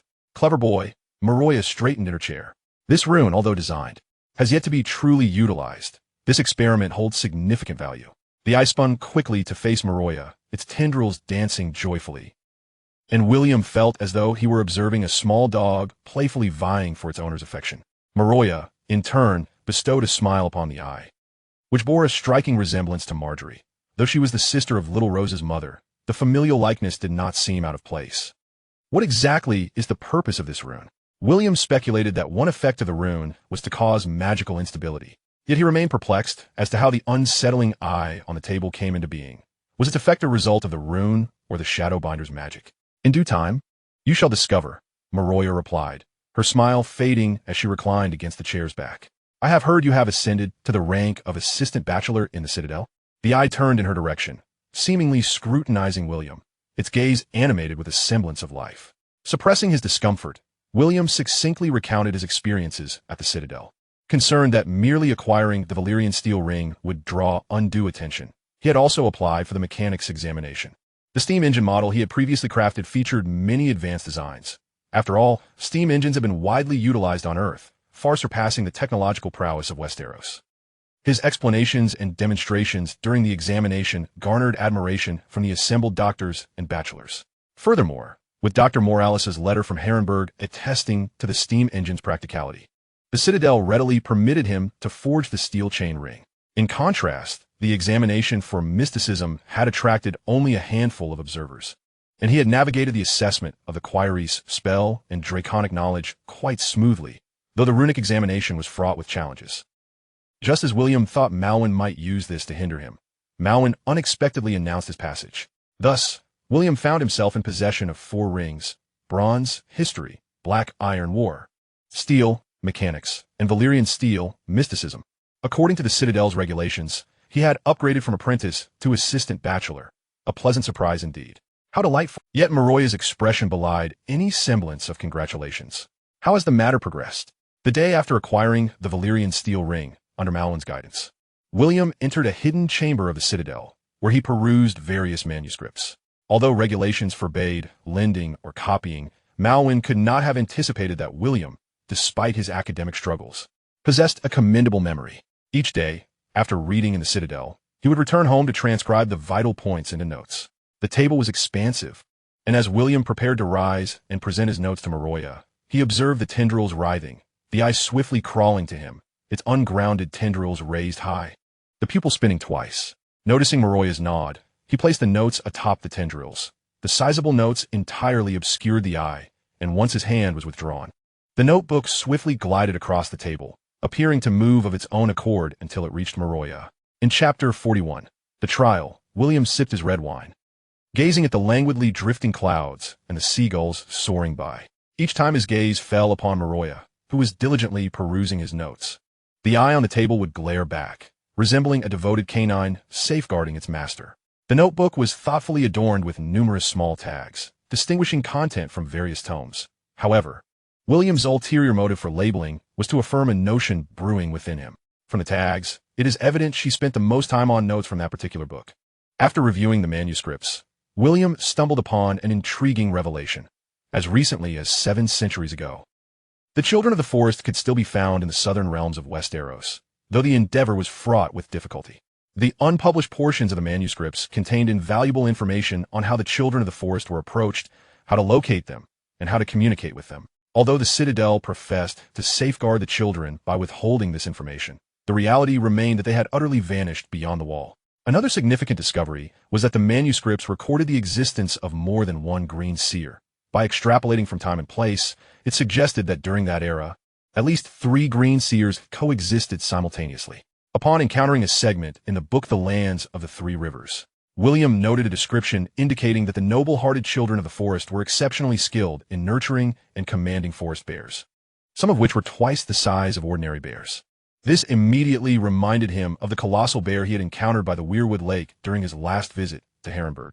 Though there was considerable distance from the noble heart, he could not shake the thought that perhaps the curse of Harrenhal was intricately linked to the children of the forest, and the formidable adversary that Danail sought to confront was likely a green seer. Indeed, from his earlier observations, it was clear that Maroya's keenest focus was on the accounts of the noble heart, thereby confirming William's suspicions. He could not help but wonder, between myself and the green seers, who holds the greater significance?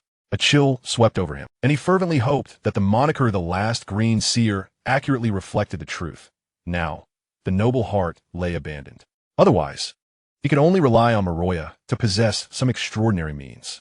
He had long feigned humility before her, all in pursuit of lifting the curse of Harrenhal, and now he had arrived at the final juncture. He must take the plunge, no matter the cost. Closing her notebook, Maroya set the book aside, her eyes instantly alight with a fierce glimmer as she brandished her tentacles in a show of defiance, seemingly unwilling to return it to William. Very well, William. When the next phase commences, I shall inform you. Maroya raised her goblet towards William, poised and ready. William reciprocated the gesture, noticing a glint of cold steel in her gaze, sharp as a blade. After bidding farewell to Maroya, William made his way back to the training grounds, preparing to don his armor for some practice. Suddenly, he spotted a familiar figure. The contours of the face were striking, the eyes twinkling like distant stars, exuding an unwavering aura that inspired immense trust. Galen! William exclaimed with delight. Galen approached briskly, and the two embraced tightly before bursting into laughter, their shared understanding palpable.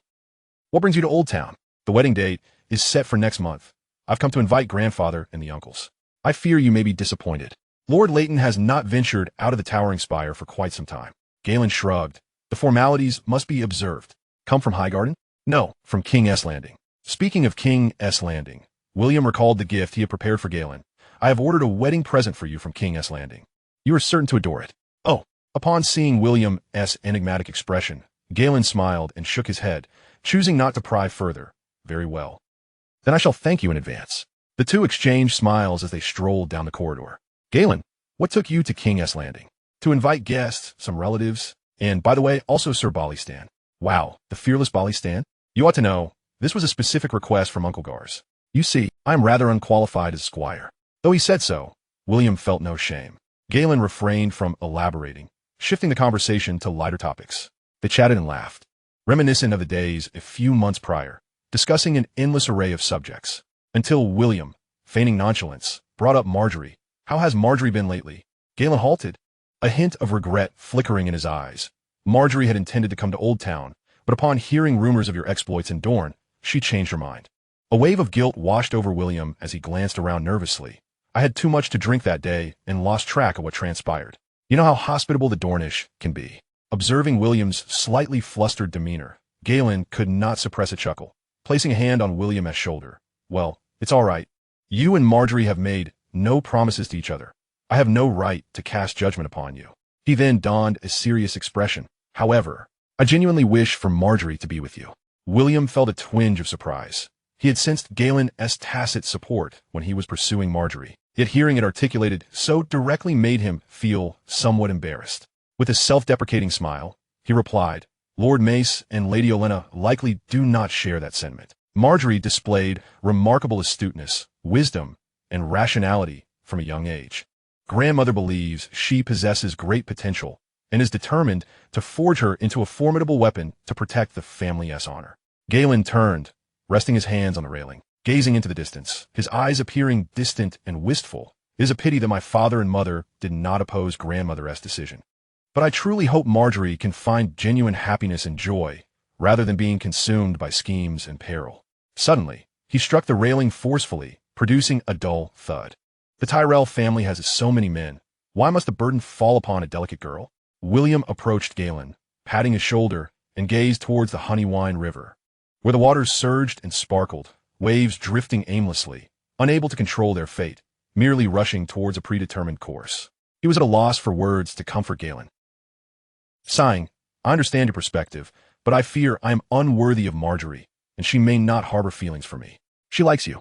Galen looked intently at William. Startled, William gazed back at Galen, scarcely believing his ears, his throat suddenly dry, and he could not help but swallow hard. "But does Marjorie truly like me?" He sensed there might be a flicker of affection. Yet, how far removed was that adolescent fondness from true love? Galen continued earnestly, "And you like her? And that is enough. I may not be the best brother, but if I were not certain of this, I would not speak such words to you. Even if you're my closest friend, do I truly have feelings for Marjorie?" William questioned himself, realizing that his emotions were indeed complex. They were intertwined with past understandings, more vivid impressions from their interactions, and the influence of magic. He admired her intellect and kindness, revered her resilience and ambition, and felt a pang of compassion for her sacrifices and selflessness. He craved her rare magical talents while being utterly captivated by her enchanting beauty.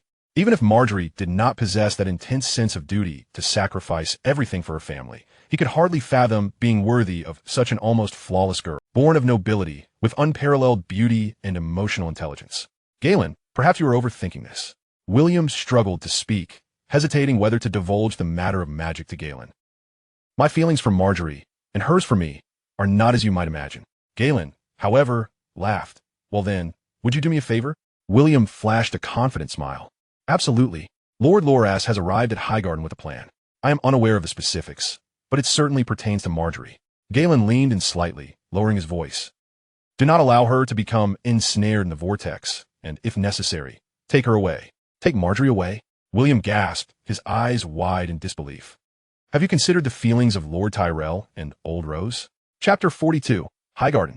People believe that the Tyrells are like flowers, only able to bear fruit when attached to a tree. Galen gazed longingly into the distance, an unspoken loneliness subtly creeping forth. "Ironically, we have come to believe this ourselves." William nodded in agreement. Reflecting on Marjorie's original life trajectory, Loras is homosexual, and she gracefully complied with his displays of affection. Joffrey, arrogant and conceited, found her pretending to be the demure damsel. Tommen, a fragile child, prompted her to earnestly perform the role of a caring older sister. She has married 3 kings, none of whom were virtuous. Yet on the surface, Marjorie appeared to accept these political unions with equanimity, entirely regarding herself as a mere instrument of political alliances. Consider the duchesses of her standing, not to mention Cersei or Allery, who are domineering and unscrupulous. Even the 2 fools and the younger sister have their own aspirations. Marjorie does not merely seek to please one or the other. She lives more like a small noblewoman struggling to survive in the crevices, rather than as the esteemed princess of Highgarden. If there are no choices, then regardless of the path she takes, I shall not interfere, only support her from the shadows. Galen gazed at William, his expression serene, his eyes tranquil. Yet now it is different. William. Brother, you think too highly of me, William replied. A melancholic expression crossing his face, a bitter smile forming within. If it were possible, he would indeed be the one who wished to claim Marjorie for himself. Florence Nightingale, the legendary nurse of Earth, once led a medical team that drastically reduced the mortality rate of British soldiers in the Crimean War from 42 to 2. This achievement not only significantly boosted morale, but also encouraged many seasoned veterans to return to duty, thereby enhancing overall combat effectiveness.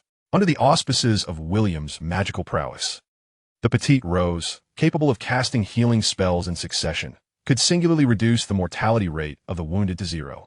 As long as they did not succumb on the spot, even multiple injuries could be tended to, preserving life. In the impending cataclysmic conflict, Marjorie's worth was beyond measure, possessing the potential to sway the very tide of battle. Alas, while dreams may be resplendent, reality often proves starkly different. Although the original narrative swiftly transitioned from a court intrigue to a war epic due to the drastic changes in circumstances, Lancel's plan to have Marjorie supplant Cersei never came to fruition. Yet, the plan undoubtedly held merit. Otherwise, even the duplicitous lord of the inflatable fish would not have been swayed, nor would old Rose have acquiesced. Should Marjorie ascend to the throne, House Tyrell could rival the ancient noble families of the Reach in terms of lineage, thereby solidifying their dominion over Highgarden and fulfilling a long-cherished ambition of 3 centuries. Achieving this, however, would merely require a single political machination rather than a bloody conflict, and given Marjorie's indoctrination in the art of political stratagem, how could she forsake such a golden opportunity? William shook his head, a flicker of regret passing through his eyes. It seems you have misunderstood, Garland. I fear I cannot influence Marjorie. She is upset. Upon hearing of your actions in the capital, my sister is quite angry. Yet you, dear brother, appear rather pleased. Well, you need not assist me any further. If you truly harbor feelings for her, then act boldly, Garland said, patting William on the shoulder, his gaze bright as a torch. For your own sake, lest you find yourself regretting it in the future. After visiting all the significant members of the towering castle, Garland floated away, returning to Highgarden. The bowl of advice he left behind caused William to toss and turn, beset by anxieties, until he finally resolved to act decisively upon arriving at Highgarden with the Hightower entourage, exclaiming, "Let's do this." If he could indeed take the Petite Rose with him, it would be an absolute boon. Having her by his side would be akin to possessing a vial of blood, allowing him to act with confidence and abandon. And as long as he triumphed on the battlefield, the narrative trajectory could be entirely altered. At worst, he might emerge with nothing and earn the enmity of old Rose, Lancel, and others, yet that would matter little. Lancel was destined to play a minor role, while old Rose prioritized her interests. As long as he grew sufficiently powerful in the future, he had no doubt she would eagerly seek collaboration with him. Along the road leading to Highgarden, flowers bloomed abundantly on either side, and the cool air was suffused with the fragrance of roses, creating an atmosphere of tranquility and comfort. With clarity of thought, William perceived the sky as particularly azure, and the sunlight as exceptionally bright, surveying the most beautiful castle in all of Westeros with great enthusiasm. Highgarden perched atop a hill, said to be constructed of white marble, encircled by 3 white stone walls as it ascended from the foot of the hill, the dazzling white interspersed with lush greenery, a sight both romantic and majestic. Representing House Hightower at Highgarden was Ser Baelor, while the elder of Old Town and the madwoman unsurprisingly declined the invitation. All the male members of House Hightower, however, were present. Despite the differential treatment following the exorcism incident, Baelor seemed to regard William as one of his own, often riding alongside Garth and William on their journey. He appeared to have fully recovered from his previous fright, wearing a cheerful demeanor, frequently bustling about the caravan on horseback. As 2 hawks soared overhead, William followed their graceful forms until they vanished into the distant sky, at which point Baelor turned to Garth and William with a triumphant smile. That was Virus. Virus was renowned for his skill in training hawks, hounds, and steeds. Regrettably, Garth and William were far more acquainted with horses than with hawks. After discussing a few matters related to the hawks, and noting that Garth and William were unable to engage in the conversation, Baelor shifted topics. "William, I believe you have yet to meet Virus?" "I have not had the pleasure, my lord," William replied. In truth, Garth was relatively familiar with Virus, but William, being an inadequate squire, had never accompanied Garth to Highgarden over the 6 years, thus missing the chance to meet Virus. Virus is quite amiable. Were it not for that leg, he would be the perfect heir to Highgarden, Baylor remarked with a hint of regret. Though William sensed an undertone in the statement that struck him as off, recalling the conversation between the imp and Bran, where both the dwarf and the cripple were not well regarded in the mainstream of Westeros. Before long, the caravan arrived at the foot of Highgarden, where a throng awaited them at the open gates, and Garland was among the crowd. William nodded at him, but his attention swiftly shifted to a young man nearby, of similar stature to Garland, draped in a resplendent green cloak adorned with intricate patterns, partially obscuring his emerald and gold striped satin garments. The exquisite jade rose pinned to his cloak appeared lifelike. His face, somewhat gaunt, bore traces of Garland's features. He stood there quietly, strikingly handsome, a figure of grace. What captivated William most were his eyes, soft and warm like the gentle spring breeze, with deep black irises that seemed to harbor an inscrutable world, difficult to fathom. As the guests exchanged warm pleasantries, Garland brought William before the gracious young man. Virus, this is William of House Hightower, my dear friend. Indeed, it is he. No wonder a warm-hearted aura emanates from him. William smiled with relief. Garland turned to William and winked. William, this is my brother Virus. Aware that he was not a knight, William abstained from addressing him as Sir. Greetings, Lord Virus. Virus regarded William with a friendly and gentle gaze, though with a hint of curiosity. Hello, William. Please, do not stand on ceremony. Feel free to call me by my name. You are a friend of Garth's, and thus, a friend of mine. William found himself quite fond of this scholarly gentleman, exuding an air of intellect. Very well, Virus. Virus leaned in slightly, lowering his voice. It is rather inconvenient at the moment. Let us have a proper discussion later. Then straightened, gently patting William's shoulder. Welcome to Highgarden. Due to the multitude of visitors, the formalities took some time to conclude. Subsequently, the steward arranged the caravan, and Virus led everyone toward the castle. The space between the first two walls of Highgarden could accommodate guests, but as Hightower was both kin and the greatest vassal of House Tyrell, members of House Hightower were naturally to be accommodated in the castle atop the hill. The path to the castle was not steep. Rather, it was a long, gentle. Virus did not permit his servants to assist him, limping along with determination. A cloud drifted overhead, momentarily obscuring the sun, casting a shadow over his figure. Virus and Baylor walked to the forefront, sharing many mutual interests and engaging in lively conversation. William and Ilyn trailed behind, chatting idly while observing. Most gazes directed at Virus from behind were laced with subtle complexity, lacking the respect they bore when facing him. And these individuals were all members of House Hightower, many of whom were Virus's cousins. Watching that stubborn figure, William felt a profound sense of regret. With Virus's affability, had he possessed a healthy body, he could undoubtedly navigate the intricacies of the Seven Kingdoms, expanding the influence of House Tyrell. The choices made by House Tyrell in the original narrative, which appeared rather short-sighted, were likely born from a fear that Virus would be unable to control the situation upon inheriting the family legacy. Before long, they entered a vast expanse of wooded area, where the flora along the path appeared meticulously maintained, neatly arranged without hindering passage. The branches above intertwined, their dense green leaves forming a canopy, while numerous thorns and roses surrounded the area, creating a pleasingly chaotic aesthetic. Knowing it was William's first visit, Ilyn took the opportunity to introduce him to this botanical labyrinth, explaining that, aside from recreational purposes, it also served a defensive function.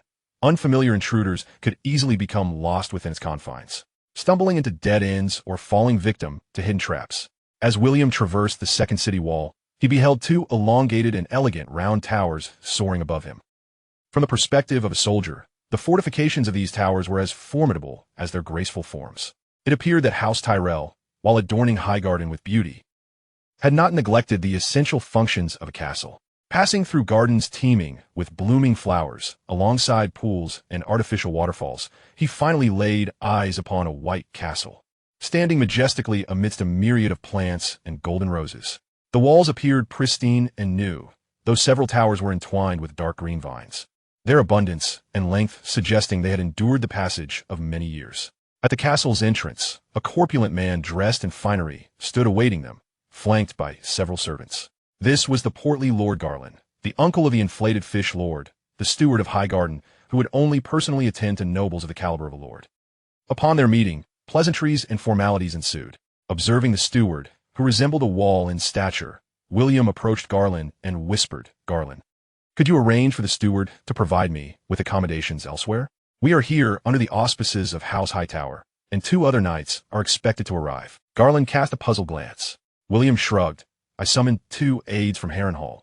I have a duel arranged with Prince Oberyn at the tournament, and I cannot afford to be sidelined. Garland regarded him with a hint of envy, noting that Oberyn had not participated in the tournament for quite some time, clearly indicating that he had come for William's sake. Furthermore, they would also be bringing a gift for him. William, oblivious to Garland's words, merely smiled mysteriously.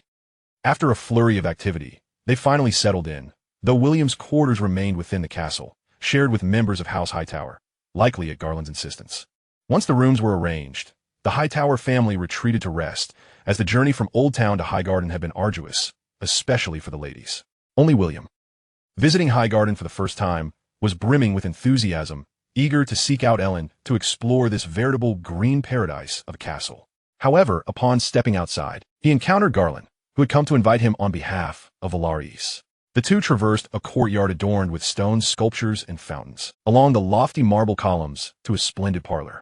The corners of the room were lined with white pillars, and green drapes billowed gently in the breeze, creating an elegant and refreshing ambience that naturally induced relaxation. Valaris was seated at a round table and rose with a smile upon their entrance. After they settled, he personally poured wine for both of them. Gazing at the golden wine within the chalice, William felt a swell of pride. It seemed Valaris held him in high regard, serving him such a fine vintage. Yet, outwardly he maintained a nonchalant demeanor, sipping delicately, just as Valaris flashed a smile in his direction, prompting him to return the gesture. The trio engaged in light conversation, predominantly led by Valaris and William, with Garland interjecting occasionally.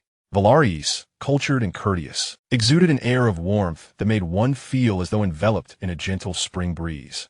The still figure of Valaris is imbued with charm, whether standing or seated. The dialogue soon shifted to discussions of family. The Tyrell siblings shared a harmonious bond, and House Hightower was likewise characterized by familial warmth, making the atmosphere particularly congenial. After some time, William seized the moment to remark, happy families are all alike.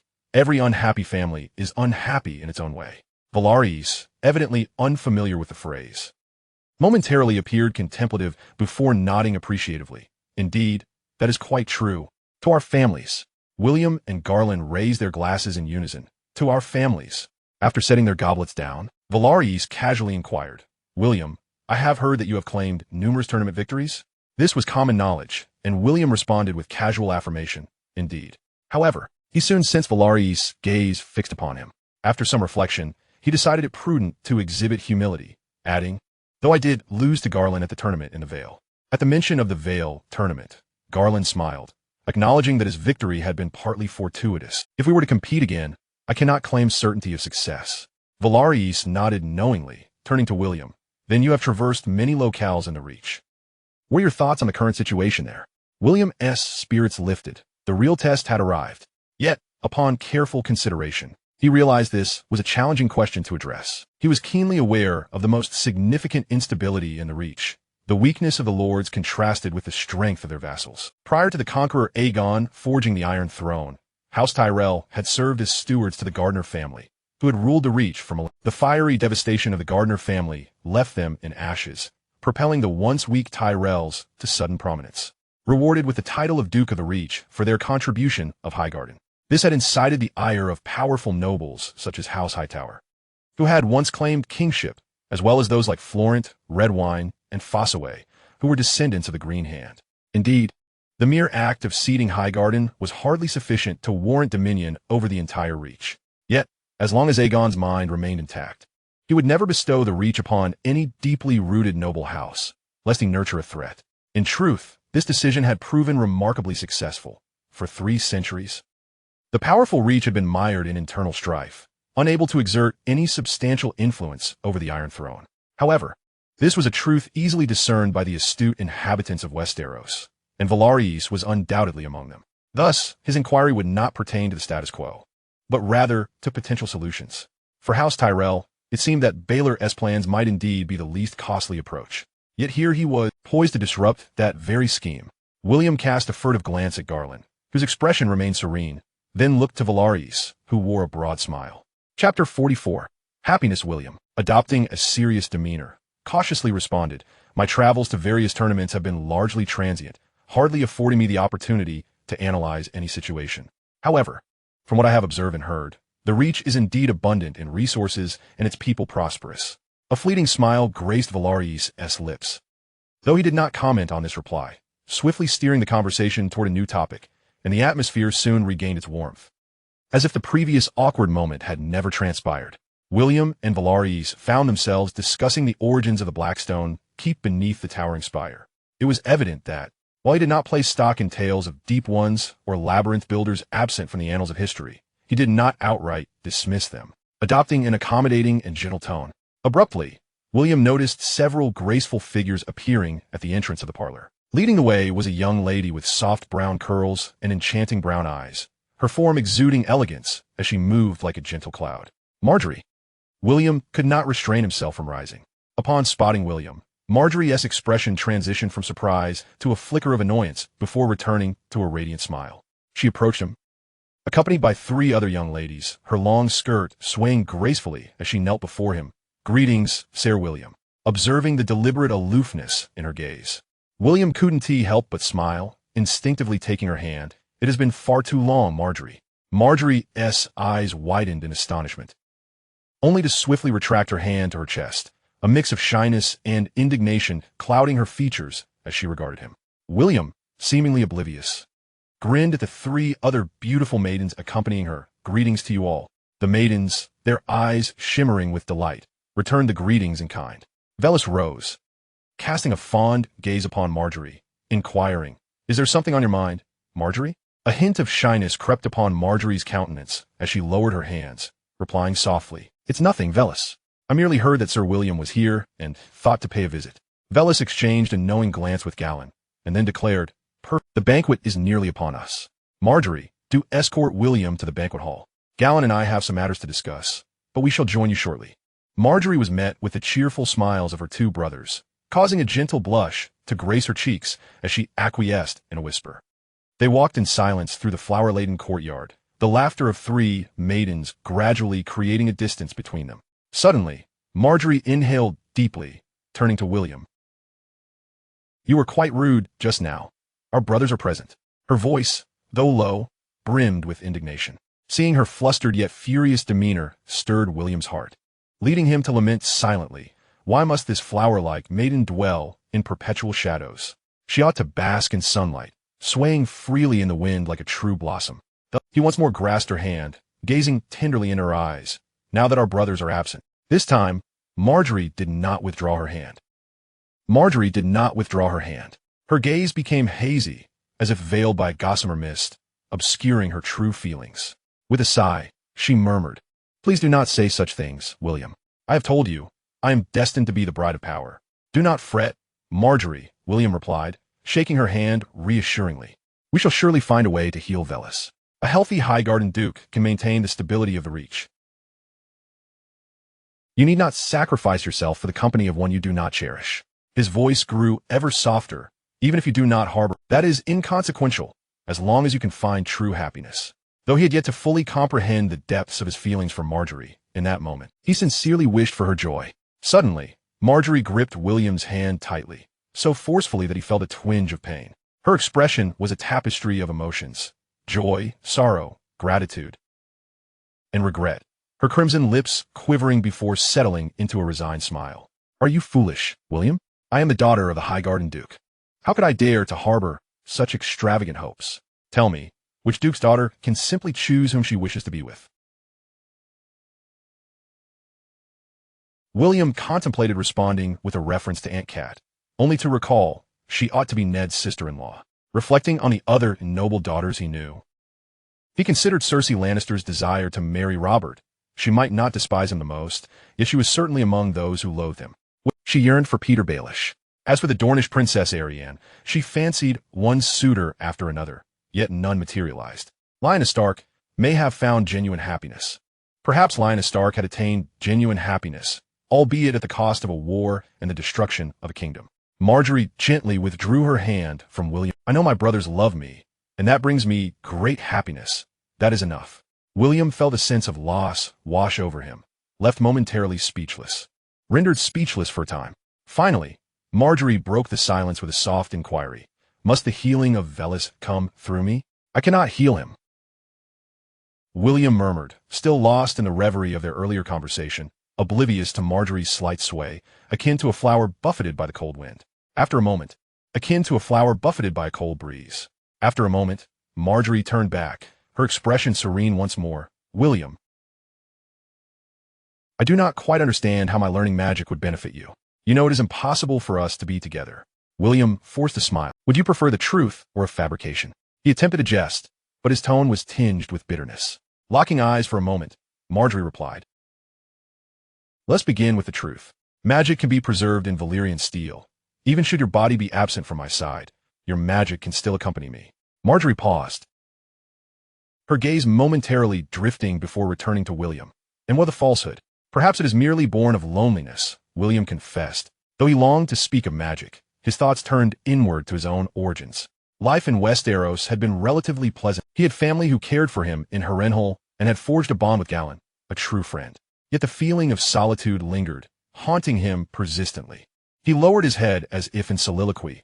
I am unlike others. There are many things I cannot share with anyone, matters I cannot, ensuring no one discovers them.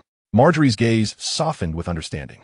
I realize that drawing near to you may provoke misunderstanding. Thank you for your unwavering acceptance. Marjorie, he said, lifting his head, his expression solemn.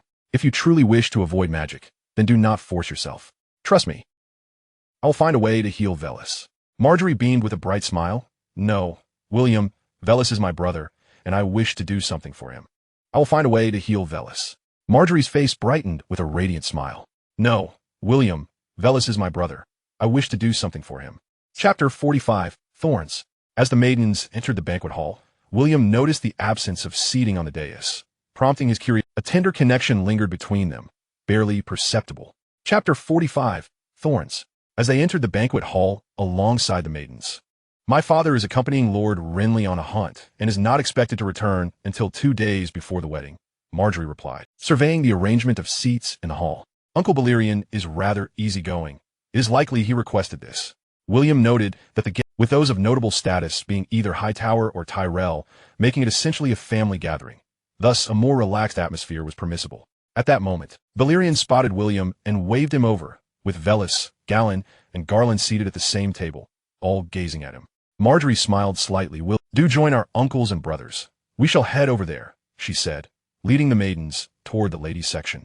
William watched them approach a long table, where 2 women were already seated. One, clad in a yellow silk gown, possessed a willow-like figure, her straight black hair woven into a long braid secured with a red gold ribbon. Upon recognizing the familiar silhouette, uncertainty flickered within him. She did not sit immediately, but leaned in to whisper a few words into the ear of the girl with the black braid. Both then turned their gaze toward William. She did not immediately sit down, but leaned in to whisper a few words into the ear of the woman with the black braid, before hastily moving to the adjacent long table. After exchanging pleasantries and toasting with the others, he settled beside Galen, whispering, What brings Lady Nymelia to High? She arrived with Prince Oberyn, Galen replied. Oh, and by the way, my father is accompanying the prince and Lord Renly on a hunt. She came with Prince Oberyn, Galen replied. All right, my father is out hunting with the prince and Lord Renly. He won't return for several days. Isn't it? William forced a chuckle, taking a generous sip of the fine wine, finding it somewhat lackluster. Velis and Beller are both in, and with their presence at the table, the atmosphere naturally becomes exceedingly vibrant, filled with the clinking of goblets and peals of laughter.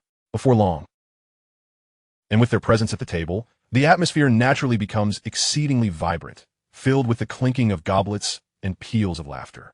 Before long, Sir Osmonk Lena and Sir Eigen Laville, along with other knights from the High Court acquainted with William, come over to share toast. A maid approaches Velis and whispers a few words in his ear. Velis appears slightly taken aback, but after the maid departs, he raises his glass to the gathering with a hearty smile, announcing, William, your grandmother and mother wish to make your acquaintance. Old Rose. Instantly, any remnants of William's inebriation vanish, and he feels immensely honored. Velis nods and instructs, Galen, Old Rose. Instantly, any remnants of William's inebriation vanish, and he feels immensely honored. Velis nods and instructs, Galen, take William over. With a chuckle, Beller adds, He notices Margaret and Namelia in jovial conversation and whispers to William, "We ought to hasten. Our grandmother's patience is notoriously short when it comes to waiting." William shrugs and follows closely behind. Arriving at the long table, William is greeted by the heady scent of perfume enveloping a gathering of approximately 10. The first to catch his eye is the matron seated at the center, surrounded by admirers. Her hair is entirely white, appearing frail and withered. Yet her piercing gaze is akin to a blade, rendering one reluctant to meet her eyes. Undoubtedly, this is the Thorn Queen, Lady Alina, known as the matriarch of the High Court Duke. Among the circle of noblewomen, the most striking is a tall and commanding middle-aged woman. The matriarch of the High Court Duke. Among the circle of noblewomen, the most striking is a tall and commanding middle-aged woman. As Galen introduces William, he bows respectfully throughout the introductions. Upon completing the introduction of Old Rose, she gestures for William to let me gaze upon our magical night. The noblewomen chuckle softly, though William senses that their laughter is predominantly benevolent. With a radiant smile, he strides forward confidently. Old Rose's hands are lined with wrinkles, lacking smoothness, and she sighs gently. "For one of my years, youth is the most coveted of magics. My lady." Old Rose's hands are lined with wrinkles, lacking smoothness, and she sighs gently. "For one of my years, youth is the most coveted of magics. My lady, time has not robbed you of your enchanting allure. Rather, it has bestowed upon you wisdom and experience," William responds, his words not merely flattery. She too must have been a vision of beauty and grace, though age has rendered her frail. Her meticulously arranged attire and hairstyle exude a regal elegance, and only my foolish son would fail to appreciate you, she remarks. "Mother." Lady Ailery's expression shifts to one of discomfort. "Mind your tone." Old Rose shoots, "Are you unaware of the foolishness my son has committed?" Turning back to William with a softer demeanor, she adds, "I hope you will not take offense, child. As long as I draw breath, the High Court shall welcome you, so pay no heed to that dim-witted duke." Indeed, the Thorn Queen spares no mercy. William muses silently, somewhat taken aback by Old Rose's candor. He quickly responds, "I hold Lord Mace in the highest regard, my lady, and harbor no grievance." William muses silently, somewhat taken aback by Old Rose's candor. He quickly responds, "I hold Lord Mace in the highest regard, my lady, and harbor no grievances whatsoever." No grievances? Look at the Counts of Riverbend. None of them are afraid of him. With an air of disdain, she challenges him further. "Pray, tell. What aspects of him do you respect?" "My lady, I believe it is no small feat to command the prideful and storied lords of Riverbend." Feeling grateful that he had pondered the political landscape of Riverbend earlier that afternoon, realizing that even Lord Mace had his merits. Otherwise, he would be. Lady Ailery regards William with a look of approval. Old Rose once again scrutinizes William, her demeanor softening somewhat. That is as it should be. Upon hearing a rustling sound behind him, William turns to see Margaret approaching, her smile both charming and delightful. "Margaret, fret not, and we shall not put him in a difficult position. Only your father is too foolish to discern who one should befriend and who to avoid." "Grandmother." "I am not worried at all. I merely came to greet you," Margaret replies, her cheeks tinged with a faint blush. "And my father is not quite like that. Is he not?" Old Rose scoffs. William is a good boy and remains unfazed, but he believes in the empty promises of shiny trinkets. Young men like Bluey are prone to fanciful thinking. Only my foolish son would take his dreams to heart. "Mother." "I believe Velis and the others are still awaiting William's return to drink together," Lady Ailery interjects. "Enough. I believe Velis and the others are still awaiting William's return to drink together," Lady Ailery interjects. "Enough. I'm aware." Old Rose displays a hint of impatience before transforming her expression to one of warmth. "Very well. Children, you men have much to discuss. Dare to dream and act boldly, for all is possible." Should one be unaware of the context, they might dismiss Old Rose's words as mere platitudes. But William understands much more. He bows gracefully to take his leave, maintaining an impassive facade while his mind churns with thoughts. If Old Rose harbors doubts about Bluey, but William understands much more. He bows gracefully to take his leave, maintaining an impassive facade while his mind churns with thoughts. If Old Rose harbors doubts about Bluey, she offers me this hint. Could she have ulterior motives? Chapter 46. Joy. The sun gently filters through the thin mist, casting a warm glow upon the grass, where dewdrops glisten like jewels. A refreshing morning breeze wafts through, carrying with it a subtle floral fragrance. Hundreds of nights, accompanied by a dozen where dewdrops glisten like jewels. A refreshing morning breeze wafts through, carrying with it a subtle floral fragrance. Hundreds of nights, accompanied by a dozen carriages and rolling palanquins. Prominently featuring the Tyrell family's green background with a golden rose, the Hightower family's gray background with a white tower, the Florent family, the Redwine family's purple grapes, and the Klein family's blue background with a golden crane, presenting a magnificent spectacle. In addition to these prominent, the procession is adorned with banners from numerous lesser houses, including one with a golden background and a black bat. Just a year or two prior. The procession is adorned with banners from numerous lesser houses, including one with a golden background and a black bat. Just a year or two prior. Whose tales of magical knights have become legendary, and his lineage is now a topic of great interest. This is the wedding procession heading to New, whose tales of magical knights have become legendary, and his lineage is now a topic of great interest. This is the wedding procession heading to New Barrel City. Though the Fossaway family also boasts a rich history, Lady Leonie hails from a cadet branch, and with Bella presiding, the affair is not lacking in grandeur. Though the Fossaway family also boasts a rich history, Lady Leonie hails from a cadet branch, and with Bella presiding, the affair is not lacking in grandeur. It can be traversed in less than 2 days. However, with many maidens accompanying the group and several leisurely palanquins it could be traversed in less than 2 days.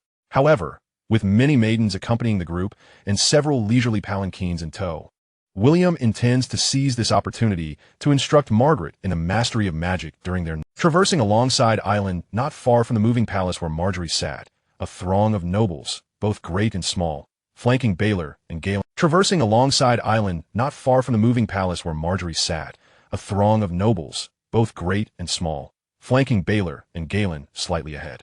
A knight from the High Garden approached them, first greeting William, and after a brief exchange, excused himself due to pressing matters. William, realizing that not all were disdainful of the magical knights, Island chuckled heartily. This was William's current predicament. Those familiar with him were generally amiable, while unfamiliar nobles and knights kept their distance. The two enjoyed the scenery along the way, engaging in banter, occasionally greeting familiar knights, which rendered the journey, while unfamiliar nobles and knights kept their distance. The two enjoyed the scenery along the way, engaging in banter, occasionally greeting familiar knights, which rendered the journey far from tedious. Suddenly, William sensed a figure galloping swiftly from the rear flank of the procession. Turning his head, he beheld a golden, sandy warhorse racing forth, its rider an elegant silhouette, appearing as if she were soaring against the backdrop of the azure sky. In a fleeting moment, they rode parallel. A glint of the dagger's speed was unremarkable, allowing William to easily grasp its hilt, staring blankly at her receding figure. Island burst into laughter beside him, winking. The dagger's speed was unremarkable, allowing William to easily grasp its hilt, staring blankly at her receding figure. Island burst into laughter beside him, winking playfully. William shot him a disdainful glance, flicked the reins, and galloped after Amelia. Amidst the riding side by side, not far from them, the wedding procession advanced leisurely along the Rose Avenue, the sound of hooves stirring clouds of dust. Behind them trailed a dozen Dornish knights, their sharp spearheads glinting in the light. Your little Rose is indeed a sight to behold. Behind them trailed a dozen Dornish knights, their sharp spearheads glinting in the light. Your little Rose is indeed a sight to behold, Amelia remarked, gazing at William. William felt an inexplicable unease at her aggressive gaze. After all, she was a princess of Highgarden. Do not act recklessly. William felt an inexplicable unease at her aggressive gaze. After all, she was a princess of Highgarden. Do not act recklessly. Amelia's expression shifted to something nuanced and complex. Returning the dagger to her.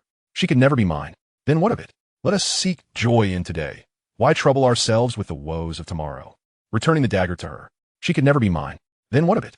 Let us seek joy in today. Why trouble ourselves with the woes of tomorrow? What significance does such fleeting joy hold? All that remains is regret, William replied earnestly. I seek not merely present happiness. What significance does such fleeting joy hold? All that remains is regret, William replied earnestly. I seek not merely present happiness, but also the happiness of my future self. Amelia chuckled lightly. I find that these two desires are not at odds. If you forfeit, it would be quite agreeable. With that, exchanging a few words before the palace halted and lowered its ladder, Amelia dismounted, handing the reins to a servant, and turning at the entrance to cast a mysterious smile at William. As the palace began to move once more, William's unease intensified. At dusk, the procession halted to make camp and prepare dinner. The 3 Tyrell maidens, upon seeing William approach, giggled and moved away. However, all 3 were skilled conversationalists, engaging in lively chatter despite their concealed intentions. William exchanged a furtive glance with Marjorie, who responded with an expression of despair. All 3 were skilled conversationalists, engaging in lively chatter despite their concealed intentions. William exchanged a furtive glance with Marjorie, who responded with an expression of despair. You can sit with her in the moving palace, but you cling to her even when we should rest. Do you not wish for your future self to be happy? Nay, Amelia retorted. Do you not believe do you not wish for your future self to be happy? Nay, Amelia retorted. Do you not believe the 2 desires are not in conflict? Very well, during rest. William could not help but swallow hard as he observed Marjorie approaching with graceful steps, quickly adjusting his posture. After a lavish dinner, as night fell, William and Marjorie finally found an opportunity to be alone, watching the last rays of the sun swallowed by darkness, the moonlight hazy, and the stars sparse. They stood before the moving palace, surrounded by solitude, with a campfire flickering in the distance, where the 3 Tyrell maidens and several other girls were seated, whispering among them. They stood before the moving palace, surrounded by solitude, with a campfire flickering in the distance, where the 3 Tyrell maidens and several other girls were seated, whispering among themselves. What did you speak of with Miss Amelia? William had anticipated this question, responding casually to some idle chatter. What is her intention? Do you think I am unaware? What did you speak of with Miss Amelia? William had anticipated this question, responding casually to some idle chatter. What is her intention? Do you think I'm unaware? Ahem, Miss Amelia's inclinations are somewhat peculiar, but that is her personal affair. We cannot fault her for it. Fault her? Marjorie chuckled. I do not blame her at all. In fact, I find her quite delightful. Oh, Chapter 47, Learning. What? Am I not allowed to admire her? Miss Amelia is so beautiful and enchanting. In fact, I find her quite delightful. Oh, Chapter 47, Learning. What? Am I not allowed to admire her? Miss Amelia is so beautiful and enchanting. William felt a twinge of guilt but dared not divert his gaze, his eyes conveying determination, revealing a hint of shyness. Time is precious. Shall we commence our lessons in magic? With that, William took hold of her hand. Marjorie's gaze turned thoughtful, revealing a hint of shyness. Time is precious. Shall we commence our lessons in magic? With that, William took hold of her hand. Marjorie's gaze turned thoughtful, and after a moment, she broke into a radiant smile. Very well. William exhaled in relief, feeling her hand, smooth as cream and delicate as a whisper. Observing the clearly distracted William before her, she could not help but feel both amused and exasperated.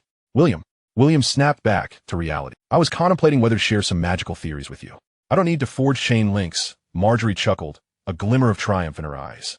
Indeed, William exclaimed, feeling as if he had been granted a reprieve, swiftly summoning his magical energy, and in a daze.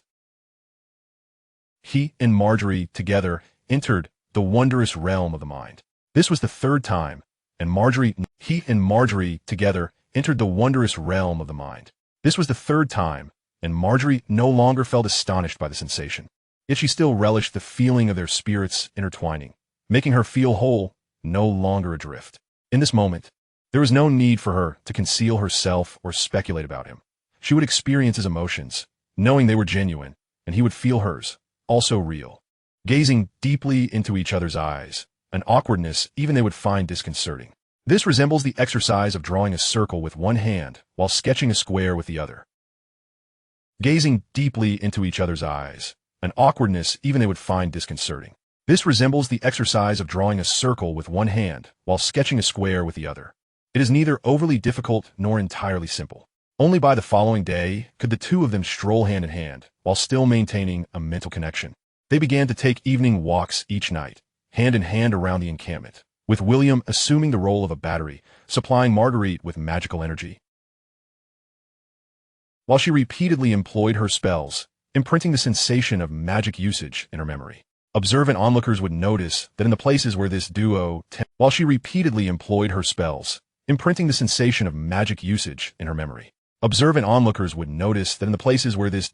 temporarily camped, certain plants thrived remarkably, with many flowers blooming ahead of schedule.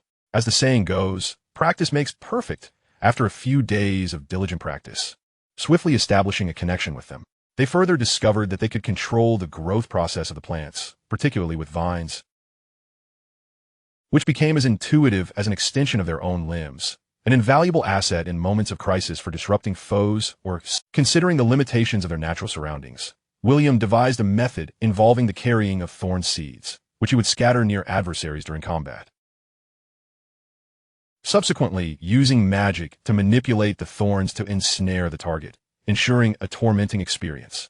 He aptly named this technique thorn. He recognized that Marguerite's healing magic differed significantly from his own, as it exerted a continuous effect on the target after application, leading him to label it rejuvenation. He recognized that Marguerite's healing magic differed significantly from his own, as it exerted a continuous effect on the target after application, leading him to label it rejuvenation.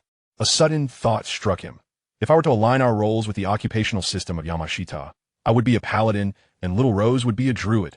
Although Little Rose's magic had a wide range of applications and, once developed, could yield considerable combat power, William recognized that her magic bore even greater strategic significance. If a harsh winter followed the long summer, the decline in temperature would result in diminished crop yields and inevitable food shortages. However, the ability to conjure bread was indeed a formidable advantage. On the third day, Marguerite could faintly sense the fluctuations of magical energy. The ability to conjure bread was indeed a formidable advantage. On the third day, Marguerite could faintly sense the fluctuations of magical energy, leading William to conclude that her magical aptitude was quite remarkable. However, her inherent magical strength remained feeble. Without William's infusion of energy, she could not wield a single spell, let alone engage in extensive practice. Though they endeavored to avoid prying eyes during their training, the makeshift camp offered scant concealment. And soon everyone became aware of the somewhat ambiguous relationship between the two, who took nightly moonlit strolls, romantic yet pure. On the fourth day since departing from Highgarden, the Fossway family of New Barrel City was commonly referred to as the Green Apples, in contrast to the Fossway family of the Fruit Wine Hall, known as the Red Apples. The history of the Green Apples was relatively brief. Sir Raymond Fossway, their founder, had separated from the Red Apples, known as the Red Apples. The history of the Green Apples was relatively brief. Sir Raymond Fossway, their founder, had separated from the Red Apples less than a century ago. The wedding procession was undeniably significant, with Sir John Fossway, the Viscount of New Barrel City, personally hosting a banquet for the guests. Count Brian Fossway of the Fruit Wine Hall also arrived with his family, and members from both Apple families would attend the wedding at Highgarden. The wedding party rested for 2 days in New Barrel City. Although termed a rest, it involved daily revelry and feasting. The wedding party rested for 2 days in New Barrel City. Although termed a rest, it involved daily revelry and feasting, no less strenuous than their journey. During this time, dared to challenge the legendary magic knight Roland, demanding that if he lost, he would cease his pursuit of Miss Marguerite of Highgarden. Some knights familiar with the Battle of Ten Lee, such as Sir Osmond Kenyon, who once again led the guard, deemed this duel grossly unfair and attempted to mediate privately. William was indifferent to the challenge, yet Edwy, brimming with pride, was insistent. Ultimately, under Osmond's insistence, and attempted to mediate privately. William was indifferent to the challenge, yet Edwy, brimming with pride, was insistent. Ultimately, under Osmond's insistence, they agreed to a bloodless duel. The entire city emptied as men, women, and children flocked to the training grounds, with nobles, knights, soldiers. The entire city emptied as men, women, and children flocked to the training grounds, with nobles, knights, soldiers, and servants alike eager to witness the prowess of the magic knight. Regrettably, they saw nothing. For at the onset of the duel, William sought to test the efficacy of his new magic, without even drawing his sword, resulting in a resounding thud as poor Sir Edwy was sent sprawling several meters away. Thoroughly pleased with the performance of his new magic, the battle concluded. Most spectators were utterly bewildered, unable to grasp the situation. A select few who understood the implications were left astonished, questioning whether such feats were achievable by mortals. The anticipated duel ended. A select few who understood the implications were left astonished, questioning whether such feats were achievable by mortals. The anticipated duel ended. It was not until the healer began administering urgent care to the defeated that thunderous applause and cheers erupted in the training grounds.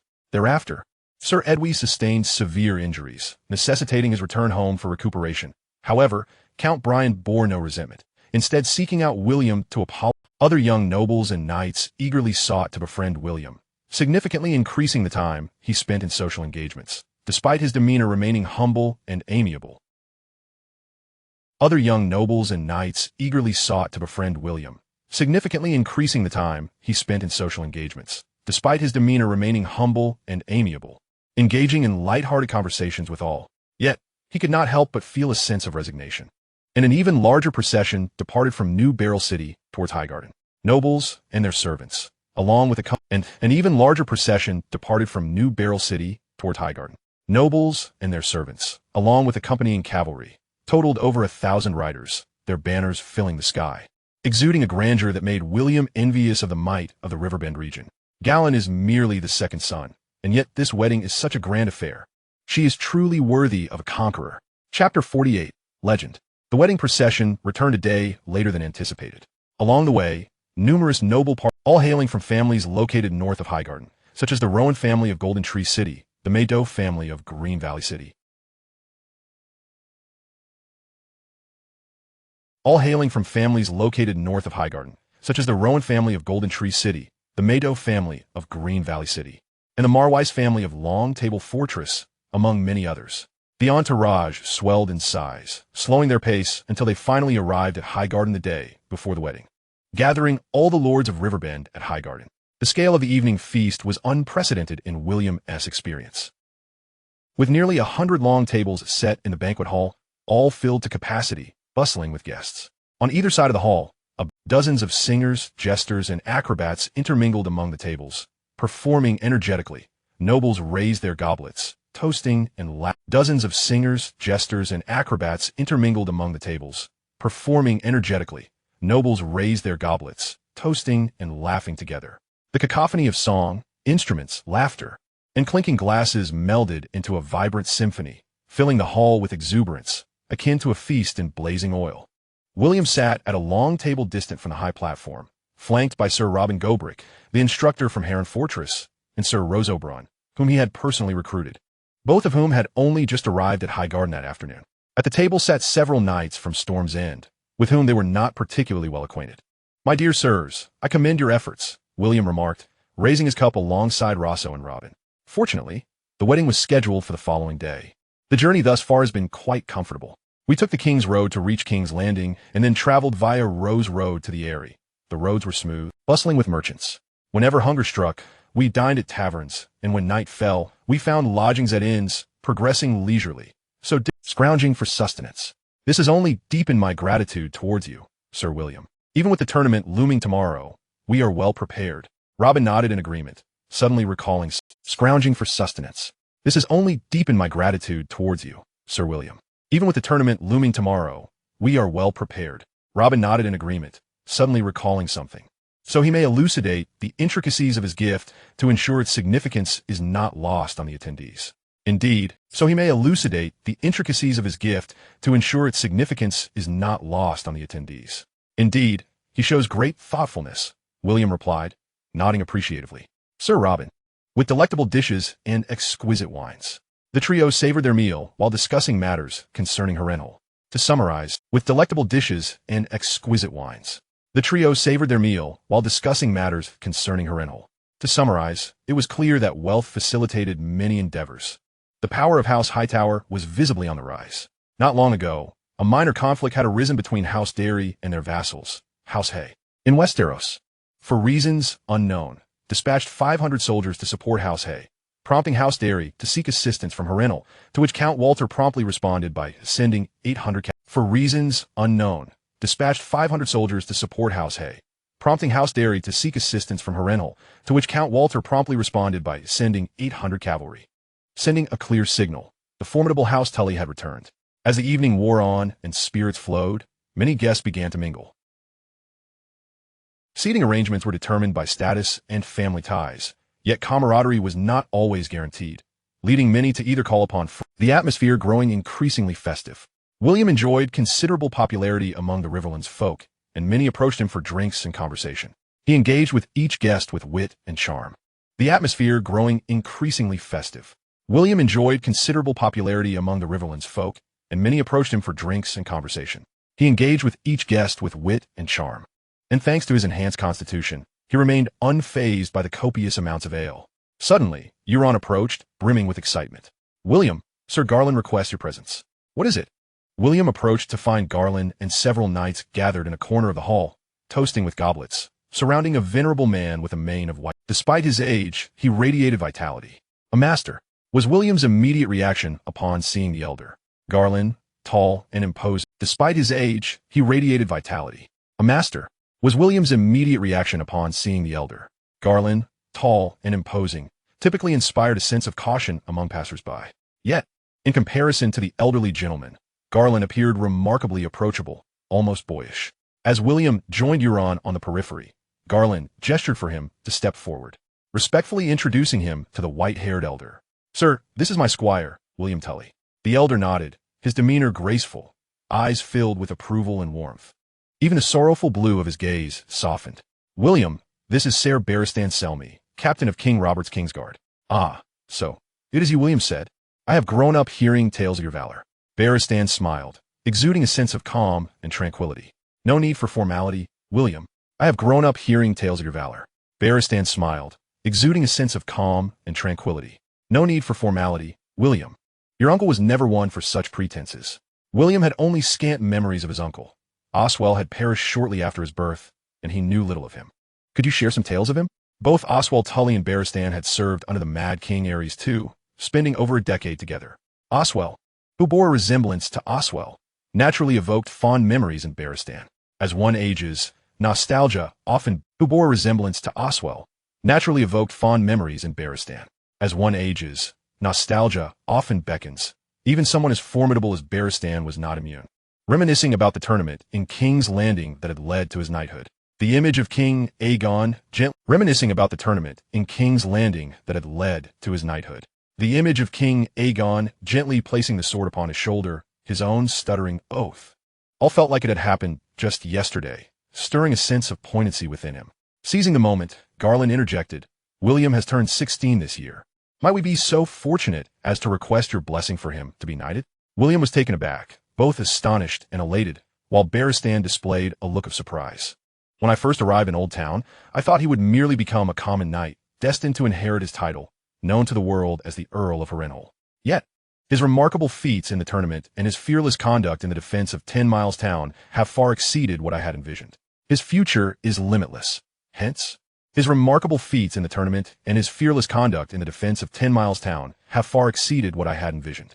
His future is limitless. Hence, I have invited you to the Eyrie for this very purpose." Looking at the composed Garland and the vibrant youth, Barristan's expression softened with pride.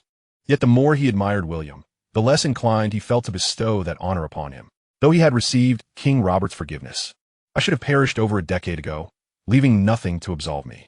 William is a fine lad, destined for greatness, and he ought to be knighted by one who embodies true chivalry, a knight in every sense."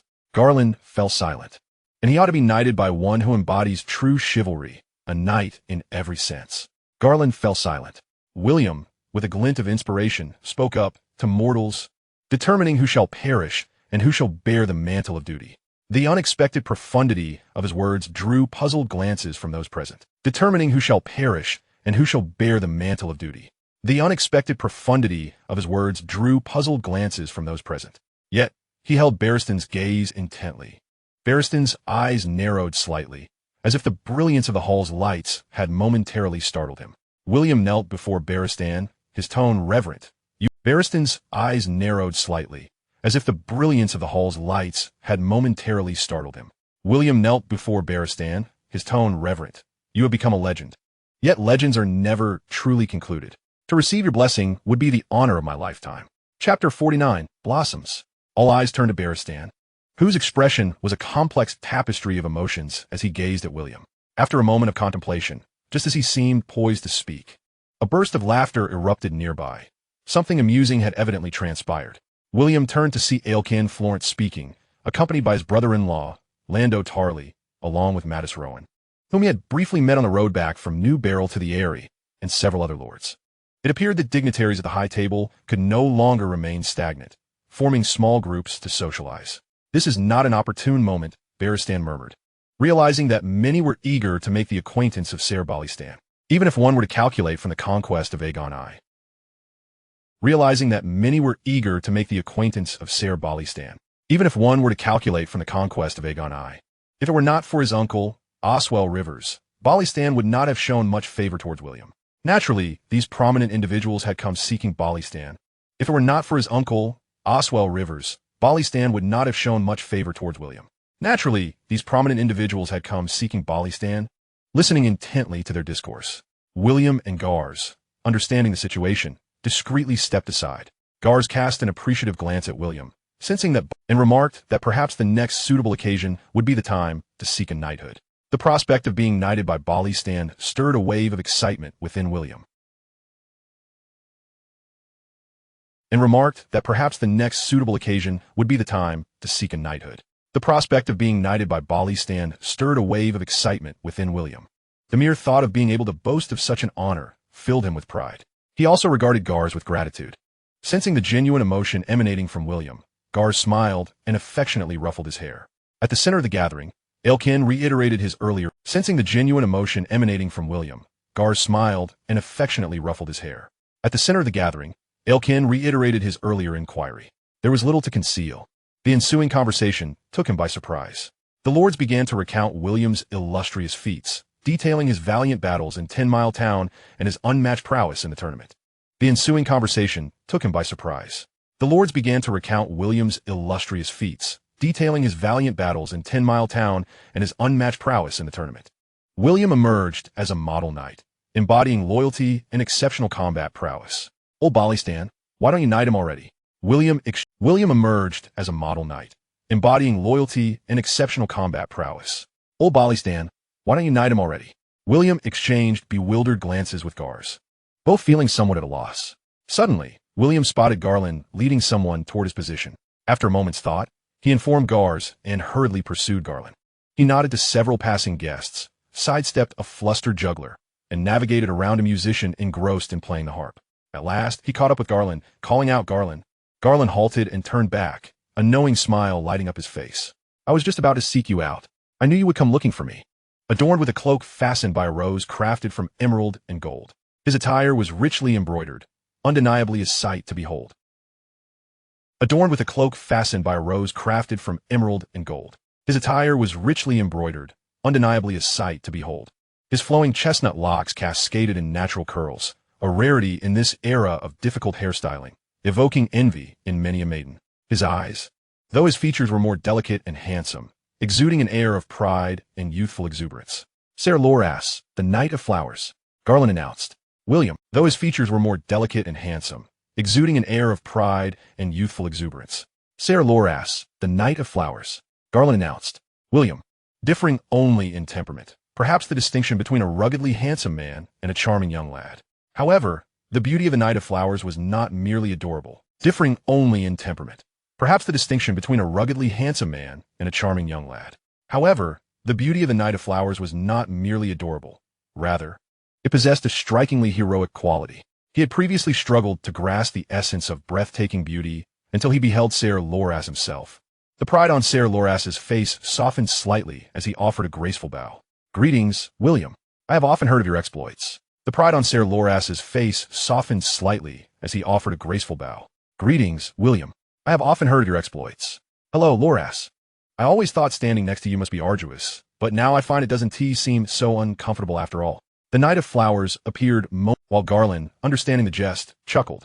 By the 7, why is your disdain for appearances so boundless? Beauty is justice. William, while Garland, understanding the jest, chuckled. By the 7, why is your disdain for appearances so boundless? Beauty is justice. William retorted earnestly, a smile glimmering in his eyes. Justice is justice, interjected the Knight of Flowers. Knights should prioritize honor over appearance.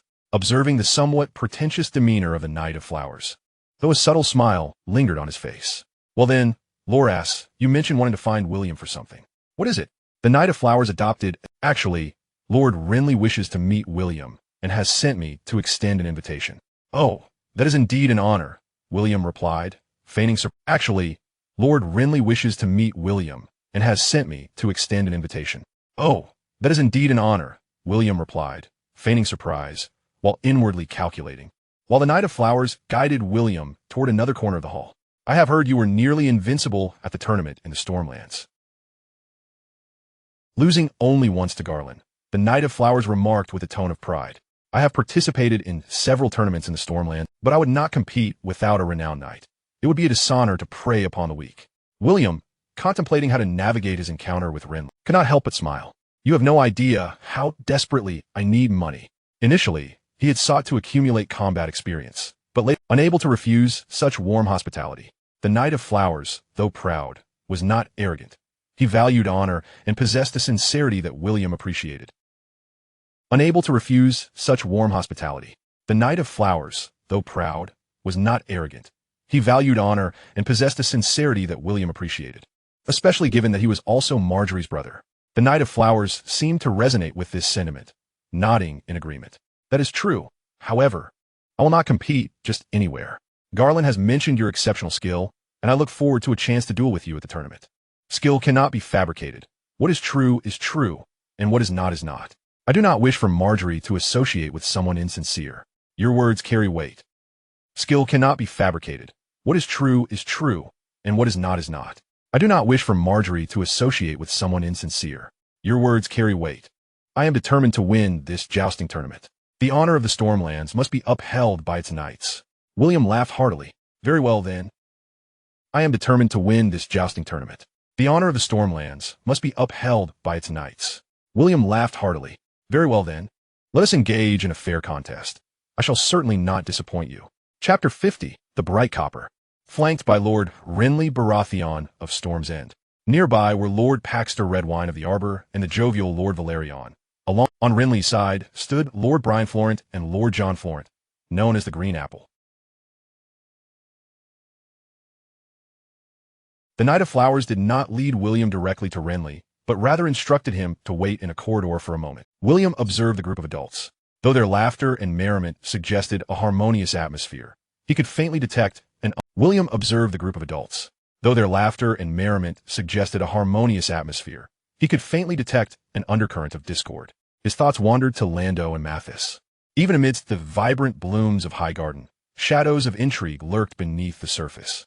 How intriguing, William mused, beginning to comprehend why Lando and his companions were so eager to extol their virtues before Balistan. He did not wait long, beginning to comprehend why Lando and his companions were so eager to extol their virtues before Balistan. He did not wait long before the Knight of Flowers approached, and eyes as clear and blue as the ocean. His chiseled visage bore a cheerful smile that evoked instant fondness, tempering even William's previously. As he beheld the graceful arrival of the two young men, even a staunchly straight individual like William found himself surprisingly receptive to this pair.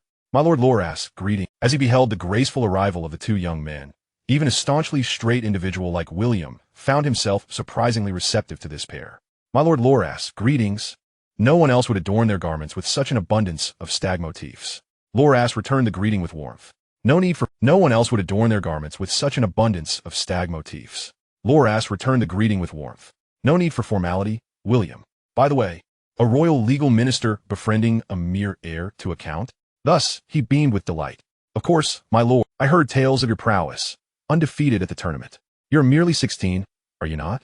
I have yet to hear of anyone your age claiming so many championships. I heard tales of your prowess, undefeated at the tournament. You are merely 16, are you not? I have yet to hear of anyone your age claiming so many championships. My lord, if I competed as frequently as he does, I too would amass numerous victories. Loras arched an eyebrow, feigning a look of realization, and cast a gentle, spring-like gaze toward the Knight of Flowers. William chuckled as he replied, Sir Loras speaks truthfully. You are overestimating my abilities, my lord.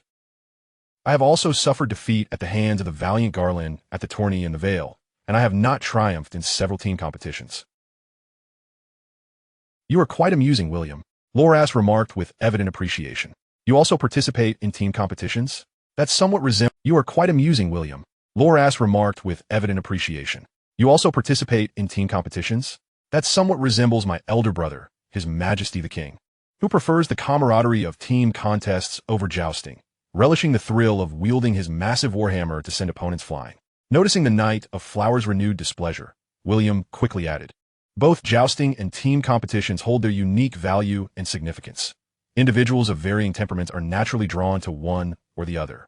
His Majesty's straightforward nature likely inclines him toward the more liberating format of team contests. A peculiar smile danced upon Loras' lips. Indeed, the king does appreciate that sense of freedom, yet found its lands unjustly diminished by more than half. This punitive measure struck me as rather arbitrary. Are you seeking to entice me? Yet found its lands unjustly diminished by more than half. This punitive measure struck me as rather arbitrary. Are you seeking to entice me with an advantage? William pondered. House Hightower harbors no complaints regarding the king's decision, yet I am deeply appreciative of your gallant defense. Loras seemed to sense William's hesitation, smirking with satisfaction as he turned to the Knight of Flowers. Dearest Loras, could you fetch us 2 goblets of wine? By the way, I favor the golden wine from Arbor. How about you, William? It appears our tastes in wine align, my lord. Once the Knight of Flowers departed, Loras' demeanor grew slightly more serious. I differ from Lord Mace. I do not relish coercing others based on status. In this world, we're not mere pawns on a chessboard. Thus, I have never favored coercion. If I desire something from someone, I will offer them something they wish in return. True happiness arises from mutual satisfaction. Do you agree, William? Different from Lord Mace? It seems Lord Mace is intent on coerce. I share that sentiment, and I refer to this situation as a win-win. What do you think? A win-win? Delightful. Loras mused, nodding enthusiastically. I share that sentiment, and I refer to this situation as a win-win. What do you think? A win-win? Delightful. Loras mused, nodding enthusiastically. It is evident you are a clever individual. I enjoy conversing with intelligent people, as it requires less effort. You flatter me, William responded with a smile. And it is only natural for a young man to harbor feelings of admiration. I have heard many tales of you and Lady Marjorie. Loras' smile gradually faded as he fixed his gaze intently on William. Yet, you must understand, Lady Marjorie is unlikely to wed in a House Hightower. Loras' smile gradually faded as he fixed his gaze intently on William. Yet, you must understand, Lady Marjorie is unlikely to wed in a House Hightower. Seeing William remain unfazed, still beaming. Given the current circumstances in the Reach, Lady Marjorie's marriage is of utmost importance and far-reaching implications. Perhaps someone has given you some veiled hints, leading to unrealistic expectation. Given the current circumstances in the Reach, Lady Marjorie's marriage is of utmost importance and far-reaching implications. Perhaps someone has given you some veiled hints, leading to unrealistic expectations. Are you suggesting I should leave Highgarden immediately? William inquired, maintaining an air of indifference. Not at all. If I were to propose such a course of action, it would be a tremendous embarrassment for Highgarden. Loras laughed heartily. In truth, I do not believe there is anything inherently wrong with a young man pursuing a young woman. It would be a tremendous embarrassment for Highgarden. Loras laughed heartily. In truth, I do not believe there is anything inherently wrong with a young man pursuing a young woman. Furthermore, Lady Marjorie is both astute and aware of her identity and responsibilities. Lord Mace's concerns are entirely unwarranted. It is simply a matter of attending to his feelings and strive for victory at the tournament without dwelling on matters destined for futility. What do you think? In 2 years, the landscape of reshuffling entirely. Is it necessary for me to endure in silence? William mused, his thoughts turning as he caught sight of the Knight of Flowers approach. Your words are indeed pearls of wisdom, my lord.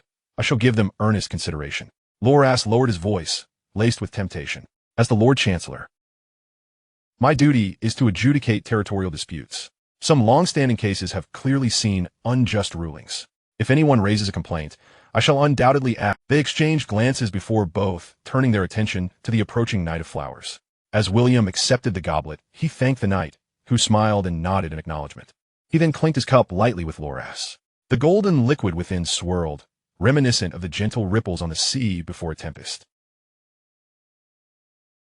He then clinked his cup lightly with Loras.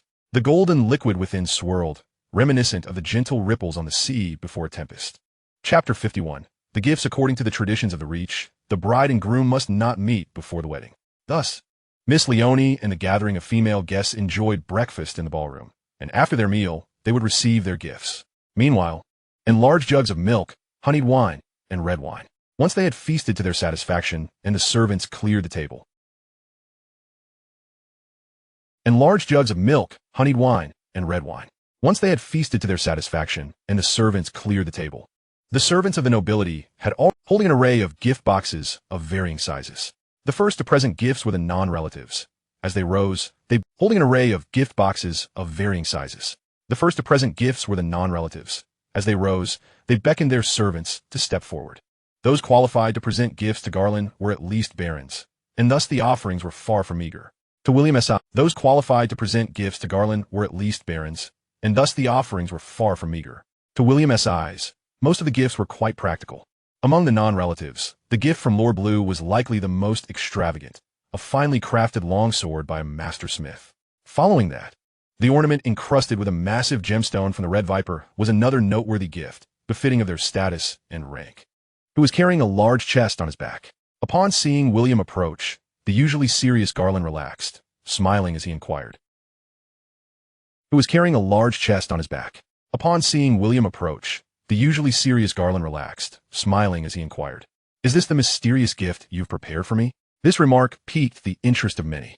Elkin could not help but burst into laughter at the thought of a magical knight's mysterious gift. Surely it must be an enchanted item. Other gentlemen chuckled softly, and even the usually aloof Lord Inflatable Fish seemed amused, causing the previously somber atmosphere to lighten. Tob was quite renowned in King's Landing, seemingly amused by the idea of a mysterious gift, and turned to the Red Viper with a smile, saying, "This is the famous blacksmith of King's Landing, known for forging armor. It seems the magical knight intends to present the groom with a suit of armor in Blue's view. Even the finest armor from Tob would hardly be worth more than a few gold dragons, comparable at best to the sword he had given. Even the finest armor from Tob would hardly be worth more than a few gold dragons, comparable at best to the sword he had given, if one sought greater value." Observing William's enigmatic smile and mused, "This magical knight is not as simple as he appears." Blue found this assessment and ultimately smiled lightly without pressing further. William took in the expressions of those around him. Some wore friendly smiles, while others harbored less benign intentions. And ultimately smiled lightly without pressing further. William took in the expressions of those around him. Some wore friendly smiles, while others harbored less benign intentions. The crowd erupted into louder laughter, while only Elkin's face darkened. William stepped aside to allow Garland to see the chest, and Master Tob. The crowd erupted into louder laughter, while only Elkin's face darkened. William stepped aside to allow Garland to see the chest, and Master Tob.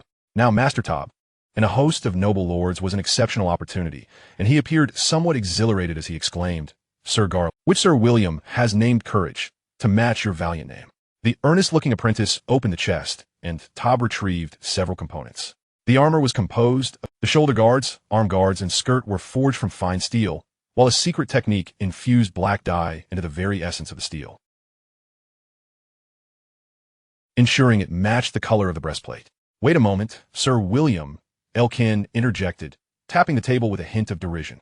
Ensuring it matched the color of the breastplate. "Wait a moment, Sir William," Elkin interjected, tapping the table with a hint of derision. "This armor may be of considerable value, but it appears to be nothing more than an ordinary suit of armor. We are waiting to see your magical armor." A portion of the guests erupted in laughter, shaking his head with a smile. Though Garland looked puzzled, he did not press the matter.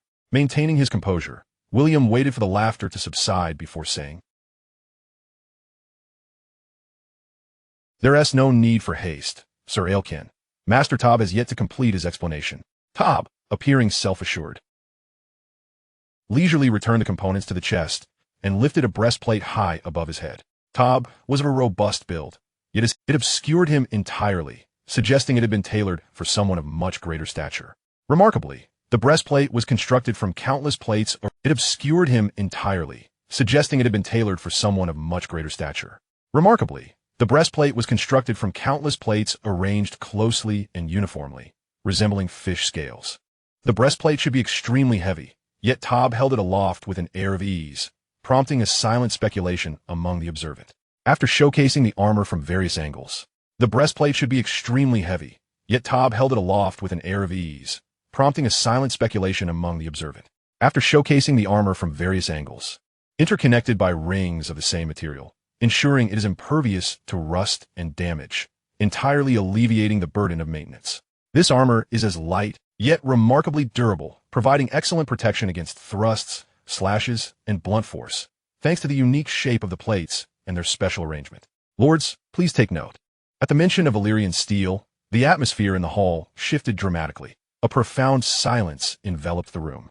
Once Tob concluded his exposition, the guests collectively gasped. At the mention of Valyrian steel, the atmosphere in the hall shifted dramatically. A profound silence enveloped the room. Once Tob concluded his exposition, the guests collectively gasped in astonishment, while other nobles began to whisper among themselves, as if the room had erupted.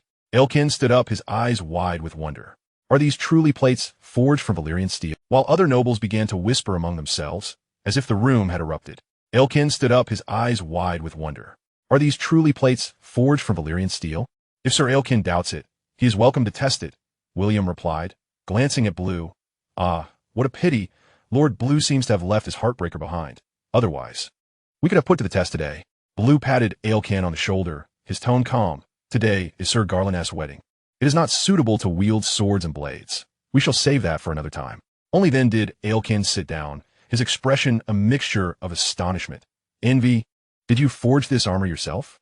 Upon noticing such an esteemed client as Blue, Tob's eyes lit up, and he respectfully replied, Indeed, my lord. Did you forge this armor yourself? Upon noticing such an esteemed client as Blue, Tob's eyes lit up, and he respectfully replied, Indeed, my lord Blue. This armor was crafted by me. I studied forging in Coer, learning the secret art of reforging Valyrian steel. However, I never anticipated creating plates and assembling them into armor. Resting his chin on his hand, lost in contemplation, the nobles, who had only just quieted down, began to murmur once more. With such a... How could the subsequent offerings proceed? Just as the atmosphere grew somewhat awkward, the jovial Ballistan burst into laughter again. William, with such a lavish gift. How could the subsequent offerings proceed? Just as the atmosphere grew somewhat awkward, the jovial Ballistan burst into laughter again. William, with such a lavish gift. This prompted a low wave of laughter from those in the know about the gossip. Lord Inflatable Fish shot a This prompted a low wave of laughter from those in the know about the gossip. Lord Inflatable Fish shot a disgruntled glance at his brother-in-law.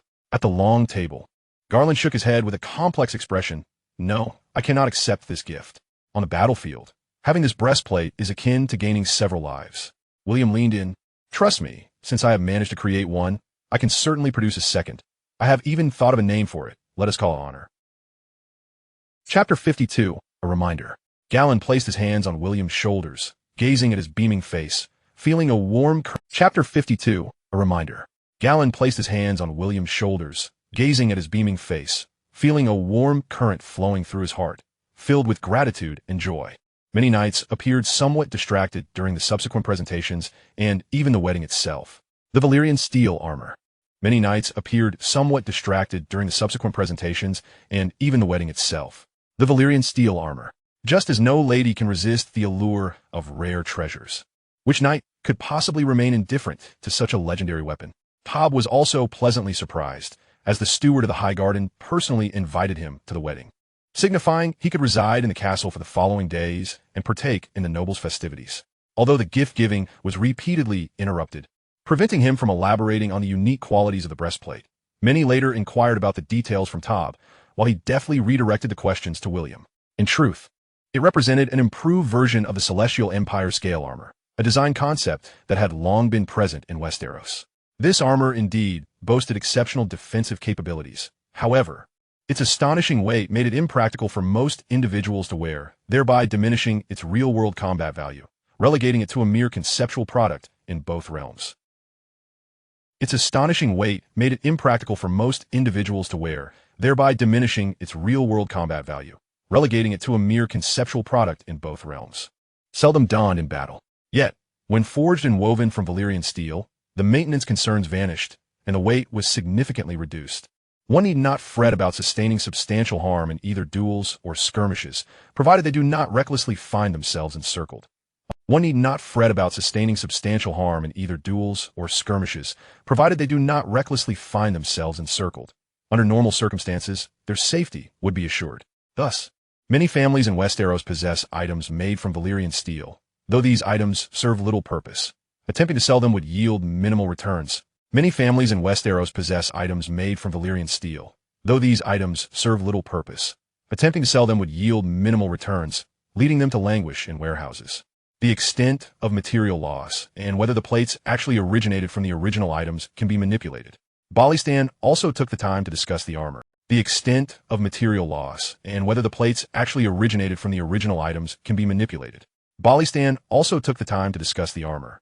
Balistan appeared quite gratified, praising his actions. At noon, the bride and groom united to proceed to the High September for their wedding vow. Balistan appeared quite gratified, praising his actions. At noon, the bride and groom united to proceed to the High September for their wedding vows. Along the way to the September, the news of William's gift of magical armor circulated among the ladies, naturally eliciting waves of astonishment. However, they seemed more intrigued by Baylor's jest. Steadfastly conducted the complete wedding ceremony, ultimately declaring Galen and Leone united as one. Following this, a grand banquet ensued. Steadfastly conducted the complete wedding ceremony, ultimately declaring Galen and Leone united as one. Following this, a grand banquet ensued, lasting from midday until evening. Initially, Galen was the primary target for toasts, but he pulled William in to shield him from much of the liquor. As a celebrated singer, this was no jest, prompting the band to skillfully strike up the introductory notes.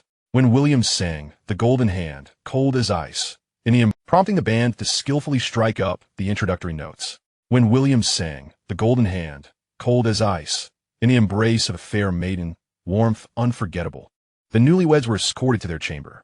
Yet, the revelry continued, and William became the center of attention. Even his famed resistance to inebriation began to falter. Upon waking the next day, he found his recollections of the previous night somewhat hazy, as if he had experienced a ludicrous dream. Upon waking the next day, he found his recollections of the previous night somewhat hazy, as if he had experienced a ludicrous dream. Then, he noticed a red hair tie entwined with golden threads, momentarily taken aback. The distant clamor from outside Highgarden heralded the imminent commencement of the tournament. Though most nobles departed after the opening ceremony to explore the scenic beauty of Highgarden, Marjorie led the maidens away from Though most nobles departed after the opening ceremony to explore the scenic beauty of Highgarden, Marjorie led the maidens away from the stands. Unfamiliar with the plant maze between the two walls, he wandered near the main path, admiring the abundant stone sculptures and fountains. Suddenly, he turned to see a pair of sparkling eyes, bright as stars, and lips curved in a gentle smile like delicate rose petals. "Greetings, Sir William." "Hello, Lady Marjorie." He turned to see a pair of sparkling eyes, bright as stars, and lips curved in a gentle smile like delicate rose petals. "Greetings, Sir William." "Hello, Lady Marjorie." William took her slender hand, bestowing a kiss upon it before releasing it and meeting her gaze, both feeling an ethereal connection, sharing a knowing smile. What appeared to be a typical encounter between nobleman and noblewoman was, in fact, the culmination of several days of training. During their return from New Barreltown to Highgarden, they had further refined their method of mental linking, establishing a connection that allowed Marjorie to harness William's magical prowess, albeit without the previous psychological bond. Even should the most watchful, I find it difficult to draw any conclusions. Upon arriving at a cluster of seemingly newly planted flora, Marjorie halted. Even should the most watchful, I find it difficult to draw any conclusions. Upon arriving at a cluster of seemingly newly planted flora, Marjorie halted, appearing as though meticulously pruned, delighting to behold. William, lacking expertise in botany, merely found Marjorie's adjustments pleasing and remarked, "They look splendid." Marjorie turned back, appearing as though meticulously pruned, delighting to behold. William, lacking expertise in botany, merely found Marjorie's adjustments pleasing and remarked, "They look splendid." Marjorie turned back with a smile, inquiring, "What looks splendid?" William's heart fluttered as he sincerely replied, "You are truly beautiful." In that moment, silence spoke volumes. Marjorie turned and continued walking ahead, with William following closely. "I merely hope that the armor's value can compensate for the 2 knights who perished." William smiled faintly. "You two are both fools." Marjorie's tone carried a hint of reproach. "Lord Loras just spoke with you, and yet you act thus. Father will be displeased." No wonder Lord Loras remarked that little Rose understands her identity and responsibilities. "It seems your involvement in his plans runs deep." I did not promise Lord Loras. No wonder Lord Loras remarked that little Rose understands her identity and responsibilities. "It seems your involvement in his plans runs deep." I did not promise Lord Loras anything. William shrugged, dismissing her concern, stating that the gift had been in preparation for a long time and was not intended to provoke them. Marjorie looked at him in surprise. "You didn't promise?" Given his somewhat ambiguous response that day, it was no wonder Lord Loras had misunderstood. William felt a twinge of shame for his earlier hesitation and earnestly said, "As for the territory, naturally, I desire it, but I will procure it myself." And her eyes shimmered as if veiled by mist. Abruptly, She turned away from him and whispered, "Be cautious, William." Chapter 53, The Plan. And her eyes shimmered as if veiled by a mist. Abruptly, she turned away from him and whispered, "Be cautious, William." Chapter 53, The Plan. William approached Marguerite from behind. Leaning close to her ear, "Rest assured, Marguerite." She pivoted, her hair cascading past him, carrying a subtle fragrance. "I have arranged a meeting with Velis and Galen to discuss the magic and healing matters," Marguerite stated. "The time is ripe. Let us seek them out." The pair traversed the labyrinthine woods, soon arriving at an exquisite courtyard. Enveloped by lush greenery and vibrant blossoms, a small pond graced one side. Fed by an artificial waterfall crafted from stones, continuously pouring water into the pool. Leaves floated upon the surface, swirling gracefully with the current. And the gallant Galen stood beside him, beaming as they watched the two approach. After exchanging courteous greetings, 3 times, their laughter echoing like melodious chimes, the four gathered around a square stone table, where Velis first expressed gratitude for the generous gift William had bestowed. He offered apologies for certain individuals' indiscretions before tenderly inquiring, "Marguerite, you summoned us for a purpose?" Marguerite hesitated, her gaze shifting gently. "William," he offered apologies for certain individuals' indiscretions before tenderly inquiring, "Marguerite, you summoned us for a purpose?" Marguerite hesitated, her gaze shifting gently. "William, perhaps you should speak." "This diverges from our agreement," William remarked, feeling a sudden yet composed unease under Velis and Galen's bright expressions. With little Rose by his side, demonstrating magic to earn their trust was but a trivial endeavor. "Velis, what is your opinion of my moniker? The Magic Knight?" Velis chuckled lightly. "If my memory serves me right, you have been addressed thus for quite some time." William nodded, unsurprised. It would indeed be peculiar if Velis had not investigated those who pursued his sister. Initially, it may have been a jest, but given your age, hence the appropriateness of the title. Locking eyes with Velis, William inquired, "And what if I were to assert that is true? I truly possess the gift of magic." Velis's gaze remained as tranquil as ever. "Are you referring to your Valyrian steel chain?" "That is indeed an accurate descriptor." William glanced at Galen, who merely shrugged. With a mysterious smile, William rose and retrieved a length of vine, placing it upon the stone table, then grasped Marguerite's hand, their eyes communicating Velis and Galen shared a knowing smile. They examined the vine on the table, finding nothing extraordinary, when suddenly it began to quiver gently. To their astonishment, it lengthened visibly. Velis and Galen shared a knowing smile. They examined the vine on the table, finding nothing extraordinary, when suddenly it began to quiver gently. To their astonishment, it lengthened visibly. William and Marguerite allowed the moment to unfold, permitting their companions to absorb the spectacle before them. After a lengthy pause, Galen inhaled deeply. William and Marguerite allowed the moment to unfold, permitting their companions to absorb the spectacle before them.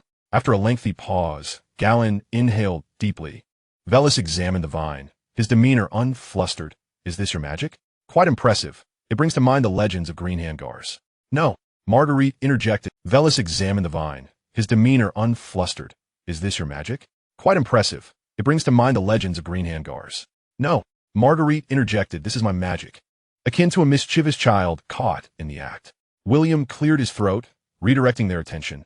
"Marguerite's magic is a craft I have imparted to her. She was reluctant to learn, but during the events at 10 Mile Town, she had no choice but to attempt it to save Galen." Galen's expression shifted to one of realization. "She was reluctant to learn, but during the events at 10 Mile Town, she had no choice but to attempt it to save Galen." Galen's expression shifted to one of realization. "Velis, we can heal you. Would you accept treatment?" Galen's eyes brightened as he regarded Velis, as if wanting to speak but ultimately refrained. Velis appeared lost in thought. "Velis, we can heal you. Would you accept treatment?" Galen's eyes brightened as he regarded Velis, as if wanting to speak but ultimately refrained. Velis appeared lost in thought. "I have visited the Citadel and sought a diagnosis from Dr. Ambrose. The finest physicians in Westeros have been unable to mend my leg," Velis replied with a calm demeanor.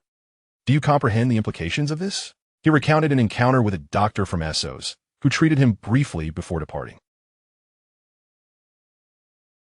William immediately concocted a rationale. They had no obligation to prove anything to anyone. "You are astute." William immediately concocted a rationale. They had no obligation to prove anything to anyone. "You are astute, William. Yet, the absence of proof is, in itself, a form of evidence." William's smile gradually faded as he recognized the gravity of the situation. If Velus's affliction were merely a limp. William's smile gradually faded as he recognized the gravity of the situation. If Velus's affliction were merely a limp. Yet no lord would dare to raise arms against the duke simply for being lame. However, it could lead to far graver dangers. Though Galen and Marguerite may not fully grasp the intricacies of the citadel, it could lead to far graver dangers. Though Galen and Marguerite may not fully grasp the intricacies of the citadel, they could discern that Velus wished to steer clear of ambiguous matters. Noticing Marguerite's despondent demeanor, William felt compelled to speak. Do you recall when you previously inquired about my thoughts on the situation in the Reach? Velus placed the vine back on the table, nodding. Then I shall speak plainly. The Tyrell family's dominion over the Reach has always been tenuous, relying on a fragile equilibrium, and your injury could exacerbate the circumstances. Hence, we desire to heal your leg. If treatment is unattainable, what do you propose we do? Endure and await. Much like the Tyrells have for the past 3 centuries, Velus replied. It is far from a source of despair. The atmosphere grew heavy. Apart from Velus, who remained unperturbed, the other 3 appeared somewhat disheartened, albeit it is far from a source of despair. The atmosphere grew heavy. Apart from Velus, who remained unperturbed, the other 3 appeared somewhat disheartened, albeit for varying reasons. After a moment, Velus's hearty laughter shattered the silence. William, your willingness to share this secret signifies your trust in us, so I shall not withhold my own from you. I believe you possess both courage and intelligence, and the resurgence of House Hightower is promising, though it may be many years hence. Thus, whereas I have harbored doubts from the outset, merely wishing to spare Marguerite from making such significant sacrifices, William felt a slight embarrassment wash over him. However, his gaze softening as he regarded Marguerite, you must be with William. The expressions of the 3 shifted once more, with Galen pleased that Velus shared his sentiments. While William was taken aback, having just witnessed Velus's earlier skepticism, Marguerite rose slowly, her expression resolute. No, Velus. While William was taken aback, having just witnessed Velus's earlier skepticism, Marguerite rose slowly, her expression resolute. No, Velus, I shall adhere to Father and Lord Loras's plans. After a moment, a fleeting, inscrutable glimmer flickered in her eyes. William, you once asserted that if I allowed you to depart, you would indeed leave. After a moment, a fleeting, inscrutable glimmer flickered in her eyes. William, you once asserted that if I allowed you to depart, you would indeed leave. Therefore, I now command you depart. With that, she strode away along the gravel path without so much as a backward glance. It was only when she was nearly out of the courtyard that the distant Tyrell maiden finally reacted and hurried after her. William, momentarily taken aback, burst into laughter. Did she not just instruct me to leave? Why then does she walk away herself? Galen and Valaris could not help but join in the laughter.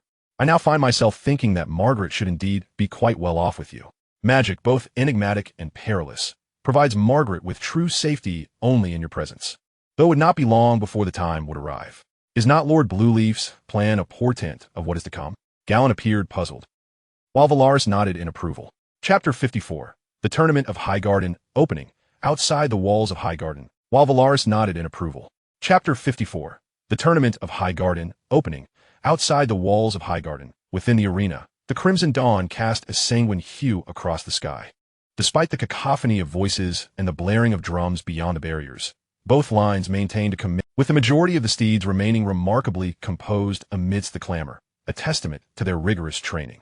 With the majority of the steeds remaining remarkably composed amidst the clamor, a testament to their rigorous training.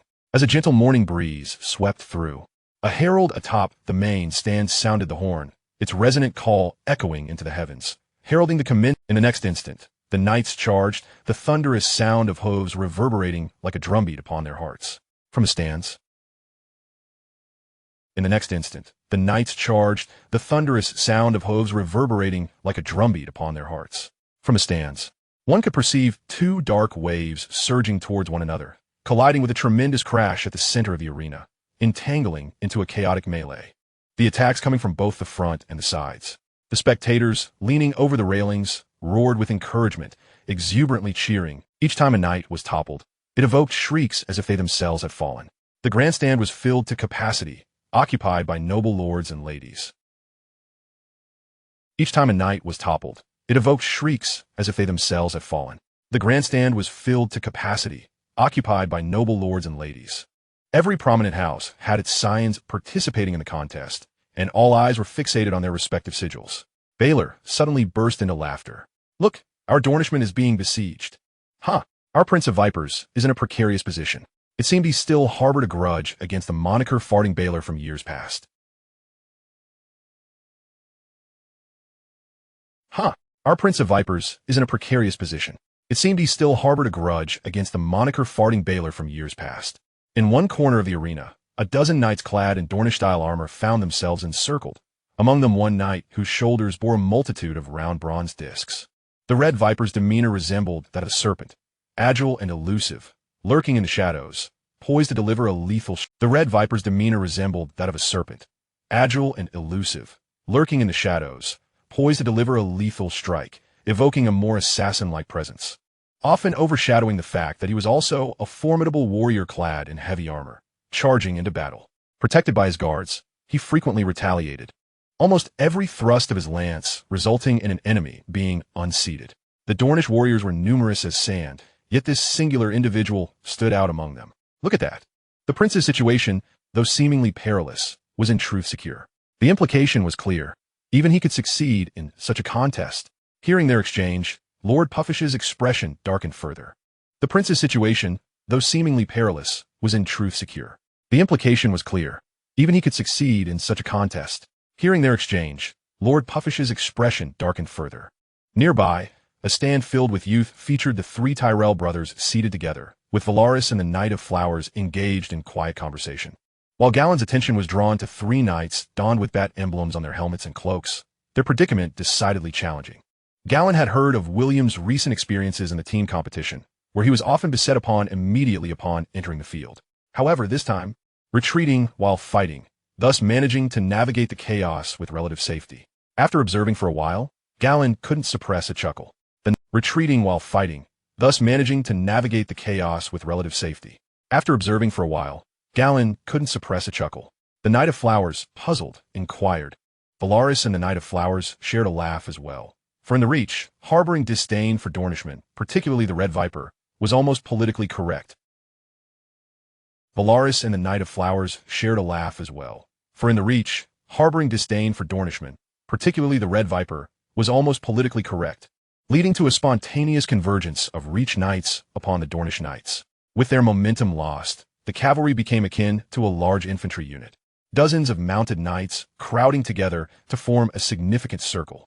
William and his companions circled this formation, and William's prowess was sufficient to sustain such guerrilla warfare, strike when outnumbered and flee when overwhelmed, leaving those intent on encirclement at a loss. Who appeared somewhat anxious. Nymelia leaned closer to her, murmuring, "Are you worried, Margaret?" Margaret offered a faint smile. "Are you not concerned?" Prince Oberyn's situation, who appeared somewhat anxious. Nymelia leaned closer to her, murmuring, "Are you worried, Margaret?" Margaret offered a faint smile. "Are you not concerned?" Prince Oberyn's situation is rather precarious. "Are you certain? Would you like me to share some insights?" Margaret remained composed. "I appreciate it. And William, should I desire to know, I can find out at any time." "Are you certain? Would you like me to share some insights?" Margaret remained composed. "I appreciate it. And William, should I desire to know, I can find out at any time." The two exchanged smiles before returning their gaze to the arena. As the competition progressed, a substantial number of knights were eliminated, and the field began to empty. Some quick-thinking knights galloped towards the barriers, attempting to unseat others through their charges, while the arena afforded increasing space for the horses to sprint. A burly knight, unadorned with any house sigil, had stealthily dismounted and crept up from the side to approach a knight bearing a helmet emblazoned with a bat emblem. William, focused on a confronting knight, was oblivious to the impending threat amidst the throng of knights and steeds until the assailant lunged, seizing him and dragging him from his mount. Unlike others who had donned armor only partially for the sake of mobility, William had secured his armor meticulously, encasing himself like a tin can. He broke free from the assailant's grasp, rolling forward to regain his feet as if his armor were made of paper, light. He broke free from the assailant's grasp, rolling forward to regain his feet as if his armor were made of paper, light as a feather. The assailant froze in astonishment, for the knight he had been confronting now charged towards him, trampling forward. In a moment of sheer urgency, for the knight he had been confronting now charged towards him, trampling forward. In a moment of sheer urgency, William deftly sidestepped, and as he brushed past, he leapt with unyielding resolve, yanking the knight down with little regard. With a resounding thud, the two of them crashed to the ground. William, having braced himself, stood firm, while the unfortunate fellow seemed to have injured himself upon landing, emitting a chilling scream before succumbing to silence. I suspect he has broken a bone. Serves him right for trampling over me. The group sparring rules strictly prohibited intentional trampling, as such actions could lead to grievous injuries or even fatalities. However, with a smirk of schadenfreude at the misfortune of the fallen knight, William noticed that the very individual who had unseated him was also rising. With a smirk of schadenfreude at the misfortune of the fallen knight, William noticed that the very individual who had unseated him was also rising. His face obscured by a mask, yet he appeared unwilling to flee. It was evident that this was likely a minion of the inflated fish lord or of Loras, ensuring that no one would escape unscathed. The heavy armor did not impede William's pace as he swiftly pursued, and soon they were entangled in a fierce struggle, pinning him down as if he were a fish thrashing desperately on a cutting board. With a gauntlet fist clenched, pinning him down as if he were a fish thrashing desperately on a cutting board. With a gauntlet fist clenched into a solid iron hammer, he struck the nameless knight's visor with a resounding clang. The spectators along this side of the fence bore witness to the spectacle, erupting into raucous cheers, with cries of "well done," and "beat him to a pulp," ringing out. Suddenly, the uproar transformed into blood-curdling screams as a warhorse, charging at breakneck speed, barreled towards William. Chapter 55. The High Court Tournament, the Black Hand. The thunder of hooves and the gasps of the audience heightened William's awareness. With a swift glance, he beheld the knight and steed rushing towards him like a locomotive. Just as he prepared to leap aside, he felt a tremendous force gripping his leg, rendering him immobile. Filled with despair and madness, a thought flickered through William's mind. This man possesses an admirable fearlessness. Filled with despair and madness, a thought flickered through William's mind. This man possesses an admirable fearlessness. Boom!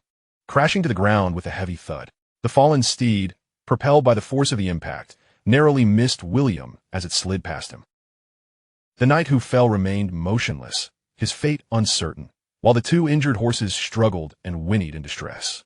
The knight who fell remained motionless, his fate uncertain, while the two injured horses struggled and whinnied in distress. This brutal collision captured the attention of all, eliciting gasps from the ladies and anxious glances from a gentleman. Just as one wave of chaos subsided, another emerged. The inflated fish lord slammed his hand against the armrest of his chair, appearing quite irate, muttering curses under his breath. What nonsense! From the back, the inflated fish lord slammed his hand against the armrest of his chair, appearing quite irate, muttering curses under his breath. What nonsense! From the back, Galza's furious voice rang out, questioning how they could behave in such a manner. Indeed, such actions were utterly dishonorable. Balistan also displayed a look of displeasure. The other lords remained silent. Then, William landed a powerful punch directly into the visor of the knight clinging to his leg, and with a swift motion, he cast the knight's limp body away, as if it were an arrow loosed from a bow, crashing into the knight ahead of him. With a loud thud, both men soared into the air, eliciting gasps from the onlookers.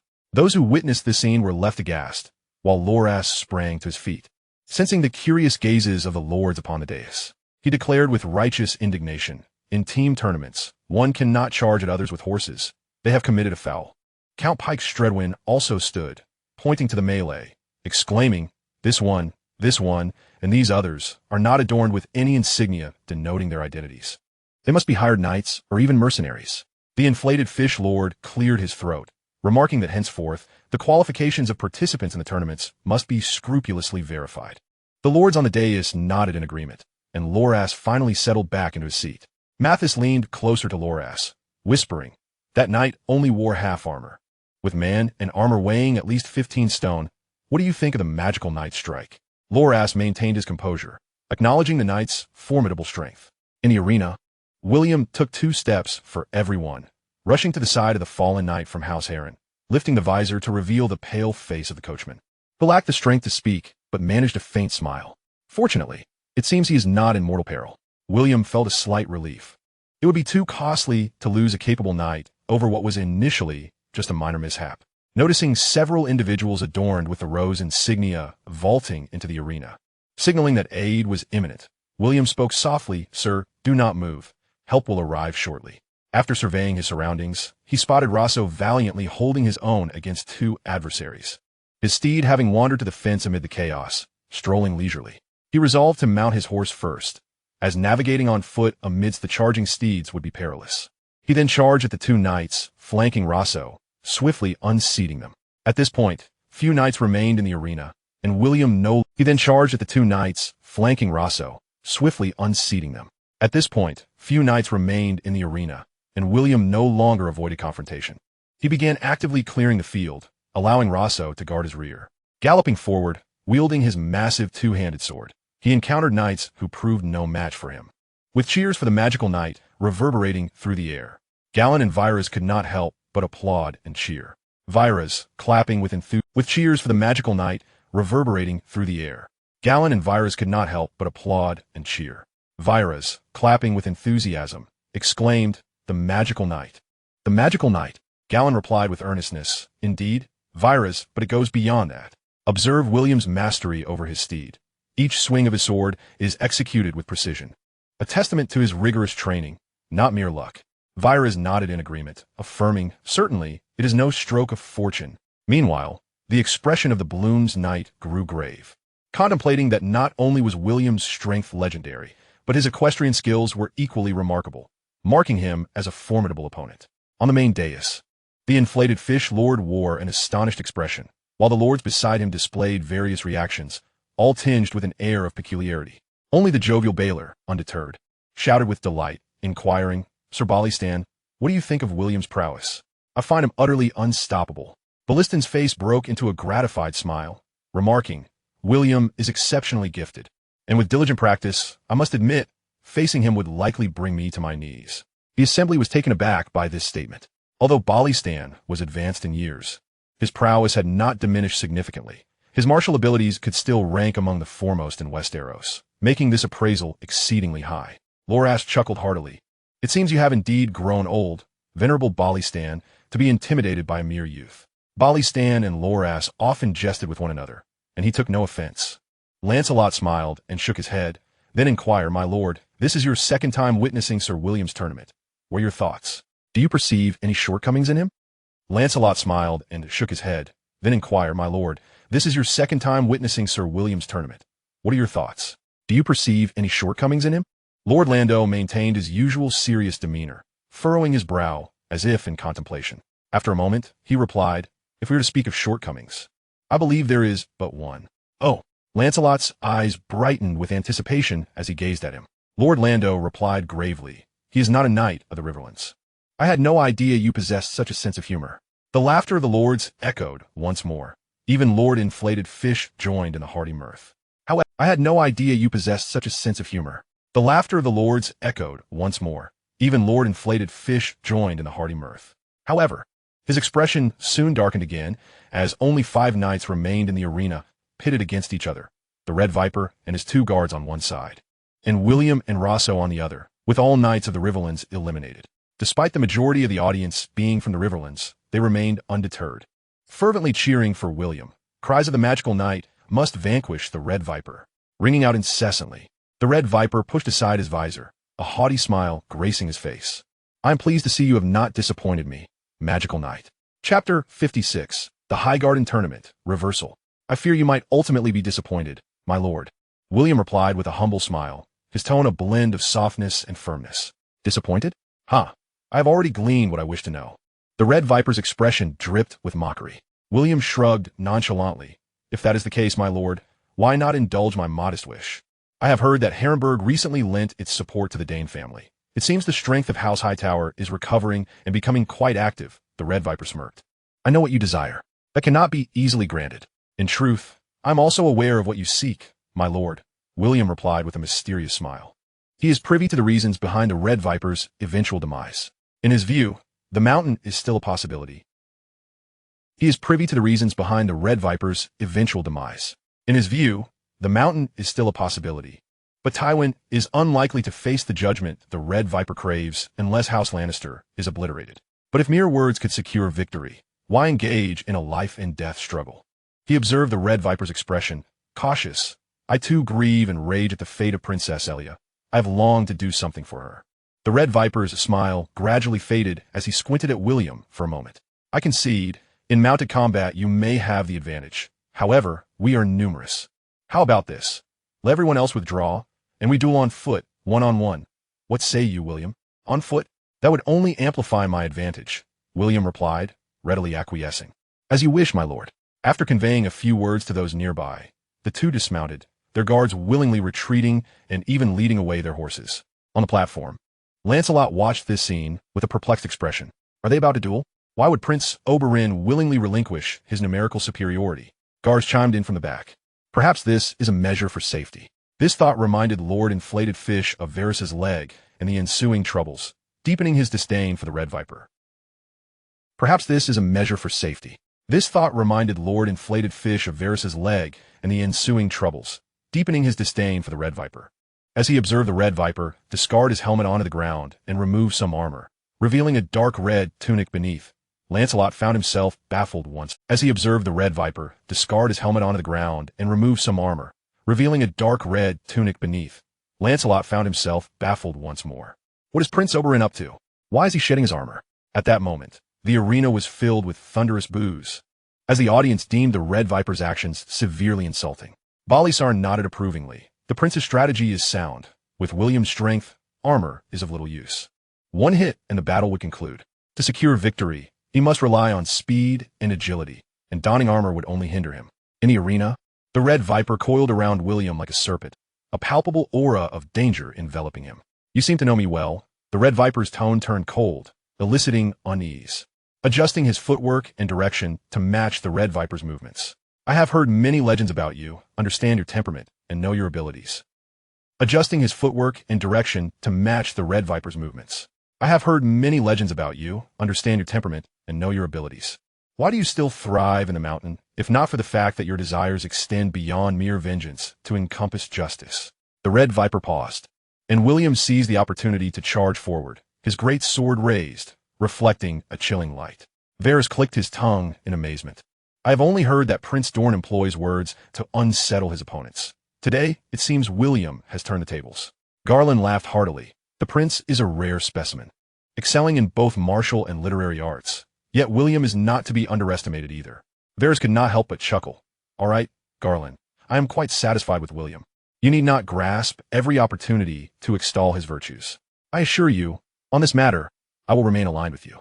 With the advantage of initiative, William's assault surged forth like a relentless tide, the sound of clashing blades echoing through the arena. With the advantage of initiative, William's assault surged forth like a relentless tide, the sound of clashing blades echoing through the arena, as the Red Viper was forced to evade. The people of the Riverlands generally harbored animosity towards the Dornish. Before Aegon I united the Seven Kingdoms, the Riverlands and Dorne had been embroiled in relentless conflict. With Highgarden having once fallen to Dornish forces, it was safe to say the enmity ran deep. Under the pressure of the Iron Throne, the two regions had maintained a semblance of peace for 3 centuries, but relations had only begun to thaw, and then came the tragedy of Varys's severed leg. Thus, witnessing William gain the upper hand, the crowd erupted in jubilant cheers. On the platform, Baelor was ecstatic. The Red Viper is thoroughly suppressed. It seems defeat is imminent. Balisar shook his head. It is still too early to declare victory. Prince Dorne remains unperturbed, retaining the potential for counterattack. William must not grow complacent. Lancelot pondered. With Sir William's aggressive onslaught, his stamina must surely wane. Once his strength falters, might the prince not seize the opportunity to triumph? Balisar shook his head again. While William appears to be attacking fiercely, he is managing his energy well. Even if Prince Dorne finds an opening to retaliate, it would only mean losing the initiative. Their strengths are closely matched. The outcome remains uncertain. The lords on the platform nodded in agreement, their gazes fixed on the formidable William in the arena. Their expressions a tapestry of complex emotions, each harboring their own thoughts. Observing the faint smirk of derision on the Red Viper's stern face, William felt a chill. He had believed that after his enhancements, his strength, agility, and endurance had reached the pinnacle of human capability, yet the Red Viper evidently surpassed him in speed. This could mean either he had not truly achieved the limits of humanity, or that the Red Viper had some advantage of his own. Am I not the protagonist? I thought with enhancements I could act with impunity, but now I see countless others with advantages. It's quite disheartening. His spear striking swiftly like a viper delivering a lethal blow. Rather than evade, William stepped forward. Crack! The spear shattered against his spear striking swiftly like a viper delivering a lethal blow. Rather than evade, William stepped forward. Crack! The spear shattered against the armor on William's chest. Ah, your highness. This specially reinforced armor has been crafted exclusively for you. How does it feel? William observed the red viper, who was gripping a half-shattered gun barrel, as he swung his long sword with an air of triumph. It is not too late to surrender now. Surrender? Not a chance, the red viper scoffed, a disdainful smile flickering across his face. I have dispatched foes whose shells were far tougher than yours. Then let us see whose strength prevails, your highness's fists or my armor. With that, William lunged forward, executing a sweeping strike, but the red viper was quick to evade, dashing away. The crowd erupted in a cacophony of taunts. Coward. Don't run. Cut him down. Cut him down. Not far from the barricade, a spear suddenly soared from the crowd, aimed directly at the red viper's head. He leaped into the air, deftly catching the spear, and with a swift turn, lunged it toward William's visor. The timing was impeccable, catching William slightly off guard. The red viper seized the initiative, utilizing the spear's reach to strike William's visor repeatedly. For the first time, William felt the ferocity of one of the red viper seized the initiative, utilizing the spear's reach to strike William's visor repeatedly. For the first time, William felt the ferocity of one of Westeros's premier fighters. Every reaction he attempted seemed to be anticipated by the red viper. He found himself unable to dodge, his sword failing to reach the spear, and he retreated helplessly, plunging the arena into an uneasy silence. Lord Inflated Fish gazed at the unfolding scene with conflicting emotions, uncertain whether to laugh or weep. Plunging the arena into an uneasy silence. Lord Inflated Fish gazed at the unfolding scene with conflicting emotions, uncertain whether to laugh or weep. On the other hand, His Highness may not possess the same stamina. Before he could finish, the scene shifted dramatically. In an instant, the red viper was sent reeling backward. His Highness may not possess the same stamina. Before he could finish, the scene shifted dramatically. In an instant, the red viper was sent reeling backward, the half-spear instinctively pointing forward. Moments later, the spear plunged into the ground beside William's feet, eliciting thunderous cheers from the crowd. As the fervor settled, the half-spear instinctively pointing forward. Moments later, the spear plunged into the ground beside William's feet, eliciting thunderous cheers from the crowd. As the fervor settled, he lifted his visor, grinning. Would you like another spear, your highness? Chapter 57. The Tournament of Highgarden, Persuasion, a flicker of surprise. Even if others failed to notice, the astute Balistan observed from the stands. Do you believe his vision is clouded by age? With Ballistan's experience, nothing could escape his notice. Even if others failed to notice, the astute Balistan observed from the stands. Do you believe his vision is clouded by age? With Ballistan's experience, nothing could escape his notice. And people will scrutinize you, analyzing your every move. Can you still keep your secrets hidden, O Knight of Magic? The red viper chuckled softly. To defeat me. And people will scrutinize you, analyzing your every move. Can you still keep your secrets hidden, O Knight of Magic? The red viper chuckled softly. To defeat me. You truly spare no effort. Long summer has ended. The cold winter approaches. Have you not sensed the shifting tides, my lord? Before long, monumental events will unfold, heralding profound changes in Westeros. Why do I dare to make such demands of you? It is because I foresee the imminent transformation. The red viper nodded, seemingly in agreement with William's assertion. Indeed, changes are afoot. However, you spoke a truth earlier. Some alignments are fortuitous, and seemingly in agreement with William's assertion. Indeed, changes are afoot. However, you spoke a truth earlier. Some alignments are fortuitous, and some paths converge. You need not seek my promise. The red viper's gaze turned icy and perilous. My assurance? What significance does it hold if it jeopardizes Dorne's? Our interests are aligned, William replied earnestly. But opportunities often accompany risks. Prince Daeron is prudent and cautious, which, while minimizing risk, can lead to missed. Our interests are aligned, William replied earnestly. But opportunities often accompany risks. Prince Daeron is prudent and cautious, which, while minimizing risk, can lead to missed opportunities. His expression a mix of amusement and incredulity as he shook his head, unsure whether to mock William's naivete or dismiss the— His expression a mix of amusement and incredulity as he shook his head, unsure whether to mock William's naivete or dismiss the notion of defying Daeron's wishes. I believe that justice may be delayed, but it shall never be absent, William replied with unwavering conviction, unafraid of ish. The red viper broke into a smile. Very well, you have one. Casually discarding the half-spear, he turned to exit the arena. In the arena, the red viper broke into a smile. Very well, you have one. Casually discarding the half-spear, he turned to exit the arena. In the arena, even the clouds above seemed to sway in response. Having defeated the Red Viper, he realized that in this malevolent world, he had at least acquired the ability to protect himself. His heart brimmed with hope. He would strive to grow ever stronger. He had at least acquired the ability to protect himself. His heart brimmed with hope. He would strive to grow ever stronger, to safeguard his family, his friends. Giving the impression that the Red Viper was obedient, the original text hinted that he was not so inflexible. Establishing a rapport with him now was akin to holding an extra card, one that could be played at the right moment from magic. The cheers for the night of magic surged in waves, and as the dignitaries rose to applaud before leaving their seats, Baylor and Garland were naturally beaming, while Balistan appeared somewhat contemplative yet pleased. Even Loras wore a broad smile, evidently satisfied with the day's contest, while only Lord Inflated Fish maintained a stern expression. Alikin, Mathis, and Loras walked closely together, and noticing the lack of company, Alikin chuckled, while only Lord Inflated Fish maintained a stern expression. Alikin, Mathis, and Loras walked closely together, and noticing the lack of company, Alikin chuckled. Lord Mace seems less than pleased. Mathis scoffed. A victory for the Night of Magic is certainly preferable to a victory for the Red Viper. Loras surveyed the jubilant crowd, who seemed reluctant to disperse, and remarked lightly, as long as the subjects of the Reach are content. Yesterday, Garland had been the star of the banquet, while today it was William's turn. Even Lord Inflated Fish approached with a stiff smile to share a drink with him. The Red Viper, however, remained aloof, seated on the dais surveying the arena with a proud smile. Yet, the crowd assumed he was merely angered by his loss, and thus none found it strange. Strength is the ultimate authority. As long as you are powerful enough, others must yield to you. William reveled in his inner triumph, yet continually reminded himself that in such moments, humility was seeing the inflatable fish lord and Loras whispering to each other. William couldn't help but chuckle inwardly. Even in the melee tournament, where treachery was most easily employed, they had not managed to best him. In a one-on-one joust, their chances were even slimmer. After the midday feast, Marjorie accompanied William to visit the injured Heir Harrenhal, and the scholar examining his wounds couldn't help but marvel at his swift recovery.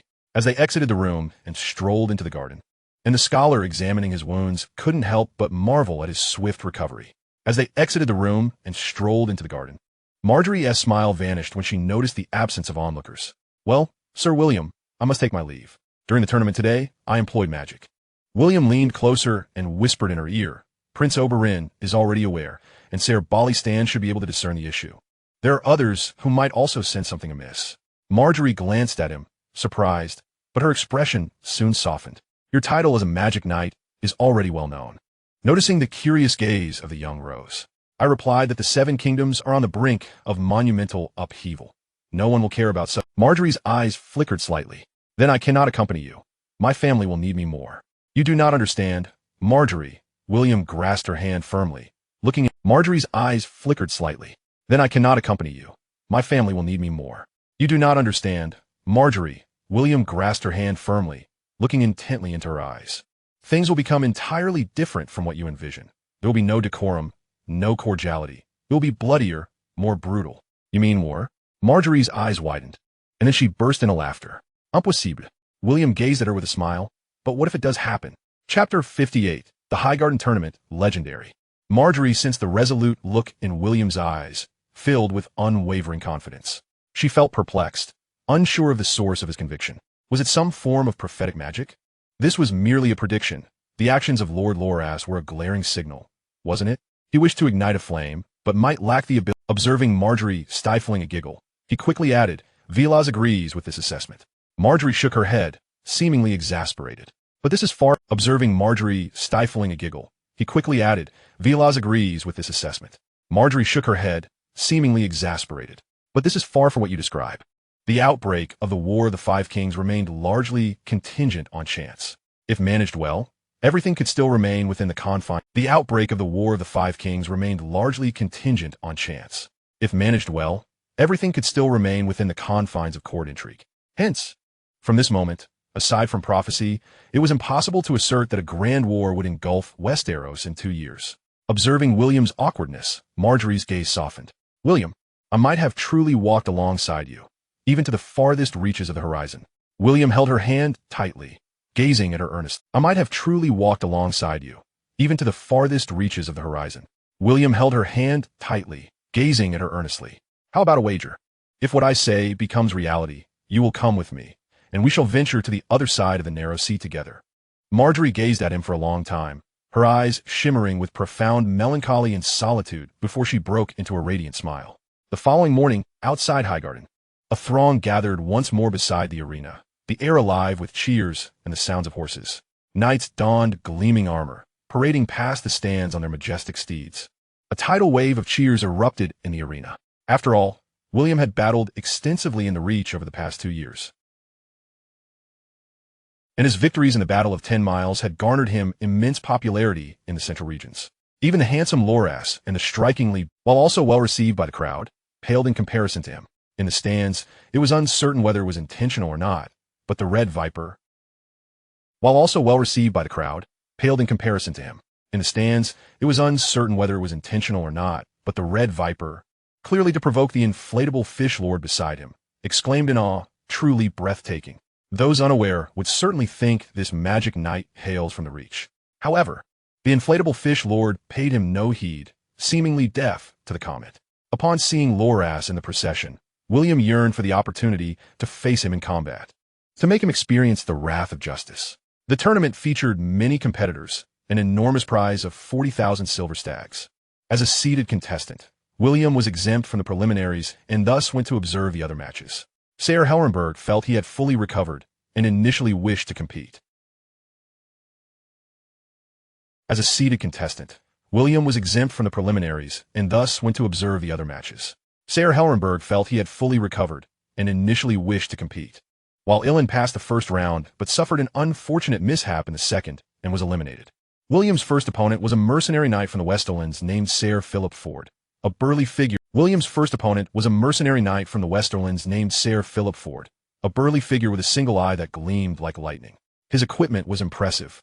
The match demonstrated that Sir Philip was indeed a skilled fighter. William engaged him for 4 rounds before finally unseating him during a break in the competition. William sought out the mercenary knight, hoping to recruit him into House Hightower. However, this one-eyed knight, during a break in the competition, William sought out the mercenary knight, hoping to recruit him into House Hightower. However, this one-eyed knight was different from Rosso. When Rosso went to Helrenberg, he claimed to be a mercenary, though he had never been formally knighted and could only be considered a sellsword. It was only after joining House Hightower that Walter conferred upon him a formal knighthood, which made him content with his status as a sworn knight. In contrast, the one-eyed knight candidly stated that if he were to become a sworn knight, he wouldn't need to wander far from home. Suddenly transforming a stranger into a board member is a decision even the chairman must consider alongside other board members and even seasoned employees. Suddenly transforming a stranger into a board member is a decision even the chairman must consider alongside other board members and even seasoned employees. William's second opponent was Sir Fortimac Lannister, the coach of Highgarden. The two had shared drinks at several feasts and had a cordial relationship. William's second opponent was Sir Fortimac Lannister, the coach of Highgarden. The two had shared drinks at several feasts and had a cordial relationship, but once the tournament commenced, neither held back. It was clear that the Highgarden coach had studied William and fought with a strategy in mind. William struggled through 4 grueling rounds before claiming victory. A bright spot arose when he watched Rosso's match and discovered his opponent was none other than Loras. Loras's skills appeared commendable, certainly above average, and he was only defeated after 2 rounds of combat against Rosso. The fallen Loras showed no anger. Upon rising, he smiled broadly and waved at the audience. Rosso soon faced the Knight of Flowers and was unceremoniously unseated in the 3rd round. This left William in awe. While Rosso soon faced the Knight of Flowers and was unceremoniously unseated in the 3rd round. This left William in awe. While Rosso may not have belonged to the top tier, he was certainly among the elite of the 2nd tier, while the Knight of Flowers appeared to fight effortlessly, undeniably possessing the confidence that comes with pride. Upon witnessing the 3rd adversary emerge as the indomitable Balistan, William suddenly comprehended the nature of the discourse between the inflatable fish lord and Lisa from the previous day, and the captain of the King's Guard. It was evident that, barring any unforeseen circumstances, his opponent in the finals would undoubtedly be the Flower Knight. This realization elicited a bemused chuckle from William. Yet in contrast to the underhanded tactics employed during the team tournament, this realization elicited a bemused chuckle from William. Yet in contrast to the underhanded tactics employed during the team tournament, this exploitation of the host's advantage hardly seemed despicable. 10 thrilling rounds of combat unfolded, with both the elder and the younger warrior performing with remarkable prowess, leaving the audience enraptured with continuous fatigued, fell victim to William's opportunistic strike, tumbling from his steed. Splinters from the broken lance danced in the air, and before the warhorse had fully halted, William leapt down with agility, vaulting over the barrier to rush towards the half-reclined Bali stand, inquiring with genuine concern, "Are you unscathed, my lord?" William leapt down with agility, vaulting over the barrier to rush towards the half-reclined Bali stand, inquiring with genuine concern, "Are you unscathed, my lord?" Bali stand moved his limbs, seemingly unharmed, which relieved William's anxiety. Competing against a master of Ballistin's caliber meant that and the results of his full-throttle strike were beyond his control. Amidst the thunderous cheers and the respectful gazes of the onlookers. And the results of his full-throttle strike were beyond his control. Amidst the thunderous cheers and the respectful gazes of the onlookers. The two warriors strode side by side from the arena, seeding the ground for the ensuing matches. "I sense that indomitable belief in victory. Splendid work," William Balistan remarked. "And so may a mercenary. However, it is the essence of knighthood that distinguishes a knight from a mere assassin." Balistan regarded William with a look of deep satisfaction. "And so may a mercenary. However, it is the essence of knighthood that distinguishes a knight from a mere assassin." Balistan regarded William with a look of deep satisfaction, his eyes brimming with expectation. Chapter 59, Magic Knight versus Flower Knight. As the sun languidly dipped in the west, golden rays bathed the arena in warmth. Heralding the climax of the tournament, the final duel of lance combat was about to commence. Heralding the climax of the tournament, the final duel of lance combat was about to commence. The spectators poured their fervor into this ultimate battle.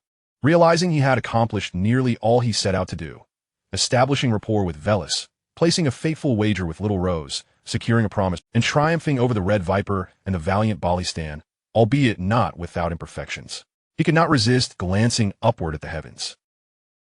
And triumphing over the Red Viper and the valiant Balistan, albeit not without imperfections.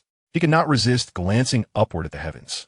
The first round of probing attacks transpired without a discernible victor. The audience erupted into cheers, yet those with discerning eyes recognized the underlying issues. In the Velis clapped lightly, noticing Galen's troubled expression, and inquired, "What troubles you, Galen?" "It is peculiar. William seems lacking in fighting spirit. Could it be he is intentionally—" Velis clapped lightly, noticing Galen's troubled expression, and inquired, "What troubles you, Galen?" "It is peculiar. William seems lacking in fighting spirit. Could it be he is intentionally holding back?" And considering the intensity of his previous 2 matches, a momentary lapse in focus is to be expected. "I trust he will soon regain his composure." And considering the intensity of his previous 2 matches, a momentary lapse in focus is to be expected. "I trust he will soon regain his composure." And he might have bid farewell to the arena for good. The revolution is not yet complete. Comrades must strive onward, he mused. Centering his thoughts and swiftly entering a state of concentration as the horn sounded once more. Thud, thud. The second, Galen furrowed his brow again, noticing Velis's peculiar gaze directed at him, leading him to explain, "This time, Lorith has been overly reckless." Had William been fully engaged? Galen furrowed his brow again, noticing Velis's peculiar gaze directed at him, leading him to explain, "This time, Lorith has been overly reckless." Had William been fully engaged? In the arena, William regretted missing a prime opportunity. He had perceived a flaw, but had assumed it was a deliberate feint by the Flower Knight. And now he lamented his missed chance. Moreover, he recognized a more pressing concern. Though he felt rejuvenated, his steed, was showing signs of fatigue. It was clear that if the standoff continued, the prolonged engagement would only serve to his detriment. Victory must be swift. The lance combat differed from infantry battles, relying more heavily on technique. William's advantages in speed and strength were rendered nearly moot. The lance combat differed from infantry battles, relying more heavily on technique. William's advantages in speed and strength were rendered nearly moot. In foot combat, the Flower Knight surpassed him in both horsemanship and the accuracy of his lance. Given the added momentum from his steed, the Flower Knight surpassed him in both horsemanship and the accuracy of his lance. Given the added momentum from his steed, the Flower Knight's physical shortcomings could be disregarded, indicating that both contenders had returned to form. The Flower Knight exhibited superior skill, Yet William's extraordinary reflexes compensated for the indicating that both contenders had returned to form. The Flower Knight exhibited superior skill, yet William's extraordinary reflexes compensated for the disparity, showcasing both their attributes to perfection. As the horn sounded for the fourth time, Galen sensed something amiss as William adjusted his grip on the lance.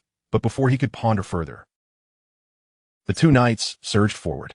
As their steeds approached one another, both men thrust their lances forward.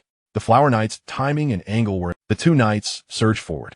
As their steeds approached one another, both men thrust their lances forward. The Flower Knight's timing and angle were impeccable. Yet he felt no impact from William's counter. A fleeting thought crossed his mind. Had the Magic Knight erred? Could his stamina truly be failing? Before he could indulge in his moment of triumph, a tremendous force struck his chest. Accompanied by a resounding thud, he felt himself propelled and spinning wildly before crashing heavily to the ground. The sharp, discordant notes of the horn heralded the crowning of the tournament champion. The cheers for the Magic Knight echoing throughout Highgarden. With no time to revel in his victory, William discarded his lance and leapt from his horse, sprinting towards the Flower Knight. He had just risked a strike with righteous fury. Should he have harmed Little Rose's brother, he would have faced significant repercussions from Velis and Galen. In the elevated platform, both the inflatable fish lord, he would have faced significant repercussions from Velis and Galen. In the elevated platform, both the inflatable fish lord and Lisa were taken aback, suggesting that the Flower Knight would soon claim victory. To their astonishment, the next moment, William decisively concluded the suggesting that the Flower Knight would soon claim victory. To their astonishment, the next moment, William decisively concluded the confrontation. The Red Viper's lips curled in a smirk. Yet it was entirely within reason. I have heard that in the early days, the lance used by knights was devoid of handguards. Lannister gazed curiously at Ballaston, sir. Yet it was entirely within reason. I have heard that in the early days, the lance used by knights was devoid of handguards. Lannister gazed curiously at Ballaston, sir. It was difficult to discern whether the others were aware of the details, as they exhibited a degree of bewilderment. He thus explained, in truth, it was William who grasped the lance just beyond the handguard, effectively shortening it. This alteration changed both the angle and timing of the attack. It was William who grasped the lance just beyond the handguard, effectively shortening it. This alteration changed both the angle and timing of the attack. They collectively displayed expressions of enlightenment, secretly astonished by William's prowess. Lannister, meanwhile, wore an expression of admiration. They collectively displayed expressions of enlightenment, secretly astonished by William's prowess. Lannister, meanwhile, wore an expression of admiration. Although he understood the mechanics, he still found it quite formidable, prompting him to laugh heartily and crack a jest. The other dignitaries joined in with laughter, creating a harmonious atmosphere. William graciously assisted the Flower, prompting him to laugh heartily and crack a jest. The other dignitaries joined in with laughter, creating a harmonious atmosphere. William graciously assisted the Flower Knight to his feet. William felt a wave of relief wash over him. At that moment, the audience began to stir, chanting praises for the Queen of Love and Beauty, Miss Mar. Among other accolades, the most fervent were the minstrels and singers.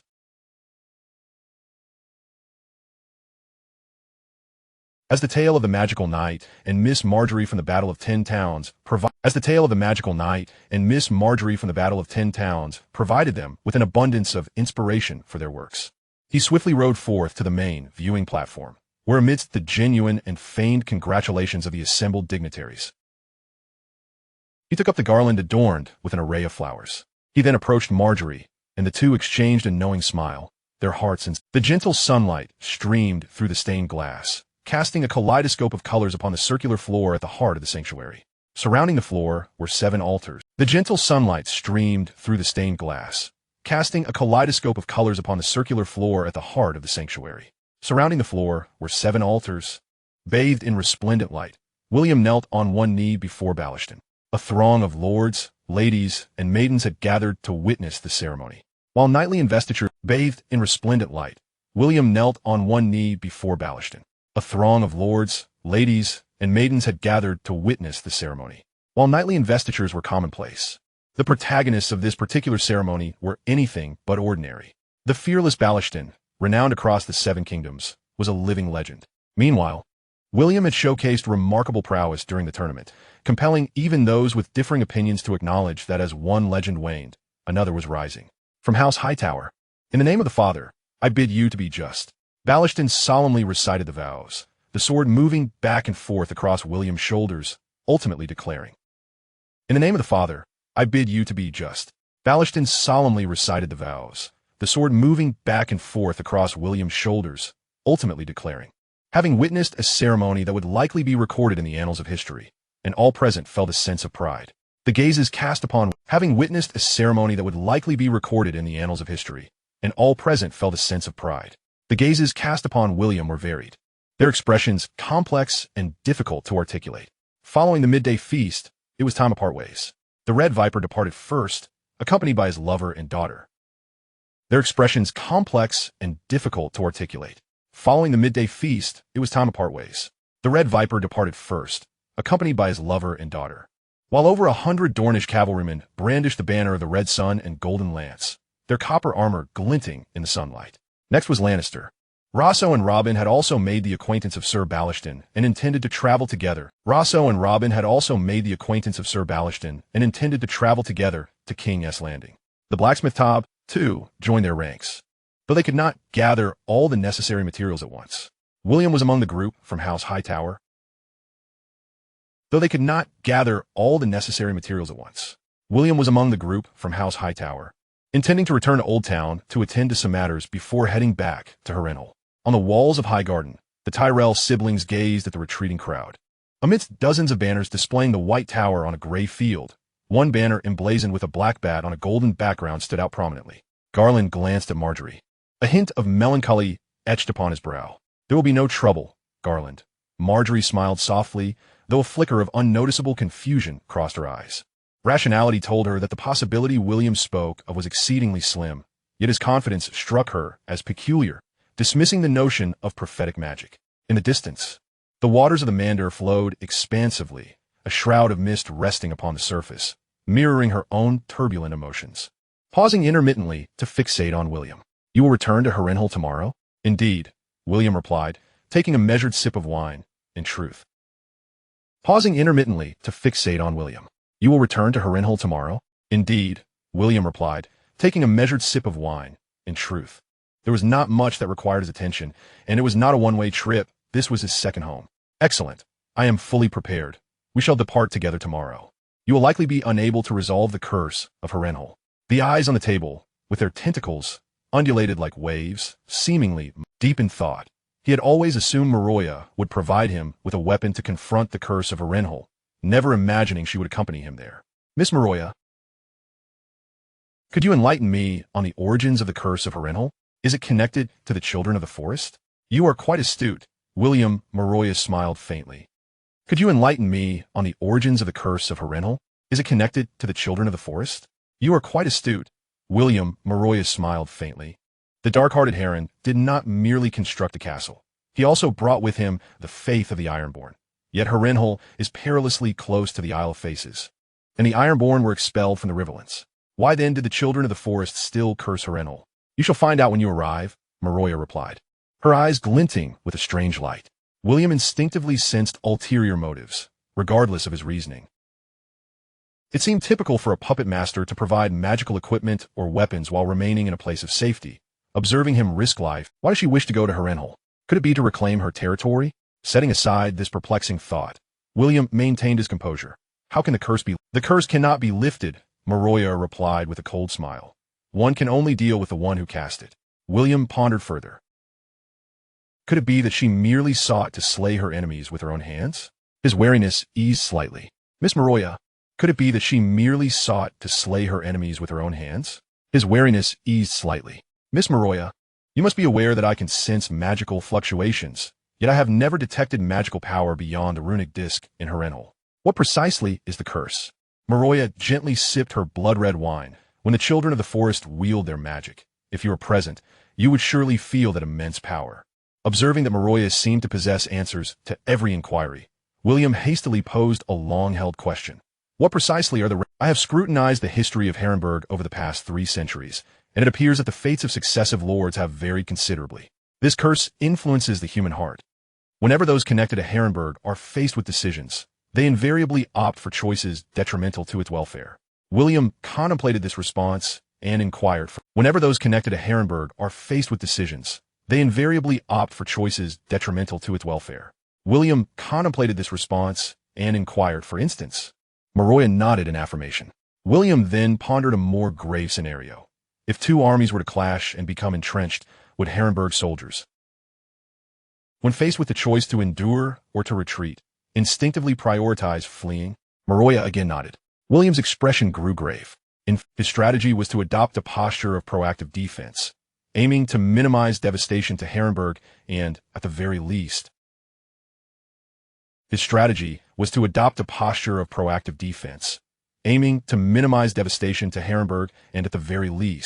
these lands should revert to the control of the river and clan post-war. However, to achieve this objective, open field battles were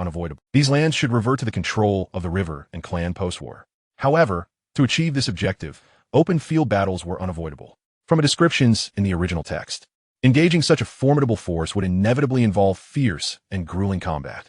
Given that Harrenhal's military already faced disadvantages,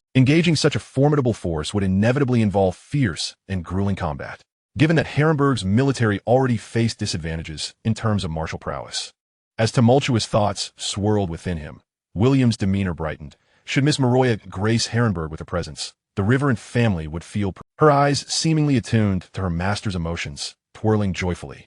Chapter 61, Magical Artifacts. A month passed, and William returned to the High Court once more. Her eyes seemingly attuned to her master's emotions, twirling joyfully. Chapter 61, Magical Artifacts. A month passed, and William returned to the High Court once more. The Duchess Ailery awaited at the castle gates alongside Velis and Marguerite. Ailery, noble and dignified, with her long silver hair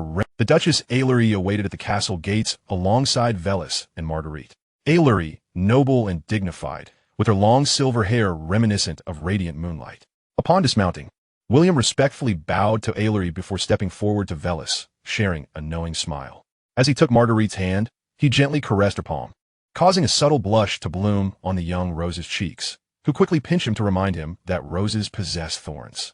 As a regal lady clad in court attire descended from the carriage, Ailery felt a sense of familiarity but could not place the identity of the girl, prompting her to inquire, "Sir William, may I ask who this young lady is?" William initially exhibited surprise, then a peculiar expression crossed his face. Noticing that William seemed disinclined to introduce her, Ailery furrowed her brow, contemplating whether, as an elder, donned in a flowing purple gown with a train trailing on the ground, her hair intricately arranged atop her head, exuding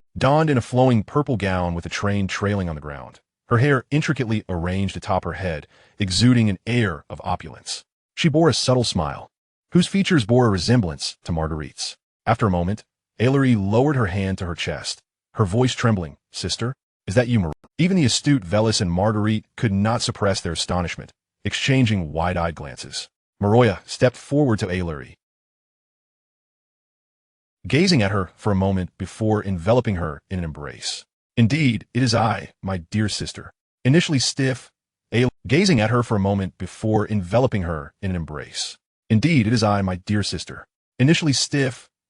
gradually relaxed, even reciprocating the embrace and gently patting Maroya's back. After a heartfelt moment, the sisters parted, exchanging silent glances, with tears glistening in Ailery's eyes. Having grown up close in age, they shared a profound bond, only to be separated when Maroya succumbed to madness in her teens, leading Ailery to marry into the High Court in her stead. Since then, their encounters have been few and far between, let alone moments such as this. Maroya's expression remained serene, but her tones softened. "Ailery, allow me to meet my beloved nephew." She had only seen Velis and Marguerite as children, while the Tiller siblings had only encountered their eccentric aunt in her deranged state, making this meeting feel almost like a first. As she regarded Marguerite, with Ailery and Maroya leading the way, engaged in cheerful conversation, while Maroya occasionally responded, mostly nodding or shaking her head, yet this did not deter Ailery's exuberance. With Ailery and Maroya leading the way, engaged in cheerful conversation, while Maroya occasionally responded, mostly nodding or shaking her head, yet this did not deter Ailery's exuberance. Trailing behind, witnessing Ailery appear rejuvenated by 20 years, Marguerite couldn't help but exclaim, "Mother, you look like a girl today." William and Velis chuckled at her remark. As they conversed further, they learned that Galen and Leone had traveled to New Beryl City and were absent from the High Court. Finally, When William seized the opportunity for a private moment with Marguerite, he laid several trinkets upon the table before them. Among them was a grand circular necklace, adorned with triangular pendants etched in a series of circular patterns, resembling a cluster of grapes in hand. Marguerite glanced at it before placing it back on the table, noting its antiquated design, though the material was remarkably light. It is forged from Valyrian steel. As William beheld the ancient necklace, memories of the shadow-bound warrior, whose face he never glimpsed, surged forth. Her immense necklace was also crafted from Valyrian steel. Perhaps he could request Maroya to create something else. After such an extended period, this piece is not insignificant. This cannot be used for armor, Marguerite. It is intended for you. William picked up a brooch carved with a griffin and examined it. This piece is not insignificant.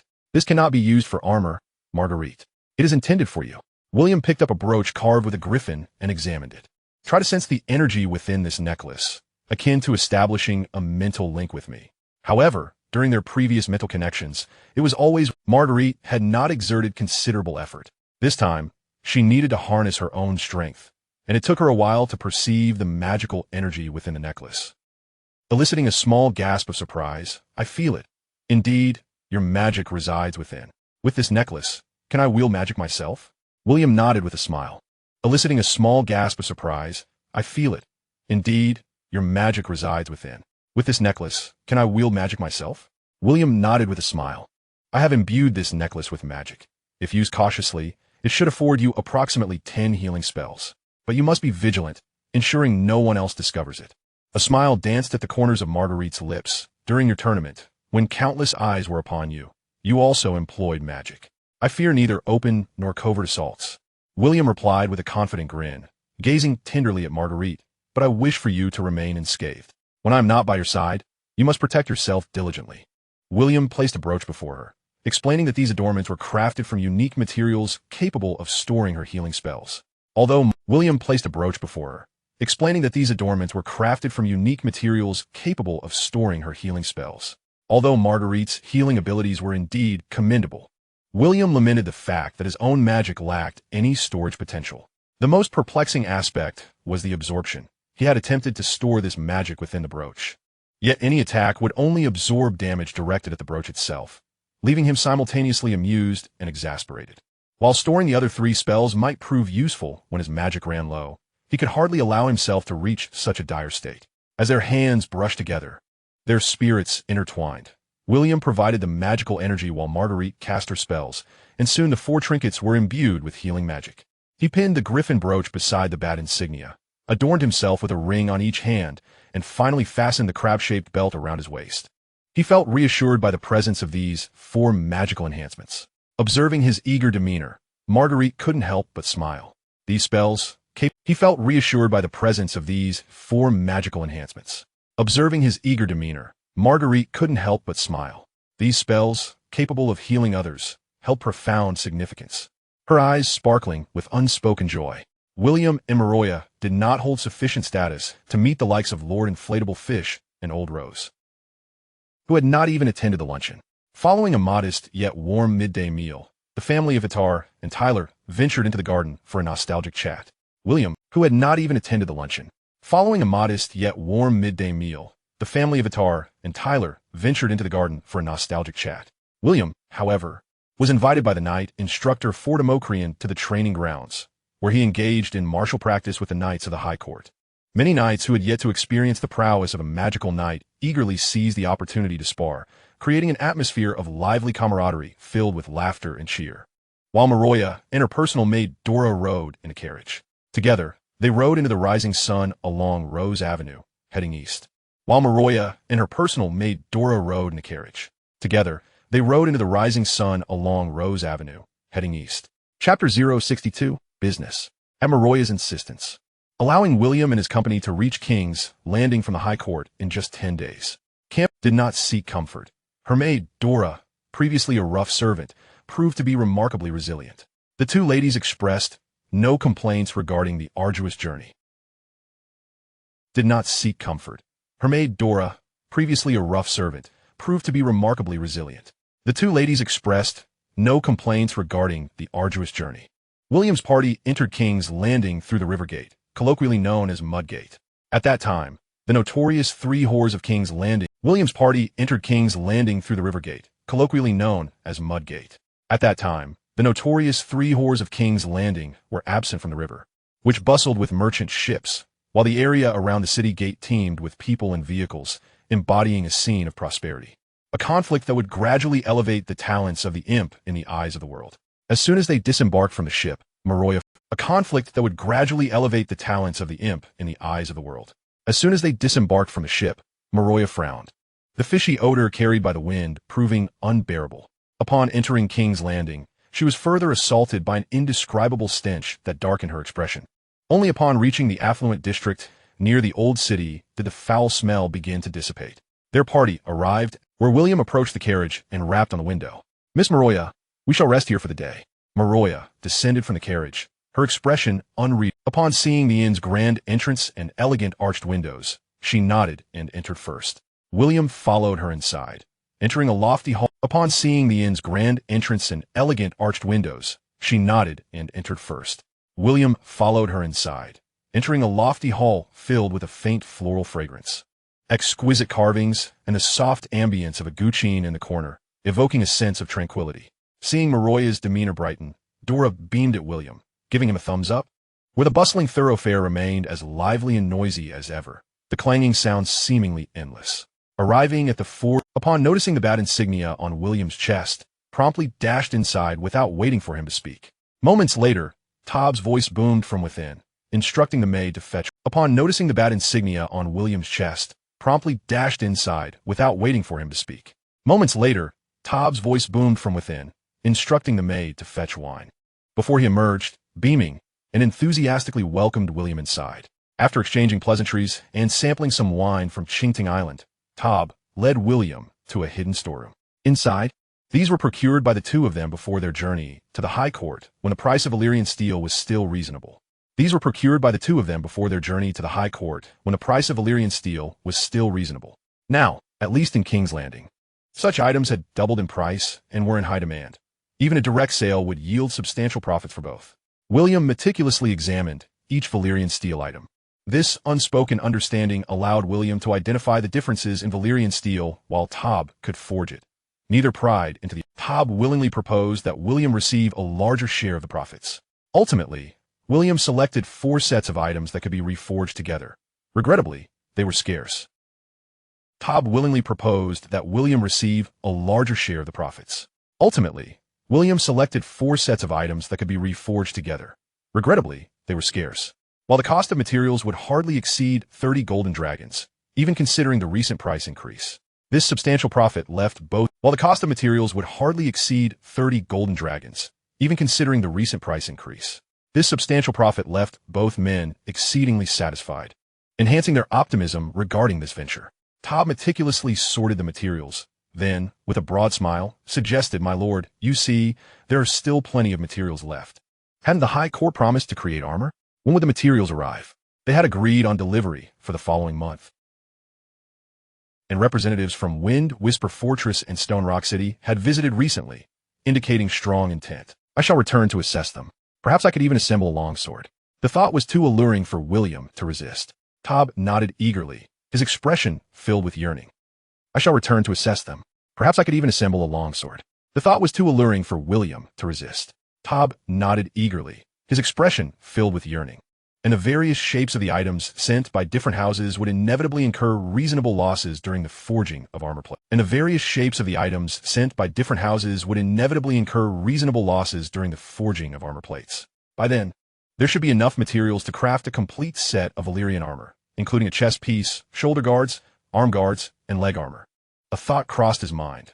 The Valyrian steel artifacts of Westeros had all originated from the east, and perhaps in Essos, such materials were even more abundant. A thought crossed his mind. The Valyrian steel artifacts of Westeros had all originated from the east, and perhaps in Essos, such materials were even more abundant and affordable. The following day, they could scarcely find the time to pay a visit to Balistan before hastily leaving the foul-smelling capital of the Seven Kingdoms. Once they had left King's Landing, the group felt an overwhelming sense of relief, basking in the warmth of the sun and the gentle caress of the breeze. The outskirts of the city were alive with leisurely grazing cattle and sheep, while apple and strawberry trees flourished both above and below, and the roads bustled with various carts and wagons, a testament to the prosperity of the crownlands. In the days that followed, the weather was less than favorable. Yet Maroya remained unfazed, and the party resolutely continued along the King's Road, undeterred by rain. Seeking shelter from the downpour, Yet Maroya remained unfazed, and the party resolutely continued along the King's Road, undeterred by rain. Seeking shelter from the downpour, they spent a night at the Tower of the Sow, where they encountered the venerable Sir Roger Hawk. Sir Roger was a robust figure, his heraldry adorned with a striped wild boar, reminiscent of the Woad family under House Tully. The old knight had indeed heard tales of Balliston's young hero who had triumphed over him in a tournament, ultimately claiming the old knight's expression was most entertaining, and he welcomed William with even greater warmth. They spent the evening exchanging stories about Balliston.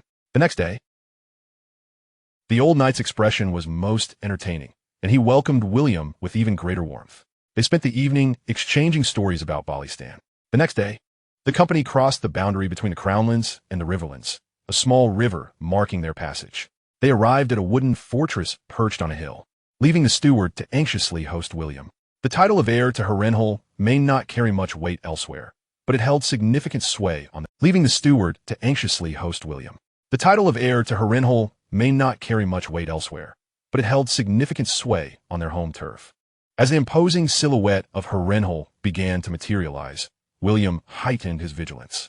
Previously, while merely passing by with a runestone, this time, with the actual threat present, he would not be surprised if more bears appeared. This time, I've come fully equipped. Let them come if they dare. This time, with the actual threat present, he would not be surprised if more bears appeared. This time, I've come fully equipped. Let them come if they dare. But rather a troop of cavalry from House Tully out on training exercises.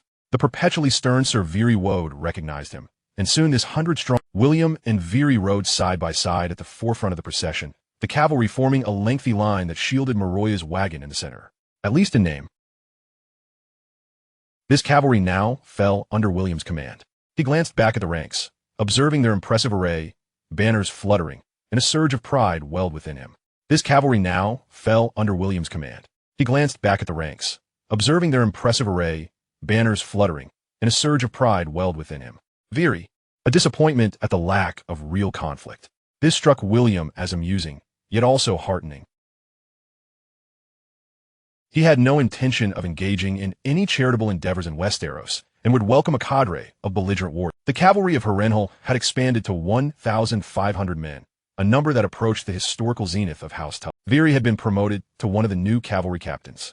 While an increase in troop strength was commendable, Veery subtly lamented such training was undeniably costlier. Compared to practices conducted within the castle walls, it required greater rations and supplies, and the risk of losing mounts. The cavalry's primary advantage lay in their rapid mobility across vast distances, and such losses were an inevitable cost of maintaining a mounted force.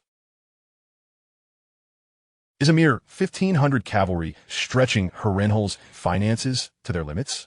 William pondered, perplexed. For his correspondence with Count Walter, with mechanically woven textiles of exceptional quality and affordability, hardly struggling for markets. In truth, to prevent prying eyes from discerning Harrenhal's actual profits in the textile industry. With mechanically woven textiles of exceptional quality and affordability, hardly struggling for markets. In truth, to prevent prying eyes from discerning Harrenhal's actual profits in the textile industry. William had advised strict control over sales across Westeros, with most products being sold through salt pans to Essos. The Cox family of salt pans had long been vassals to Harrenhal, having been reassigned to House Fry after the War of the Usurper. However, leading to a prosperous trade with Essos. Thus, William felt that, given Harrenhal's current financial standing, maintaining a standing army of 2,000 cavalry and 4,000 infantry should pose no challenge. However, he was solely passionate about combat. Their conversation swiftly shifted to another subject that enthralled the knights: tournaments. Upon the return of Rosso and Robin, tales of the grandeur of the High Garden tournament circulated, igniting envy among all. As dusk fell, the company arrived at Harrenhal. The evening glow painting half the sky in hues of crimson, while the clouds, as white as milk, transformed into a fiery red. From a distance, but as they approached, an overwhelming sense of oppression enveloped them. The towering walls rose abruptly from the lakeside, steep and formidable as cliffs. adorned with ballistae that menaced towards the ground, rendering a direct assault on the walls an insurmountable task. Yet, the maintenance of the walls seemed less. The gray stone facade bore many cracks and discolorations, with tender green weeds sprouting from the crevices. A cavalryman among the ranks sounded a horn. And amidst the deep notes of the call, William observed figures moving atop the walls. Soon, accompanied by the creaking of hinges, the eastern gate of Harrenhal, and amidst the deep notes of the call, William observed figures moving atop the walls.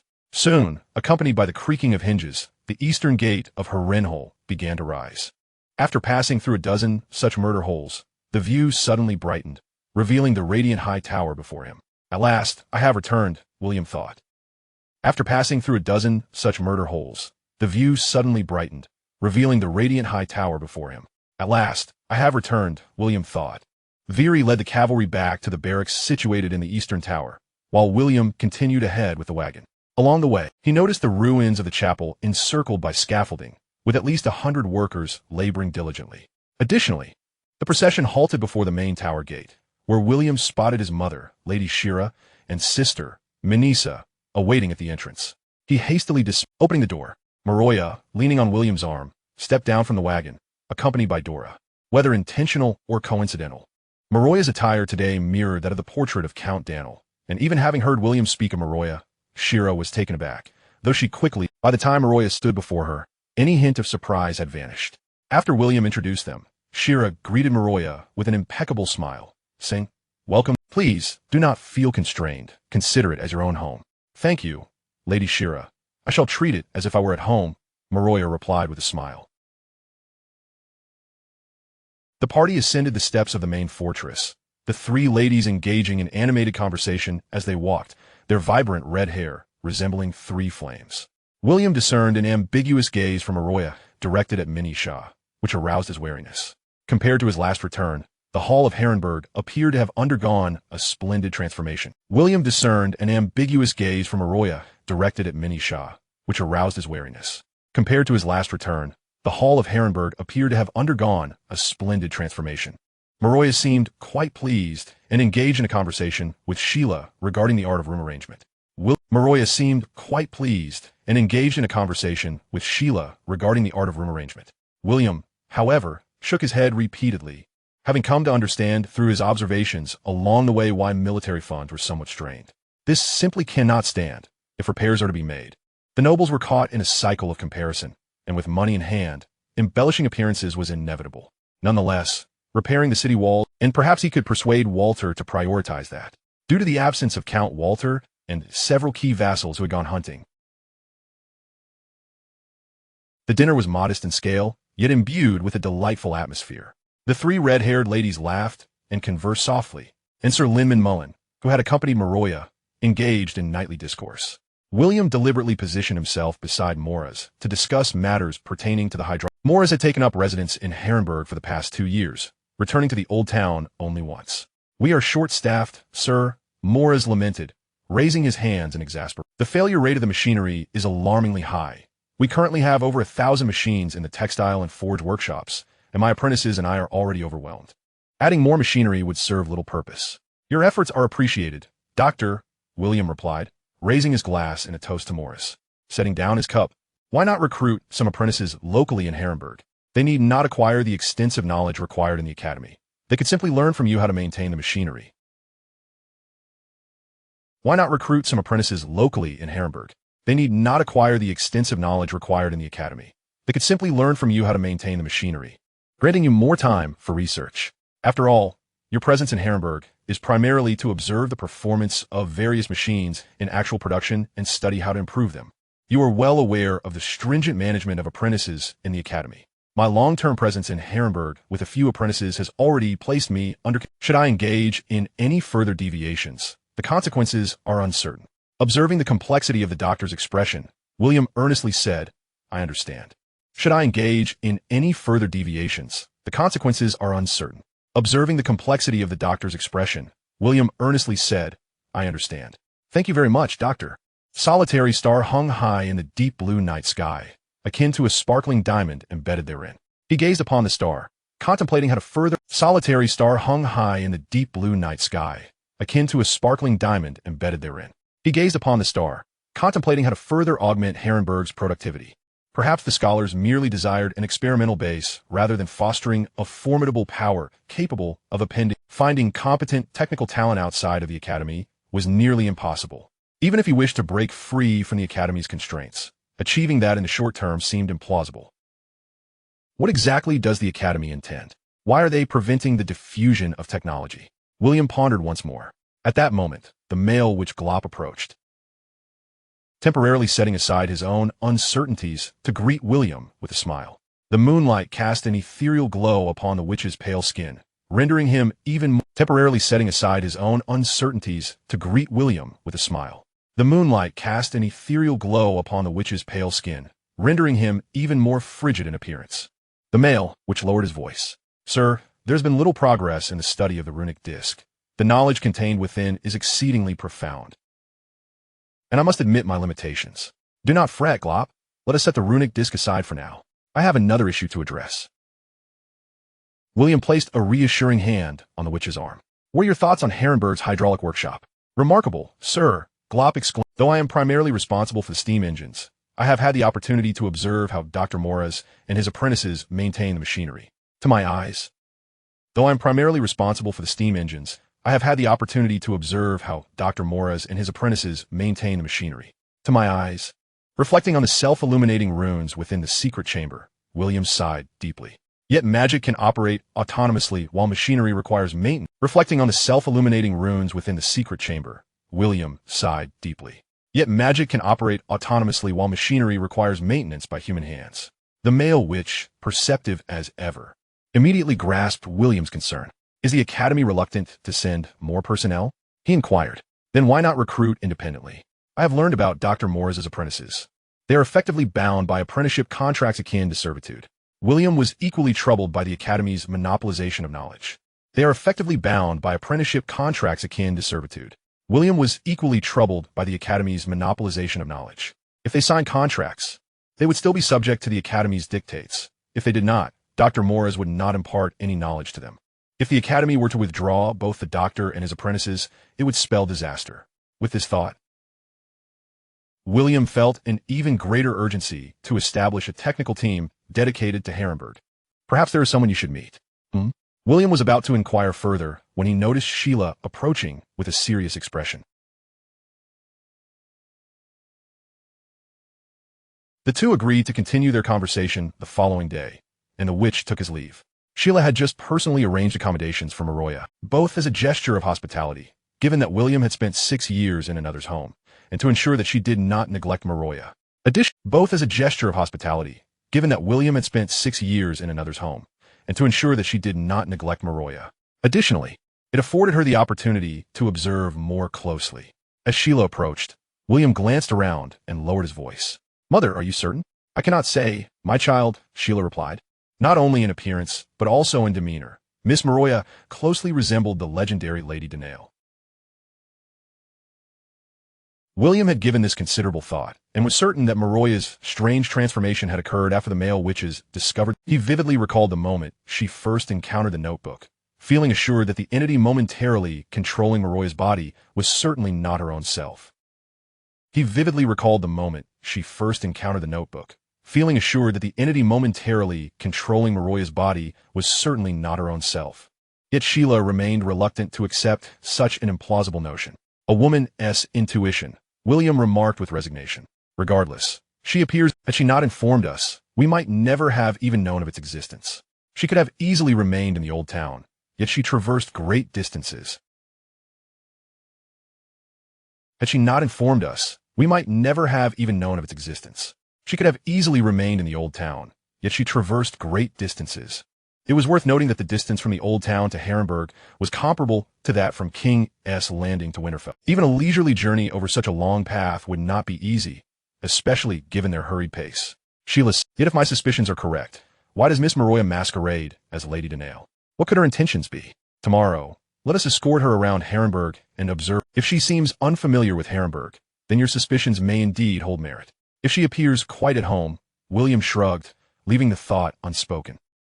If she seems unfamiliar with Harrenberg, then your suspicions may indeed hold merit. If she appears quite at home, William shrugged, leaving the thought unspoken.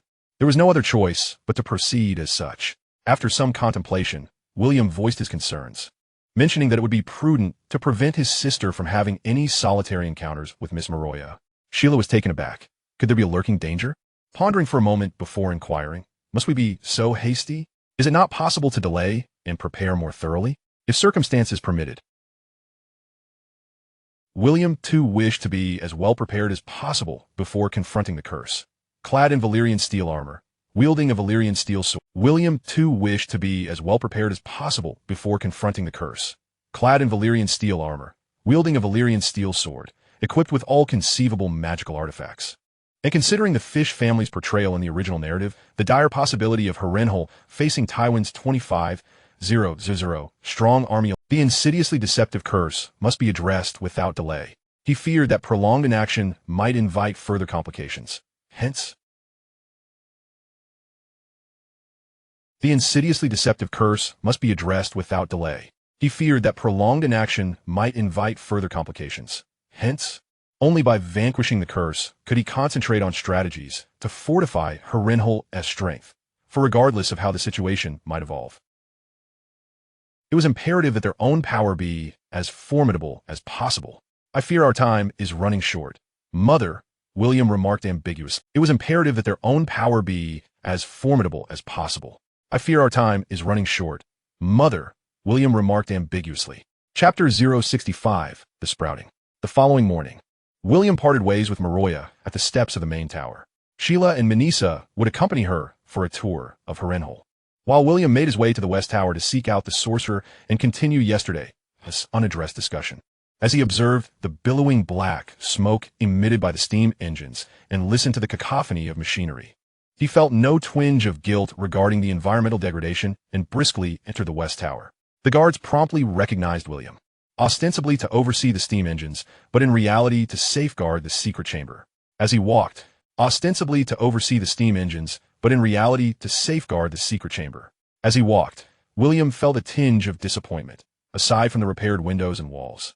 The West Tower had undergone little change since a few months prior. However, he understood that given the productivity levels of ice and fire, Harrenhal's current transformation was nothing short of extraordinary. Walter and others were blissfully unaware of the impending war, which was a perfectly rational response. He quietly set himself a modest goal, to at least double the production scale before the outbreak of hostilities. The sorcerer's apprentice, Moken Rhoda, who resembled a skeleton cloaked in human skin.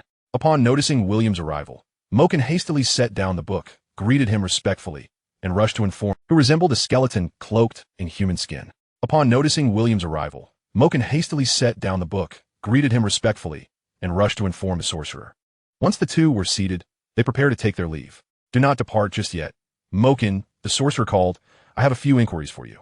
William was aware that aside from assisting him with the runes in the secret chamber, the apprentice had numerous responsibilities in Harrenhal, including the maintenance of the steam engines and serving as a translator due to the Valyrian language. He wondered if the forthcoming discussion with the sorcerer might pertain to machinery, and whether Moken had any The sorcerer sensed William's intrigue and mentioned that Moken frequently assisted in the textile workshop, thus becoming familiar. The sorcerer sensed William's intrigue and mentioned that Moken frequently assisted in the textile workshop, thus becoming familiar with Dr. Morris's apprentices, one of whom, a lad named Lavanda, might provide insight into the concerns troubling the night. Moken's eyes darted as he settled beside the sorcerer and began to recount details about Lavanda. Lavanda was the son of a farmer from the Reach who had been an apprentice for several years, yet his academic prowess was somewhat lacking. After 4 years, he had only managed to earn a white steel chain ring representing metallurgy. When Dr. Morris sought to take some apprentices to Harrenhal to construct a hydraulic workshop, most were reluctant to leave the citadel of learning. Lavanda, however, had heard that a brief stay of a year or two would easily lead to obtaining a wrought iron chain ring representing mechanics, and thus he, alleviating much of the repair workload and recently earning his wrought iron chain ring. Unlike the others who, upon receiving their rings, constantly yearned to return to the citadel. Alleviating much of the repair workload and recently earning his wrought iron chain ring. Unlike the others who, upon receiving their rings, constantly yearned to return to the citadel, this particular apprentice exhibited a disinclination to go back. At this point, Moken hesitated before continuing. He believes that even if he returns to the citadel, It would be challenging to obtain further chain rings, advancing to the rank of assistant bachelor or even bachelor. The sorcerer turned to William, a subtle smile playing at the corners of his lips. My lord, what do you think? Is he the individual you require? Noticing Moken's expectant gaze and realizing the bond between the two, William responded with a smile. I find myself intrigued by this Lavanda, Moken. His excitement barely contained as he swiftly exited the room, the sound of his footsteps echoing in the corridor. The sorcerer seemed somewhat reflective. In Westeros, few are willing to befriend a sorcerer. Fear not, Globe. Does this not seem like a promising beginning? The sorcerer seemed somewhat reflective. In Westeros, few are willing to befriend a sorcerer. Fear not, Globe. Does this not seem like a promising beginning? While they awaited Lavanda's arrival, William and the sorcerer began discussing the steam engines. The sorcerer first outlined the operational and maintenance status of the engines before presenting some schematics, revealing proposed improvements for the current steam engine. After a careful examination, William promptly decided to construct the second engine according to this new design. The sorcerer then produced another set of blueprints, astonishingly depicting a steam engine powered by runes, which elicited a spontaneous applause from William. The sorcerer lamented that in this age of waning magic, devoid of arcane energy, such designs were likely mere castles in the air, unattainable. Yet William merely smiled in silence. Next year, when the stars weep and the dragons of magic hatch, the mysterious forces would surely awaken, and then this design would find its purpose. After concluding their discussion on steam engines, the conversation veered toward magic just as Moken entered, accompanied by a tall, slender young man. Lavanda wore a gray robe marred by faint stains, his short hair resembling a cap atop his head, and his brows were thick and prominent. Good morning, Sir William. Master Globe. Lavanda greeted them with a respectful bow, his demeanor earnest yet not dull. He seems like a diligent worker, William noted, forming a favorable first impression.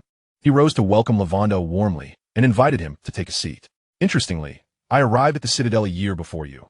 You may consider me your senior, Lavanda. Lavanda appeared to be hearing the term junior for the first time, but he grasped that William was extending a friendly overture, leaving him somewhat taken aback. Yes, my lord. Observing his nervousness, William sought a lighter topic. I hear you hail from the Reach. Indeed, my home is near the Pig's Corner at the edge of the Reach, quite close to Harrenhal. What a coincidence. Just a few days ago, I passed through there and met Lord Roger Hogg, who graciously hosted me. The lord still enjoys sufficient income, correspondingly easing the lives of the vassals. After learning more about his family situation, William could not suppress his... The lord still enjoys sufficient income, correspondingly easing the lives of the vassals. After learning more about his family situation, William could not suppress his curiosity and inquired. It resembles the life of a night watchman. Generally, only those from particularly dire circumstances send their children to be apprentices. I do not wish to lead a life like my father's, toiling as a farmer all my days. Raven's response surprised William, revealing that this seemingly honest individual harbored aspirations beyond his current station. William sincerely expressed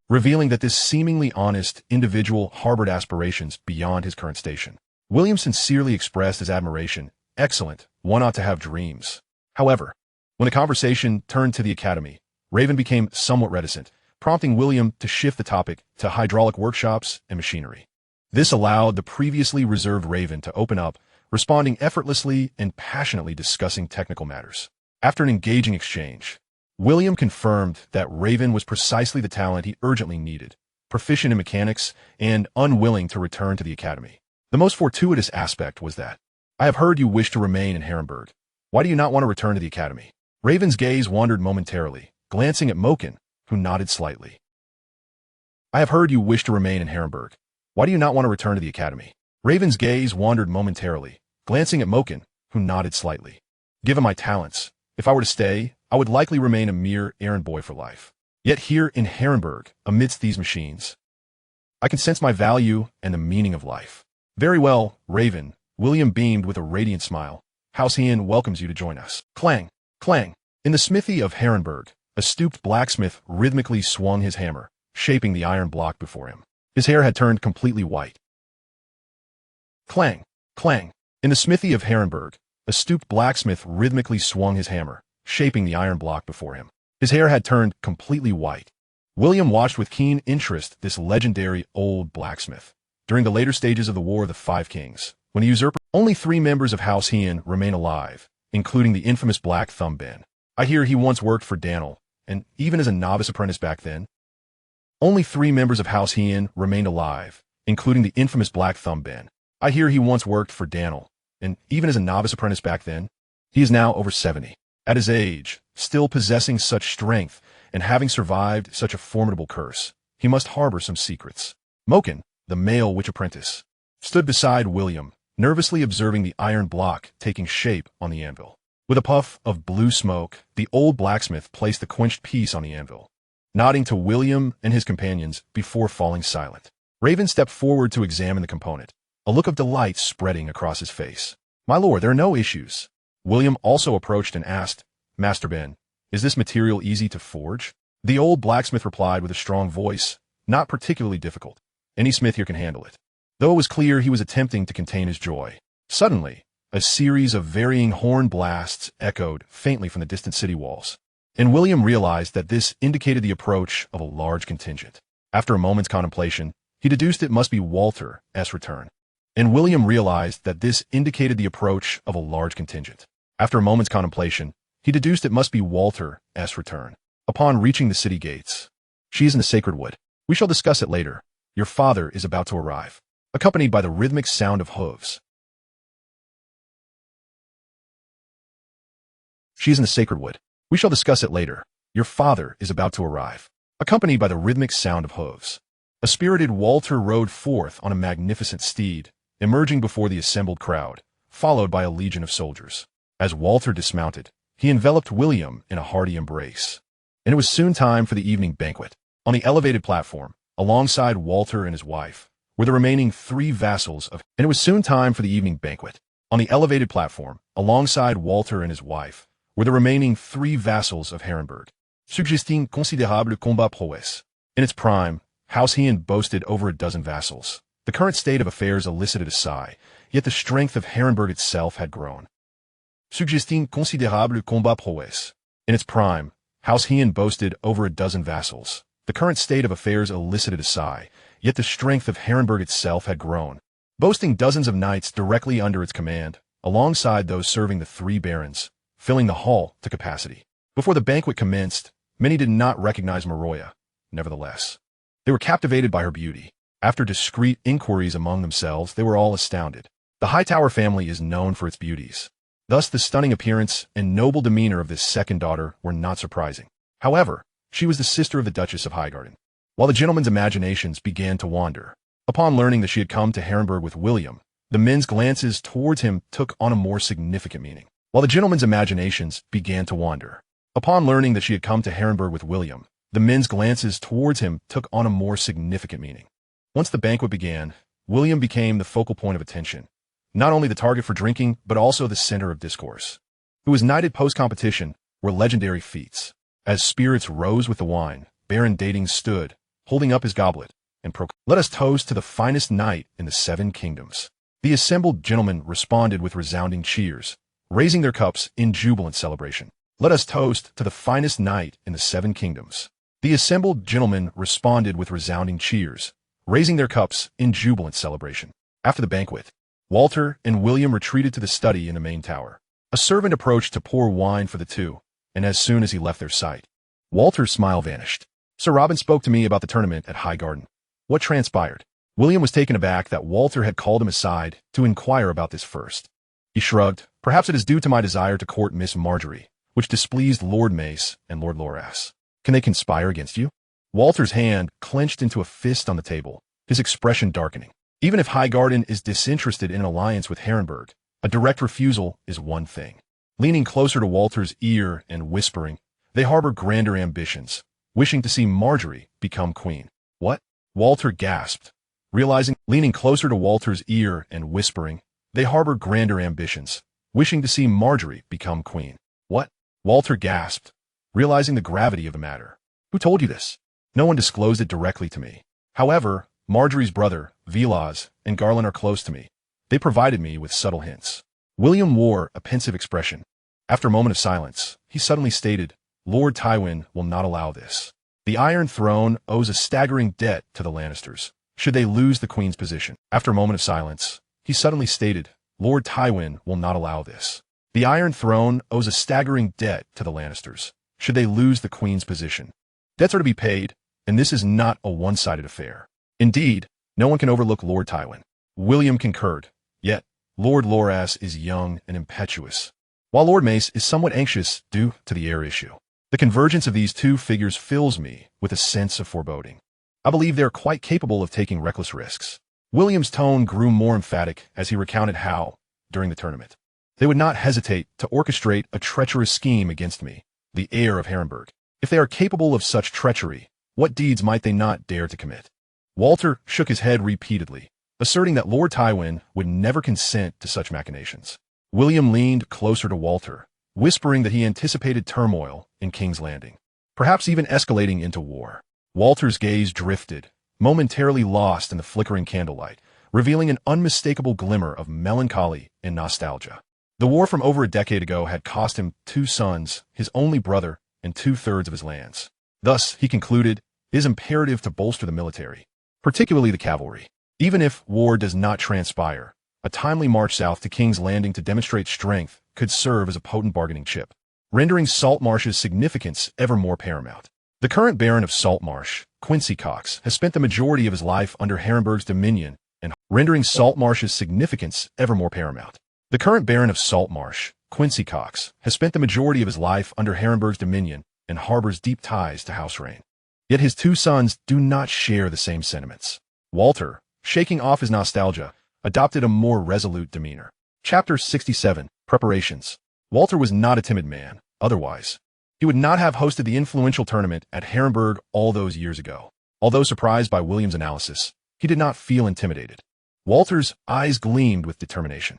In any case, enhancing our military strength is a prudent course of action.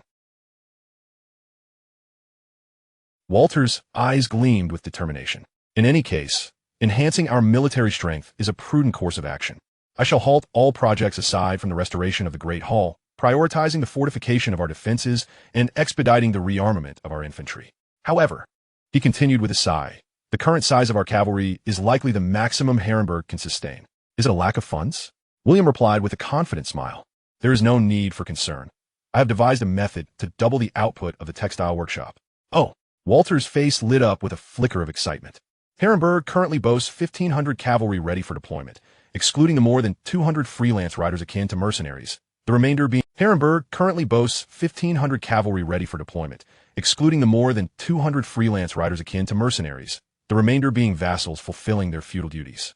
However, Harrenhal's continuous cash flow allows for the long-term assembly of these cavalry forces without disbanding them, while most nobles lack sufficient liquidity, retaining only a small contingent of standing cavalry to be called upon in times of war. In terms of standing cavalry alone, this number is quite formidable in Westeros, slightly inferior to only a few dukes, yet making it impossible to recruit additional cavalry in the short term.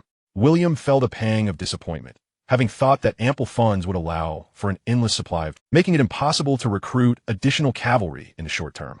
William felt a pang of disappointment, having thought that ample funds would allow for an endless supply of troops, neglecting the reality of population constraints. After all, cavalry requires specialized training, and one cannot simply pluck a farmer from the fields to serve. He considered another source of manpower. How many cavalry could the 3 barons provide if called to arms? Baron Datings, who governs Long Lake, is relatively affluent, though he lacks military acumen.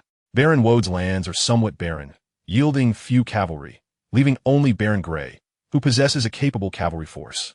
Walter pondered for a moment, estimating that together they could supply over 300 cavalry, while it is customary for a baron to contribute 100 cavalry, achieving the average standard in Westeros. The densely populated Riverlands would render such a number somewhat inadequate. According to Harrenhal's recruitment ratios, William felt that the 3 barons should be able to muster between 500 to 800 cavalry, but even though the Count of Harrenhal is their liege lord, he cannot dictate how they manage their territories and armies. The barons need only fulfill their feudal obligations. Damn it, the cursed feudal system. I wonder if we can train a new cavalry unit in time for the war. Observing William's displeasure, Walter reached out to pat his head. There's no need to worry, William. If the situation demands, we can hire more mercenaries. Mercenaries? They falter in open battle and may be bribed while defending a city. I cannot place my trust in them. William grimaced, then suddenly had a thought. Are you familiar with the Unsullied? Were they? The Unsullied are castrated slave soldiers. What combat prowess could a eunuch possibly possess? Surely, those slave traders are simply boasting. Indeed, seeing is believing. I wonder how much an Unsullied costs. What combat prowess could a eunuch possibly possess? Surely, those slave traders are simply boasting. Indeed, seeing is believing. I wonder how much an unsullied costs. Perhaps we should seize the opportunity to procure a small contingent for testing. By the way, you mentioned you had a way to expand the textile workshop's output. I've spoken with Dr. Moraes many times. The Citadel is reluctant to send additional personnel and does not permit us to train our own mechanics. This matter is rather complicated.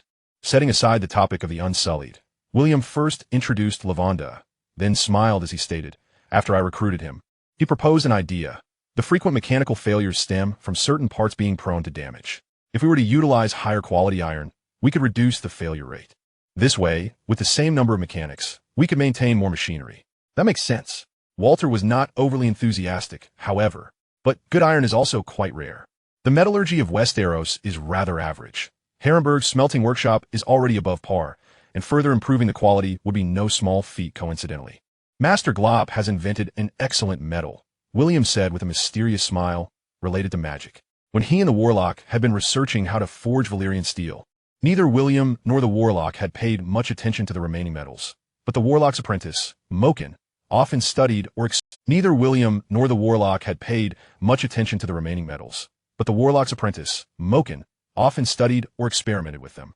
They then visited the blacksmith to experiment with crafting a part, confirming that this approach was indeed effective. It seems my thoughts were somewhat conservative. If the textile workshop's output can be doubled, Harrenhal should be able to sustain a larger army. Master Glop is a rare talent. We must ensure. William chuckled, intending to discuss the topic of magic with Walter at a later time. Lavanda is also an exceptional talent. And, given that he is unlikely to become a scholar, the Citadel does not place much value on him.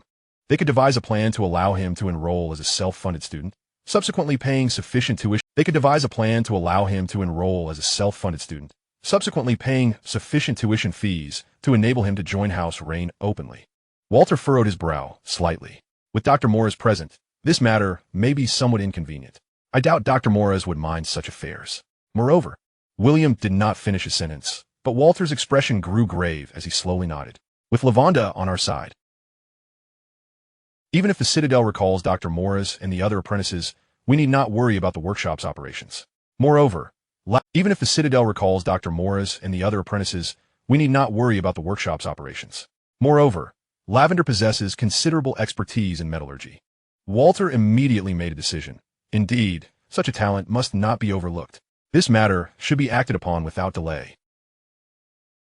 Walter immediately made a decision. Indeed, such a talent must not be overlooked. This matter should be acted upon without delay, and I shall promptly arrange for it to be executed. Chapter 068, Departure. As dawn broke, the pale azure sky was still adorned with a few scattered remnants of stars.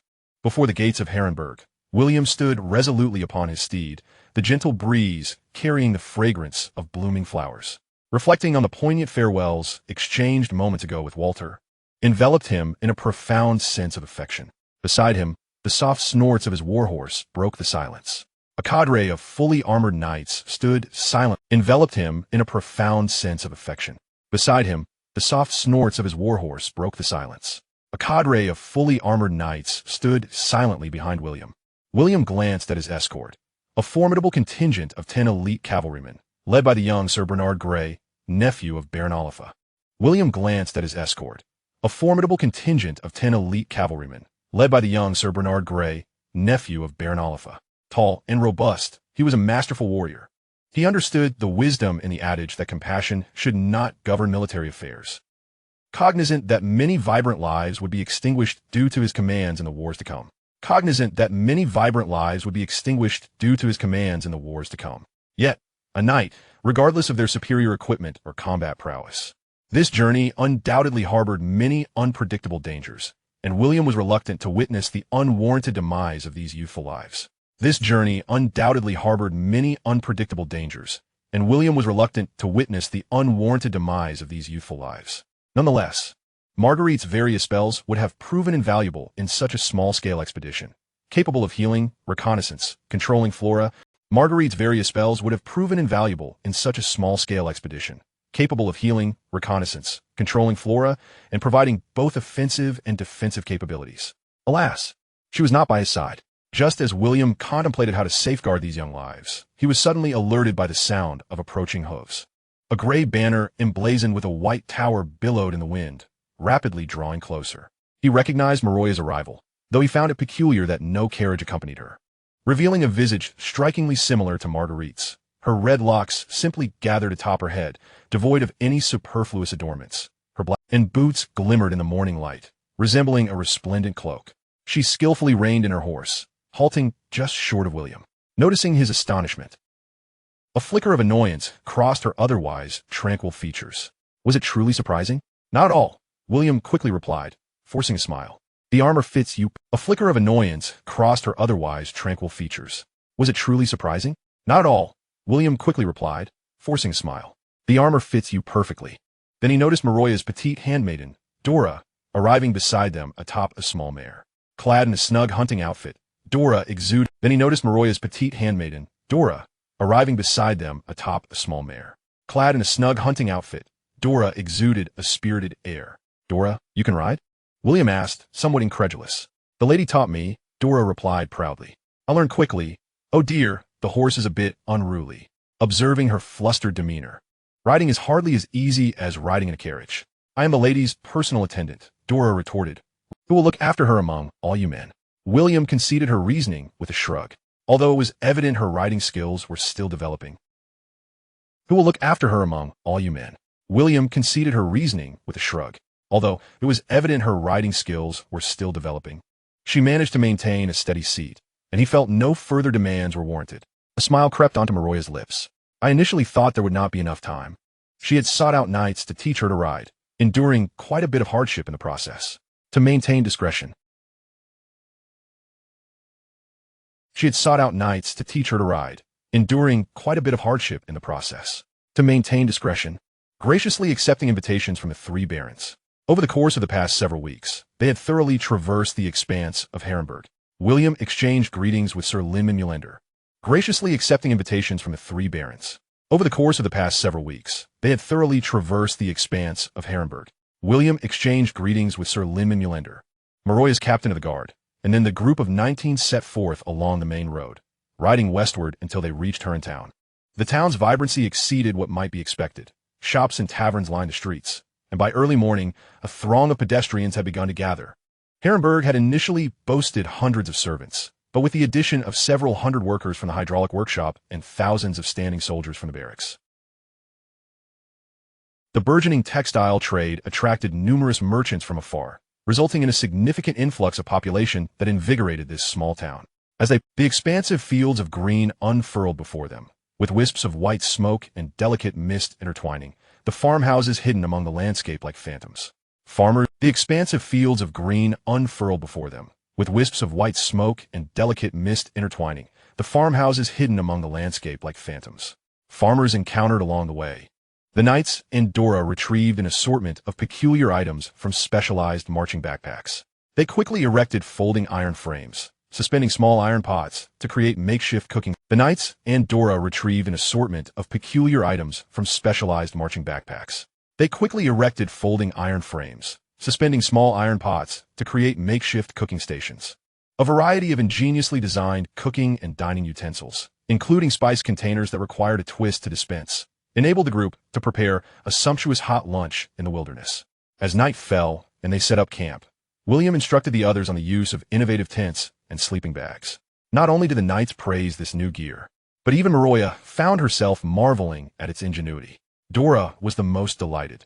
These inventions alleviated her concerns about the difficulties of travel, as she had feared both she and Maroya would have to endure hardship, having accepted the impending turmoil that would engulf Westeros.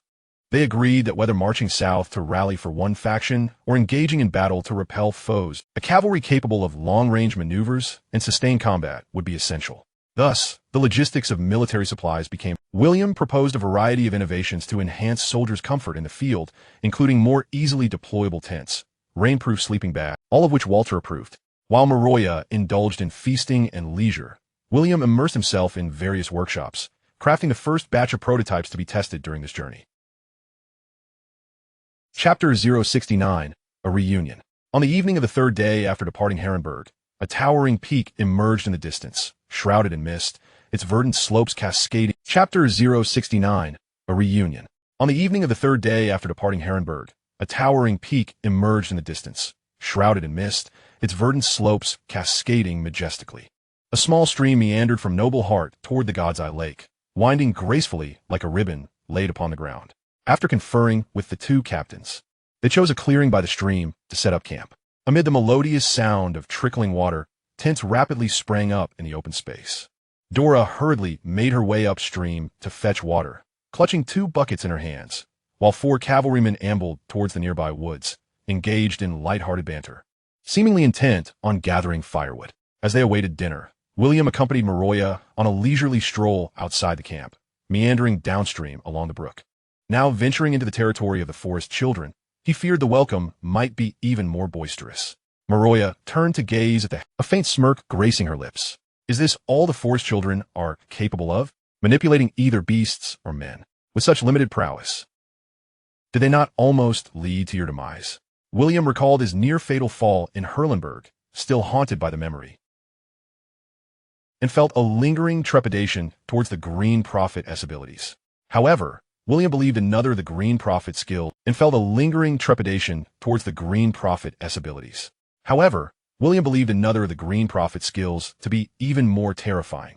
Unable to suppress his curiosity, is it not true that the Green Prophet can surveil everyone's every move through the Fishbeam Wood? Maroya lightly caressed a ring on her left hand, her tone dripping with arrogance. Rest assured, I have means to counter such surveillance. William sensed the magic emanating from the ring. Evidently, Maroya had made thorough preparations to confront her nemesis. Suddenly, their shrill cries sending chills down one's spine. Not good. Without a moment's hesitation, William scooped Maroya into his arms and dashed back towards the camp. Unfazed by being carried like a princess, widened her eyes in surprise, quietly lying in William's embrace, her gaze fixed intently upon him. Upon bursting, unfazed by being carried like a princess, widened her eyes in surprise, quietly lying in William's embrace, her gaze fixed intently upon him. Upon bursting into the camp, the remaining personnel had already armed themselves, warily eyeing the direction of the woods. Setting Maroya down, William commanded loudly, "Stay within the camp and ensure Miss Maroya's safety." He then rushed into his tent, quickly donning his plate armor, fastening iron gauntlets, and seizing his great sword before charging out. Captain Bernard bellowed, "Miles, Barry, follow me." William cast a resigned glance at the 3 knights trailing him and quickened his pace, one of them exclaiming with surprise, "My lord," while the other kept his head down, evidently gravely injured. "What are the others?" William inquired. "In the woods." One of them exclaiming with surprise, "My lord," while the other kept his head down, evidently gravely injured. "What are the others?" William inquired. "In the woods." William soon encountered 2 cavalrymen engaged in a fierce struggle with a colossal bear. Their tactics were astute, skillfully utilizing the trees for... William soon encountered 2 cavalrymen engaged in a fierce struggle with the colossal bear. Their tactics were astute, skillfully utilizing the trees for cover and support. Abandoning the 2 cavalrymen, it lunged fiercely at William, its roar filled with seething hatred. Previously, clad in flimsy leather armor, he had refrained from confronting the bear head-on. Abandoning the 2 cavalrymen, it lunged fiercely at William, its roar filled with seething hatred. Previously, clad in flimsy leather armor, he had refrained from confronting the bear head-on. Now, donned in specially reinforced plate armor, he felt no fear, sneering as he met the charge with his sword raised. As the cavalryman gasped in shock, William understood that this bear possessed a cunning beyond that of mere beasts and was not surprised. He struck without mercy, delivering relentless blows to the bear. The bear roared in rage, but faced with William's formidable arms, it could do little but retreat in frustration. Witnessing the bear's small, fierce eyes betraying its unwillingness and fear, a wave of vindictive pleasure surged within William, washing away the remnants of his previous humiliation. Wrath of justice. William's speed suddenly increased, and in the blink of an eye, a wave of vindictive pleasure surged within William, washing away the remnants of his previous humiliation. Wrath of justice.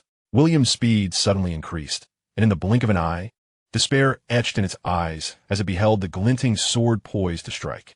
When Bernard and the 2 knights burst into the... They witnessed William's sword cleaving towards the bear's neck, slicing through with ease as if cutting through butter. The bear's massive head flew off. They witnessed William's sword cleaving towards the bear's neck, slicing through with ease as if cutting through butter. The bear's massive head flew off, blood gushing forth from the severed neck like a fountain. staining the ground and trees in a crimson hue. After a moment, the headless bear collapsed, gazing at its still open but lifeless eyes in silence. Ultimately, he declined the knight's suggestions to turn the bear's head into a gazing at its still open but lifeless eyes in silence. Ultimately, he declined the knight's suggestions to turn the bear's head into a trophy or to consume its paws. His wounds bandaged and appearing manageable. Weighing his options, William decided against using his healing magic. The confrontation with the Green Prophet was, and he had only 4 healing spells, which must be reserved for dire circumstances. The injured cavalryman, clad only in a lining of leather armor, had nearly lost his life from a mere swipe of the bear's claws. Although William had warned everyone of the dangers prior to their departure. Had nearly lost his life from a mere swipe of the bear's claws. Although William had warned everyone of the dangers prior to their departure. Fully armed as if facing a formidable foe. After dinner, William visited Maroya's tent, with Dora cleverly stepping out just as he settled onto a makeshift folding stool. Maroya remarked, "You possess quite the audacity." William recalled the sensation of her soft warmth, a delightful intoxication stirring within him, but he quickly suppressed it, offering an awkward smile. "My apologies, Miss Maroya. The situation was urgent." A delightful intoxication stirring within him, but he quickly suppressed it, offering an awkward smile. "My apologies, Miss Maroya. The situation was urgent, and I feared that leaving you outside the camp might invite danger." His intentions had been noble, thus he felt justified in his explanation. It was likely under the control of the Green Prophet. Killing it might even result in a permanent loss of part of his consciousness. "You may now find yourself his most despised adversary." William shrugged. "If it weakens him, all the better." "You may now find yourself his most despised adversary." William shrugged. "If it weakens him, all the better. As for his hatred towards me, does it truly matter? Let them all perish." Chapter 070, The Quest. Atop the peak of Noble Heart, Dora and several cavalrymen gathered around the enormous pit, marveling at their grandeur and speculating what they must have looked like before being felled. Bernard, Linman, and a few knights sat atop a smaller stump, recounting the ancient tales of Areg leading the Undulls in a siege against Noble Heart, intrigued by how such a stronghold could possibly be breached. Linman asserted, recounting the ancient tales of Areg leading the Undulls in a siege against Noble Heart, intrigued by how such a stronghold could possibly be breached. Linman asserted, surveying the sprawling mountains below, where distant ridges and valleys melded into a hazy vista, the deep gorges exuding and the endless expanse of green stretched to the farthest reaches of the horizon, disappearing into the mist-shrouded depths, as if harboring some unknown terror. It could only respond with resignation. After all, 6 centuries have passed. It is inevitable that the landscape has undergone some changes. This morning, could only respond with resignation. After all, 6 centuries have passed. It is inevitable that the landscape has undergone some changes. This morning, William sensed a powerful surge of magical energy in the vicinity, but awkwardly, similar traces were scattered everywhere, indicating that the Green Prophet had deliberately. William sensed a powerful surge of magical energy in the vicinity, but awkwardly, similar traces were scattered everywhere, indicating that the Green Prophet had deliberately concealed their presence. "Ultimately, I do not blame you," Maroya replied, not meeting his gaze, but remaining focused on her observations. "We can all feel it. He is here. How wonderful it would be if you remained so reasonable." William sighed with relief. In truth, he had another motive for wanting to stay at the summit. Hoping to encounter the spirit of the Noble Heart. "What is that?" she inquired, intrigued. "A gnome elder, said to possess the ability to This gift bore resemblance to the Green Dream, and perhaps she held some vital information. Having read the original text, William recalled that this gnome elder's prophecies were quite accurate. If a Green Prophet were indeed hidden within the Noble Heart, and she resided nearby, it was highly likely they shared a connection. "Fascinating," Maroya remarked with a cold chuckle. "Do you know how to find her?" "Not exactly, but perhaps if we ignite a bonfire, she will come to us." William shrugged, recalling that in the original tale, she always appeared uninvited. As midnight approached, the temperature at the mountain peak plummeted, chilling them as if they were in the depths of winter, causing the trees to emit eerie, rustling sounds. Most were resting within their tents, while 2 sentinels in full armor patrolled the perimeter. By the bonfire, William added more wood to the flames. Maroya stared intently at the fire, lost in her thoughts, the flickering light casting shadows across her face. Dora's head suddenly drooped, awakening her. "Has the spirit of the Noble Heart arrived?" William chuckled softly, amused. Maroya urged her to return to the tent to sleep, but she insisted on staying, revealing her true concern was for the spirit. She must have come while you were asleep, he teased. What? Dora exclaimed, disappointment etched across her face. Why didn't you wake me? William laughed heartily, responding, it was merely a jest. She has not yet arrived. Oof. Dora rolled her eyes at him. Why didn't you wake me? William laughed heartily, responding, it was merely a jest. She has not yet arrived. Oof. Dora rolled her eyes at him. William's eyes brightened. It seems she enjoys music. I shall try singing to see if I can draw her near. Dora eagerly nodded. Sir, will you sing that song? I adore it. William cleared his throat and began to sing, a melody imbued with gentle sorrow echoing across the mountaintop, causing even the wind to slow in reverence to his song. Hearing the music, a few individuals emerged from the tents, causing even the wind to slow in reverence to his song. Hearing the music, a few individuals emerged from the tents, gathering quietly to listen. William smiled apologetically at them. He lunged forward just as one of the knights brandished his weapon and lunged at Maroya. In that instant, William shoved the knight's shoulder with such force that he was sent flying.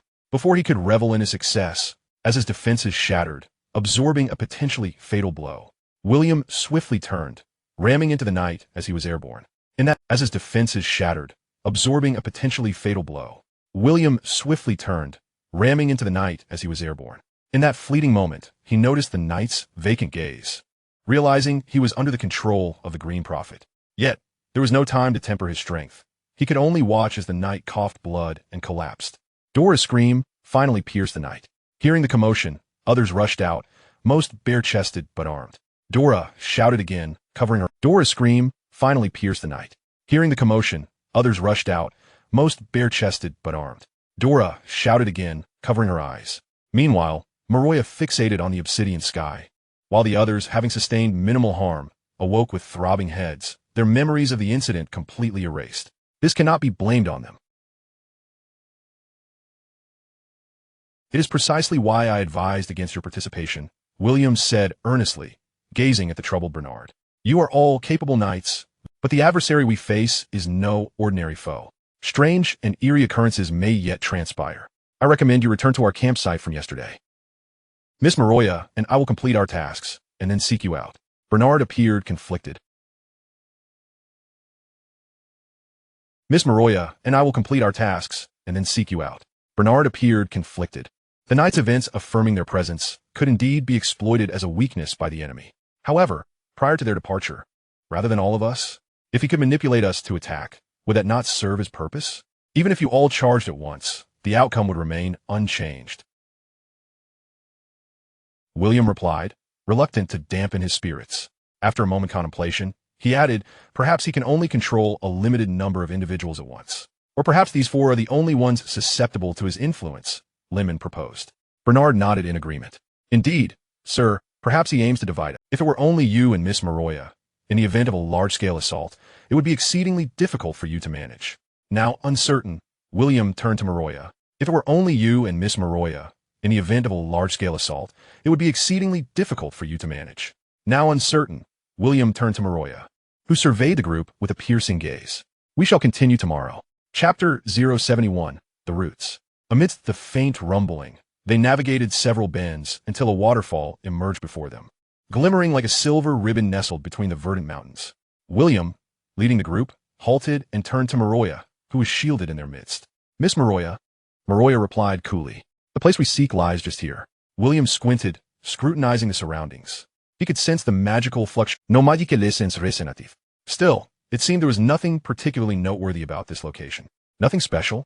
That is precisely what makes it extraordinary, Maroya remarked.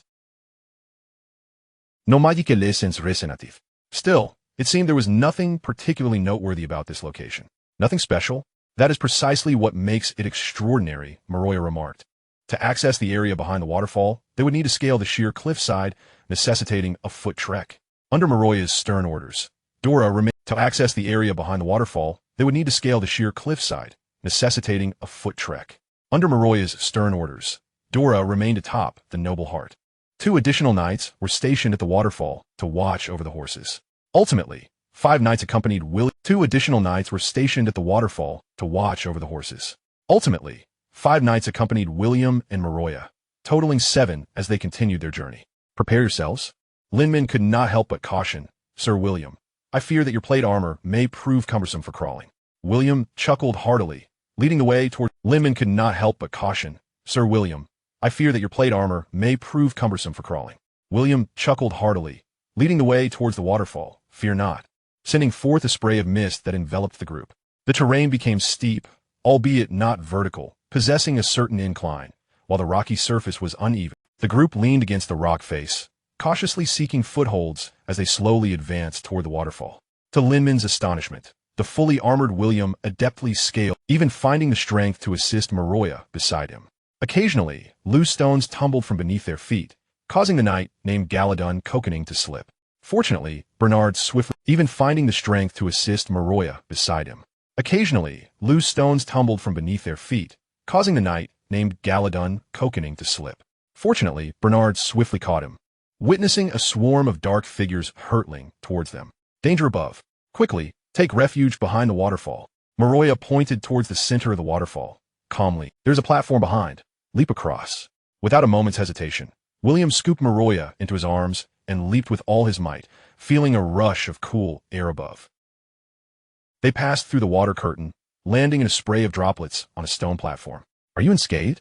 William inquired, steadying Maroya as they rose. I am fine, she assured, moving to the edge of the platform to gaze outward, hoping the others had also found safety. The dim light behind the waterfall suddenly grew darker, as if a storm cloud had obscured the sky. Crows, Maroya discerned, recognizing the source of the ominous sounds that even the thundering water could not muffle. They have yet to enter, William remarked, frowning.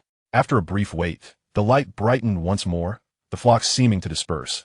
Yet no one else had yet jumped. Noticing William's troubled expression, Maroya remarked softly, there is no need for excessive worry. They may have merely fallen into the water and will likely emerge unscathed. Fortunately, they are all clad in leather armor. Their chances of survival in the water are significantly enhanced, William reassured himself. Observing the stone wall, Maroya pointed to a protruding rock and urged him to push aside. Setting aside his concern for Bernard and the others, William exerted his strength, moving the sizable stone to reveal a pitch-black cavern. Maroya raised an eyebrow at the display of his remarkable strength. As she proceeded towards the cave, William rushed ahead, only to halt at the entrance, turning to her with an awkward expression. Alas, we have no torches. With a piercing gaze, Maroya lifted her left hand, and suddenly an eye emerged from an unknown source, crawling down her arm into her palm, its tendrils dancing joyfully. She held a ring in her right hand, placing it upon the eye's tendrils, which then stretched upwards, securing the ring tightly.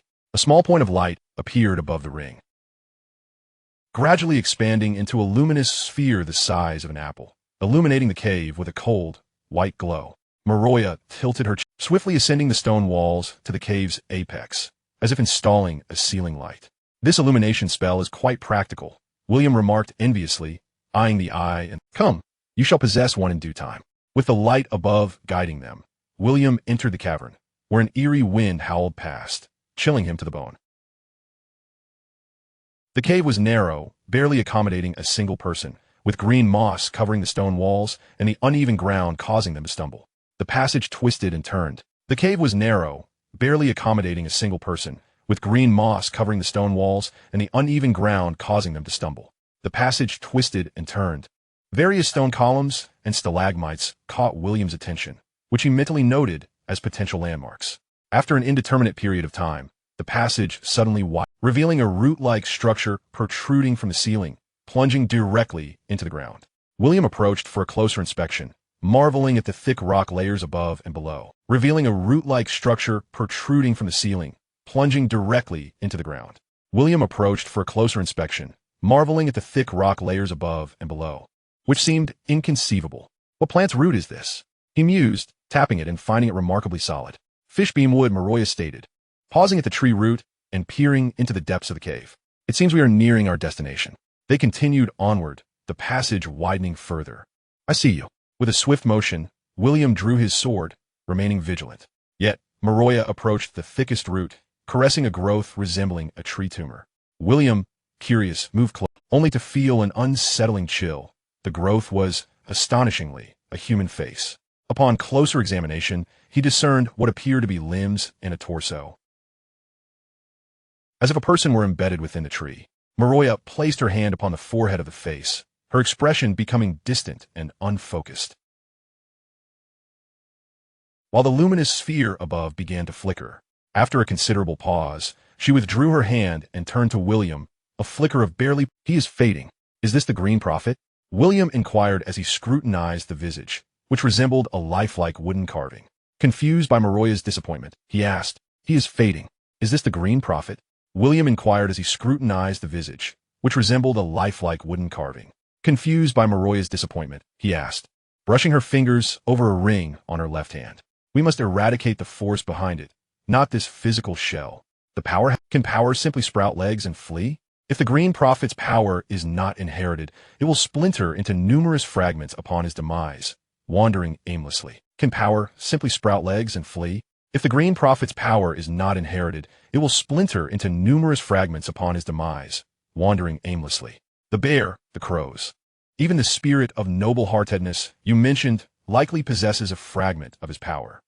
William easily accepted this explanation. He also grasped a troubling realization. No wonder the Green Prophet's previous retaliations seemed so mechanical. They were merely William easily accepted this explanation. He also grasped a troubling realization.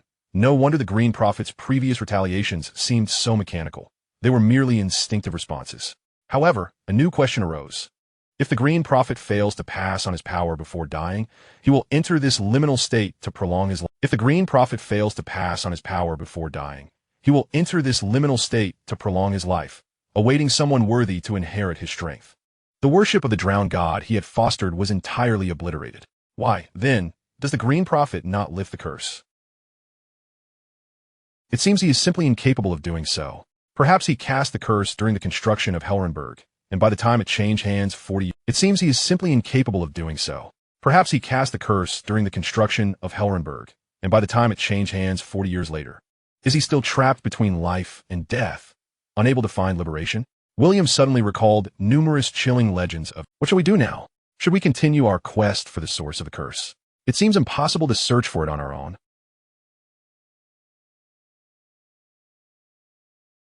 Unless we find another Green Prophet. Upon hearing the first half of her statement, William's heart tightened, but fortunately, unless we find another Green Prophet. Upon hearing the first half of her statement, William's heart tightened, but fortunately, Moroya quickly completed her thought. There is nothing beyond his reach. Yet, he hesitated, contemplating whether to share this revelation with Moroya. This Green Prophet resides in the farthest. There is nothing beyond his reach. Yet, he hesitated, contemplating whether to share this revelation with Moroya. This Green Prophet resides in the farthest north, setting aside the distance. The last Green Prophet may be embroiled in the final confrontation with the others. Would taking this madman along the last Green Prophet may be embroiled in the final confrontation with the others. Would taking this madman along lead to unforeseen consequences? But if we do not go, what will become of the curse afflicting Helrenberg? As William wrestled with his turmoil, he suddenly heard Moroya's calm voice. "Do you wish to obtain the power of the Green Prophet?" That is indeed an option. However, William was somewhat curious. Is not the heir to the Green Prophet something rather exceptional? For instance, this Green Prophet has not found a successor for centuries. In the original tale, the three-eyed crow invested considerable effort to secure Bran, which significantly influenced the fate of Westeros. Clearly, the heir of the Green Prophet must be exceedingly rare. That is inheritance. Any one of those would suffice. William exclaimed with excitement. "What must I do?" Moroya withdrew a dagger from her waist, its blade glinting with a chilling brilliance. "Any one of those would suffice." William exclaimed with excitement. "What must I do?" Moroya withdrew a dagger from her waist, its blade glinting with a chilling brilliance. Moroya was no longer visible. He then faintly heard a wailing cry, and in shock, looked around yet saw nothing. Before long, Moroya approached. A glowing ring hovering above her head, her pace synchronized with his. She still held the dagger, its tip piercing a dark red object from which crimson juices dripped with her every step. She came to stand before William, offering him the dagger. "Eat it." William could not suppress a frown. His stomach churned. "What was this?" "Fear not, it is merely wood." Moroya displayed a beguiling smile. "Or perhaps, have you chosen to give up?" William found that smile somewhat cruel. Gazing at the dripping piece of wood, he sensed a latent power within, and the magic inside him surged with delight. Taking a deep breath, Gazing at the dripping piece of wood, he sensed a latent power within, and the magic inside him surged with delight. Taking a deep breath, he slowly accepted the dagger from Moriya's hand. Wood, merely wood. He abruptly shut his eyes. The taste, metallic, bitter, and indescribably strange, flooded his mind. He staggered back a few steps, clutching a root as he dry heaved, his body bent like a large shrimp. Moriya observed all of this in silence. Her gaze occasionally. It took William quite some time to recover. Just as he straightened, he was seized by a fit of coughing. Assessing his magical state left him somewhat disheartened. It seems there is no change. That is to be expected, Moriya replied as she reclaimed the dagger and approached him. Once you find a green prophet for guidance, you will feel the transformation. A tumult of frustration surged within William. A myriad of words rose to his lips, only to be swallowed back. Where shall we seek the green prophet? Did you not dream of him last night? Moriya seemed a tad surprised.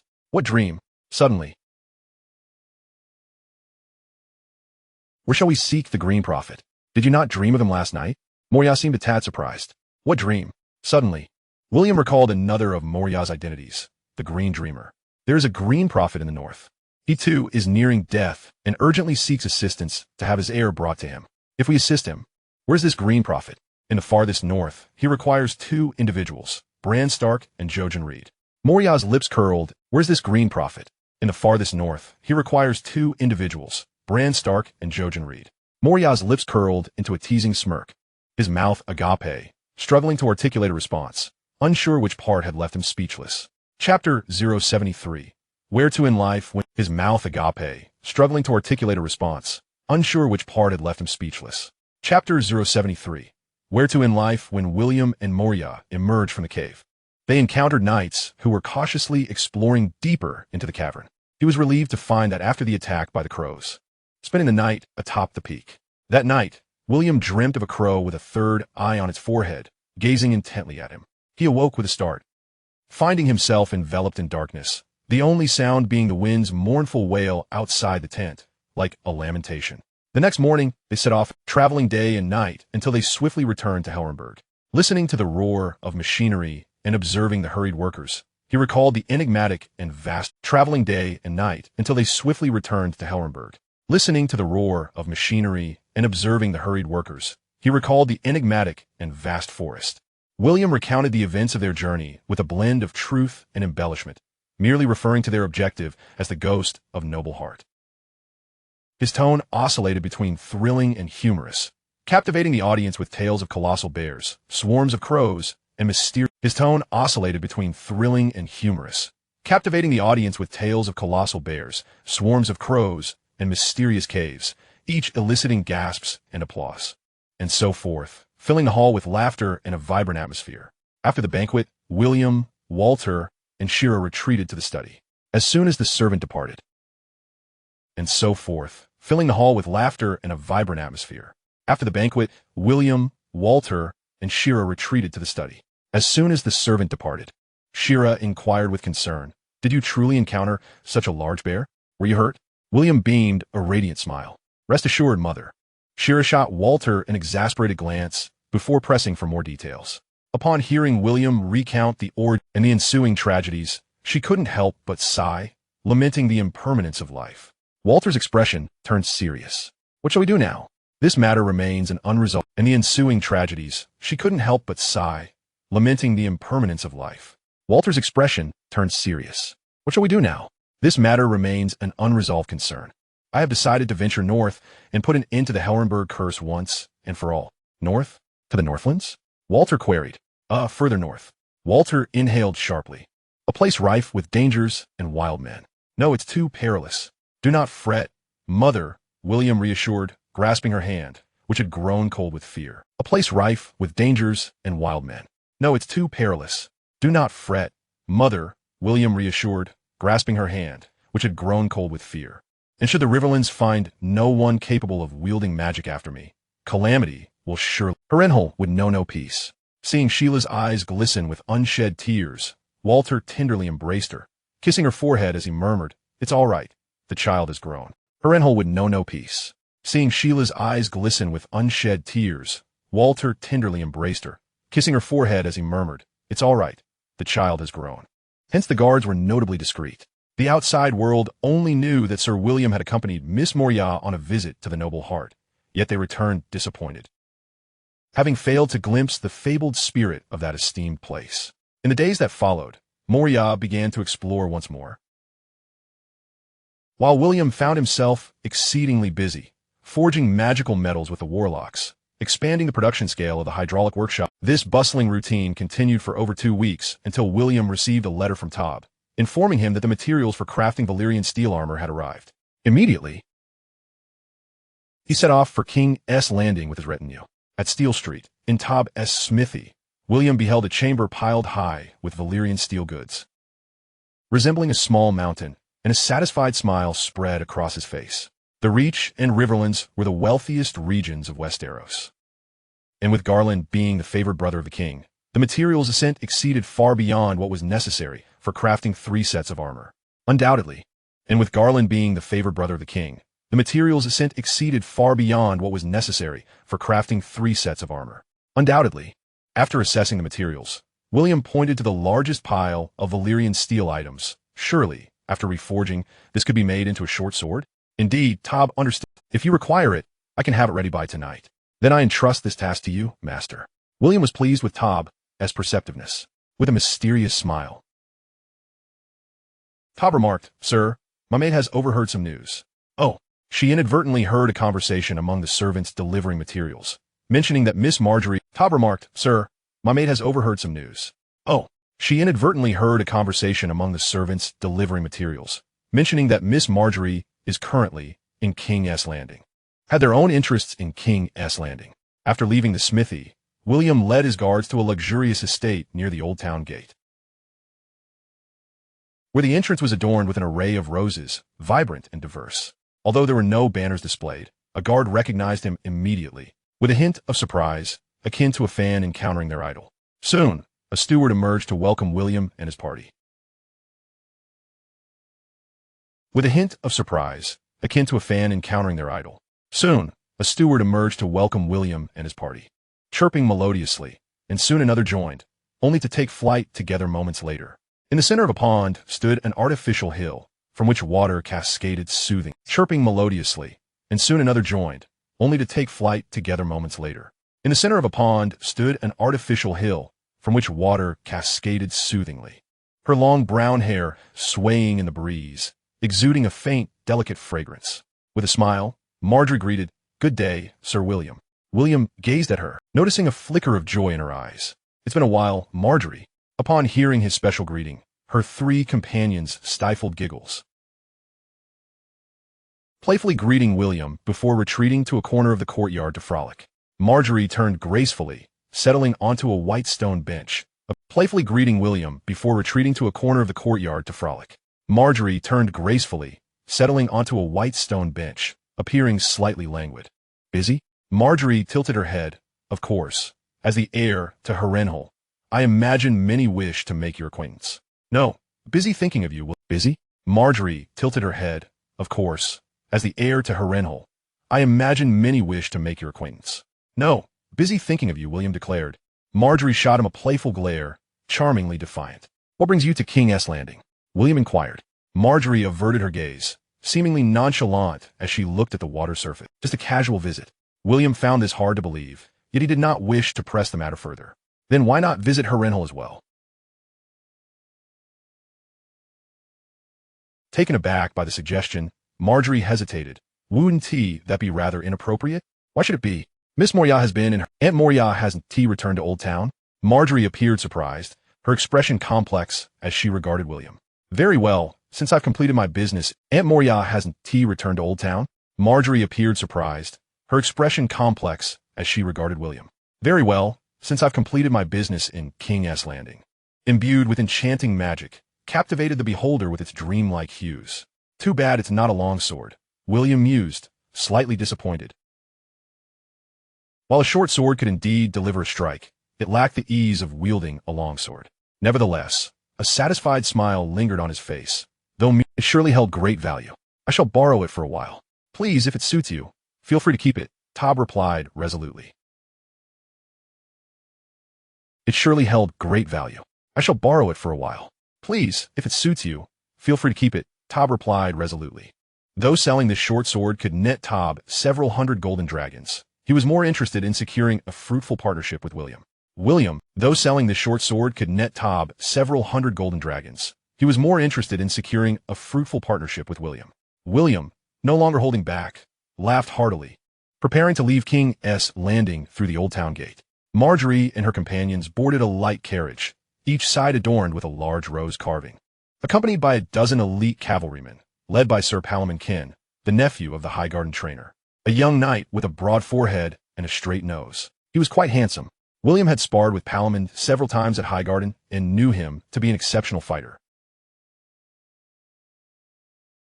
Having later been selected as one of Garland's Rainbow Guards. On their previous journey from King's Landing to Harrenhal, they spending most of their time picnicking and camping. This time, however, the journey was leisurely and comfortable, as the Tyrell maidens had never ventured north of King's, eagerly admiring the scenery along the way. 5 days later, they arrived at the shores of the Goddess Eye. The vast lake stretched endlessly, calm and immense. Eagerly admiring the scenery along the way. 5 days later, they arrived at the shores of the Goddess Eye. The vast lake stretched endlessly, calm and immense, with a mist rising from its surface, creating a seamless horizon where water met sky, indistinguishable from one another. Marguerite resolved to have lunch by the lakeside. Once the cavalry of House Hightower unfurled their tents and unpacked an array of cookware, Marguerite resolved to have lunch by the lakeside. Once the cavalry of House Hightower unfurled their tents and unpacked an array of cookware and tableware, the maidens of House Tarley could not help but cast curious glances their way. After experimenting with the various ingeniously designed items, they could not refrain from expressing their admiration. Where they spotted a group of commoners driving cattle carts in the distance, an elderly couple accompanied by children, hurrying along, yet seemingly not in flight. Marguerite inquired. Where they spotted a group of commoners driving cattle carts in the distance, an elderly couple accompanied by children, hurrying along, yet seemingly not in flight. Marguerite inquired, "What are those people up to?" Before William could respond, a young cavalryman, busily organizing his belongings, eagerly interjected, "Miss Marguerite, I shall inquire." He swiftly mounted his horse and dashed off towards the villagers. William winked at Marguerite, who smiled silently, a faint blush creeping onto her cheeks. It had also taken root in the lands between rivers, becoming well known among William's guards. Perhaps it was due to the absence of elders, but in recent Marguerite had ceased suppressing her true self, appearing more unrestrained and spending increasingly more time entwined with William. Although she claimed to seek, Marguerite had ceased suppressing her true self, appearing more unrestrained and spending increasingly more time entwined with William. Although she claimed to seek him out for magical practice. An affable Rose of Highgarden had already been deemed the future lady of the house. They not only obeyed her every command, but also an affable Rose of Highgarden had already been deemed the future lady of the house. They not only obeyed her every command, but also strived to impress her. Before long, the cavalrymen returned. "Miss Marguerite, those individuals are headed to Heron Town for the market."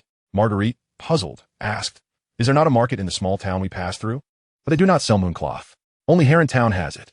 "Mooncloth? What is that?" Marguerite inquired. "It is machine-woven fabric," the cavalryman explained, scratching his head. "But they do not sell mooncloth. Only Heron Town has it." "Mooncloth? What is that?" Marguerite inquired. "It is machine-woven fabric," the cavalryman explained, scratching his head, a hint of embarrassment coloring his cheeks. "Perhaps you should ask the Lord. I cannot explain it clearly." Seeing the myriad questions on Marguerite's face, William erupted into laughter, signaling the cavalrymen to continue preparing for their departure, and the two resumed their leisurely walk. "Why is it called mooncloth? It sounds so delicate," Marguerite mused. "I coined the name. Does it not sound lovely?" "It is, in fact, cotton fabric." Marguerite pondered. "Cotton?" William, somewhat surprised, confirmed, "Indeed. The continent of I coined the name. Does it not sound lovely?" "It is, in fact, cotton fabric." Marguerite pondered. "Cotton?" William, somewhat surprised, confirmed, "Indeed. The continent of Westeros possesses little cotton. The raw materials used in Harrenhal's textile workshop are primarily imported from Essos." Marguerite's knowledge that cotton can be woven into fabric indicated her wide-ranging understanding. "That must be rather expensive?" she ventured. "Quite the contrary. It is remarkably affordable," William replied, unable to suppress his pride. The cost-effectiveness of mooncloth far surpassed that of hand-woven textiles from family workshops. In places where mooncloth was abundantly available, and the nearby regions around Harrenhal experienced devastating impacts, with handcrafted textiles nearly vanishing from circulation. At the market in Heron Town, A certain quantity of mooncloth was sold every month, leading the common folk to endure the inconveniences of hunger marketing in anticipation of purchasing the more. A certain quantity of mooncloth was sold every month, leading the common folk to endure the inconveniences of hunger marketing in anticipation of purchasing the more economical mooncloth. William and the two captains of the guard rode at the forefront, with the carriage secured within the ranks of the cavalry. The future Rainbow Guardsman squinted into the distance and turned to his companion. Sir Barnard, there appears to be... The future Rainbow Guardsman squinted into the distance and turned to his companion. Sir Barnard, there appears to be a cavalry unit approaching us. Barnard dismissed the concern. No need to worry, Sir Parman. Within this vicinity, only the cavalry of House Hightower operates. Soon, Parman discerned the fluttering golden banners, their black bats seemingly poised to take flight. This was a typical heavy cavalry, clad in armor, their movements not particularly swift. This cavalry unit boasted over 100 riders. Not only were their steeds robust and well-equipped, but the knights also appeared to possess exceptional horsemanship, and such a formidable force could rival even the most elite cavalry of Highgarden. Leading the charge was Rosso, a cavalry captain personally selected by William, who remained fiercely loyal to him. After issuing commands for the cavalry to escort them, he rode alongside William, ever ready to heed his orders. Barnard leaned closer and whispered a few words, prompting Rosso to steer his horse toward the carriage, greeting Marguerite. Marguerite remembered this knight, who had fought valiantly alongside William until the end, and smiled warmly. Sir Rosso, greetings. I recall your impressive performance at the tournament in Highgarden. Who had fought valiantly alongside William until the end, and smiled warmly. Sir Rosso, greetings. I recall your impressive performance at the tournament in Highgarden. Rosso was slightly taken aback, treated with a mixture of respect and newfound familiarity by Marguerite. Upon his return, William inquired, Rosso, did you come specifically to welcome us? Not at all, my lord. Rosso replied earnestly, this is a routine training. The cavalry's training regimen has returned to its former intensity, with several units venturing out of the city daily. In that case, it remains uncertain which squadron we shall encounter.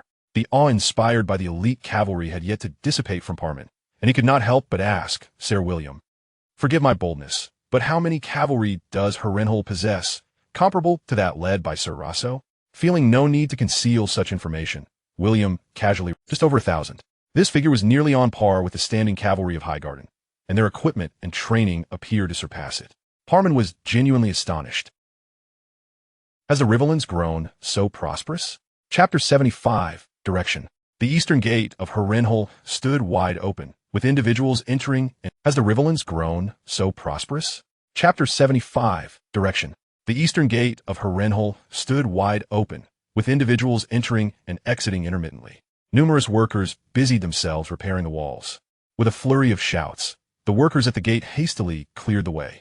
Marguerite and her companions peered through the carriage window at the enormous black shadows. Beyond the walls, 5 towering spires could be seen, not soaring like conventional towers, but rather rugged and irregular, resembling a colossal hand. Beyond the walls, 5 towering spires could be seen, not soaring like conventional towers, but rather rugged and irregular, resembling a colossal hand reaching skyward. Eager to grasp the drifting clouds, recalling the bedtime stories that had haunted her childhood, the girls felt an unsettling aura enveloping the castle before them.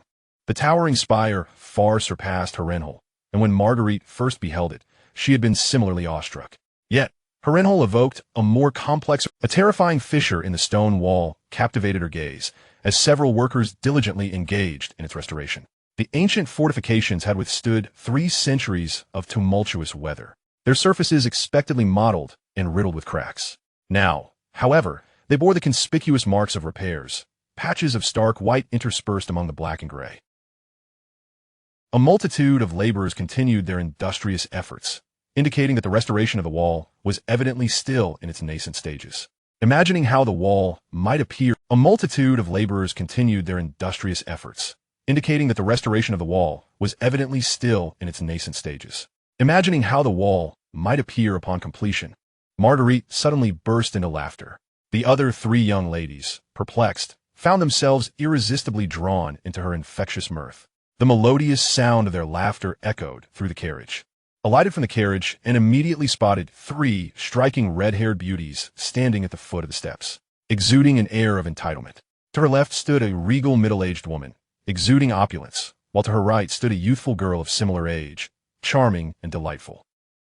Approaching them, Marguerite, without waiting for William to make introductions, graciously curtsied and offered her greetings along with a self-introduction. Upon seeing the elegant and poised, Sheila and Manisa beamed with surprise, their eyes sparkling with delight as they warmly inquired about her well-being.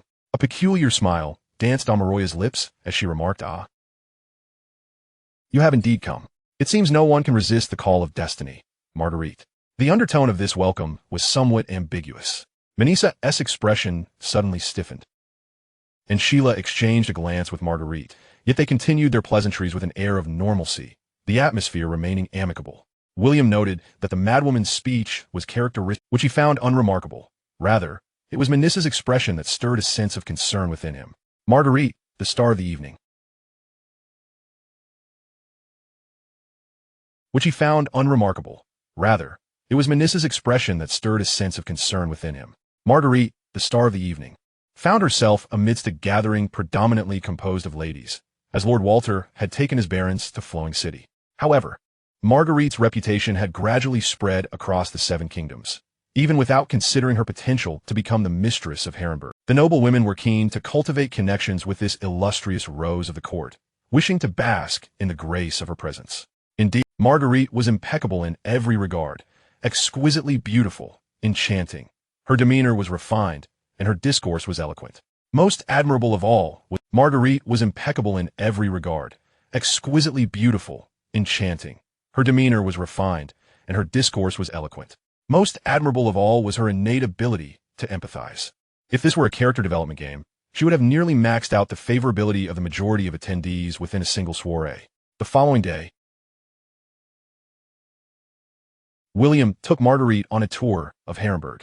The sacred wood was vast. Marguerite surveyed the surroundings, the sky filled with dappled light cascading down as the leaves danced gently in a breeze, the light flickering playfully as if winking mischievously. Everything in Harrenhal was grand, and William felt a sense of pride, asserting that even legendary giants could reside here. Are there truly giants? She mused, raising her hand before her, her slender fingers resembling tender shoots sprouting after rain. A sudden self-deprecating smile crossed her lips. If magic were indeed real, then William tenderly grasped her hand. "Do you remember our pact? Va?" Marguerite could not help but smile. Is Lord Walter also anticipating an impending conflict with the fortifications being repaired and armies being recruited? We still must contend with the Fry family, hence my father's approval of military expansion and preparedness. He believed Walter's skepticism was a normal reaction, and that his acceptance of William's suggestions stemmed merely from paternal indulgence. As Harrenhal regained its strength, conflict with Twin River City was indeed, and that his acceptance of William's suggestions stemmed merely from paternal indulgence. As Harrenhal regained its strength, conflict with Twin River City was indeed inevitable. Choosing not to disclose the underlying tensions with the phrase, particularly concerning the contention over Salttown, before venturing into the Sacred Wood, he had first taken Marguerite to the West Tower. Although she expressed curiosity and admiration for the various contraptions, William discerned that she had not grasped the power these machines embodied, and thus could not fully appreciate Salttown's significance to Harrenhal. Marguerite, the war I foresee will change everything. People's perceptions of magic and the situation in the bayou will be utterly transformed, and it shall not be long before that occurs. Marguerite smiled softly, as ethereal as a wisp of cloud, blending her melancholy. I shall soon journey north. Perhaps I might capture a giant to bring back. Do you speak the ancient tongue? I've heard giants converse in it. Are there giants in the north? You mean beyond the wall? Marguerite's eyes widened in astonishment. Indeed, fear not, for I am a magical knight capable of miracles. Why the sudden desire to venture beyond the wall? William hesitated, uncertain of how to respond, when a voice echoed from behind. Destiny. They turned to see Maroya approaching along the meandering brook, the dense trees obscuring the water's when a voice echoed from behind. Destiny. They turned to see Maroya approaching along the meandering brook, the dense trees obscuring the water's origin and destination. Maroya ignored William entirely. Eager to change the topic, are you also going to see that special heart tree? No.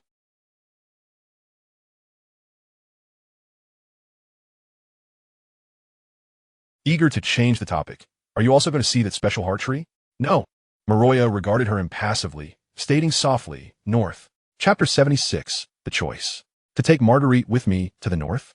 William found Marguerite's eyes flickered as she observed William's bewilderment. Understanding that this was merely Maroya's perspective, she smiled gently. This journey has already been prolonged, if I do not return soon.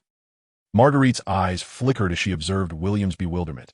Understanding that this was merely Maroya's perspective, she smiled gently. This journey has already been prolonged, if I do not return soon. Both were taken aback, exchanging glances as Marguerite's momentary shock flitted across her face. William could not help but inquire. How could Maroya merely shot him a glance, her focus remaining on Marguerite. Do not be surprised, I informed Ailuri. The moment I laid eyes on you at court, I sensed the essence of magic that surrounded you. Marguerite felt a pang of guilt, realizing she should have conveyed this to her mother herself. However, her smile blossoming like ripples in a spring breeze. That is wonderful. I have been uncertain how to broach this with my mother. Thank you so much, Aunt Maroya. She emphasized the term aunt with heartfelt sincerity. Maroya's lips curled into a slight, sardonic smile. My dear niece, She emphasized the term aunt with heartfelt sincerity. Maroya's lips curled into a slight, sardonic smile. My dear niece, do you still wish to resist your destiny? The moment you encountered magic, your path had already shifted. Could she truly foresee the future? William pondered, his suspicions regarding Maroya's formidable presence deepening. As for Bran's assassination and the incident with the cat lady capturing the little demon, these were merely coincidental occurrences. Even without them, war would inevitably erupt. Thus, as for Bran's assassination and the incident with the cat lady capturing the little demon, these were merely coincidental occurrences. Even without them, war would inevitably erupt. Thus, the wager between him and Marguerite was a foregone conclusion. Sooner or later, Marguerite's life trajectory would be altered by her own volition, diverging entirely from the original narrative.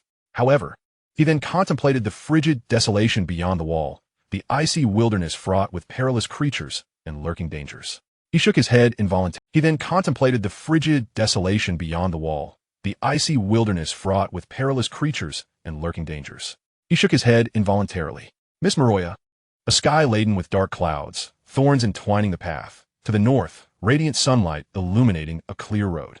Maroya regarded William with a sky laden with dark clouds, thorns entwining the path. To the north, radiant sunlight illuminating a clear road. Maroya regarded William with a cold stare. This was her opportunity. Pondering her reasons for coming to Harrenhal, was it not to behold new choices? With that, she turned and departed along the brook, her graceful silhouette swiftly vanishing into the dense woods. The two stood in silence, exchanging no words for a moment. Her graceful silhouette swiftly vanishing into the dense woods. The two stood in silence, exchanging no words for a moment. It's all right, Marguerite, William whispered gently. Who could decipher what it means when the sky is overcast yet the sun shines brightly? Perhaps it merely forecasts the weather. As his breath stirred a few strands of hair near Marguerite's ear, eliciting a slight tickle. She erupted into a soft, if Aunt Maroya were to hear your interpretation of her prophecy, her expression would surely be priceless. Over the years, she had uttered countless, if Aunt Maroya were to hear your interpretation of her prophecy, her expression would surely be priceless. Over the years, she had uttered countless prophecies. Marguerite pursed her lips, a hint of mischief dancing at the corners of her mouth. They shared a brief moment of laughter, and her gaze bright and clear. Yet she had changed significantly, as though transformed. Something peculiar must have transpired. Perhaps she had encountered her gaze bright and clear. Yet she had changed significantly, as though transformed. Something peculiar must have transpired. Perhaps she had encountered some strange influence. William let out a breath of relief. Marguerite then inquired, what is your purpose in venturing beyond the wall? That is a long tale, beginning 300 years ago. William let out a breath of relief. Marguerite then inquired, what is your purpose in venturing beyond the wall? That is a long tale, beginning 300 years ago. When Harrenhal was first under construction, William elaborated, recounting the intricate backstory. The malevolent Hoan had constructed Harrenhal. Harrenhal soon changed hands. By a twist of fate, the shadow of the curse lingered, affecting every family that claimed ownership, leading them to Harrenhal soon changed hands. By a twist of fate, the shadow of the curse lingered, affecting every family that claimed ownership, leading them to various misfortunes, gradual decline. Was unable to lift the curse, and ultimately met her demise along with her lineage. Decades later, was unable to lift the curse, and ultimately met her demise along with her lineage. Decades later, Maroya unearthed her notebook, awakening something formidable. Falling into contemplation once it concluded, William, not wishing to disturb her, silently admired the delicate hand he held. After a moment, she exhaled. Falling into contemplation once it concluded, William, not wishing to disturb her, silently admired the delicate hand he held. After a moment, she exhaled deeply, filled with emotion. So that's how it is. Indeed, a long story. Then, her brow furrowed. But why does Aunt Maroya wish for me to go beyond the wall? Who could fathom her thoughts? William shrugged. Genius and madness are alike. Mere mortals find it difficult to comprehend. Marguerite stifled a soft laugh, her eyes sparkling. Why do you not wish for me to accompany you? William took hold of her other hand, their 4 hands entwined, gazing into each other's eyes. He gently replied, the journey is sure to be arduous. This is a decision I can make with Miss Maroya, just as I did for this journey to the noble heart. He smiled, adding, moreover, this expedition will not be brief. Lady Alirith will surely be quite concerned. A faint allure shimmered in adding, moreover, this expedition will not be brief. Lady Alirith will surely be quite concerned. A faint allure shimmered in Marguerite's gaze, reminiscent of shy petals. Sensing her affection, William felt his heart stir. They locked eyes, and Marguerite suddenly asked, under what pretense shall we journey northward? Aunt Maroya cannot simply depart without a word. William proclaimed with pride, having devised this very scheme. Once they reached the wall, visiting various watchtowers, who could ascertain where they had truly gone? William proclaimed with pride, having devised this very scheme. Once they reached the wall, visiting various watchtowers, who could ascertain where they had truly gone? Indeed, Marguerite replied with a radiant smile. The Night's Watch serves as the kingdom's steadfast shield, deserving of gratitude. This donation and gesture of goodwill warrant recognition from the High Court. Why? It is merely a choice I have made, Marguerite asserted, her gaze resolute, her voice gentle. I always believed that for the sake of my family. Why? It is merely a choice I have made, Marguerite asserted, her gaze resolute, her voice gentle. I always believed that for the sake of my family. A blush rose upon her charming visage as she shyly lowered her gaze, leaning gently against William's embrace. Happiness arrived so unexpectedly that William felt as though he had been struck by lightning, his body tingling, his heart racing. Happiness arrived so unexpectedly that William felt as though he had been struck by lightning, his body tingling, his heart racing, and his breath quickening. He inhaled deeply. She replied, I wish to share the burden with you, to face whatever lies ahead, be it in the warmth of summer or the chill of winter. Chapter 077, The Blacklist. On the second floor of the Citadel, the bustling voices of various overseers. Chapter 077, The Blacklist. On the second floor of the Citadel, the bustling voices of various overseers echoed, as workers diligently transported supplies to the third floor, clearing space for the transformation into a new workshop. The short and stout Weiss, accompanied by his unsightly spotted dog, strutted around with his head held high, his plump. Whenever the workers saw Weiss, they often displayed a mixture of hatred, disgust, and fear, yet most of the time, they maintained a cheerful demeanor. Whenever the workers saw Weiss, they often displayed a mixture of hatred, disgust, and fear, yet most of the time, they maintained a cheerful demeanor, much to the satisfaction of the workers regarding their new living environment. The overseer's brutality and the arduous labor. When William arrived on the second floor accompanied by Lavanda, this was the scene that greeted him.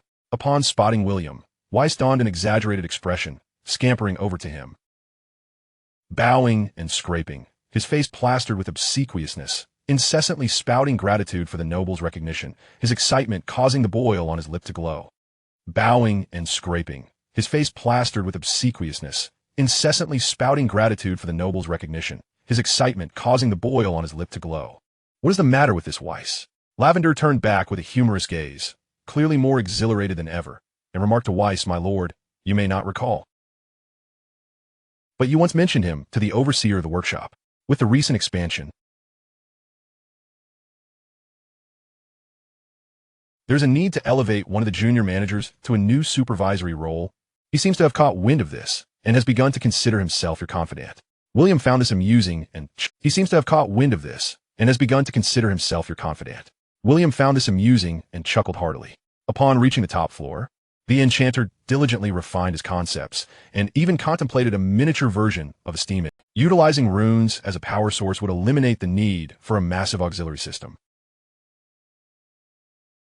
allowing for a more adaptable design and broader applications with a single mechanical unit paired with a comp. William naturally offered his enthusiastic praise and couldn't help but fantasize about the possibility of developing. When he inquired about the progress of the second steam engine, the enchanter confidently assured him that by the time the Earl returned from Riverflow City,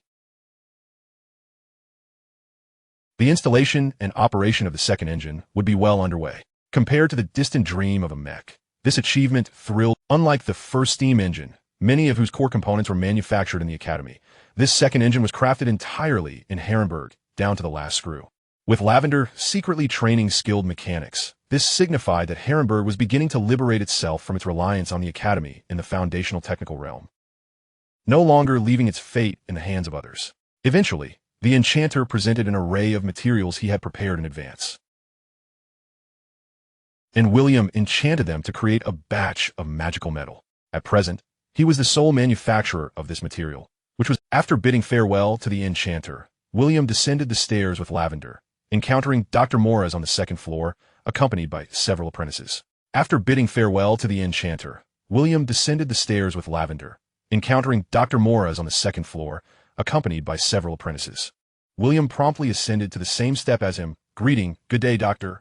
This esteemed scholar of the Academy, renowned for his prowess in both theory and practice, could be regarded as one of the foundational pillars of Harrenhal's industrialization, and William held him in the highest esteem and gratitude.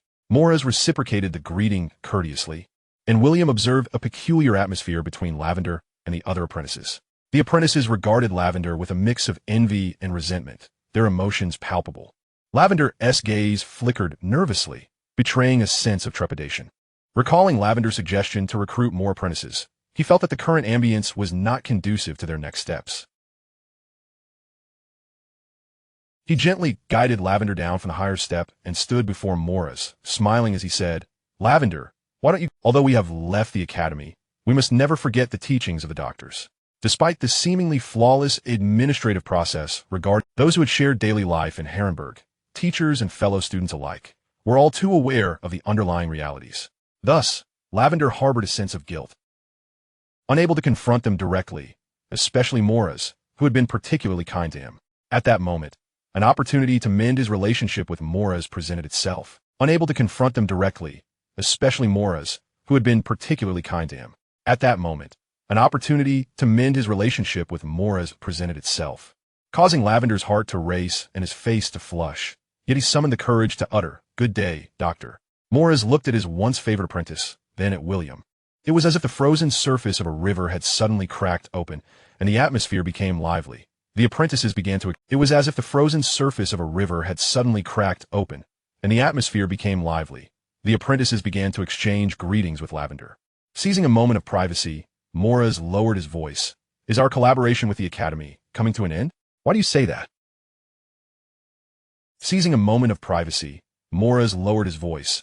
"Is our collaboration with the Academy coming to an end? Why do you say that? Most of them have no future at the Academy. With Lavender as a role model, they will likely soon become part of Harrenhal. Oh, that is of no consequence. You can continue to recruit new apprentices from the Academy. I've heard that since the first batch received their chains, many have been eager to come to Harrenhal. You can continue to recruit new apprentices from the Academy. I've heard that since the first batch received their chains, many have been eager to come to Harrenhal.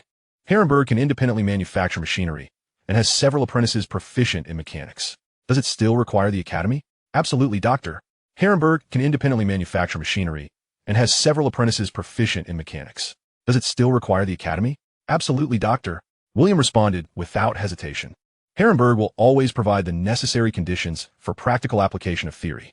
Harrenhal lacks the capacity for research and development, and technological as long as the Academy does not abandon Harrenhal, William would not willingly terminate their collaboration. Currently, Harrenhal's industry was in its nascent stages, with limitless potential for improvement, and he could not resign himself to stagnation, unless he could lure Moraz and a few other industry-related doctors along with their assistant scholars to Harrenhal. I am pleased, in fact.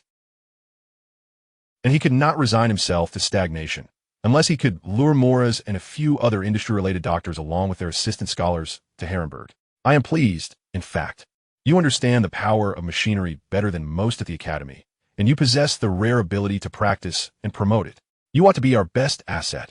But he believed the main issue was that their thought processes were somewhat peculiar. They aspired to create a world devoid of magic, yet neither developed education nor advanced technology. Instead, engaging in knowledge monopolization and technological blockades, an utter contradiction. It was evident that Moraz was disheartened by this, and William reassured him. Instead, engaging in knowledge monopolization and technological blockades, an utter contradiction. It was evident that Moraz was disheartened by this, and William reassured him. Do not worry, Doctor. Should the Academy engage in any egregious actions, Harrenhal will steadfastly support you. Moraz could not help but chuckle. I still want to caution you about the Academy. It seems I should be advising the Academy to be wary of you instead. William shrugged nonchalantly. Though a sudden pang of anxiety struck him. Am I already on the Academy's blacklist? Though a sudden pang of anxiety struck him. Am I already on the Academy's blacklist? It seems I must establish a communication code with some key individuals. Chapter 078, Secrets.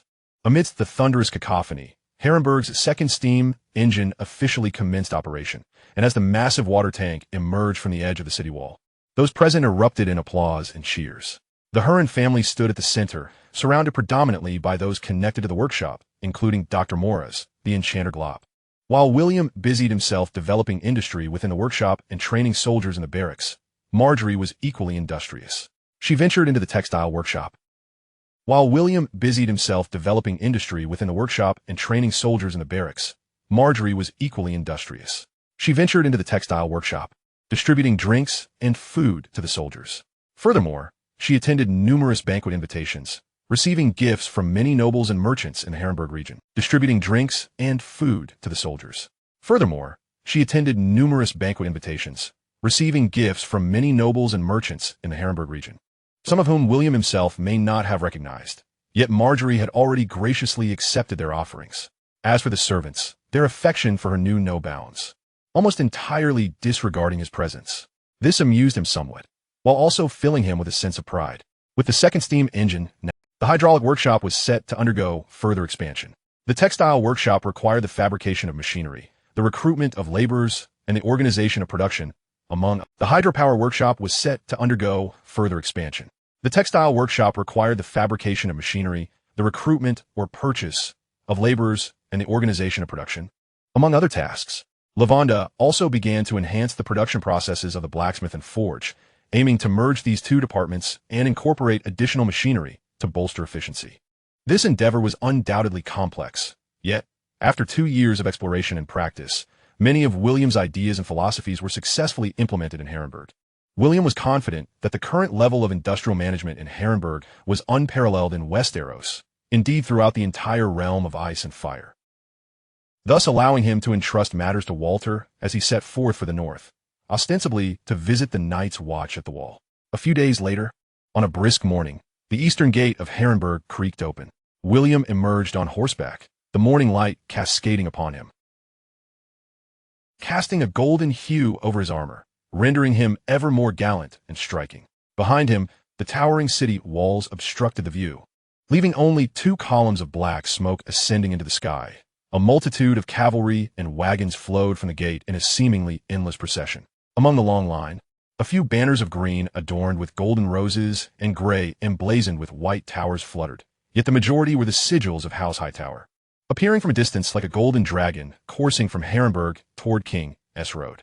Upon reaching King S. Road, the procession bifurcated, one contingent, led by Sir Mark Deddings. Upon reaching King S. Road, the convoy split into 2 factions, one led by Sir Mark Deddings, the captain of the cavalry, tasked with escorting supplies to Saltfield. Along with their retinue, proceeded along King S. Road toward Black Castle. Gree and Maroya traveled in separate carriages, finding them quite comfortable and swift. Gree and Maroya traveled in separate carriages, finding them quite comfortable and swift, entirely unconcerned with the array of advanced technologies employed in their construction. It seems they are headed our way. Shall I investigate, sir? Bernard inquired. William nodded, gesturing for the procession to halt. Bernard turned his horse, accompanied by several cavalrymen, and after a brief exchange, returned to inform William that their visitors were none other than Baron Raymond Dane, like House Hightower. After a brief exchange, returned to inform William that the newcomers were Baron Raymond Dane, like House Riverine. The Dane family had supported the making significant sacrifices for House Dragon. originally an earldom, including the King's Guard Ser John Dane, had perished fighting for the Targaryens. His other brother, Ser William Dane, had shown remarkable loyalty, escorting Viserys and Daenerys to Braavos for refuge, guarding them until his last breath. This could be a potential ally, William remarked enthusiastically as he approached, introducing himself and engaging in pleasantries before inquiring about Raymond's purpose. Raymond replied, "The hour is growing late.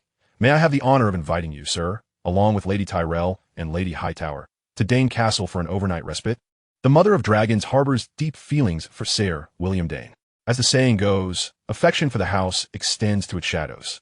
Presenting relics of Ser William would surely facilitate gaining her trust, William mused.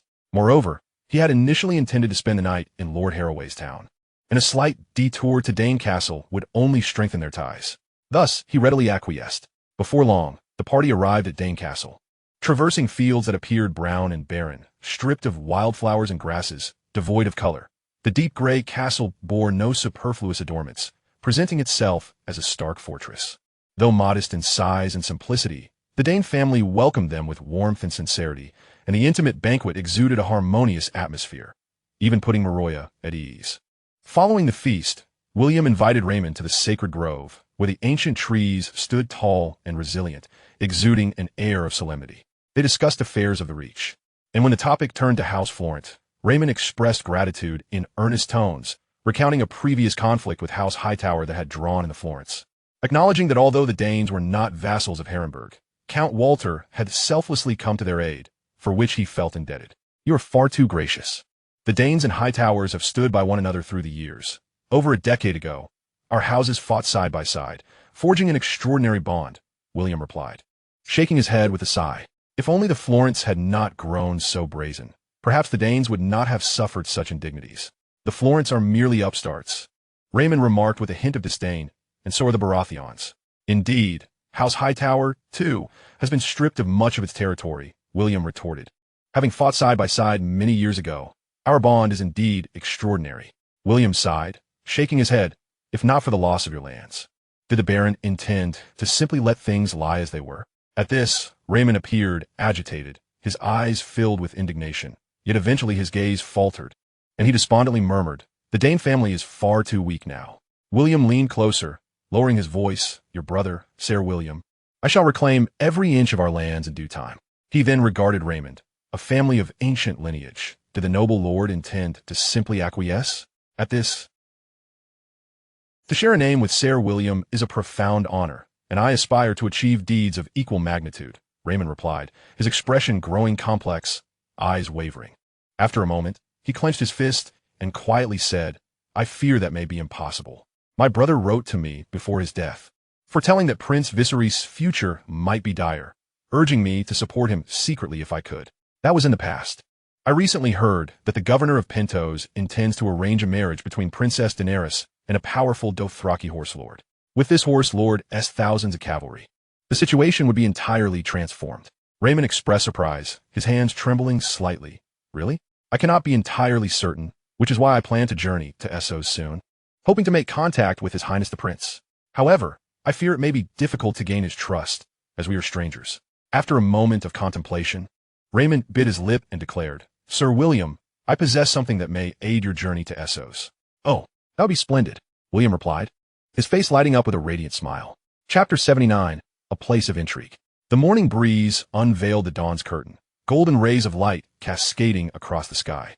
Amid the heartfelt farewells from the Dane family, William and his party departed from the humble yet warm farmer's keep, continuing their journey northward. Just past noon, a grand river emerged in the distance, resembling a silver thread woven into a tapestry of green satin. At the confluence of King S. Road and the river, the outline of a small town became distinctly visible. "Lord Harroway's town. We have entered the lands of House Rut." Bernard called back. "Myers, take one man and scout ahead." With the fierce gaze of a beast, Myers and another guard spurred their horses forward, swiftly becoming two small black dots on the horizon. "Lord William," Pemaiklian inquired, "isn't it rather unlikely that Count Root, a vassal of Flowing City, would deliberately create difficulties for us? In recent years, we have entered the lands of House Lute." Bernard called back, "Miles, take a man and proceed ahead to scout." With the fierce gaze of a beast, recalling that the Rivellins had recently witnessed a clash between House Fry and House Harlan, he turned to his captain of the guard. Were you involved in the last military engagement? Was it not near this very vicinity where you encountered House Fry? Indeed, Bernard replied, raising his whip to gesture, fostering cordial relations with numerous families. William merely shrugged, recalling that the Riverlands had recently witnessed a clash between House Fry and House Harlan. He turned to his captain of the guard. Were you involved in the last military engagement? Was it not near this very vicinity where you encountered House Fry? Indeed. We'll be foolish not to run. Payman let out a hearty laugh, engaging Bernard in a lively discussion about the details of the skirmish. However, the soldiers of House Fry were so frightened that they fled into the castle of House Root. 500 infantry, upon seeing 800 cavalry approaching. But the two young ladies insisted on traveling by land. This was still on the southern bank of the Trident River, and once they reached the northern bank, they would encounter the nobility more closely aligned with Twin River City, making their journey likely less than pleasant. As the caravan continued onward, the small town of Count Harlow became increasingly visible. This riverside settlement was surprisingly situated in a depression, leading William to understand why it was prone to flooding. Most of the houses in the town were single-story, with a few two-story structures scattered about. At the town's center stood a chapel, its ornate 7 domes towering over the roofs and chimneys of the surrounding buildings. Yet, the tallest structure was a stone round tower fortress adorned with a double-headed horse flag. Though it stood only 3 stories high, it commanded a distinguished presence among the lowly edifices. Suddenly, several cavalrymen emerged from behind the stone fortress to intercept the sentinel Miles. Yet it appeared they were merely conversing without any further action. As they approached, Miles introduced a middle-aged knight with graying hair to William. Though it stood only 3 stories high, it commanded a distinguished presence among the lowly edifices. Suddenly, several cavalrymen, casting a glance at William's ostentatious armor, a clear indicator of its considerable value, he hesitated and remarked, "My lord, you may be aware that some unfortunate events transpired recently, leaving Count Root rather displeased and less than welcoming to the folk of House Harlan. The conflict between House Derry and House Hay ultimately led to a clash between House Harlan and House Fry on the lands of House Root, leaving Count Root rather displeased and less than welcoming to the folk of House Harlan." Pointing to the nearly 40 cavalrymen and 3 wagons behind him, William produced a gold dragon and waved it enticingly, regardless of Count Root's disposition. "With so many of us needing to cross the river, aren't you interested in earning some coin, my lord?" The gold dragon glimmered brilliantly in the sunlight. Pointing to the nearly 40 cavalrymen and 3 wagons behind him, William produced a gold dragon and waved it enticingly, regardless. Although 4 sizable boats were docked at the ferry, they were unable to transport all the men and horses in one go. While waiting to be ferried across, William found time to stroll along the riverbank with Marjorie. Under her charming insistence, he found himself adapting a verse from The Return of the Dragonborn, altering the lyrics from Old Nord to Valyrian. The Trident River flowed serenely, sparkling like bright eyes, while lush grass grew along the riverbank. William, handsome in the sunlight, sat upon the grass, surrounded by 4 enchanting Tyrell maidens, their dulcet voices mingling with the gentle sounds of the flowing water. Even the lively Dora, typically animated, altering the lyrics from Old Nord to Valyrian. The Trident River flowed serenely, sparkling like bright eyes, while lush grass grew along, sat upon the grass, surrounded by 4 enchanting Tyrell maidens, their dulcet voices mingling with the gentle sounds of the flowing water. Even the lively Dora, gently brushing a strand of hair from her wind-tossed face, William grinned mischievously. "Patience, my dear. In due time, you shall know." Marjorie seemed to grasp something, occasional birds darting across the water's surface. Noticing they were alone, she quietly asked, "That song you sang was lovely, but was it hinting at something?" Where a low stone wall encircled a few buildings. The wall, constructed from rubble and adorned with moss and vines, enclosed a tall 3-story structure. Its walls and chimneys seemingly crafted from fine white stone, standing in stark contrast to the muddy roads and overgrown weeds. Peering over the wall, one could see stables, outbuildings, and a dilapidated clock tower. "The Crossroads Inn," William remarked with interest, surveying the establishment that had appeared frequently in tales both fiery and icy. Its walls and chimneys seemingly crafted from fine white stone, standing in stark contrast to the muddy roads and a dilapidated clock tower. "The Crossroads Inn," William remarked with interest, surveying the establishment that had appeared frequently in tales both fiery and icy. Recent rains had been scarce, rendering the ground relatively dry and manageable. Upon entering the hall, they were greeted by a row of large wooden barrels against the wall, while the expansive hall was filled with long tables occupied by a diverse array of patrons. The diners watched in awe as a throng of tall, armored knights burst in. Recent rains have been scarce, rendering the ground relatively dry and manageable. Upon entering the hall, they were greeted by a row of large wooden barrels against the wall, while the expansive hall was filled with long tables occupied by a diverse array of patrons. The diners watched in awe as a throng of tall, kindly request that the guests at that row make some room for us, allowing for at least 2 tables. Bernard nodded to the amiable Barry, and the two approached the other patrons to negotiate. A serving boy approached to offer assistance, but Miles merely cast him a casual glance, causing the lad to falter, stammering in apprehension. A robust, middle-aged woman behind the counter was pouring drinks, though she wore a bright smile. Her chewing slowed as she observed the commotion. William turned to Marjorie with a grin. That plump woman must be the innkeeper, Marcia Hyde. It is said that she cooks splendidly and brews fine ale. Marjorie nodded, stammering in apprehension. A robust, middle-aged woman behind the counter was pouring drinks, though she wore a bright smile. Her chewing slowed as she observed the commotion. William turned to Marjorie with a grin. That plump woman must be the innkeeper, Marcia Hyde. It is said that she cooks splendidly and brews fine ale. Marjorie nodded, returning a smile to Marcia, who beamed even brighter, wiping her hands on her apron as she approached to personally attend to them. Suddenly, William swiftly felled another assailant before the rest of the guards could intervene, swiftly concluding the altercation. Observing Bernard wiping a trace of blood from his lip, William inquired, "What transpired?" Bernard kicked at a shield that had fallen to the ground, its emblazoned twin towers unmistakably marking it as belonging to House Fry. "Nothing of consequence," William scoffed. "Toss them out. Their weapons and armor shall be our spoils." The guards erupted in cheers, eagerly lifting the fallen men and gathering their belongings, all in high spirits. "What transpired?" Bernard kicked at a shield that had fallen to the ground, its emblazoned twin towers unmistakably marking it as belonging to House Fry.